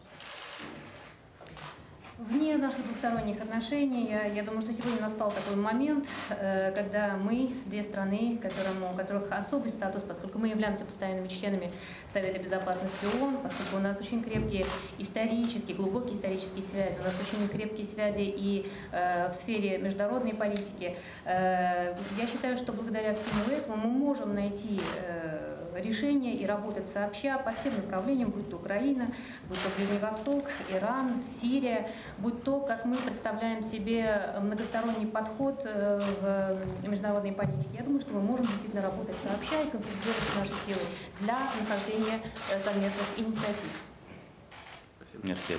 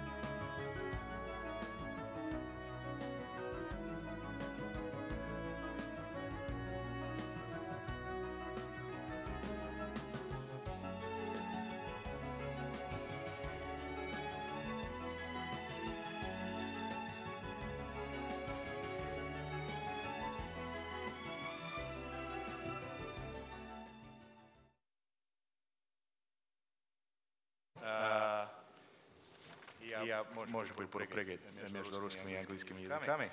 Как вы, наверное, знаете, наш разговор сегодня — это The New Energy Agenda, Russia's Global Leadership. Идея в том, что Россия, в общем-то, является энергетической сверхдержавой. Как она может сохранить это место, особенно когда энергетический мир становится все более конкурентным и, я бы сказал, fragmented. И сейчас очень много вызовов стоят перед странами, которые занимаются энергетикой. Что нужно сделать России в этом смысле для того, чтобы сохранить это лидерство, может быть, улучшить в каких-то категориях лидерства? Первое у нас в этом плане, первая жертва для этого разговора, это, естественно, первый замминистра энергетики России Алексей Текслер. Thank you very much, Minister, for coming. Maxime Pedelman, to my left, General Director of Novimet. Novimet, если не знаете, занимается производством труб. Это делает в 20 странах мира и не только в России. Очень интересная компания. Павел Левинский. Павел, добрый день. Павел, глава Россети. Как, наверное, здесь уже не нужны комментарии, что такое Россети в этой территории. Ari Karev is Global Oil and Gas Sector Leader, аналитик, наблюдатель области энергетики из Ernst & Young. Thank you very much. Виталий Королев, Deputy Head, замглавы Федеральной антимонопольной службы России. Thank you very much. And finally, but definitely not least, Valery Petrovich Chechkanov. He's a very interesting man and is an advisor to the president of the Russian Sciences Association of Science. Thank you all for being here. I guess I'd like to give the floor to Mr. Texler и спросить Алексея, когда мы говорим про вызовы, да, я знаю, когда мы с вами говорили перед сегодняшней дискуссией, вы обозначили несколько, да, которые надо, как бы, с которыми надо сражаться, над которыми надо работать. Какая из них, на ваш взгляд, самая сложная, главная на данный момент? Спасибо. Спасибо большое. Райан, я хотел бы поблагодарить всех коллег, кто сегодня присутствует здесь. У нас действительно собралась очень хорошая компания и представители частного сектора, которые знают уже во всем мире, которые экспортируют высокотехнологичное отечественное оборудование в нефтегазовом секторе. Это наша глобальная энергетическая компания, представители ведущих консультационных мировых компаний, советник президента Академии наук, мой коллега из Федеральной антимонопольной службы. Мы можем много говорить сегодня о том, что нужно сделать России, чтобы повысить эффективность топливно-энергетического комплекса внутри страны, сохранить лидерство на мировой арене. Президент недавно и в послании, в майском указе озвучил национальные цели развития нашей страны. Ключевая из них – это вхождение России в пятерку крупнейших экономик мира. Понятно, что российский ТЭК сегодня и так один из мировых лидеров, но учитывая те вызовы, те тренды, вообще в целом, то, что происходит с энергетикой, трансформацией и прочие моменты, связанные с изменением энергетического ландшафта, понятно, что сохранение лидерства само по себе – это отдельная большая серьезная задача. И что нужно делать? Ну, я вижу несколько направлений для того, чтобы нам и сохранить лидерство, и повышать эффективность внутри страны. Первое – это, конечно, создание лучших условий для инвестиций в топливно-энергетический комплекс. Такие инициативы уже есть. Понятно, что в первую очередь это регуляторная среда, налоги, повышение развития конкуренции в секторе, в нефтегазовом сегменте, в первую очередь. Напомню нашу инициативу по налогу на дополнительный доход, развитие СПГ производства, все, что касается несырьевого экспорта, это наш нефтегаз. У нас колоссальные ресурсы, которые мы должны и обязаны монетизировать и сделать все, чтобы Россия была и оставалась лидером в нефтегазовой сфере. В электроэнергетической повестке, безусловно, это программа модернизации, которая сейчас уже буквально мы завершаем подготовку всей необходимой нормативки, до 40 гигаватт объем мощности, который подлежит модернизации, там более 2 триллионов рублей. Цена вопроса этой программы и за счет ДПМ, и за счет уточнения конкурентного отбора мощности, безусловно, это очень серьезные инициативы. Естественно, развитие конкуренции на розничном рынке в электроэнергетике. И можно долго еще говорить про то, что нам нужно сделать для того, чтобы действительно привлечь дополнительные инвестиции, для того, чтобы способствовать в целом вкладу вот в ту задачу, в ту цель, которую озвучил президент, имея в виду, что топливно-энергетический комплекс – это, конечно, такой агрегатор, да, огромное количество сопутствующих смежных отраслей, которые будут развиваться благодаря росту инвестиций в нашем секторе. Второе, на что бы я обратил внимание, это, конечно, технологическое развитие.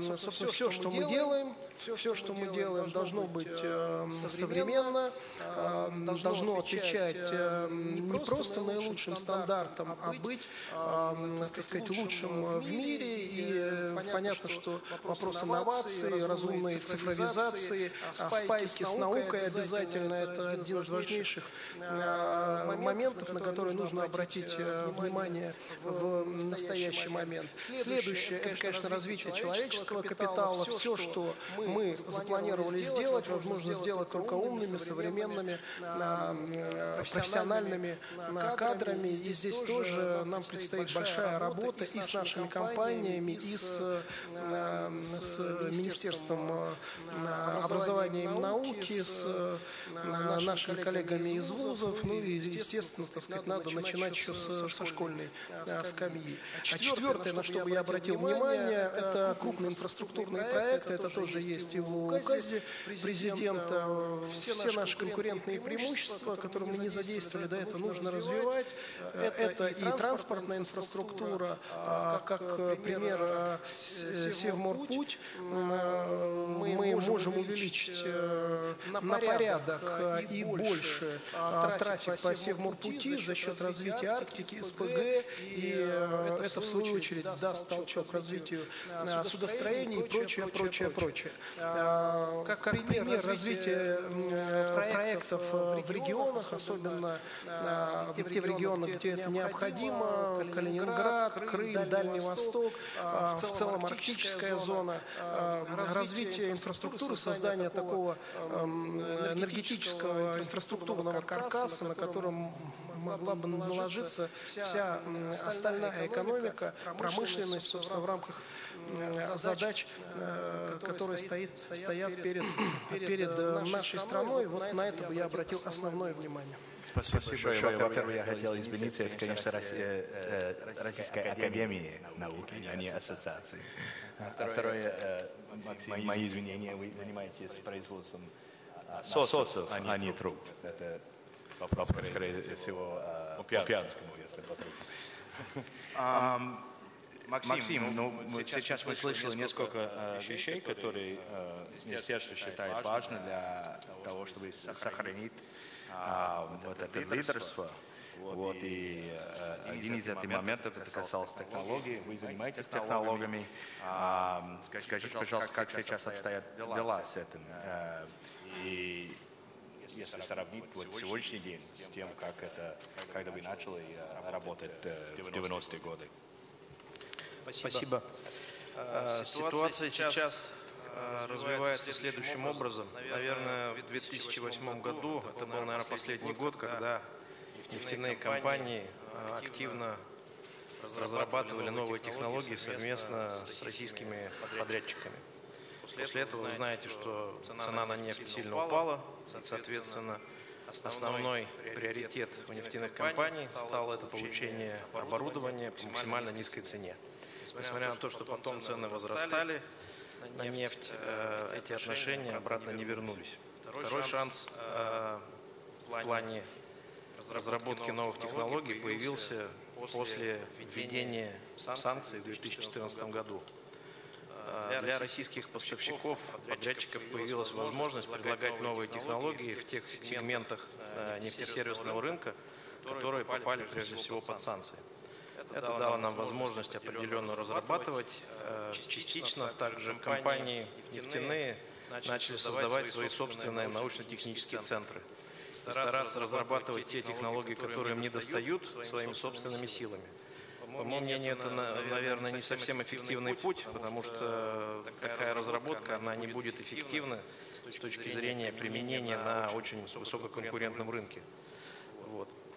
Ну, сейчас такая ситуация есть. В любом случае, российская инженерная школа, она по-прежнему сильна, поэтому, наверное, благодаря санкциям определенный толчок в развитии технологий, он есть.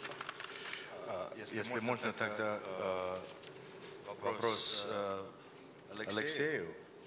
Вот, как сделать так, чтобы нефтяные компании, если он говорит, что они внутри себя, а не с подрядчиками, как бы не запрашивает услуги подрядчиков, что может государство сделать для того, чтобы это стимулировать? Действительно, пожалуй, одна из основных задач, которая стоит перед нефтегазовой отраслью сегодня, это разумное, скажем так, импортозамещение, и у нас для этого есть все возможности и все основания.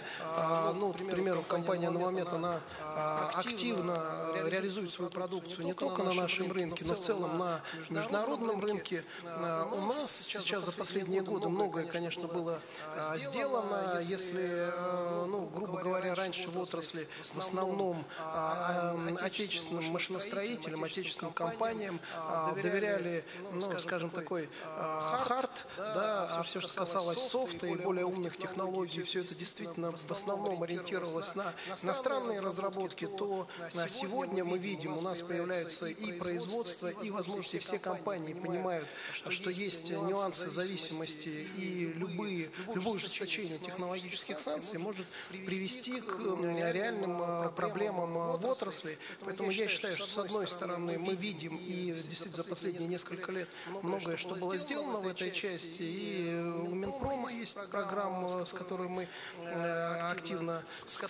активно в этой части сотрудничаем. Но важно сделать новый шаг. Вот одним из таких шагов может быть наша инициатива совместно с Минприродой, это полигоны так называемые.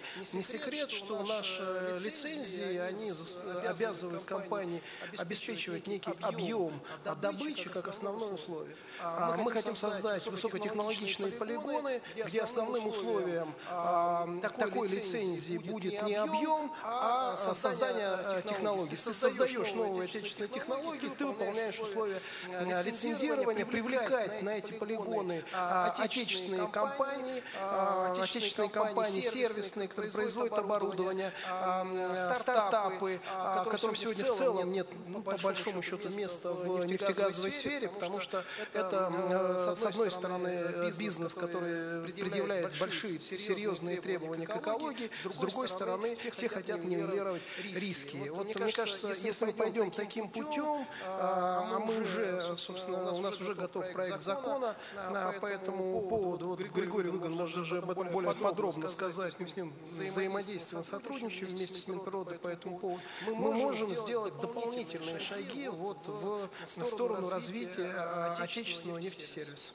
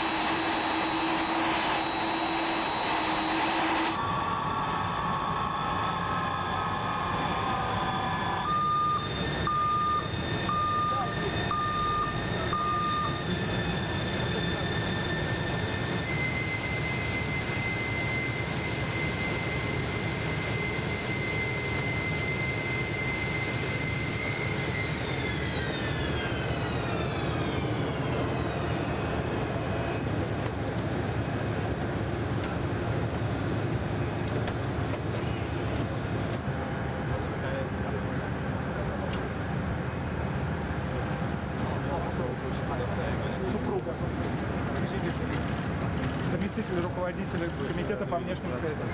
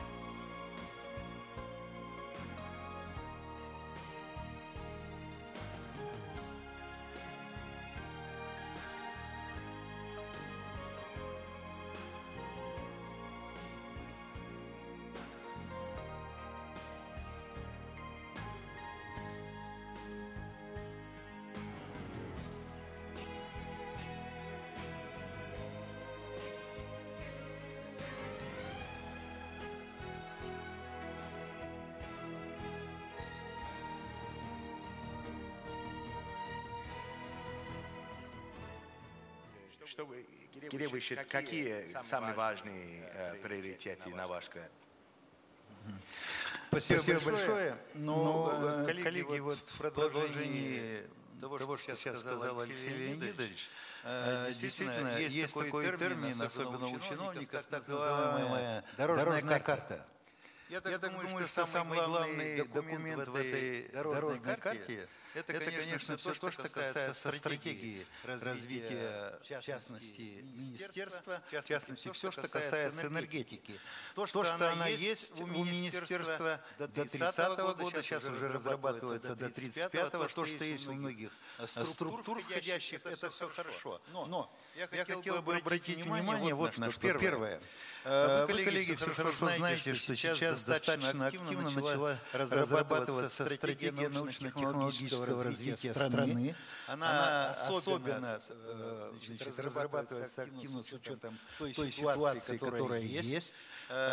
Грех бы, наверное, сказать, что у министерства в этом плане плохие отношения с академией. Нет, все в порядке, но действительно у академии сейчас есть ряд достаточно интересных мыслей и идей с точки зрения технологий, новых приборов, которые можно было бы действительно совместными усилиями встраивать вот не только в стратегию, а доводить до металла. Это первое. Второе, мне представляется, даже вот не случайно была цифра сказана, что у нас иногда диспропорция есть из того, что мы производим, и то, что потребляется. Вот сейчас практически уже разработана стратегия так называемого пространственного развития страны. Мне кажется, что вот она не должна быть никак отделена от стратегии Министерства энергетики. Это должно быть один к одному, потому что вы представляете, для чего это нужно. Для того, чтобы у нас не было где-то пусто, где-то густо, с позиции производства, с позиции потребления энергетики или тех или иных продуктов, которые производят. Мне представляется, что это действительно очень важная позиция, на которую следовало бы обратить внимание те, кто занимается разработкой стратегии в данной ситуации и в компаниях, и в министерстве. Следующее. Довольно-таки интересный вопрос был связанный с доверием. Действительно, мы как-то не обращаем внимания на некоторые такие моменты, которые кажутся нам или второстепенными, или еще что-нибудь. Я как-то в одной из статей, связанной с производственной деятельностью в одной из крупнейших предприятий в Германии, вычитал такую цифру, что оказывается, первое, 70% эффективности работы компании зависит от коммуникации. То есть действительно от коммуникации на разном уровне. По горизонтали и по вертикали. А в связи с этим дополнение к этому элемента доверия, оно действительно это усиливает в целом эту вещь. Это как бы, я бы сказал, надтехнологическая, надтехническая вещь, она чисто человеческого характера, но она дает большой эффект. Маленький пример. Я не знаю, как вы, я когда вот сейчас добирался до этого зала, меня 4 раза проверяли. Я думаю, это каждого из вас. То есть мало того, что на главном входе, на втором, на третьем. То есть речь идет о недоверии в данной ситуации, прошу извинить, государства к нам. Точно такая же вещь является, когда мы действительно начинаем работать, и когда между субъектами рынка есть элемент недоверия, отсюда действительно многие вещи. И последнее, может быть, отвечая на ваш вопрос, все, что касается проблем управления в энергетике, это, я бы сказал, сплошные противоречия. И одно из противоречий, это, конечно, между производителями и потребителями.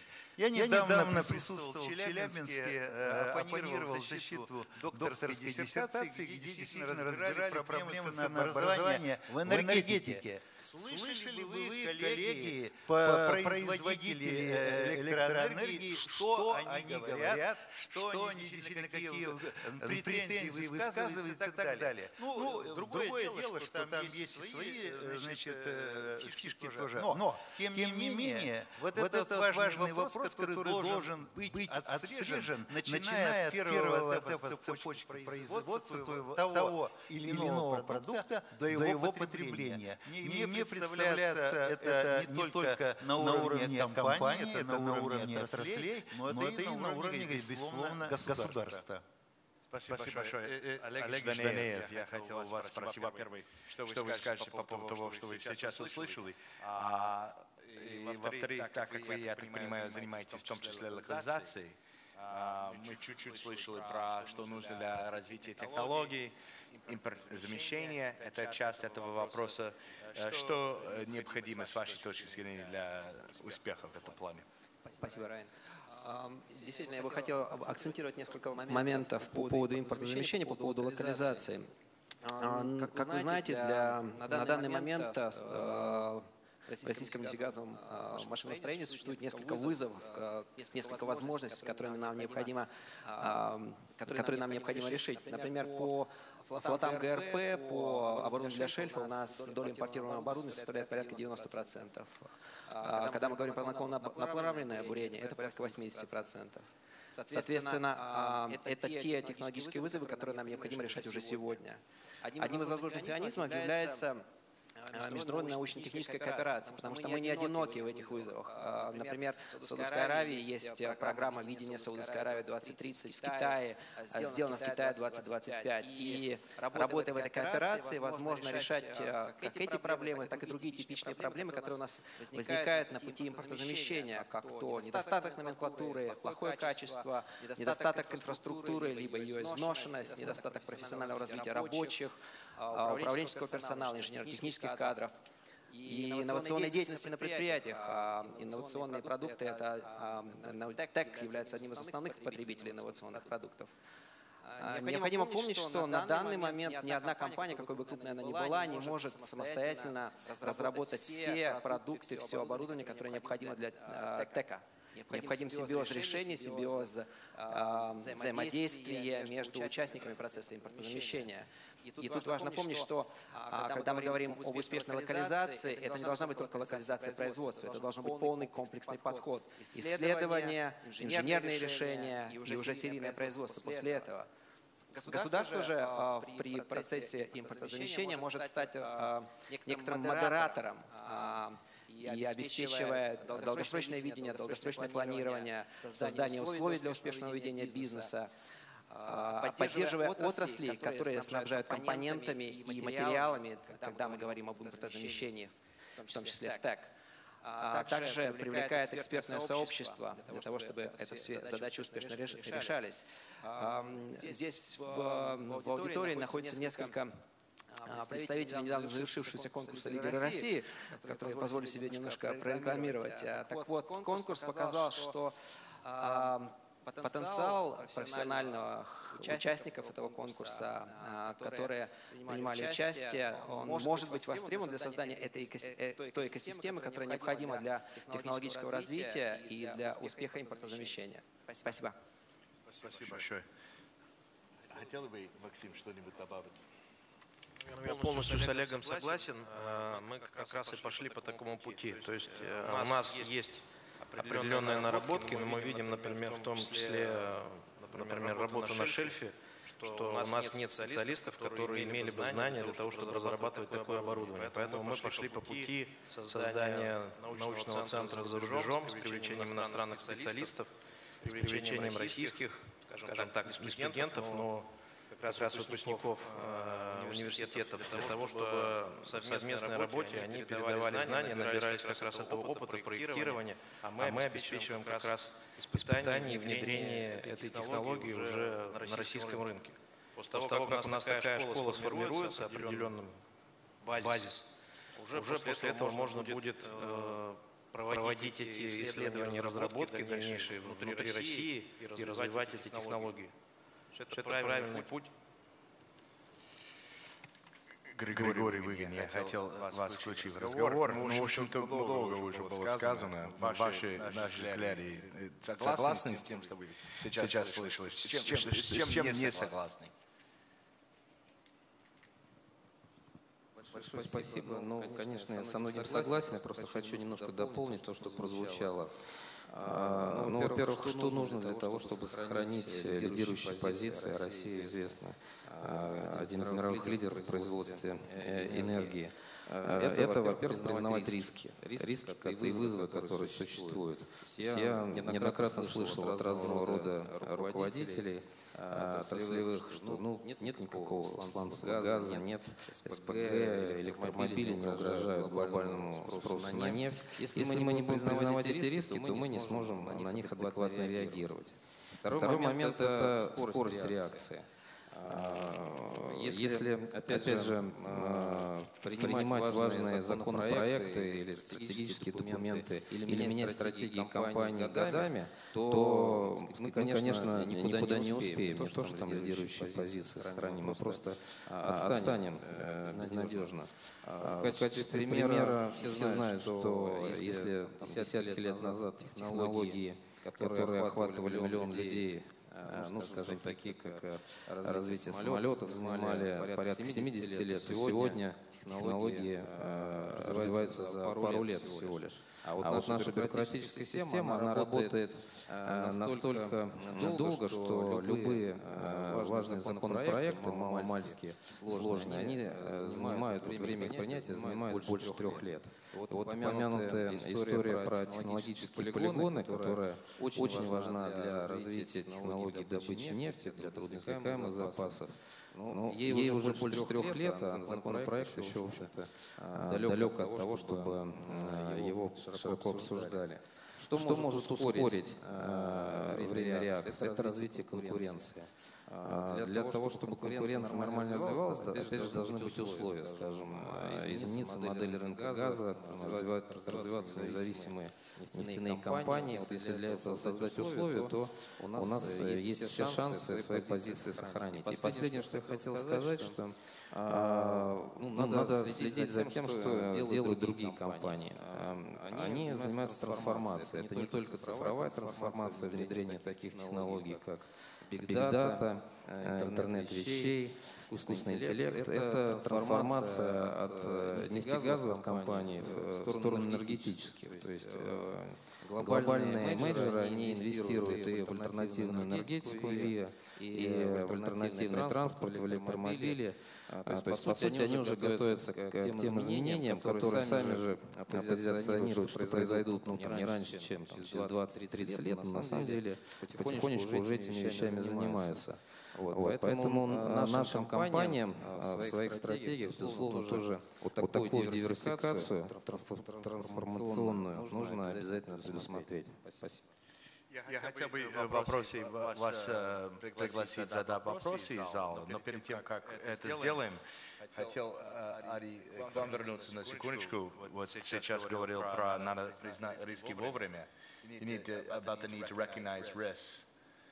He was saying one of the important things is for countries and companies to recognize risks before them and the speed of their reaction.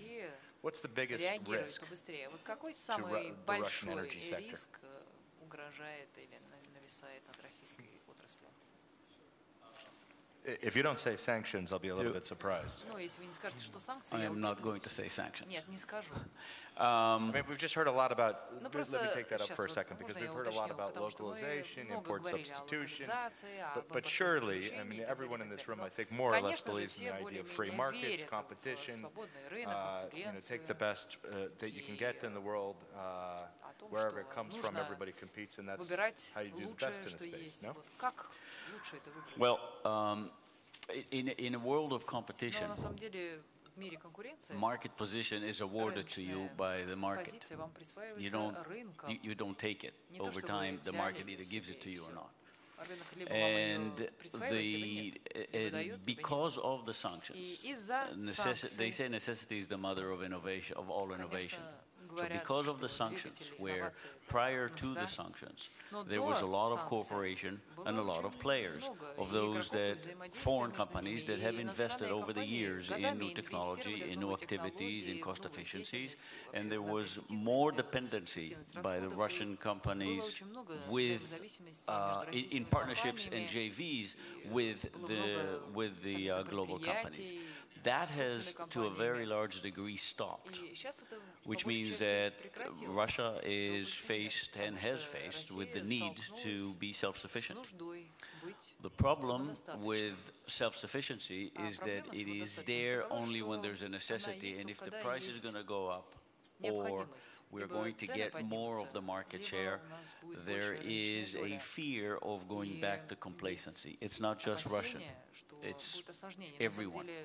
And because of the fact that we are looking at a price that is continuing to creep up right now, the biggest risk is losing the urgency and losing the invention that comes out of recognizing the necessity of having to keep a global position in a market that is becoming increasingly competitive.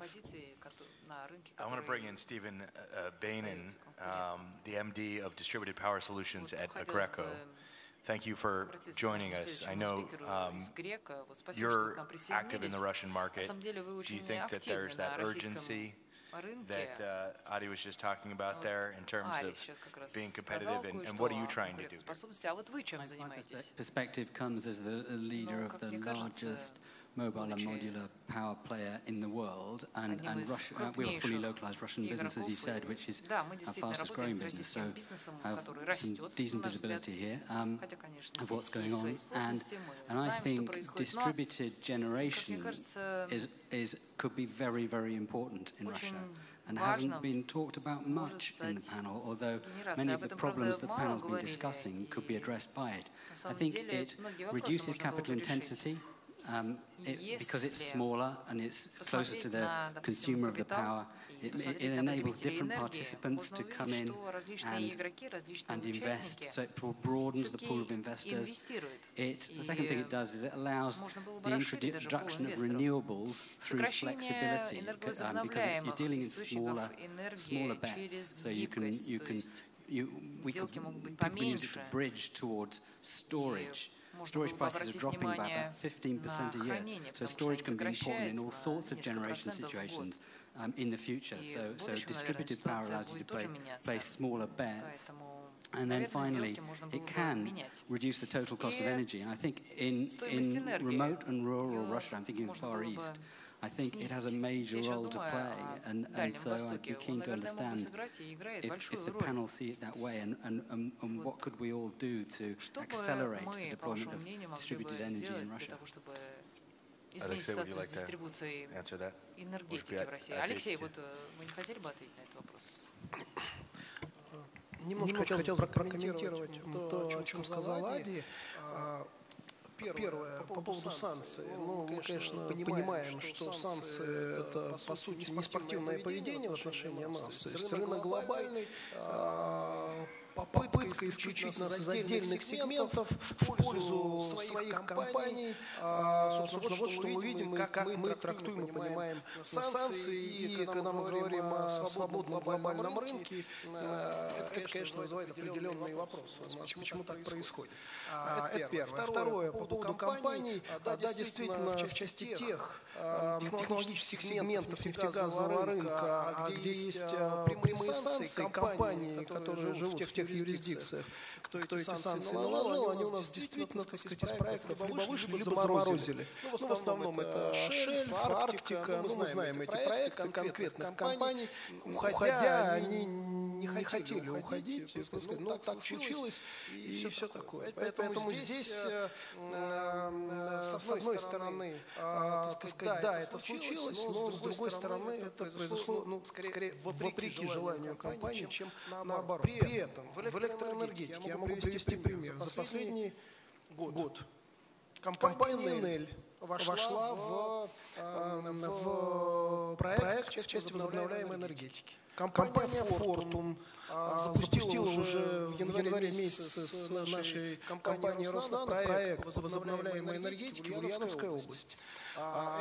Я уже не говорю в части нефтегаза, наши китайские партнеры из Индии, из ряда других стран вполне себе спокойно последние годы входили в наш проект, и мы не заметили потерю интереса к нашим проектам. Наоборот, у этих компаний возникли новые возможности в этой части. Кстати, если говорить о возобновляемой энергетике, к примеру, то вот последний прошлогодний конкурс, который у нас был на объекты ДПМ-2, где как раз Enel зашел, компания Fortum в том числе, зашла в наши проекты, мы увидели снижение удельных капитальных расходов по итогам конкурса почти на 30%. Это прямой эффект конкуренции свободного рынка, никаких ограничений на вхождение наших иностранных партнеров. В этой части сейчас мы говорим о ДПМ-2, о глобальной программе модернизации нашей электроэнергетики. У нас в электроэнергетике, в тепловом его сегменте присутствует большое количество иностранных партнеров, и у всех есть шанс. Это первое. Второе. Много иностранных компаний работают в энергетическом машиностроении, да, локализуют производство, для них это тоже шанс. ДПМ-2 или ДПМ-штрих, это для них тоже шанс поучаствовать в этом. Я вот буквально сейчас приехал с запуска нового цеха производство компании Siemens здесь недалеко, в Ленинградской области. Там происходит сборка и производство запасных частей для газовых турбин высокой мощности, и открыт завод по ремонту и цех по ремонту и восстановлению лопаток, ключевого элемента горячего тракта газовых турбин. Надо сказать, что часть элементов горячего тракта уже производится компанией Siemens. Здесь, на этом заводе, я имею в виду камеру на сгорание. И таких примеров можно привести много. У нас компания Шлюмберже в нефтегазовом секторе. Не последняя в мире компания, которая работает и локализует производство в нашей стране. Поэтому в проекте СПГ я думаю, что Арктика СПГ тоже будет реализовываться вместе с рядом иностранных партнеров и по аналогии с тем, как реализовывался Ямал на СПГ. Все наши нефтегазовые проекты, которые сегодня реализуются, и будут реализовываться в ближайшее время, они тоже будут вместе реализовываться с нашими иностранными партнерами. Поэтому я не заметил изоляцию России в части электроэнергетического сектора. У нас действительно там развита конкуренция, и мы будем эту конкуренцию развивать. И сегодня Виталий Королев об этом говорил, собственно, все представители электроэнергетической отрасли об этом говорили. Поэтому я считаю, что перспективы вложения в нашу энергетику иностранными компаниями, они есть, мы будем способствовать этому. Я начал свое вступительное слово именно с тем, что надо развивать инвестиционный климат, который должен способствовать решению стратегических задач во всех наших секторах, и мы это будем обязательно делать. Alexei, I want to turn to Maxime for a second. Halliburton was Могу interested in buying Novomet. Максиму That didn't дать happen. слово. What does that say about Когда вот происходит такое движение, как санкции повлияли на общий климат? Halliburton действительно был заинтересован в покупке нашей компании. Ему был необходим этот сегмент механизированной добычи. Он собирался развивать свой бизнес в эту сторону. Вот, значит, было подано прошение в Федеральную антимонопольную службу. Нашу компанию признали стратегической и направили на комиссию при правительстве Российской Федерации. Halliburton отказался подавать это прошение, потому что он понимал, что, вероятнее всего, поступит отказ. Сейчас вы, наверное, можете наблюдать историю между Шлюмберже и Евразий Дриллинг. Аналогичная, наверное, история.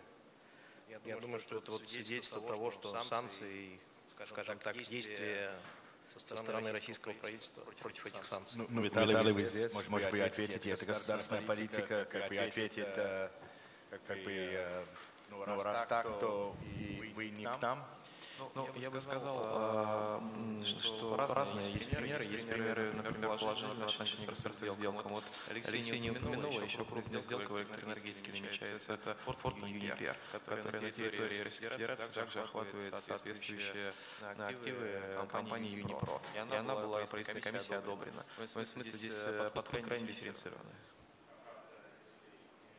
Majority share, да? Да, если при том, что... То есть они станут мажорными. Есть вопросы из зала? Еще разрешите два слова в части одобрения сделок. Да, тут надо понять, что естественно, так сказать, российская сторона выдвигает ряд условий. Поэтому в случае одобрения этих условий, я думаю, что та сделка, которую Максим тоже вполне себе возможно. Надо просто понимать объем рынка, который занимает компания и, собственно, влияние, так сказать, на рынок. Я думаю, что это вполне рабочая ситуация. Спасибо большое. Questions from the hall? Вопросы из аудитории? Вопросов нет? You're so written, please. Вот, пожалуйста, вот сзади там, дайте микрофон.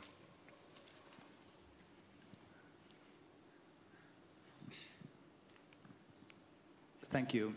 Спасибо. Меня зовут Айсон Хувер. Я работаю на компанию Fortum. Я не буду говорить о Юниберде. Меня интересует дискуссия, и мне понравилось, что я приехал сюда, потому что очень часто упоминалась фраза о компетенции, конкуренции. Конкуренция помогает снизить цены для конечных пользователей, увеличить качество изготовленных продуктов. Если говорить об электрическом рынке, то в России очень далеко шагнул за последние 10 лет рынок. Но часто, когда мы говорим об энергетике, один сектор не рассматривается. Это обогрев, тепло, а это большой рынок. Вот хорошо бы сюда внедрить на эту часть рынка конкуренцию. Естественно, это не произойдет за неделю или за несколько дней, потому что я думаю, что вот здесь вот очень помогло бы рынку развиваться, если бы была конкуренция между поставщиками тепла. Спасибо. Всему опять вопрос ко мне, Виталий тоже мог спокойно ответить. У нас на самом деле в тепле. Но что происходит, правильно, полезно. В прошлом году был принят закон, который, собственно, начинает реформу рынка тепла. У нас действительно единственный сегмент в энергетике, по сути, тепло, который не был в рыночном контуре. И, собственно, ряд решений, которые были приняты, они, я надеюсь, позволят запустить этот процесс. Уже ряд регионов заинтересовалось переходом на модель альтернативной котельной, и мы, я думаю, в скором времени увидим здесь достаточно серьезные, существенные изменения, плюс те мероприятия, о которых Виталий говорил, они в полной мере касаются и рынка тепла, поэтому, да, безусловно, так сказать, понимаем проблему этого сектора и активно в направлении работаем.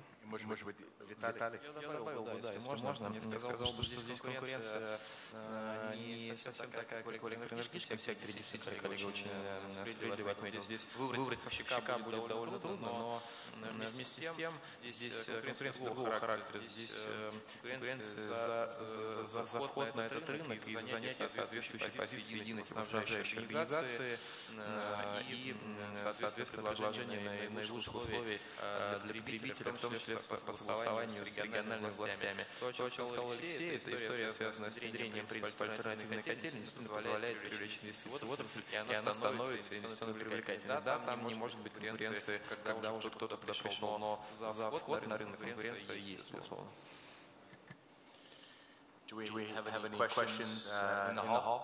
У нас еще есть вопросы. Ну тогда Кади вопрос. Вот Ади говорил о повышении цен на нефть, которые иногда тормозят инновации, потому что многие думают, что, наверное, цены не поднимутся в зависимости от политического климата. Ну, например, BP считает, что опустится до 50-60, а для России что это будет означать в контексте дискуссии? Ну, для любого, ну, для всех это означает неопределенность. Россия здесь не исключение. И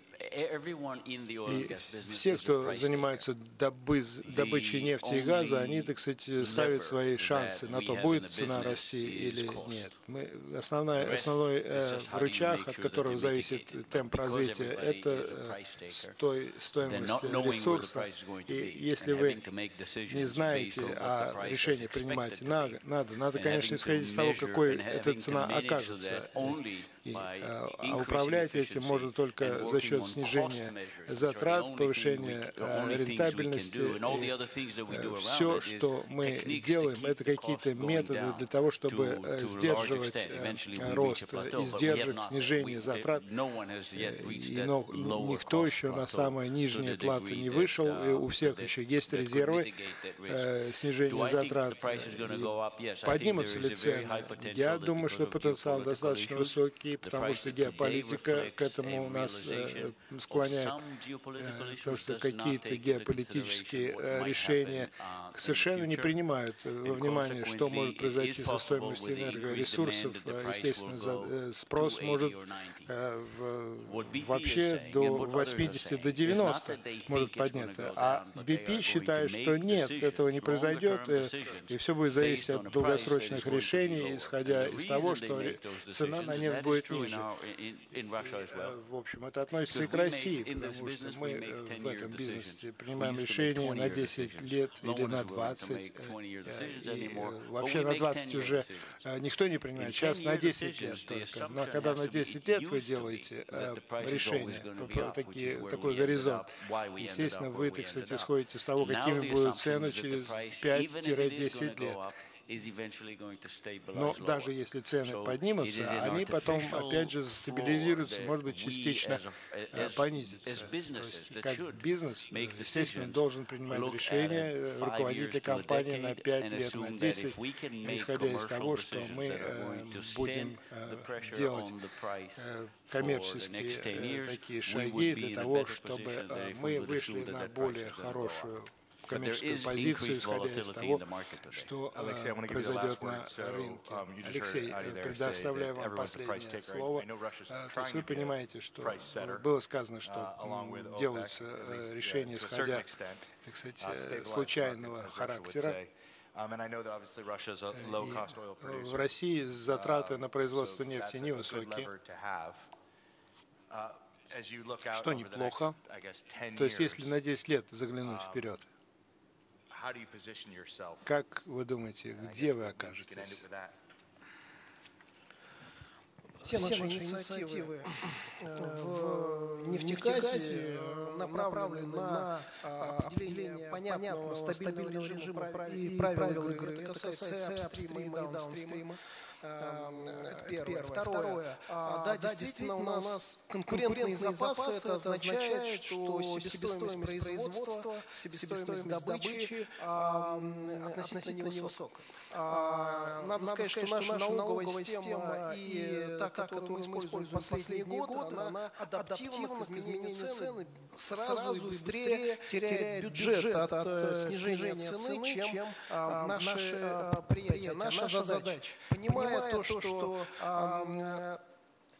рента сегодня не является панацеей, а панацеей является создание понятных инвестиционных правил игры, мы и запустили процесс, я надеюсь, что уже в весеннюю сессию мы примем закон о налоге на дополнительный доход, который как раз будет определять налогообложение от финансового результата, а не от объемных показателей выручки и добычи. Да, отчасти это эксперимент. Все, что касается Западной Сибири, по Восточной Сибири мы переходим на эту систему уже как на долгосрочную, с отказом от тех форм льготирования, которые есть сегодня, в частности, по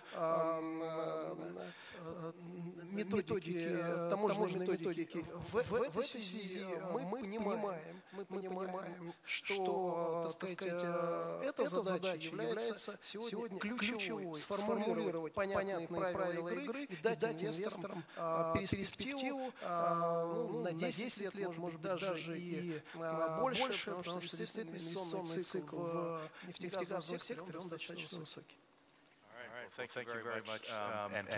Спасибо. Я хотел бы тоже, так сказать, поблагодарить всех участников обсуждения.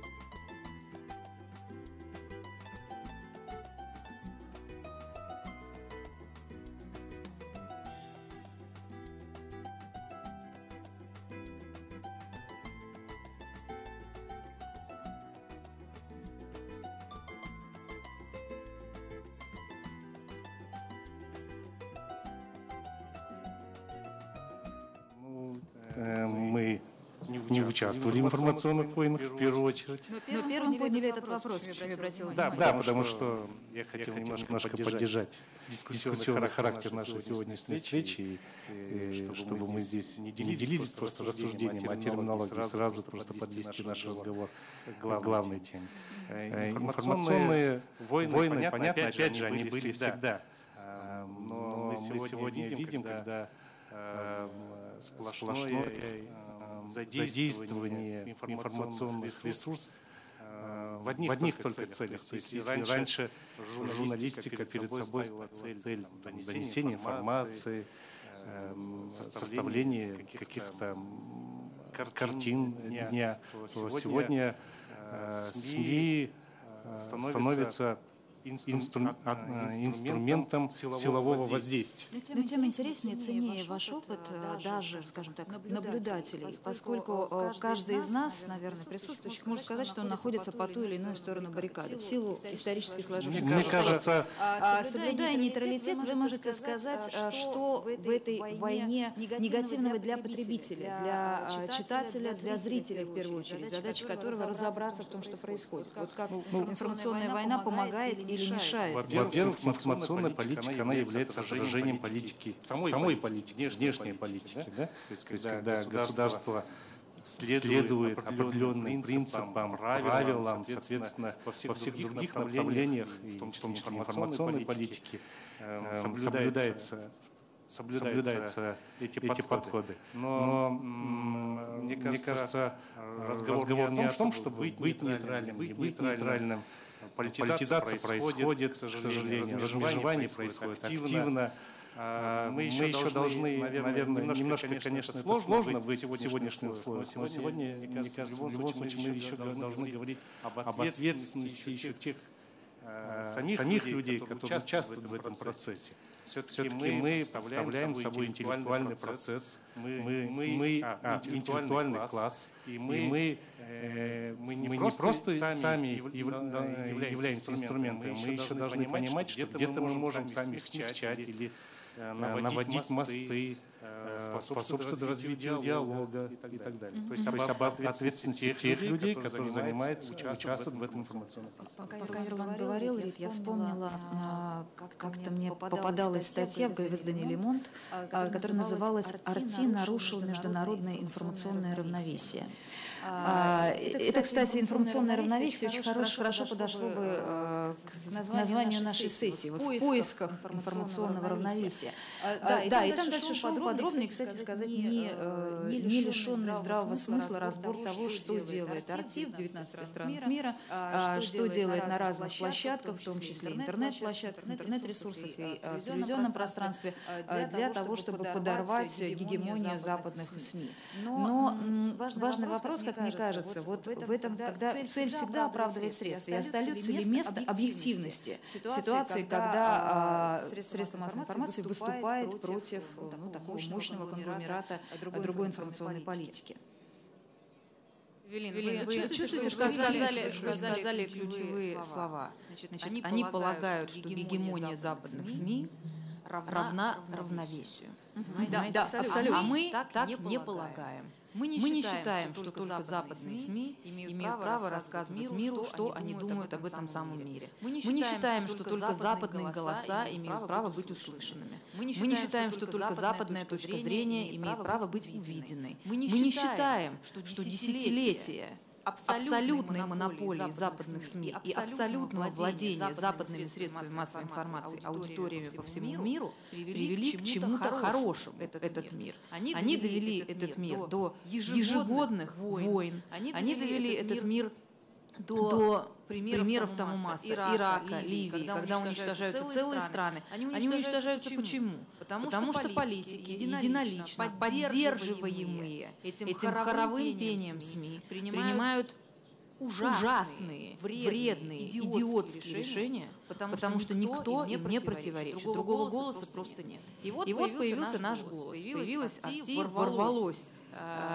в этот сон, как у Цветаевой святилище, где что-то там эфемиам, и нарушила этот их многолетний, почти столетний, на самом деле, покой. Конечно, это их взбесило. Конечно, они ответили не просто огромным количеством вот этих СМИ, что, дескать, как же так, нарушили наше, как они называют, равновесие, на самом деле гегемонию. Где-то они подстрекали свои правительства, где-то правительство подзуживало их, я имею в виду медиа. Бороться с нами – это продолжается по сей день и становится хуже и хуже и жестче каждый день. Ну мы что должны делать? Мы должны согласиться, что давайте вы обратно единолично владеете аудиториями по всему миру, давайте мы будем сидеть тихо, как мы сидели тихо, мы в данном случае Россия, много-много лет, и не будем даже пытаться объясниться с этим миром, и не будем даже пытаться рассказать миру, как обстоят дела на самом деле, какова наша точка зрения. Ведь хорошо известно, что то, что ты видишь, зависит от того, где ты стоишь. Это и формирует точку зрения. Мы стоим вот здесь и видим вот это. Они стоят вот там и видят вот то. Хорошо, когда аудитория имеет возможность и нашими, и их глазами увидеть и то, и другое. Мы считаем, что это хорошо. Они считают, что это плохо. Очень здорово жить в мире, где у тебя нет конкуренции. Тебе, в общем, и не нужно ничего делать, ни с кем бороться за аудиторию, за внимание. За то время, как они включили вот этот режим удушения нас, по анализу нашей аудитории, которая проводится западными же компаниями, она выросла на треть за эти там год с небольшим. О чем это говорит? Это говорит о том, что конечный бенефициар всей вот этой вот конфликтной ситуации, конечный бенефициар аудитории, она оказывается именно бенефициаром. Ей нужна другая точка зрения. Она ее хочет, ей нравится ее получать, она смотрит. Что касается объективности, я работаю в журналистике, представляете, со школы, с 16 лет. Я не верю в то, что абсолютная объективность, которой нас учили в детстве, где бы то ни было существует. Я примеров тому не видела. Потому что любой журналист, он же не робот. Он приезжает куда-то, он оценивает события своими глазами. Он его понимает в меру своих представлений о добре и зле, своих ценностей, своей биографии. И дальше уже это пропущенное через себя видение доносит до зрителя. Как бы он не пытался быть объективным, он не может отказаться от своей сущности. И мы получаем эту информацию уже переработанную, знаете, как хочу приводить пример. Мы так или иначе получаем информацию пропущенную через «я» другой личности. И очистить ее от примеси этой личности нельзя. Тогда о какой объективности мы можем говорить?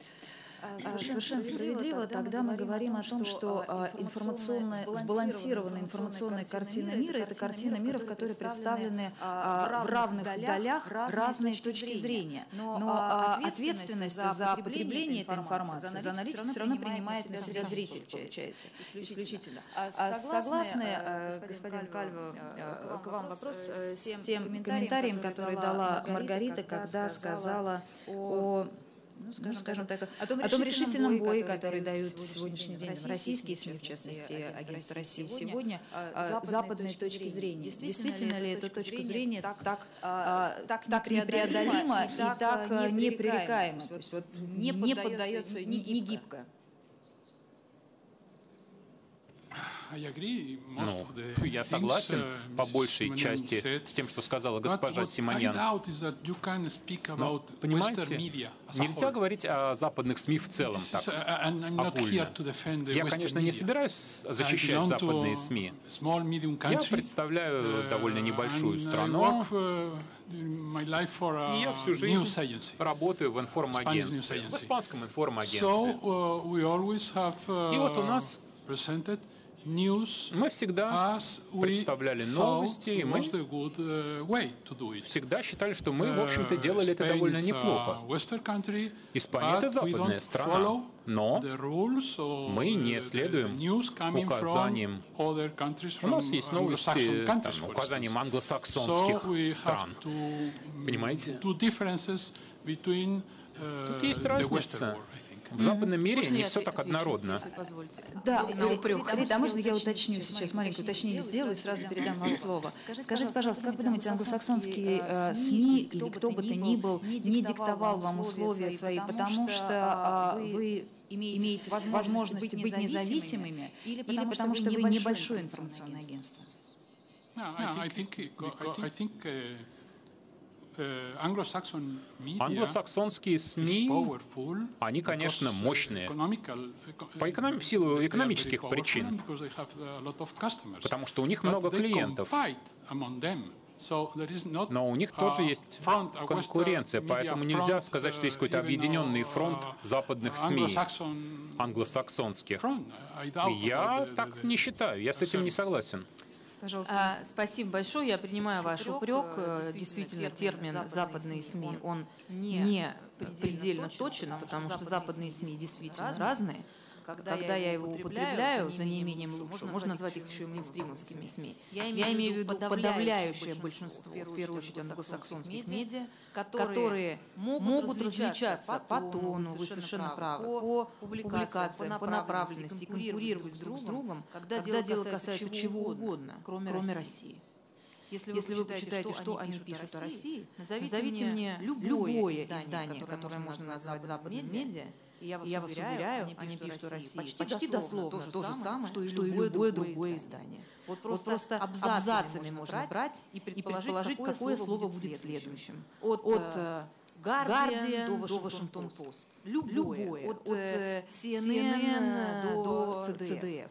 Почти любое западное медиа, в первую очередь не англосаксонское, но тем не менее близкое по духу, что касается России. Почти любое, за единичными исключениями, западные медиа в своей оценке того, что происходит в России, в своих стереотипах, в своих штампах, в своих обвинениях, в своих выводах будет хоровым пением, не фальшивящим ни на одну ноту, не выбивающимся из этого стройного хора. Я думаю, что господин Кальва может снова захотеть возразить. Вы, скажем так, мы ценим, что вы находитесь за этим круглым столом, и так много апеллируем к вам, именно потому что поскольку вы являетесь представителем СМИ в Евросоюзе. Если можете вы что-то ответить о Маргарите, и можете ли вы сказать, какое место российская повестка занимает в вашем агентстве? И какова его тональность? Ну, вы меня извините, конечно, но я здесь Евросоюз не представляю. Я здесь себя представляю, больше никого. Я сказал страна Евросоюза. Ладно, послушайте.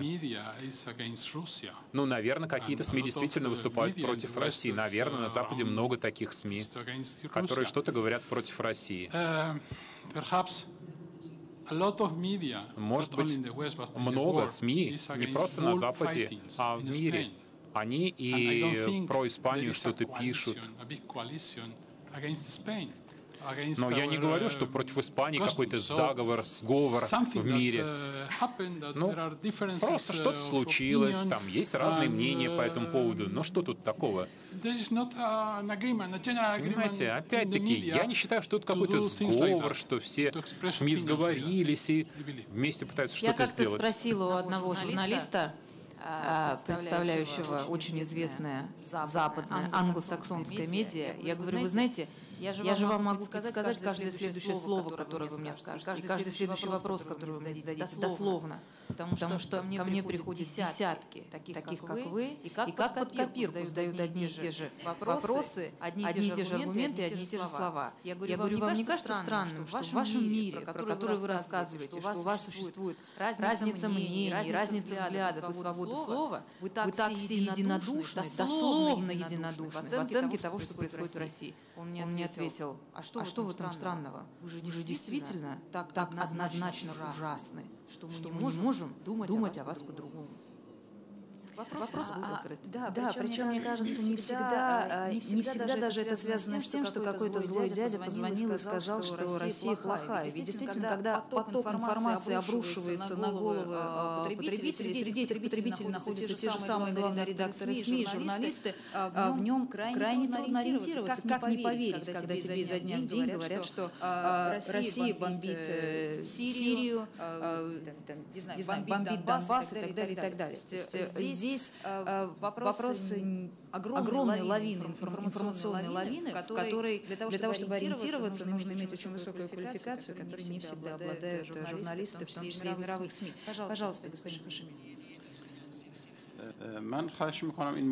Я прошу смотреть на этот вопрос через другой аспект. Нам надо сейчас решить, что делать для преодоления всех этих проблем. Мы знаем, что есть такое положение. Но предполагаем, что есть информационная война. Предполагаем, что есть какая-то борьба война между западными СМИ, англосаксонскими СМИ, с восточными СМИ, в том числе с Ираном. А что нам надо делать для этого? Когда есть информационная война, нам какой подход надо вырабатывать? Нам надо найти какие-то практические подходы. Мы не можем просить человека, кто хочет с нами бороться, сказать, что, пожалуйста, не сражайтесь с нами. Мы должны найти сбалансированный подход, потому что если общество сильное, никто не может против него действовать. Поэтому мы должны усиливать свою армию, чтобы на нас не нападали. Если мы сейчас видим, что некоторые страны постоянно вторгаются в некоторые страны, сильные страны, они не могут защищать себя, потому что они очень слабые. И мы видим в этих странах угнетение. Если мы не сможем представить себе, как вот эти страны живут, какое положение дел в этих странах, тогда не можем найти подход. В Нью-Зеланде в одном университете я с одним профессором из Америки поговорил, и ему сказал, что как вы представите себе Иран как страна. Он сказал, что извините, пожалуйста, то, что я знаю об Иране, это война, это борьба с другими странами. Я ему говорю, как вы это представляете? Он сказал, что я получаю всю информацию через CNN, через западные СМИ.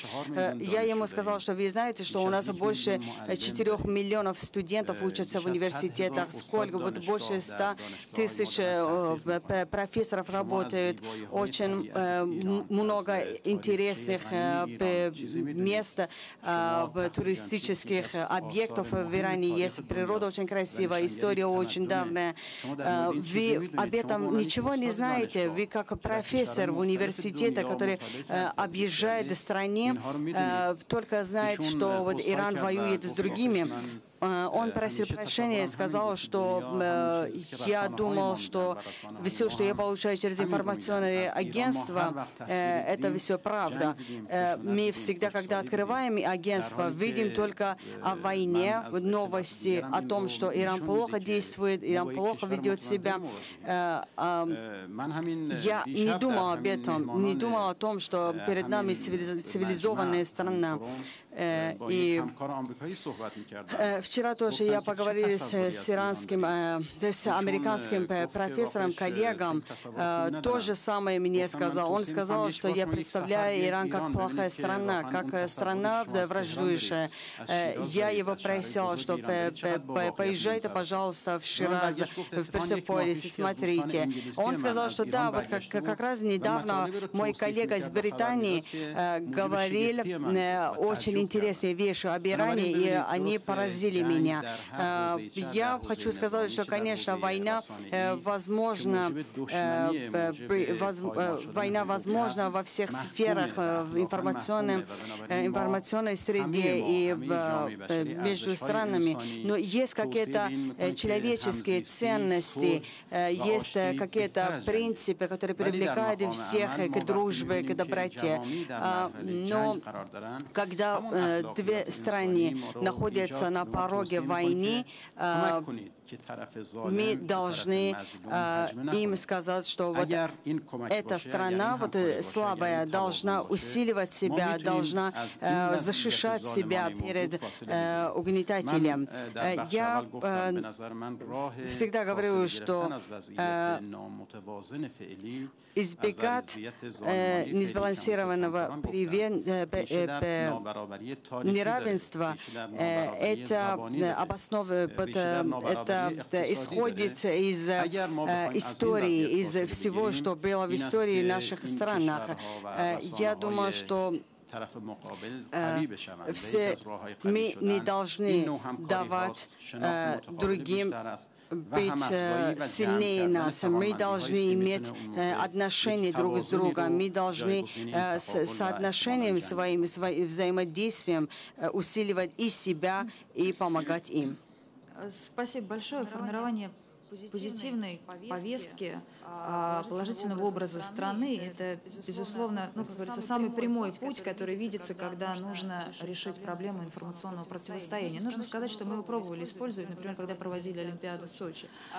Вспомните лозунги, идеи, вдохновение, которые мы испытывали, когда открывали Олимпиаду и говорили, что наконец-то мы сможем показать Россию, наконец-то мы сможем показать настоящее русское гостеприимство, показать наших спортсменов. И чем это закончилось? Какое противостояние информационное мы получили во время подготовки этой Олимпиады, какое сопротивление было, что разворачивалось во время Олимпиады, когда вот так же, как Рита, мне также приходилось общаться с представителями западных СМИ, которые писали всякие ужасы в течение первых нескольких недель, первой недели Олимпиады, рассказывали о том, как мы плохо встречаем, как мы плохо подготовились, какие несчастные спортсмены, голодные, журналисты и так далее, и так далее. Когда я спрашивала журналиста, известного западного средства массовой информации, спрашивал: ну, ты же знаешь, что это неправда, почему же ты это пишешь? Вот он сказал примерно так, простите, как господин Кальва: ну, зачем вы обижаетесь? Мы просто написали, здесь написали плохо, потом кто-то напишет хорошо, но неважно, что это неправда, зато это читают, в этом есть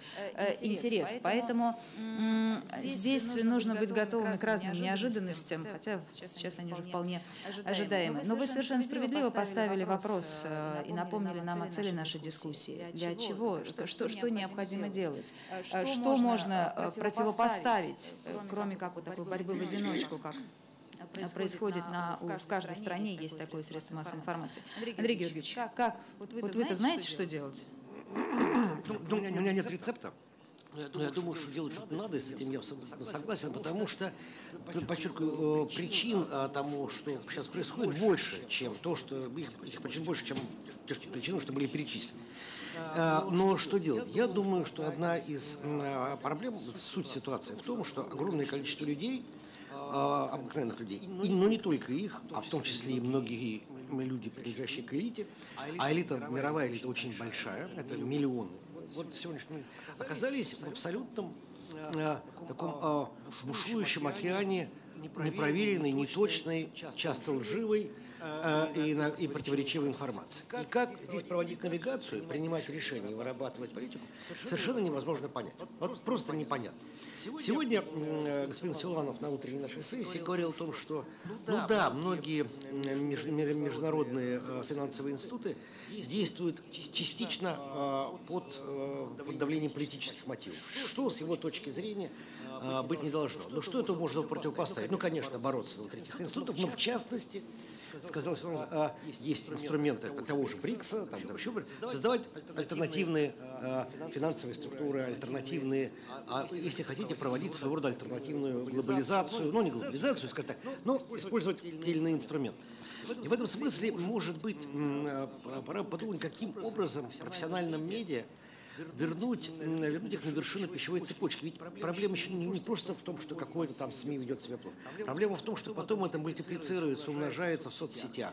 Вот эти вот пресловутые возникают эти вот самые, то, что называют информационные пузыри, полуизолированные сообщества. И получается, что современные медиакоммуникационный мир не столько, вот и все его возможности, не столько объединяет людей, сколько их разъединяет, создавая разные изолированные сообщества, плохо друг друга понимающие. Чтобы это преодолеть, мне кажется, должна произойти какая-то новая, я не знаю, это звучит очень наивно, я это понимаю, более того, поверхностно, наверное, какая-то новая, нам нужно какая-то новый договор о работе профессиональных СМИ. В свое время, когда появилось только электронное вещание, возникла идея того, что называется public service broadcasting, общественным. Почему? Считалось, что у общества будет контроль и всегда будут эталонные источники информации, которым всегда можно доверять. Да? То есть они каким-то образом контролируются обществом и каким-то образом существуют. В этом смысле я думаю, что, помимо всего прочего, движение в сторону вот такого восстановления такой информационной иерархии, своего рода журналистского ренессанса, это была бы, так сказать, вещь очень полезная. Тяжело достижимая, трудная, наверное, нереализуемая. Но, кстати говоря, тема эта возникает достаточно часто. Об этом говорят многие, о хартиях, и о каких-то новых союзах и прочее. И в этом смысле, а с учетом того, что коммуникационная деятельность обретает новые черты и превращается в совершенно новый тип деятельности, который прежде не существовал, журналистика только частью, то, может быть, это не так глупо. И, может быть, это возможно. Я, например, думаю, что проблема агрегирования новостей, создания эталонных таких агрегаторов вполне такие, может быть, и, так сказать, не то чтобы реалистическое, но имеющее хотя бы в постановке смысл. Спасибо. Пожалуйста, Рита.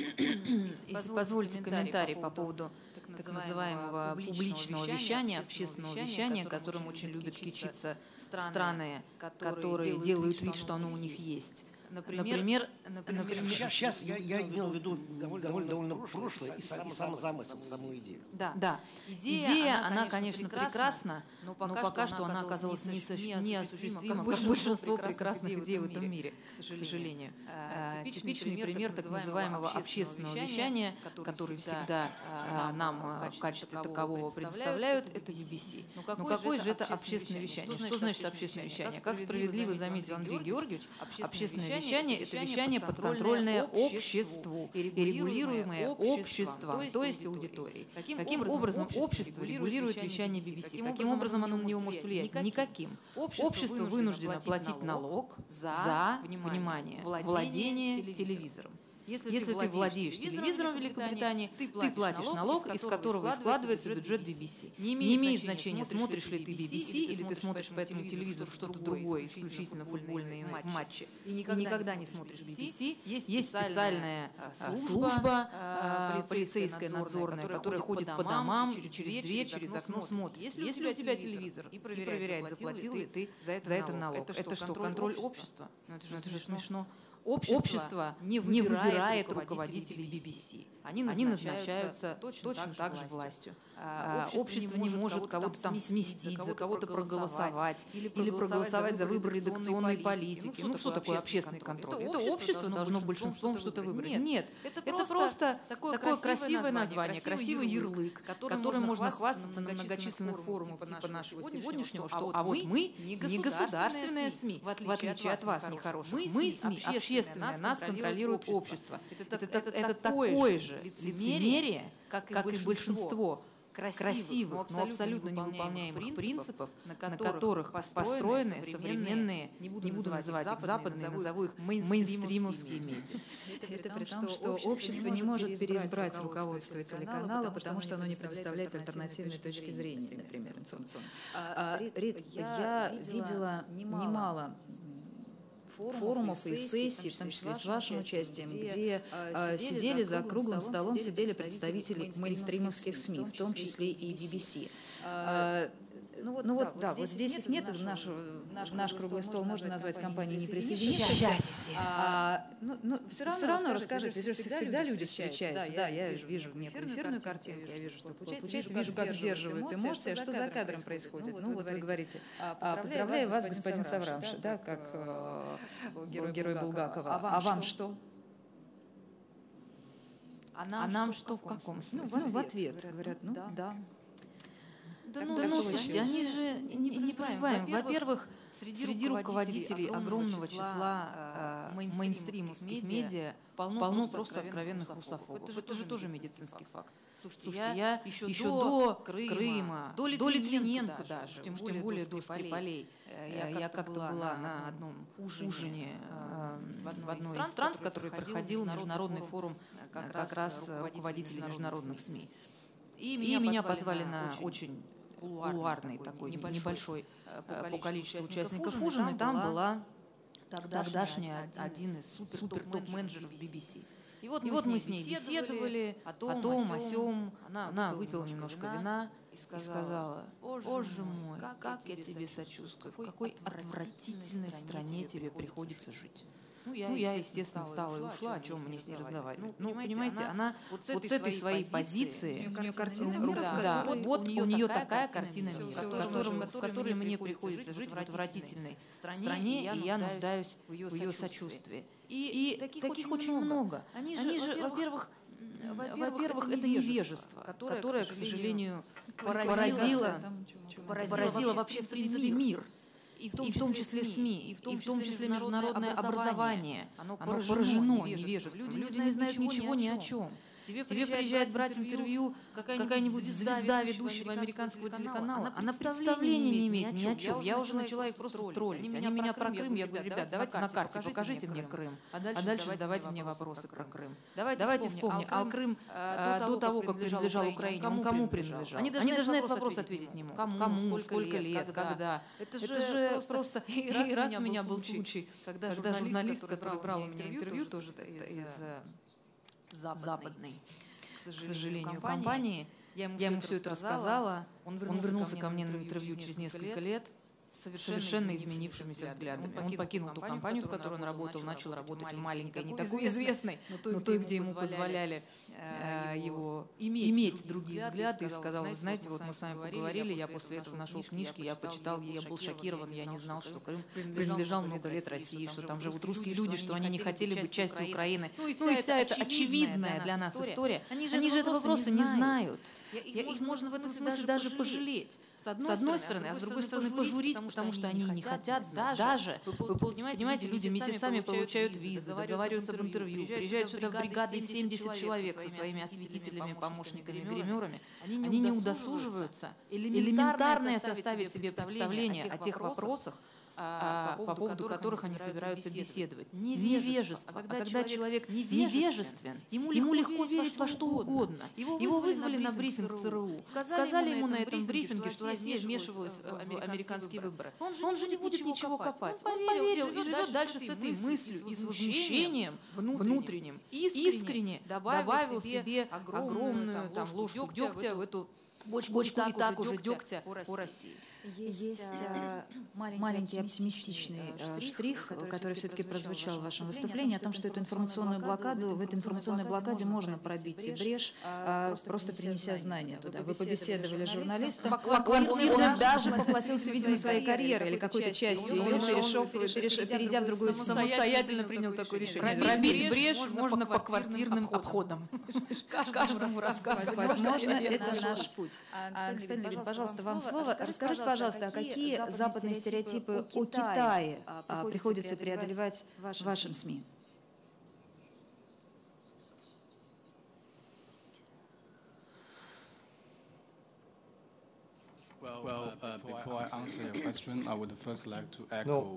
Прежде чем я отвечу на вопрос, хотел бы также согласиться с тем, что говорит Маргарита Симонян.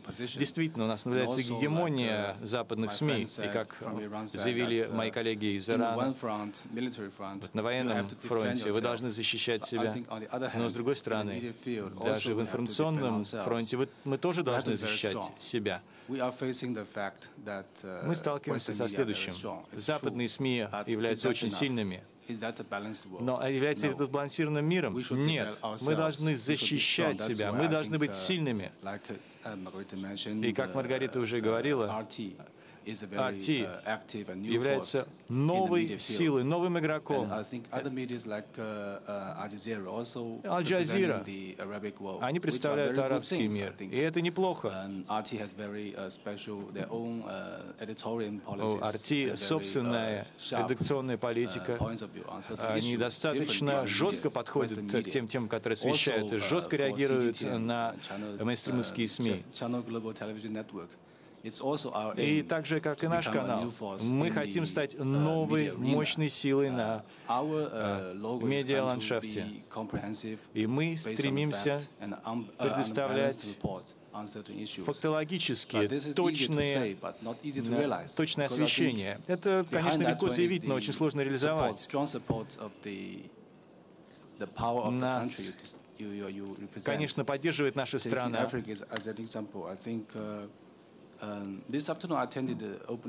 Я присутствовал на церемонии открытия форума и, конечно, был шокирован даже в чем-то. Вот то, что сказал президент Центральноафриканской Республики. Он заявил, что сейчас Африка отстает в экономическом развитии. Лишь 5% товарооборота приходится на Африку. 80% из них — это природные ресурсы. Это лес, минеральные, полезные ископаемые, сельскохозяйственные продукты. Это несправедливо. СМИ не должны обходить вниманием Африку. Мы вдруг видим, что африканские страны наконец-то начинают освещаться. И это одна из наших целей. Мы занимаемся этим. Мы направляем журналистам, которые должны рассказывать об Африке. Африка должна получить свой голос. И мы рады, что первый региональный хаб открылся в Кении.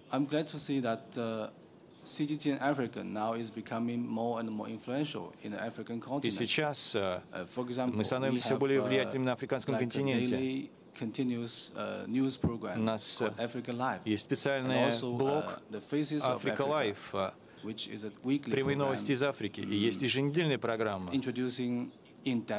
которая рассказывает достаточно подробно о том, что представляет собой современная Африка. Я помню очень хорошо одно интервью с молодым человеком из племени Масаи. В одном из первых изданий «Лица Африки», одной передачи, он сказал: «Я не хочу жить в своем племени, я хочу стать учителем. Я хочу создавать новый мир».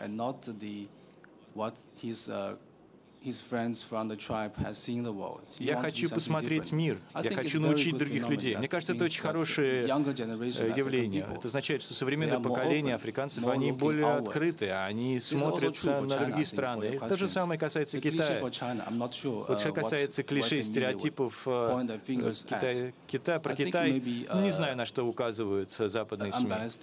Может быть, несбалансированное развитие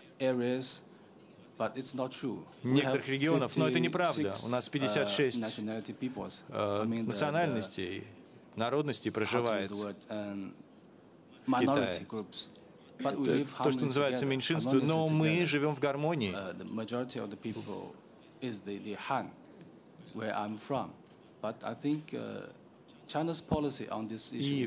И Китай придерживается следующей политики. Эти люди могут спокойно общаться. У нас нет никаких препятствий. Поэтому, наверное, западные СМИ и другие вещи критикуют. Но вот это точно нужно изменить. Именно поэтому мы и создали компанию 2 года назад. Да, нужно что-то делать.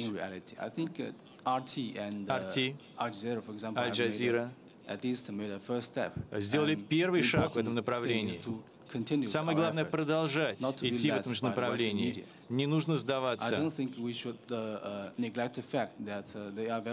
Понятно, что западные СМИ достаточно сильны на сегодняшний день. Но если мы будем развивать и создавать собственную независимую редакционную политику, ситуацию можно изменить. Вы знаете,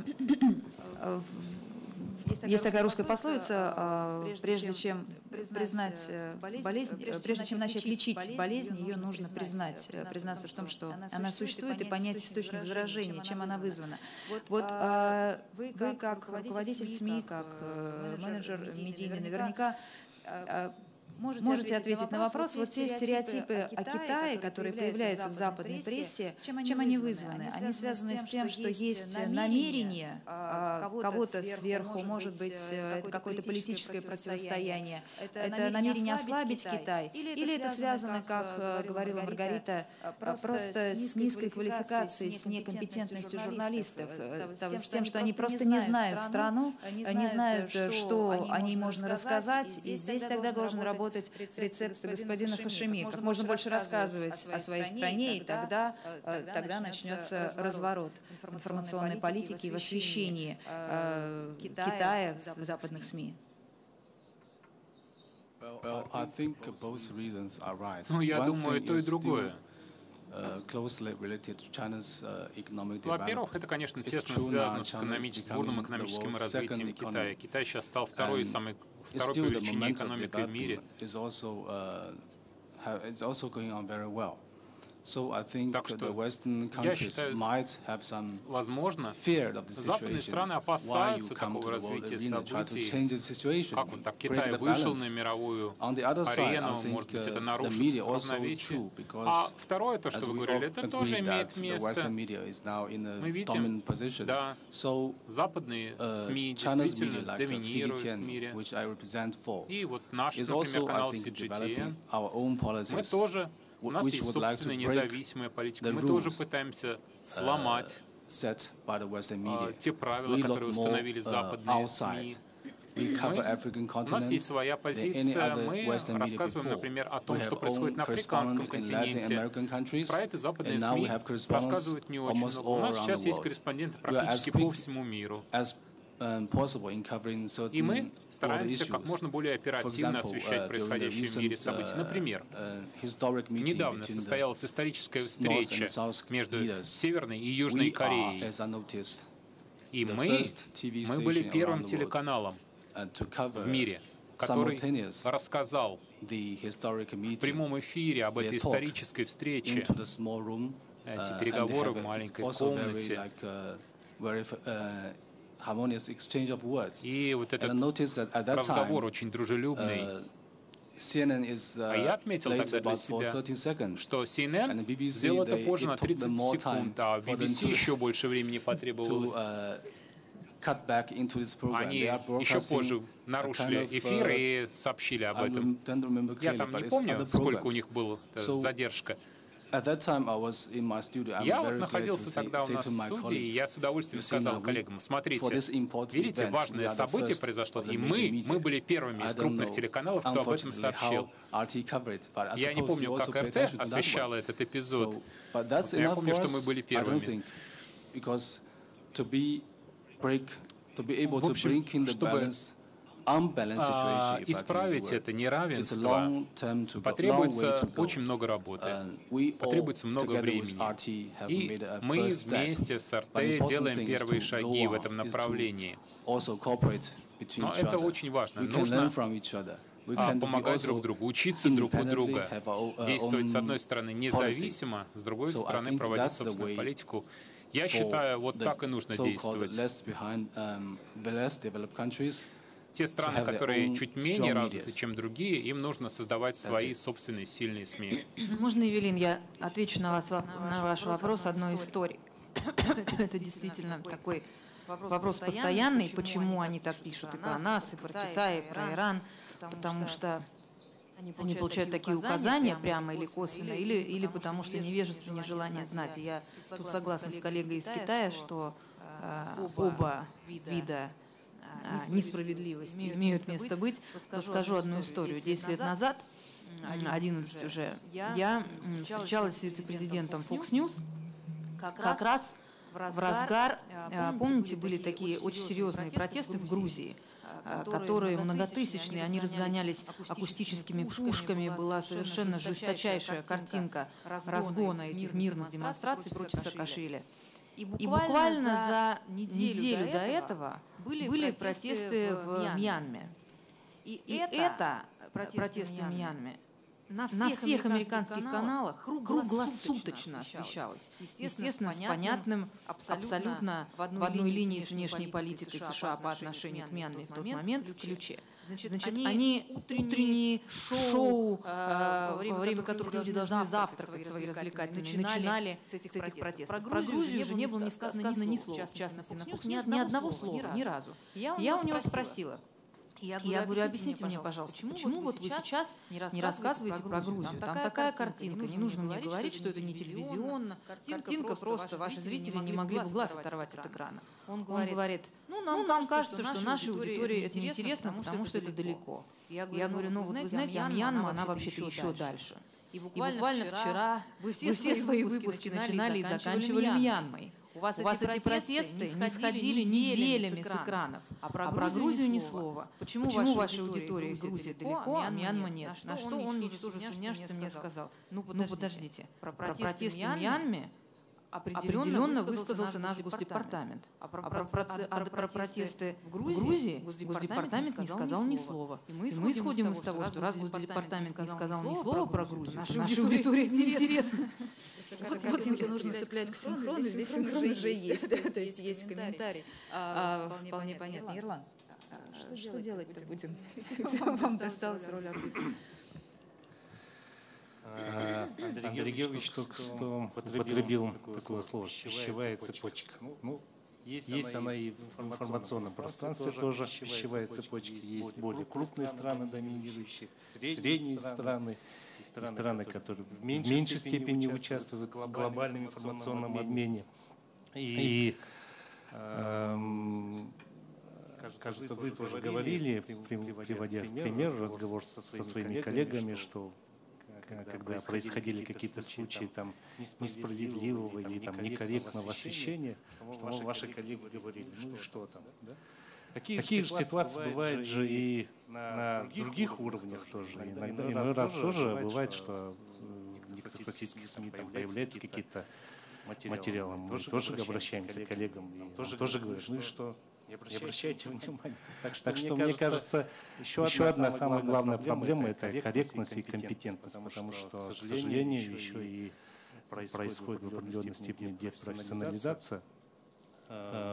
Сегодняшняя жизнь, она диктует совершенно другие подходы, и мы не успели с вами коснуться еще вот этой темы. Мы сегодня говорим о взаимодействии между такими крупными информационными ресурсами. А еще появилась проблема взаимоотношений или участия в информационном обмене через социальные сети. И насколько социальные сети участвуют в этом? Они способствуют компенсации вот этого дисбаланса. В какой-то степени иногда кажется, что социальные сети помогают нам донести альтернативную повестку. Но иной раз получается совсем какой-то хаотичный процесс. Поэтому перед информационным сообществом и теми людьми, которые участвуют в этом процессе, сегодня появляется очень много вызовов, как мы будем справляться. Мне кажется, я вернусь к заглавной части нашей дискуссии, мы с вами начинали разговор о том, что доминируют в мире англосаксонские иные СМИ. Да, эта проблема есть, но мне кажется, она все равно меняется, эта проблема, потому что так или иначе, в связи с изменением глобальной экономики, выхода других стран на новые позиции, другие страны также претендуют на равное какое-то участие. И это только лишь вопрос времени. Мы сегодня говорили о разных кейсах российского успешного опыта, китайского успешного опыта. И сегодня действительно, мне кажется, проблема выбора информации не так уж сильно стоит, может быть. Иной раз на человека, на потребителя информации наваливается такой поток, и в том числе через социальные сети, медиа, что, может быть, потребитель информации уже не успевает быстрее определиться с той информацией, которая нужна, или быстро анализировать. То есть мы должны, наверное, говорить еще о тех задачах, которые стоят в профессиональном плане перед нами. Ну да, это такой информационный фастфуд, который исключительно вреден, но быстро потребляется. Тем не менее, информационное невежество – это очень заразный вирус, которым заболевают не только рядовые потребители и зрители, но и политики. Принятие политических решений часто происходит с опорой на соцсети, на репортажи из англосаксонских или любых других СМИ, но тем не менее мы видим, что сегодня часто принимаются решения, которые не подвергаются первичной обработке, не подвергаются аналитике. И я очень рада, что в нашей аудитории присутствует постоянный представитель России при Евросоюзе Владимир Алексеевич Чижов. Я попрошу передать ему микрофон. Да, пожалуйста. Владимир Алексеевич, очень хочется ваш комментарий услышать. Мы с вами регулярно на эту тему общаемся. И скажите, есть ли польза от нашей дискуссии? В правильном ли направлении мы движемся, да? Спасибо большое. Во-первых, я вижу и слышу, что вы правильно анализируете ситуацию. Дело обстоит именно так, может быть, временами даже еще острее.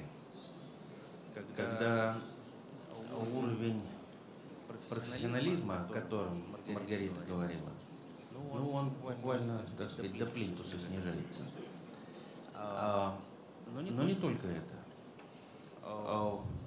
Я приведу пример достаточно давнишний. 2005 год, я даже дату помню, 5 октября, саммит России и ЕС в городе Лондоне.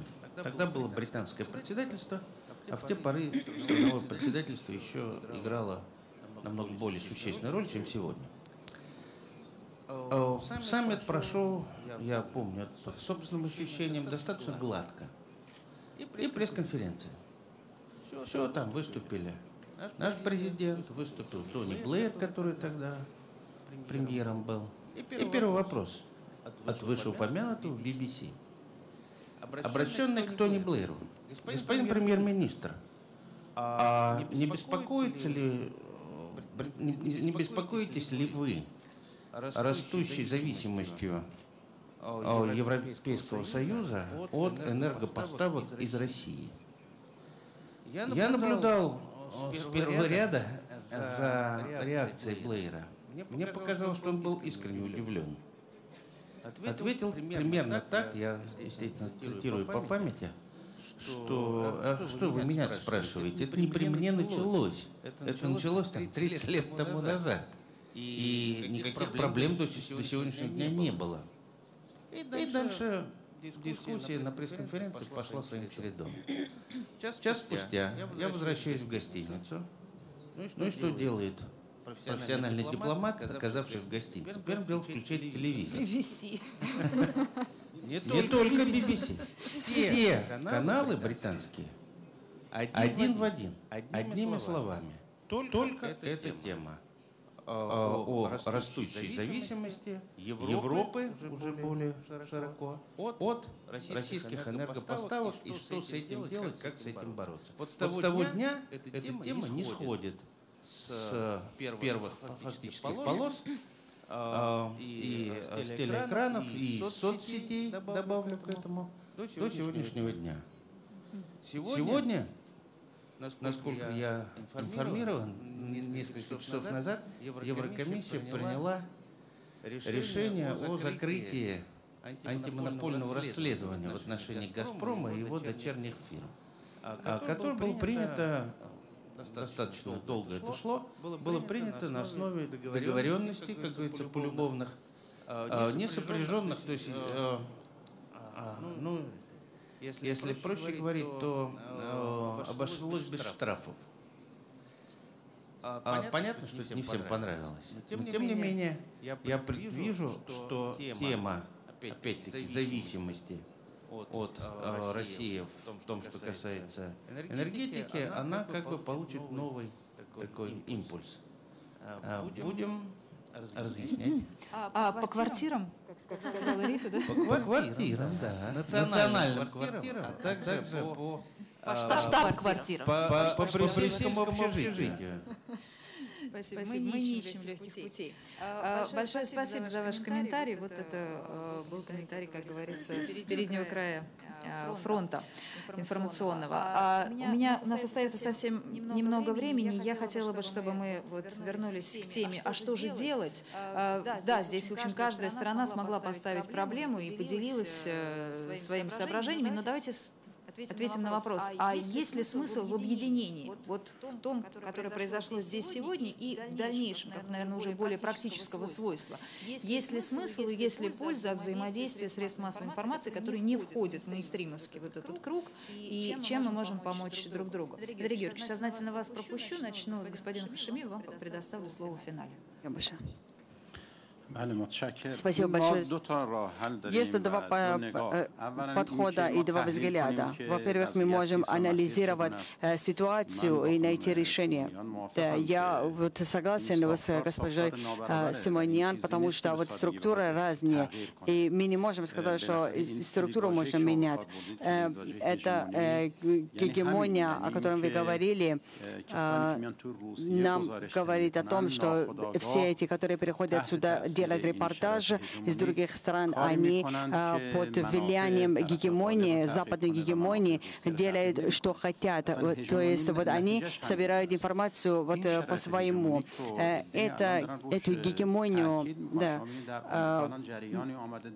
Мы сейчас видим, что сейчас в Америке на власти есть человек, который говорит, что напрямую говорит, что для меня самое главное Америка, интересы Америки. Даже не авторитет Америки, а только интересы его. И даже может привести все его политики к войне, даже может, но он просто не хочет ущемлять экономическую часть России. Они напрямую говорят, что когда-то мы были единственными силами в мире, а сейчас Китай поднялся и развивался, и это, конечно, их беспокоит. В СМИ то же самое. Они, вот этот мейнстрим, не хотят давать возможность другим расти. Это всем нам понятно. И эта гегемония всем известна, и мы понимаем, что за ними сидят сильные державы, и они хотят контролировать мир по-своему. Конечно, сейчас я даже могу сказать, что они больше давят на наши страны, чем раньше. Но сейчас, если мы поставим перед собой сложную задачу, мы должны решить, есть надежда или нет совсем надежды. Если есть надежда, даже малейшая, мы должны стараться найти более практические подходы. Есть какие-то моменты. Сегодня мир совсем изменен. Это не то, что было вот 20 лет назад или 100 лет назад. Все исследования показывают, что сейчас вот этот мир продолжает изменяться. И Восток Азии сейчас является конкурентом Евросоюза и даже Америки. Ну, они тоже, американские ученые об этом тоже говорят, может быть, они беспокоятся, опасаются, но об этом говорят они. Господин Карин также сказал, что в соцсетях произошло вот какое-то явление, вот хотя еще эта гегемония существует, но остальные тоже пользуются этой гегемонией. Я считаю, что, как господин Поль сказал, нельзя смотреть на Евросоюз как одно единое. То есть вот там тоже есть разные течения. Есть противные течения, есть нормальные смягченные течения. Мы здесь разговариваем на английском языке между собой, не на русском языке, не на китайском языке. А у Китая тоже население гораздо больше, чем в Британии или в других странах. Но эта гегемония только нам подсказывает, что надо говорить на английском языке. Но сейчас мы наблюдаем другие случаи, другие события. Я думаю, что что-то новое происходит. Я 2 месяца назад был в Китае, вот со своими коллегами там побеседовал. Они то же самое мне предложили. Сказали, давайте Китай, Россия, Иран создает объединение объединенную силу, объединенные СМИ, чтобы представить себя как можно точнее и справедливее, чтобы рассказывать о себе. Я думаю, что есть какие-то точки надежды, какие-то вот общие мысли существуют. Сейчас в Америке не хотят, чтобы какие-то изменения произошли в мире, но они не могут ничего делать. Но как они больше стараются, мы здесь должны найти общие слова, мы должны найти какую-то общность политический, общественный, исторический. И вот также вот и другие страны, которые хотят в этом течении вместе с нами ходить, могут к нам присоединиться. Вот эти для нас самое главное человеческие ценности. Я думаю, эти человеческие ценности тоже существуют в Евросоюзе, в европейских странах, но мы должны по этому пути идти. Вы, пожалуйста, скажите свою. Ну, мне кажется, что действительно есть такая глобальная проблема информационного неравенства, и решать ее, соответственно, тоже нужно на глобальном уровне. Мне очень понравилось то, что говорил господин Ли. Мы не просто против кого-то. Нам нужно стараться лучше работать. Самим лучше быть. Решение должно быть глобальным. И мне кажется, нужно действовать сразу на всех уровнях. На уровне правительства. Правительство должно способствовать более высокому профессиональному уровню журналистов, повышать грамотность населения.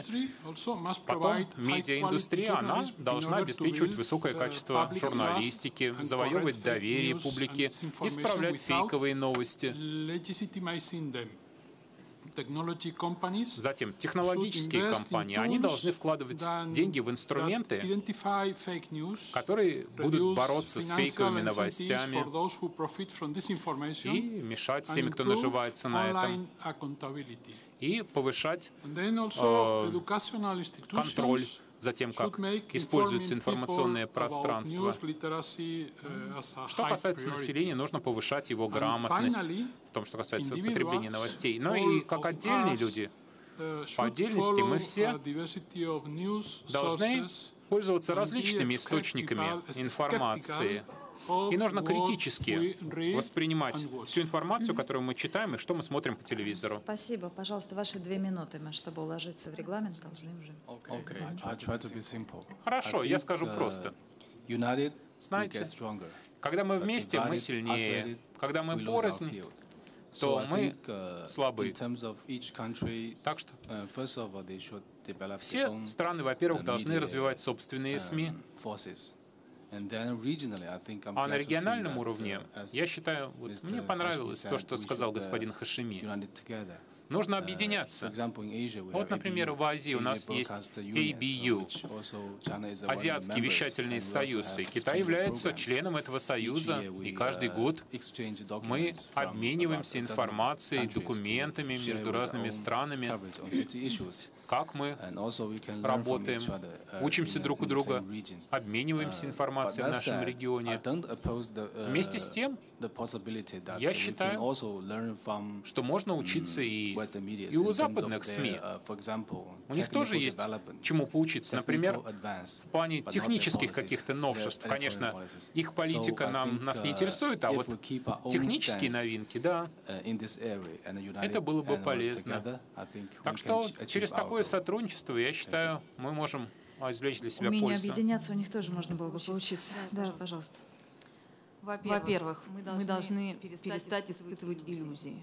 Мы должны отказаться от нашей такой наивной веры, которой многие из нас были заражены в 90-е, я в том числе, о том, что где-то существует прекрасный, смелый, дивный новый мир, где действительно все происходит в масс-медиа по законам правды, справедливости, свободы слова. Может быть, когда-то это так и было, сложно сказать. При нашей жизни сейчас этого нет уже. Нет никакой объективности, нет никакой правды, нет никакого даже стремления к правде, а есть более или менее изящное обслуживание интересов, в первую очередь, внешнеполитических интересов разнообразных истеблишментов. Это все должны понимать и держать в уме, когда читают или смотрят что бы то ни было. Второе. И в соцсетях этой правды нет. Мы прекрасно видели, что при малейшем шике Конгресса, когда он вызывал на ковер то Facebook, то Twitter, то Google, пытаясь расследовать, как мы, в данном случае RT, вмешивались якобы в американские выборы, они даже еще не успев испугаться, бегут отключать нас от рекламы, вводят ограничения по выдаче нас в поиске, чтобы мы по запросам ходили ниже, и изобретают все новые способы борьбы с нами. Тоже никаких иллюзий. В этой ситуации мы должны только наращивать свои уже удавшиеся попытки достучаться до их аудитории, достучаться до населения мира. Мы должны становиться больше, сильнее, потому что вода камень точит. И пока история показывает, что чем больше они с нами борются, тем лучше у нас получается. Немножко сложная задача для нас всех. Почему? Потому что в условиях нынешнего роста напряжения, конфронтации, конечно, говорить о том, чтобы сотрудничать, диалог наращивать, несколько сложно, так как сейчас у нас известно в одном анекдоте получается, когда на колхозном собрании 2 повестки дня обсуждаем строительство коммунизма, второе строительство колхозного двора. Но поскольку доски не привезли, переходим к вопросу строительства коммунизма. Примерно так же. Но в любом случае, мне кажется, я думаю, должно быть понимание, что сегодня альтернатив очень много, и нужно в любом случае общаться, нужно сотрудничать, нужно объединяться, но не против чего-то, кого-то, а ради развития, ради экономики и так далее. То есть находить профессиональные основы для сотрудничества и так далее. По-моему, мы подходим к новой задаче для Валдайского клуба, к организации информационного саммита. Необходимость объединения признали все. Не будем забегать вперед, объединение важно. Впрочем, я хочу сказать, что важна и другая задача. Знаете, я студентам иногда говорю, что во многих случаях журналистика, безусловно, синоним слова некомпетентность. Но если говорить более серьезно, то, знаете, какая вещь? Мне кажется, мир становится более сбалансированным или, пользуясь вашим термином, уравновешенным. Потому что проблема в том, не проблема, а достижение в том, что совместными усилиями коллеги, представители, давно перешли в наступление, возможно, этого и не заметив сами. И успешно действуют на территории, скажем так, на разных рынках, я скажу так. И так называемые мейнстримовые СМИ вынуждены потесниться там, где они не ожидали увидеть конкуренцию. Я думаю, что успех информационной деятельности, достигнутый и Китаем, и Россией, и Ираном, очень впечатляющий. Мы не должны удивляться. Это реальный, очень, так сказать, серьезный успех. И то беспокойство, которое вот часто в мире вызывается, это, так сказать, спокойствие именно по этому поводу. Вместе с тем, я считаю, что, я согласен все равно, что объединяться нужно не против, а за. И что на самом деле, по-хорошему, конкуренция между СМИ должна быть, но все-таки восстановить вот эту информационную иерархию, при которой все-таки в этом действительно в этом ужасающем информационном океане появилась бы какая-то навигация, это тоже очень важно сделать. Это настоящая задача, помимо всего прочего. И успех, который сопутствует коллегам, мне кажется, во многом связан с тем, что они пытаются как раз-таки работать, в общем, честно и порядочно, да, более-менее. И как раз это и требуется. Вот поэтому мне кажется, что какого-то рода достижение вот этого информационного, так сказать, равенства, оно приближается и приближается. Другое дело, что, как я согласен с коллегой Ильей, это долгий путь. Спасибо. Ну что ж, я благодарю всех за участие в теледебатах о России-24 и клуба «Валдай». Желаю всем успешного наступления, пусть даже не против, а во имя. Большое спасибо за внимание.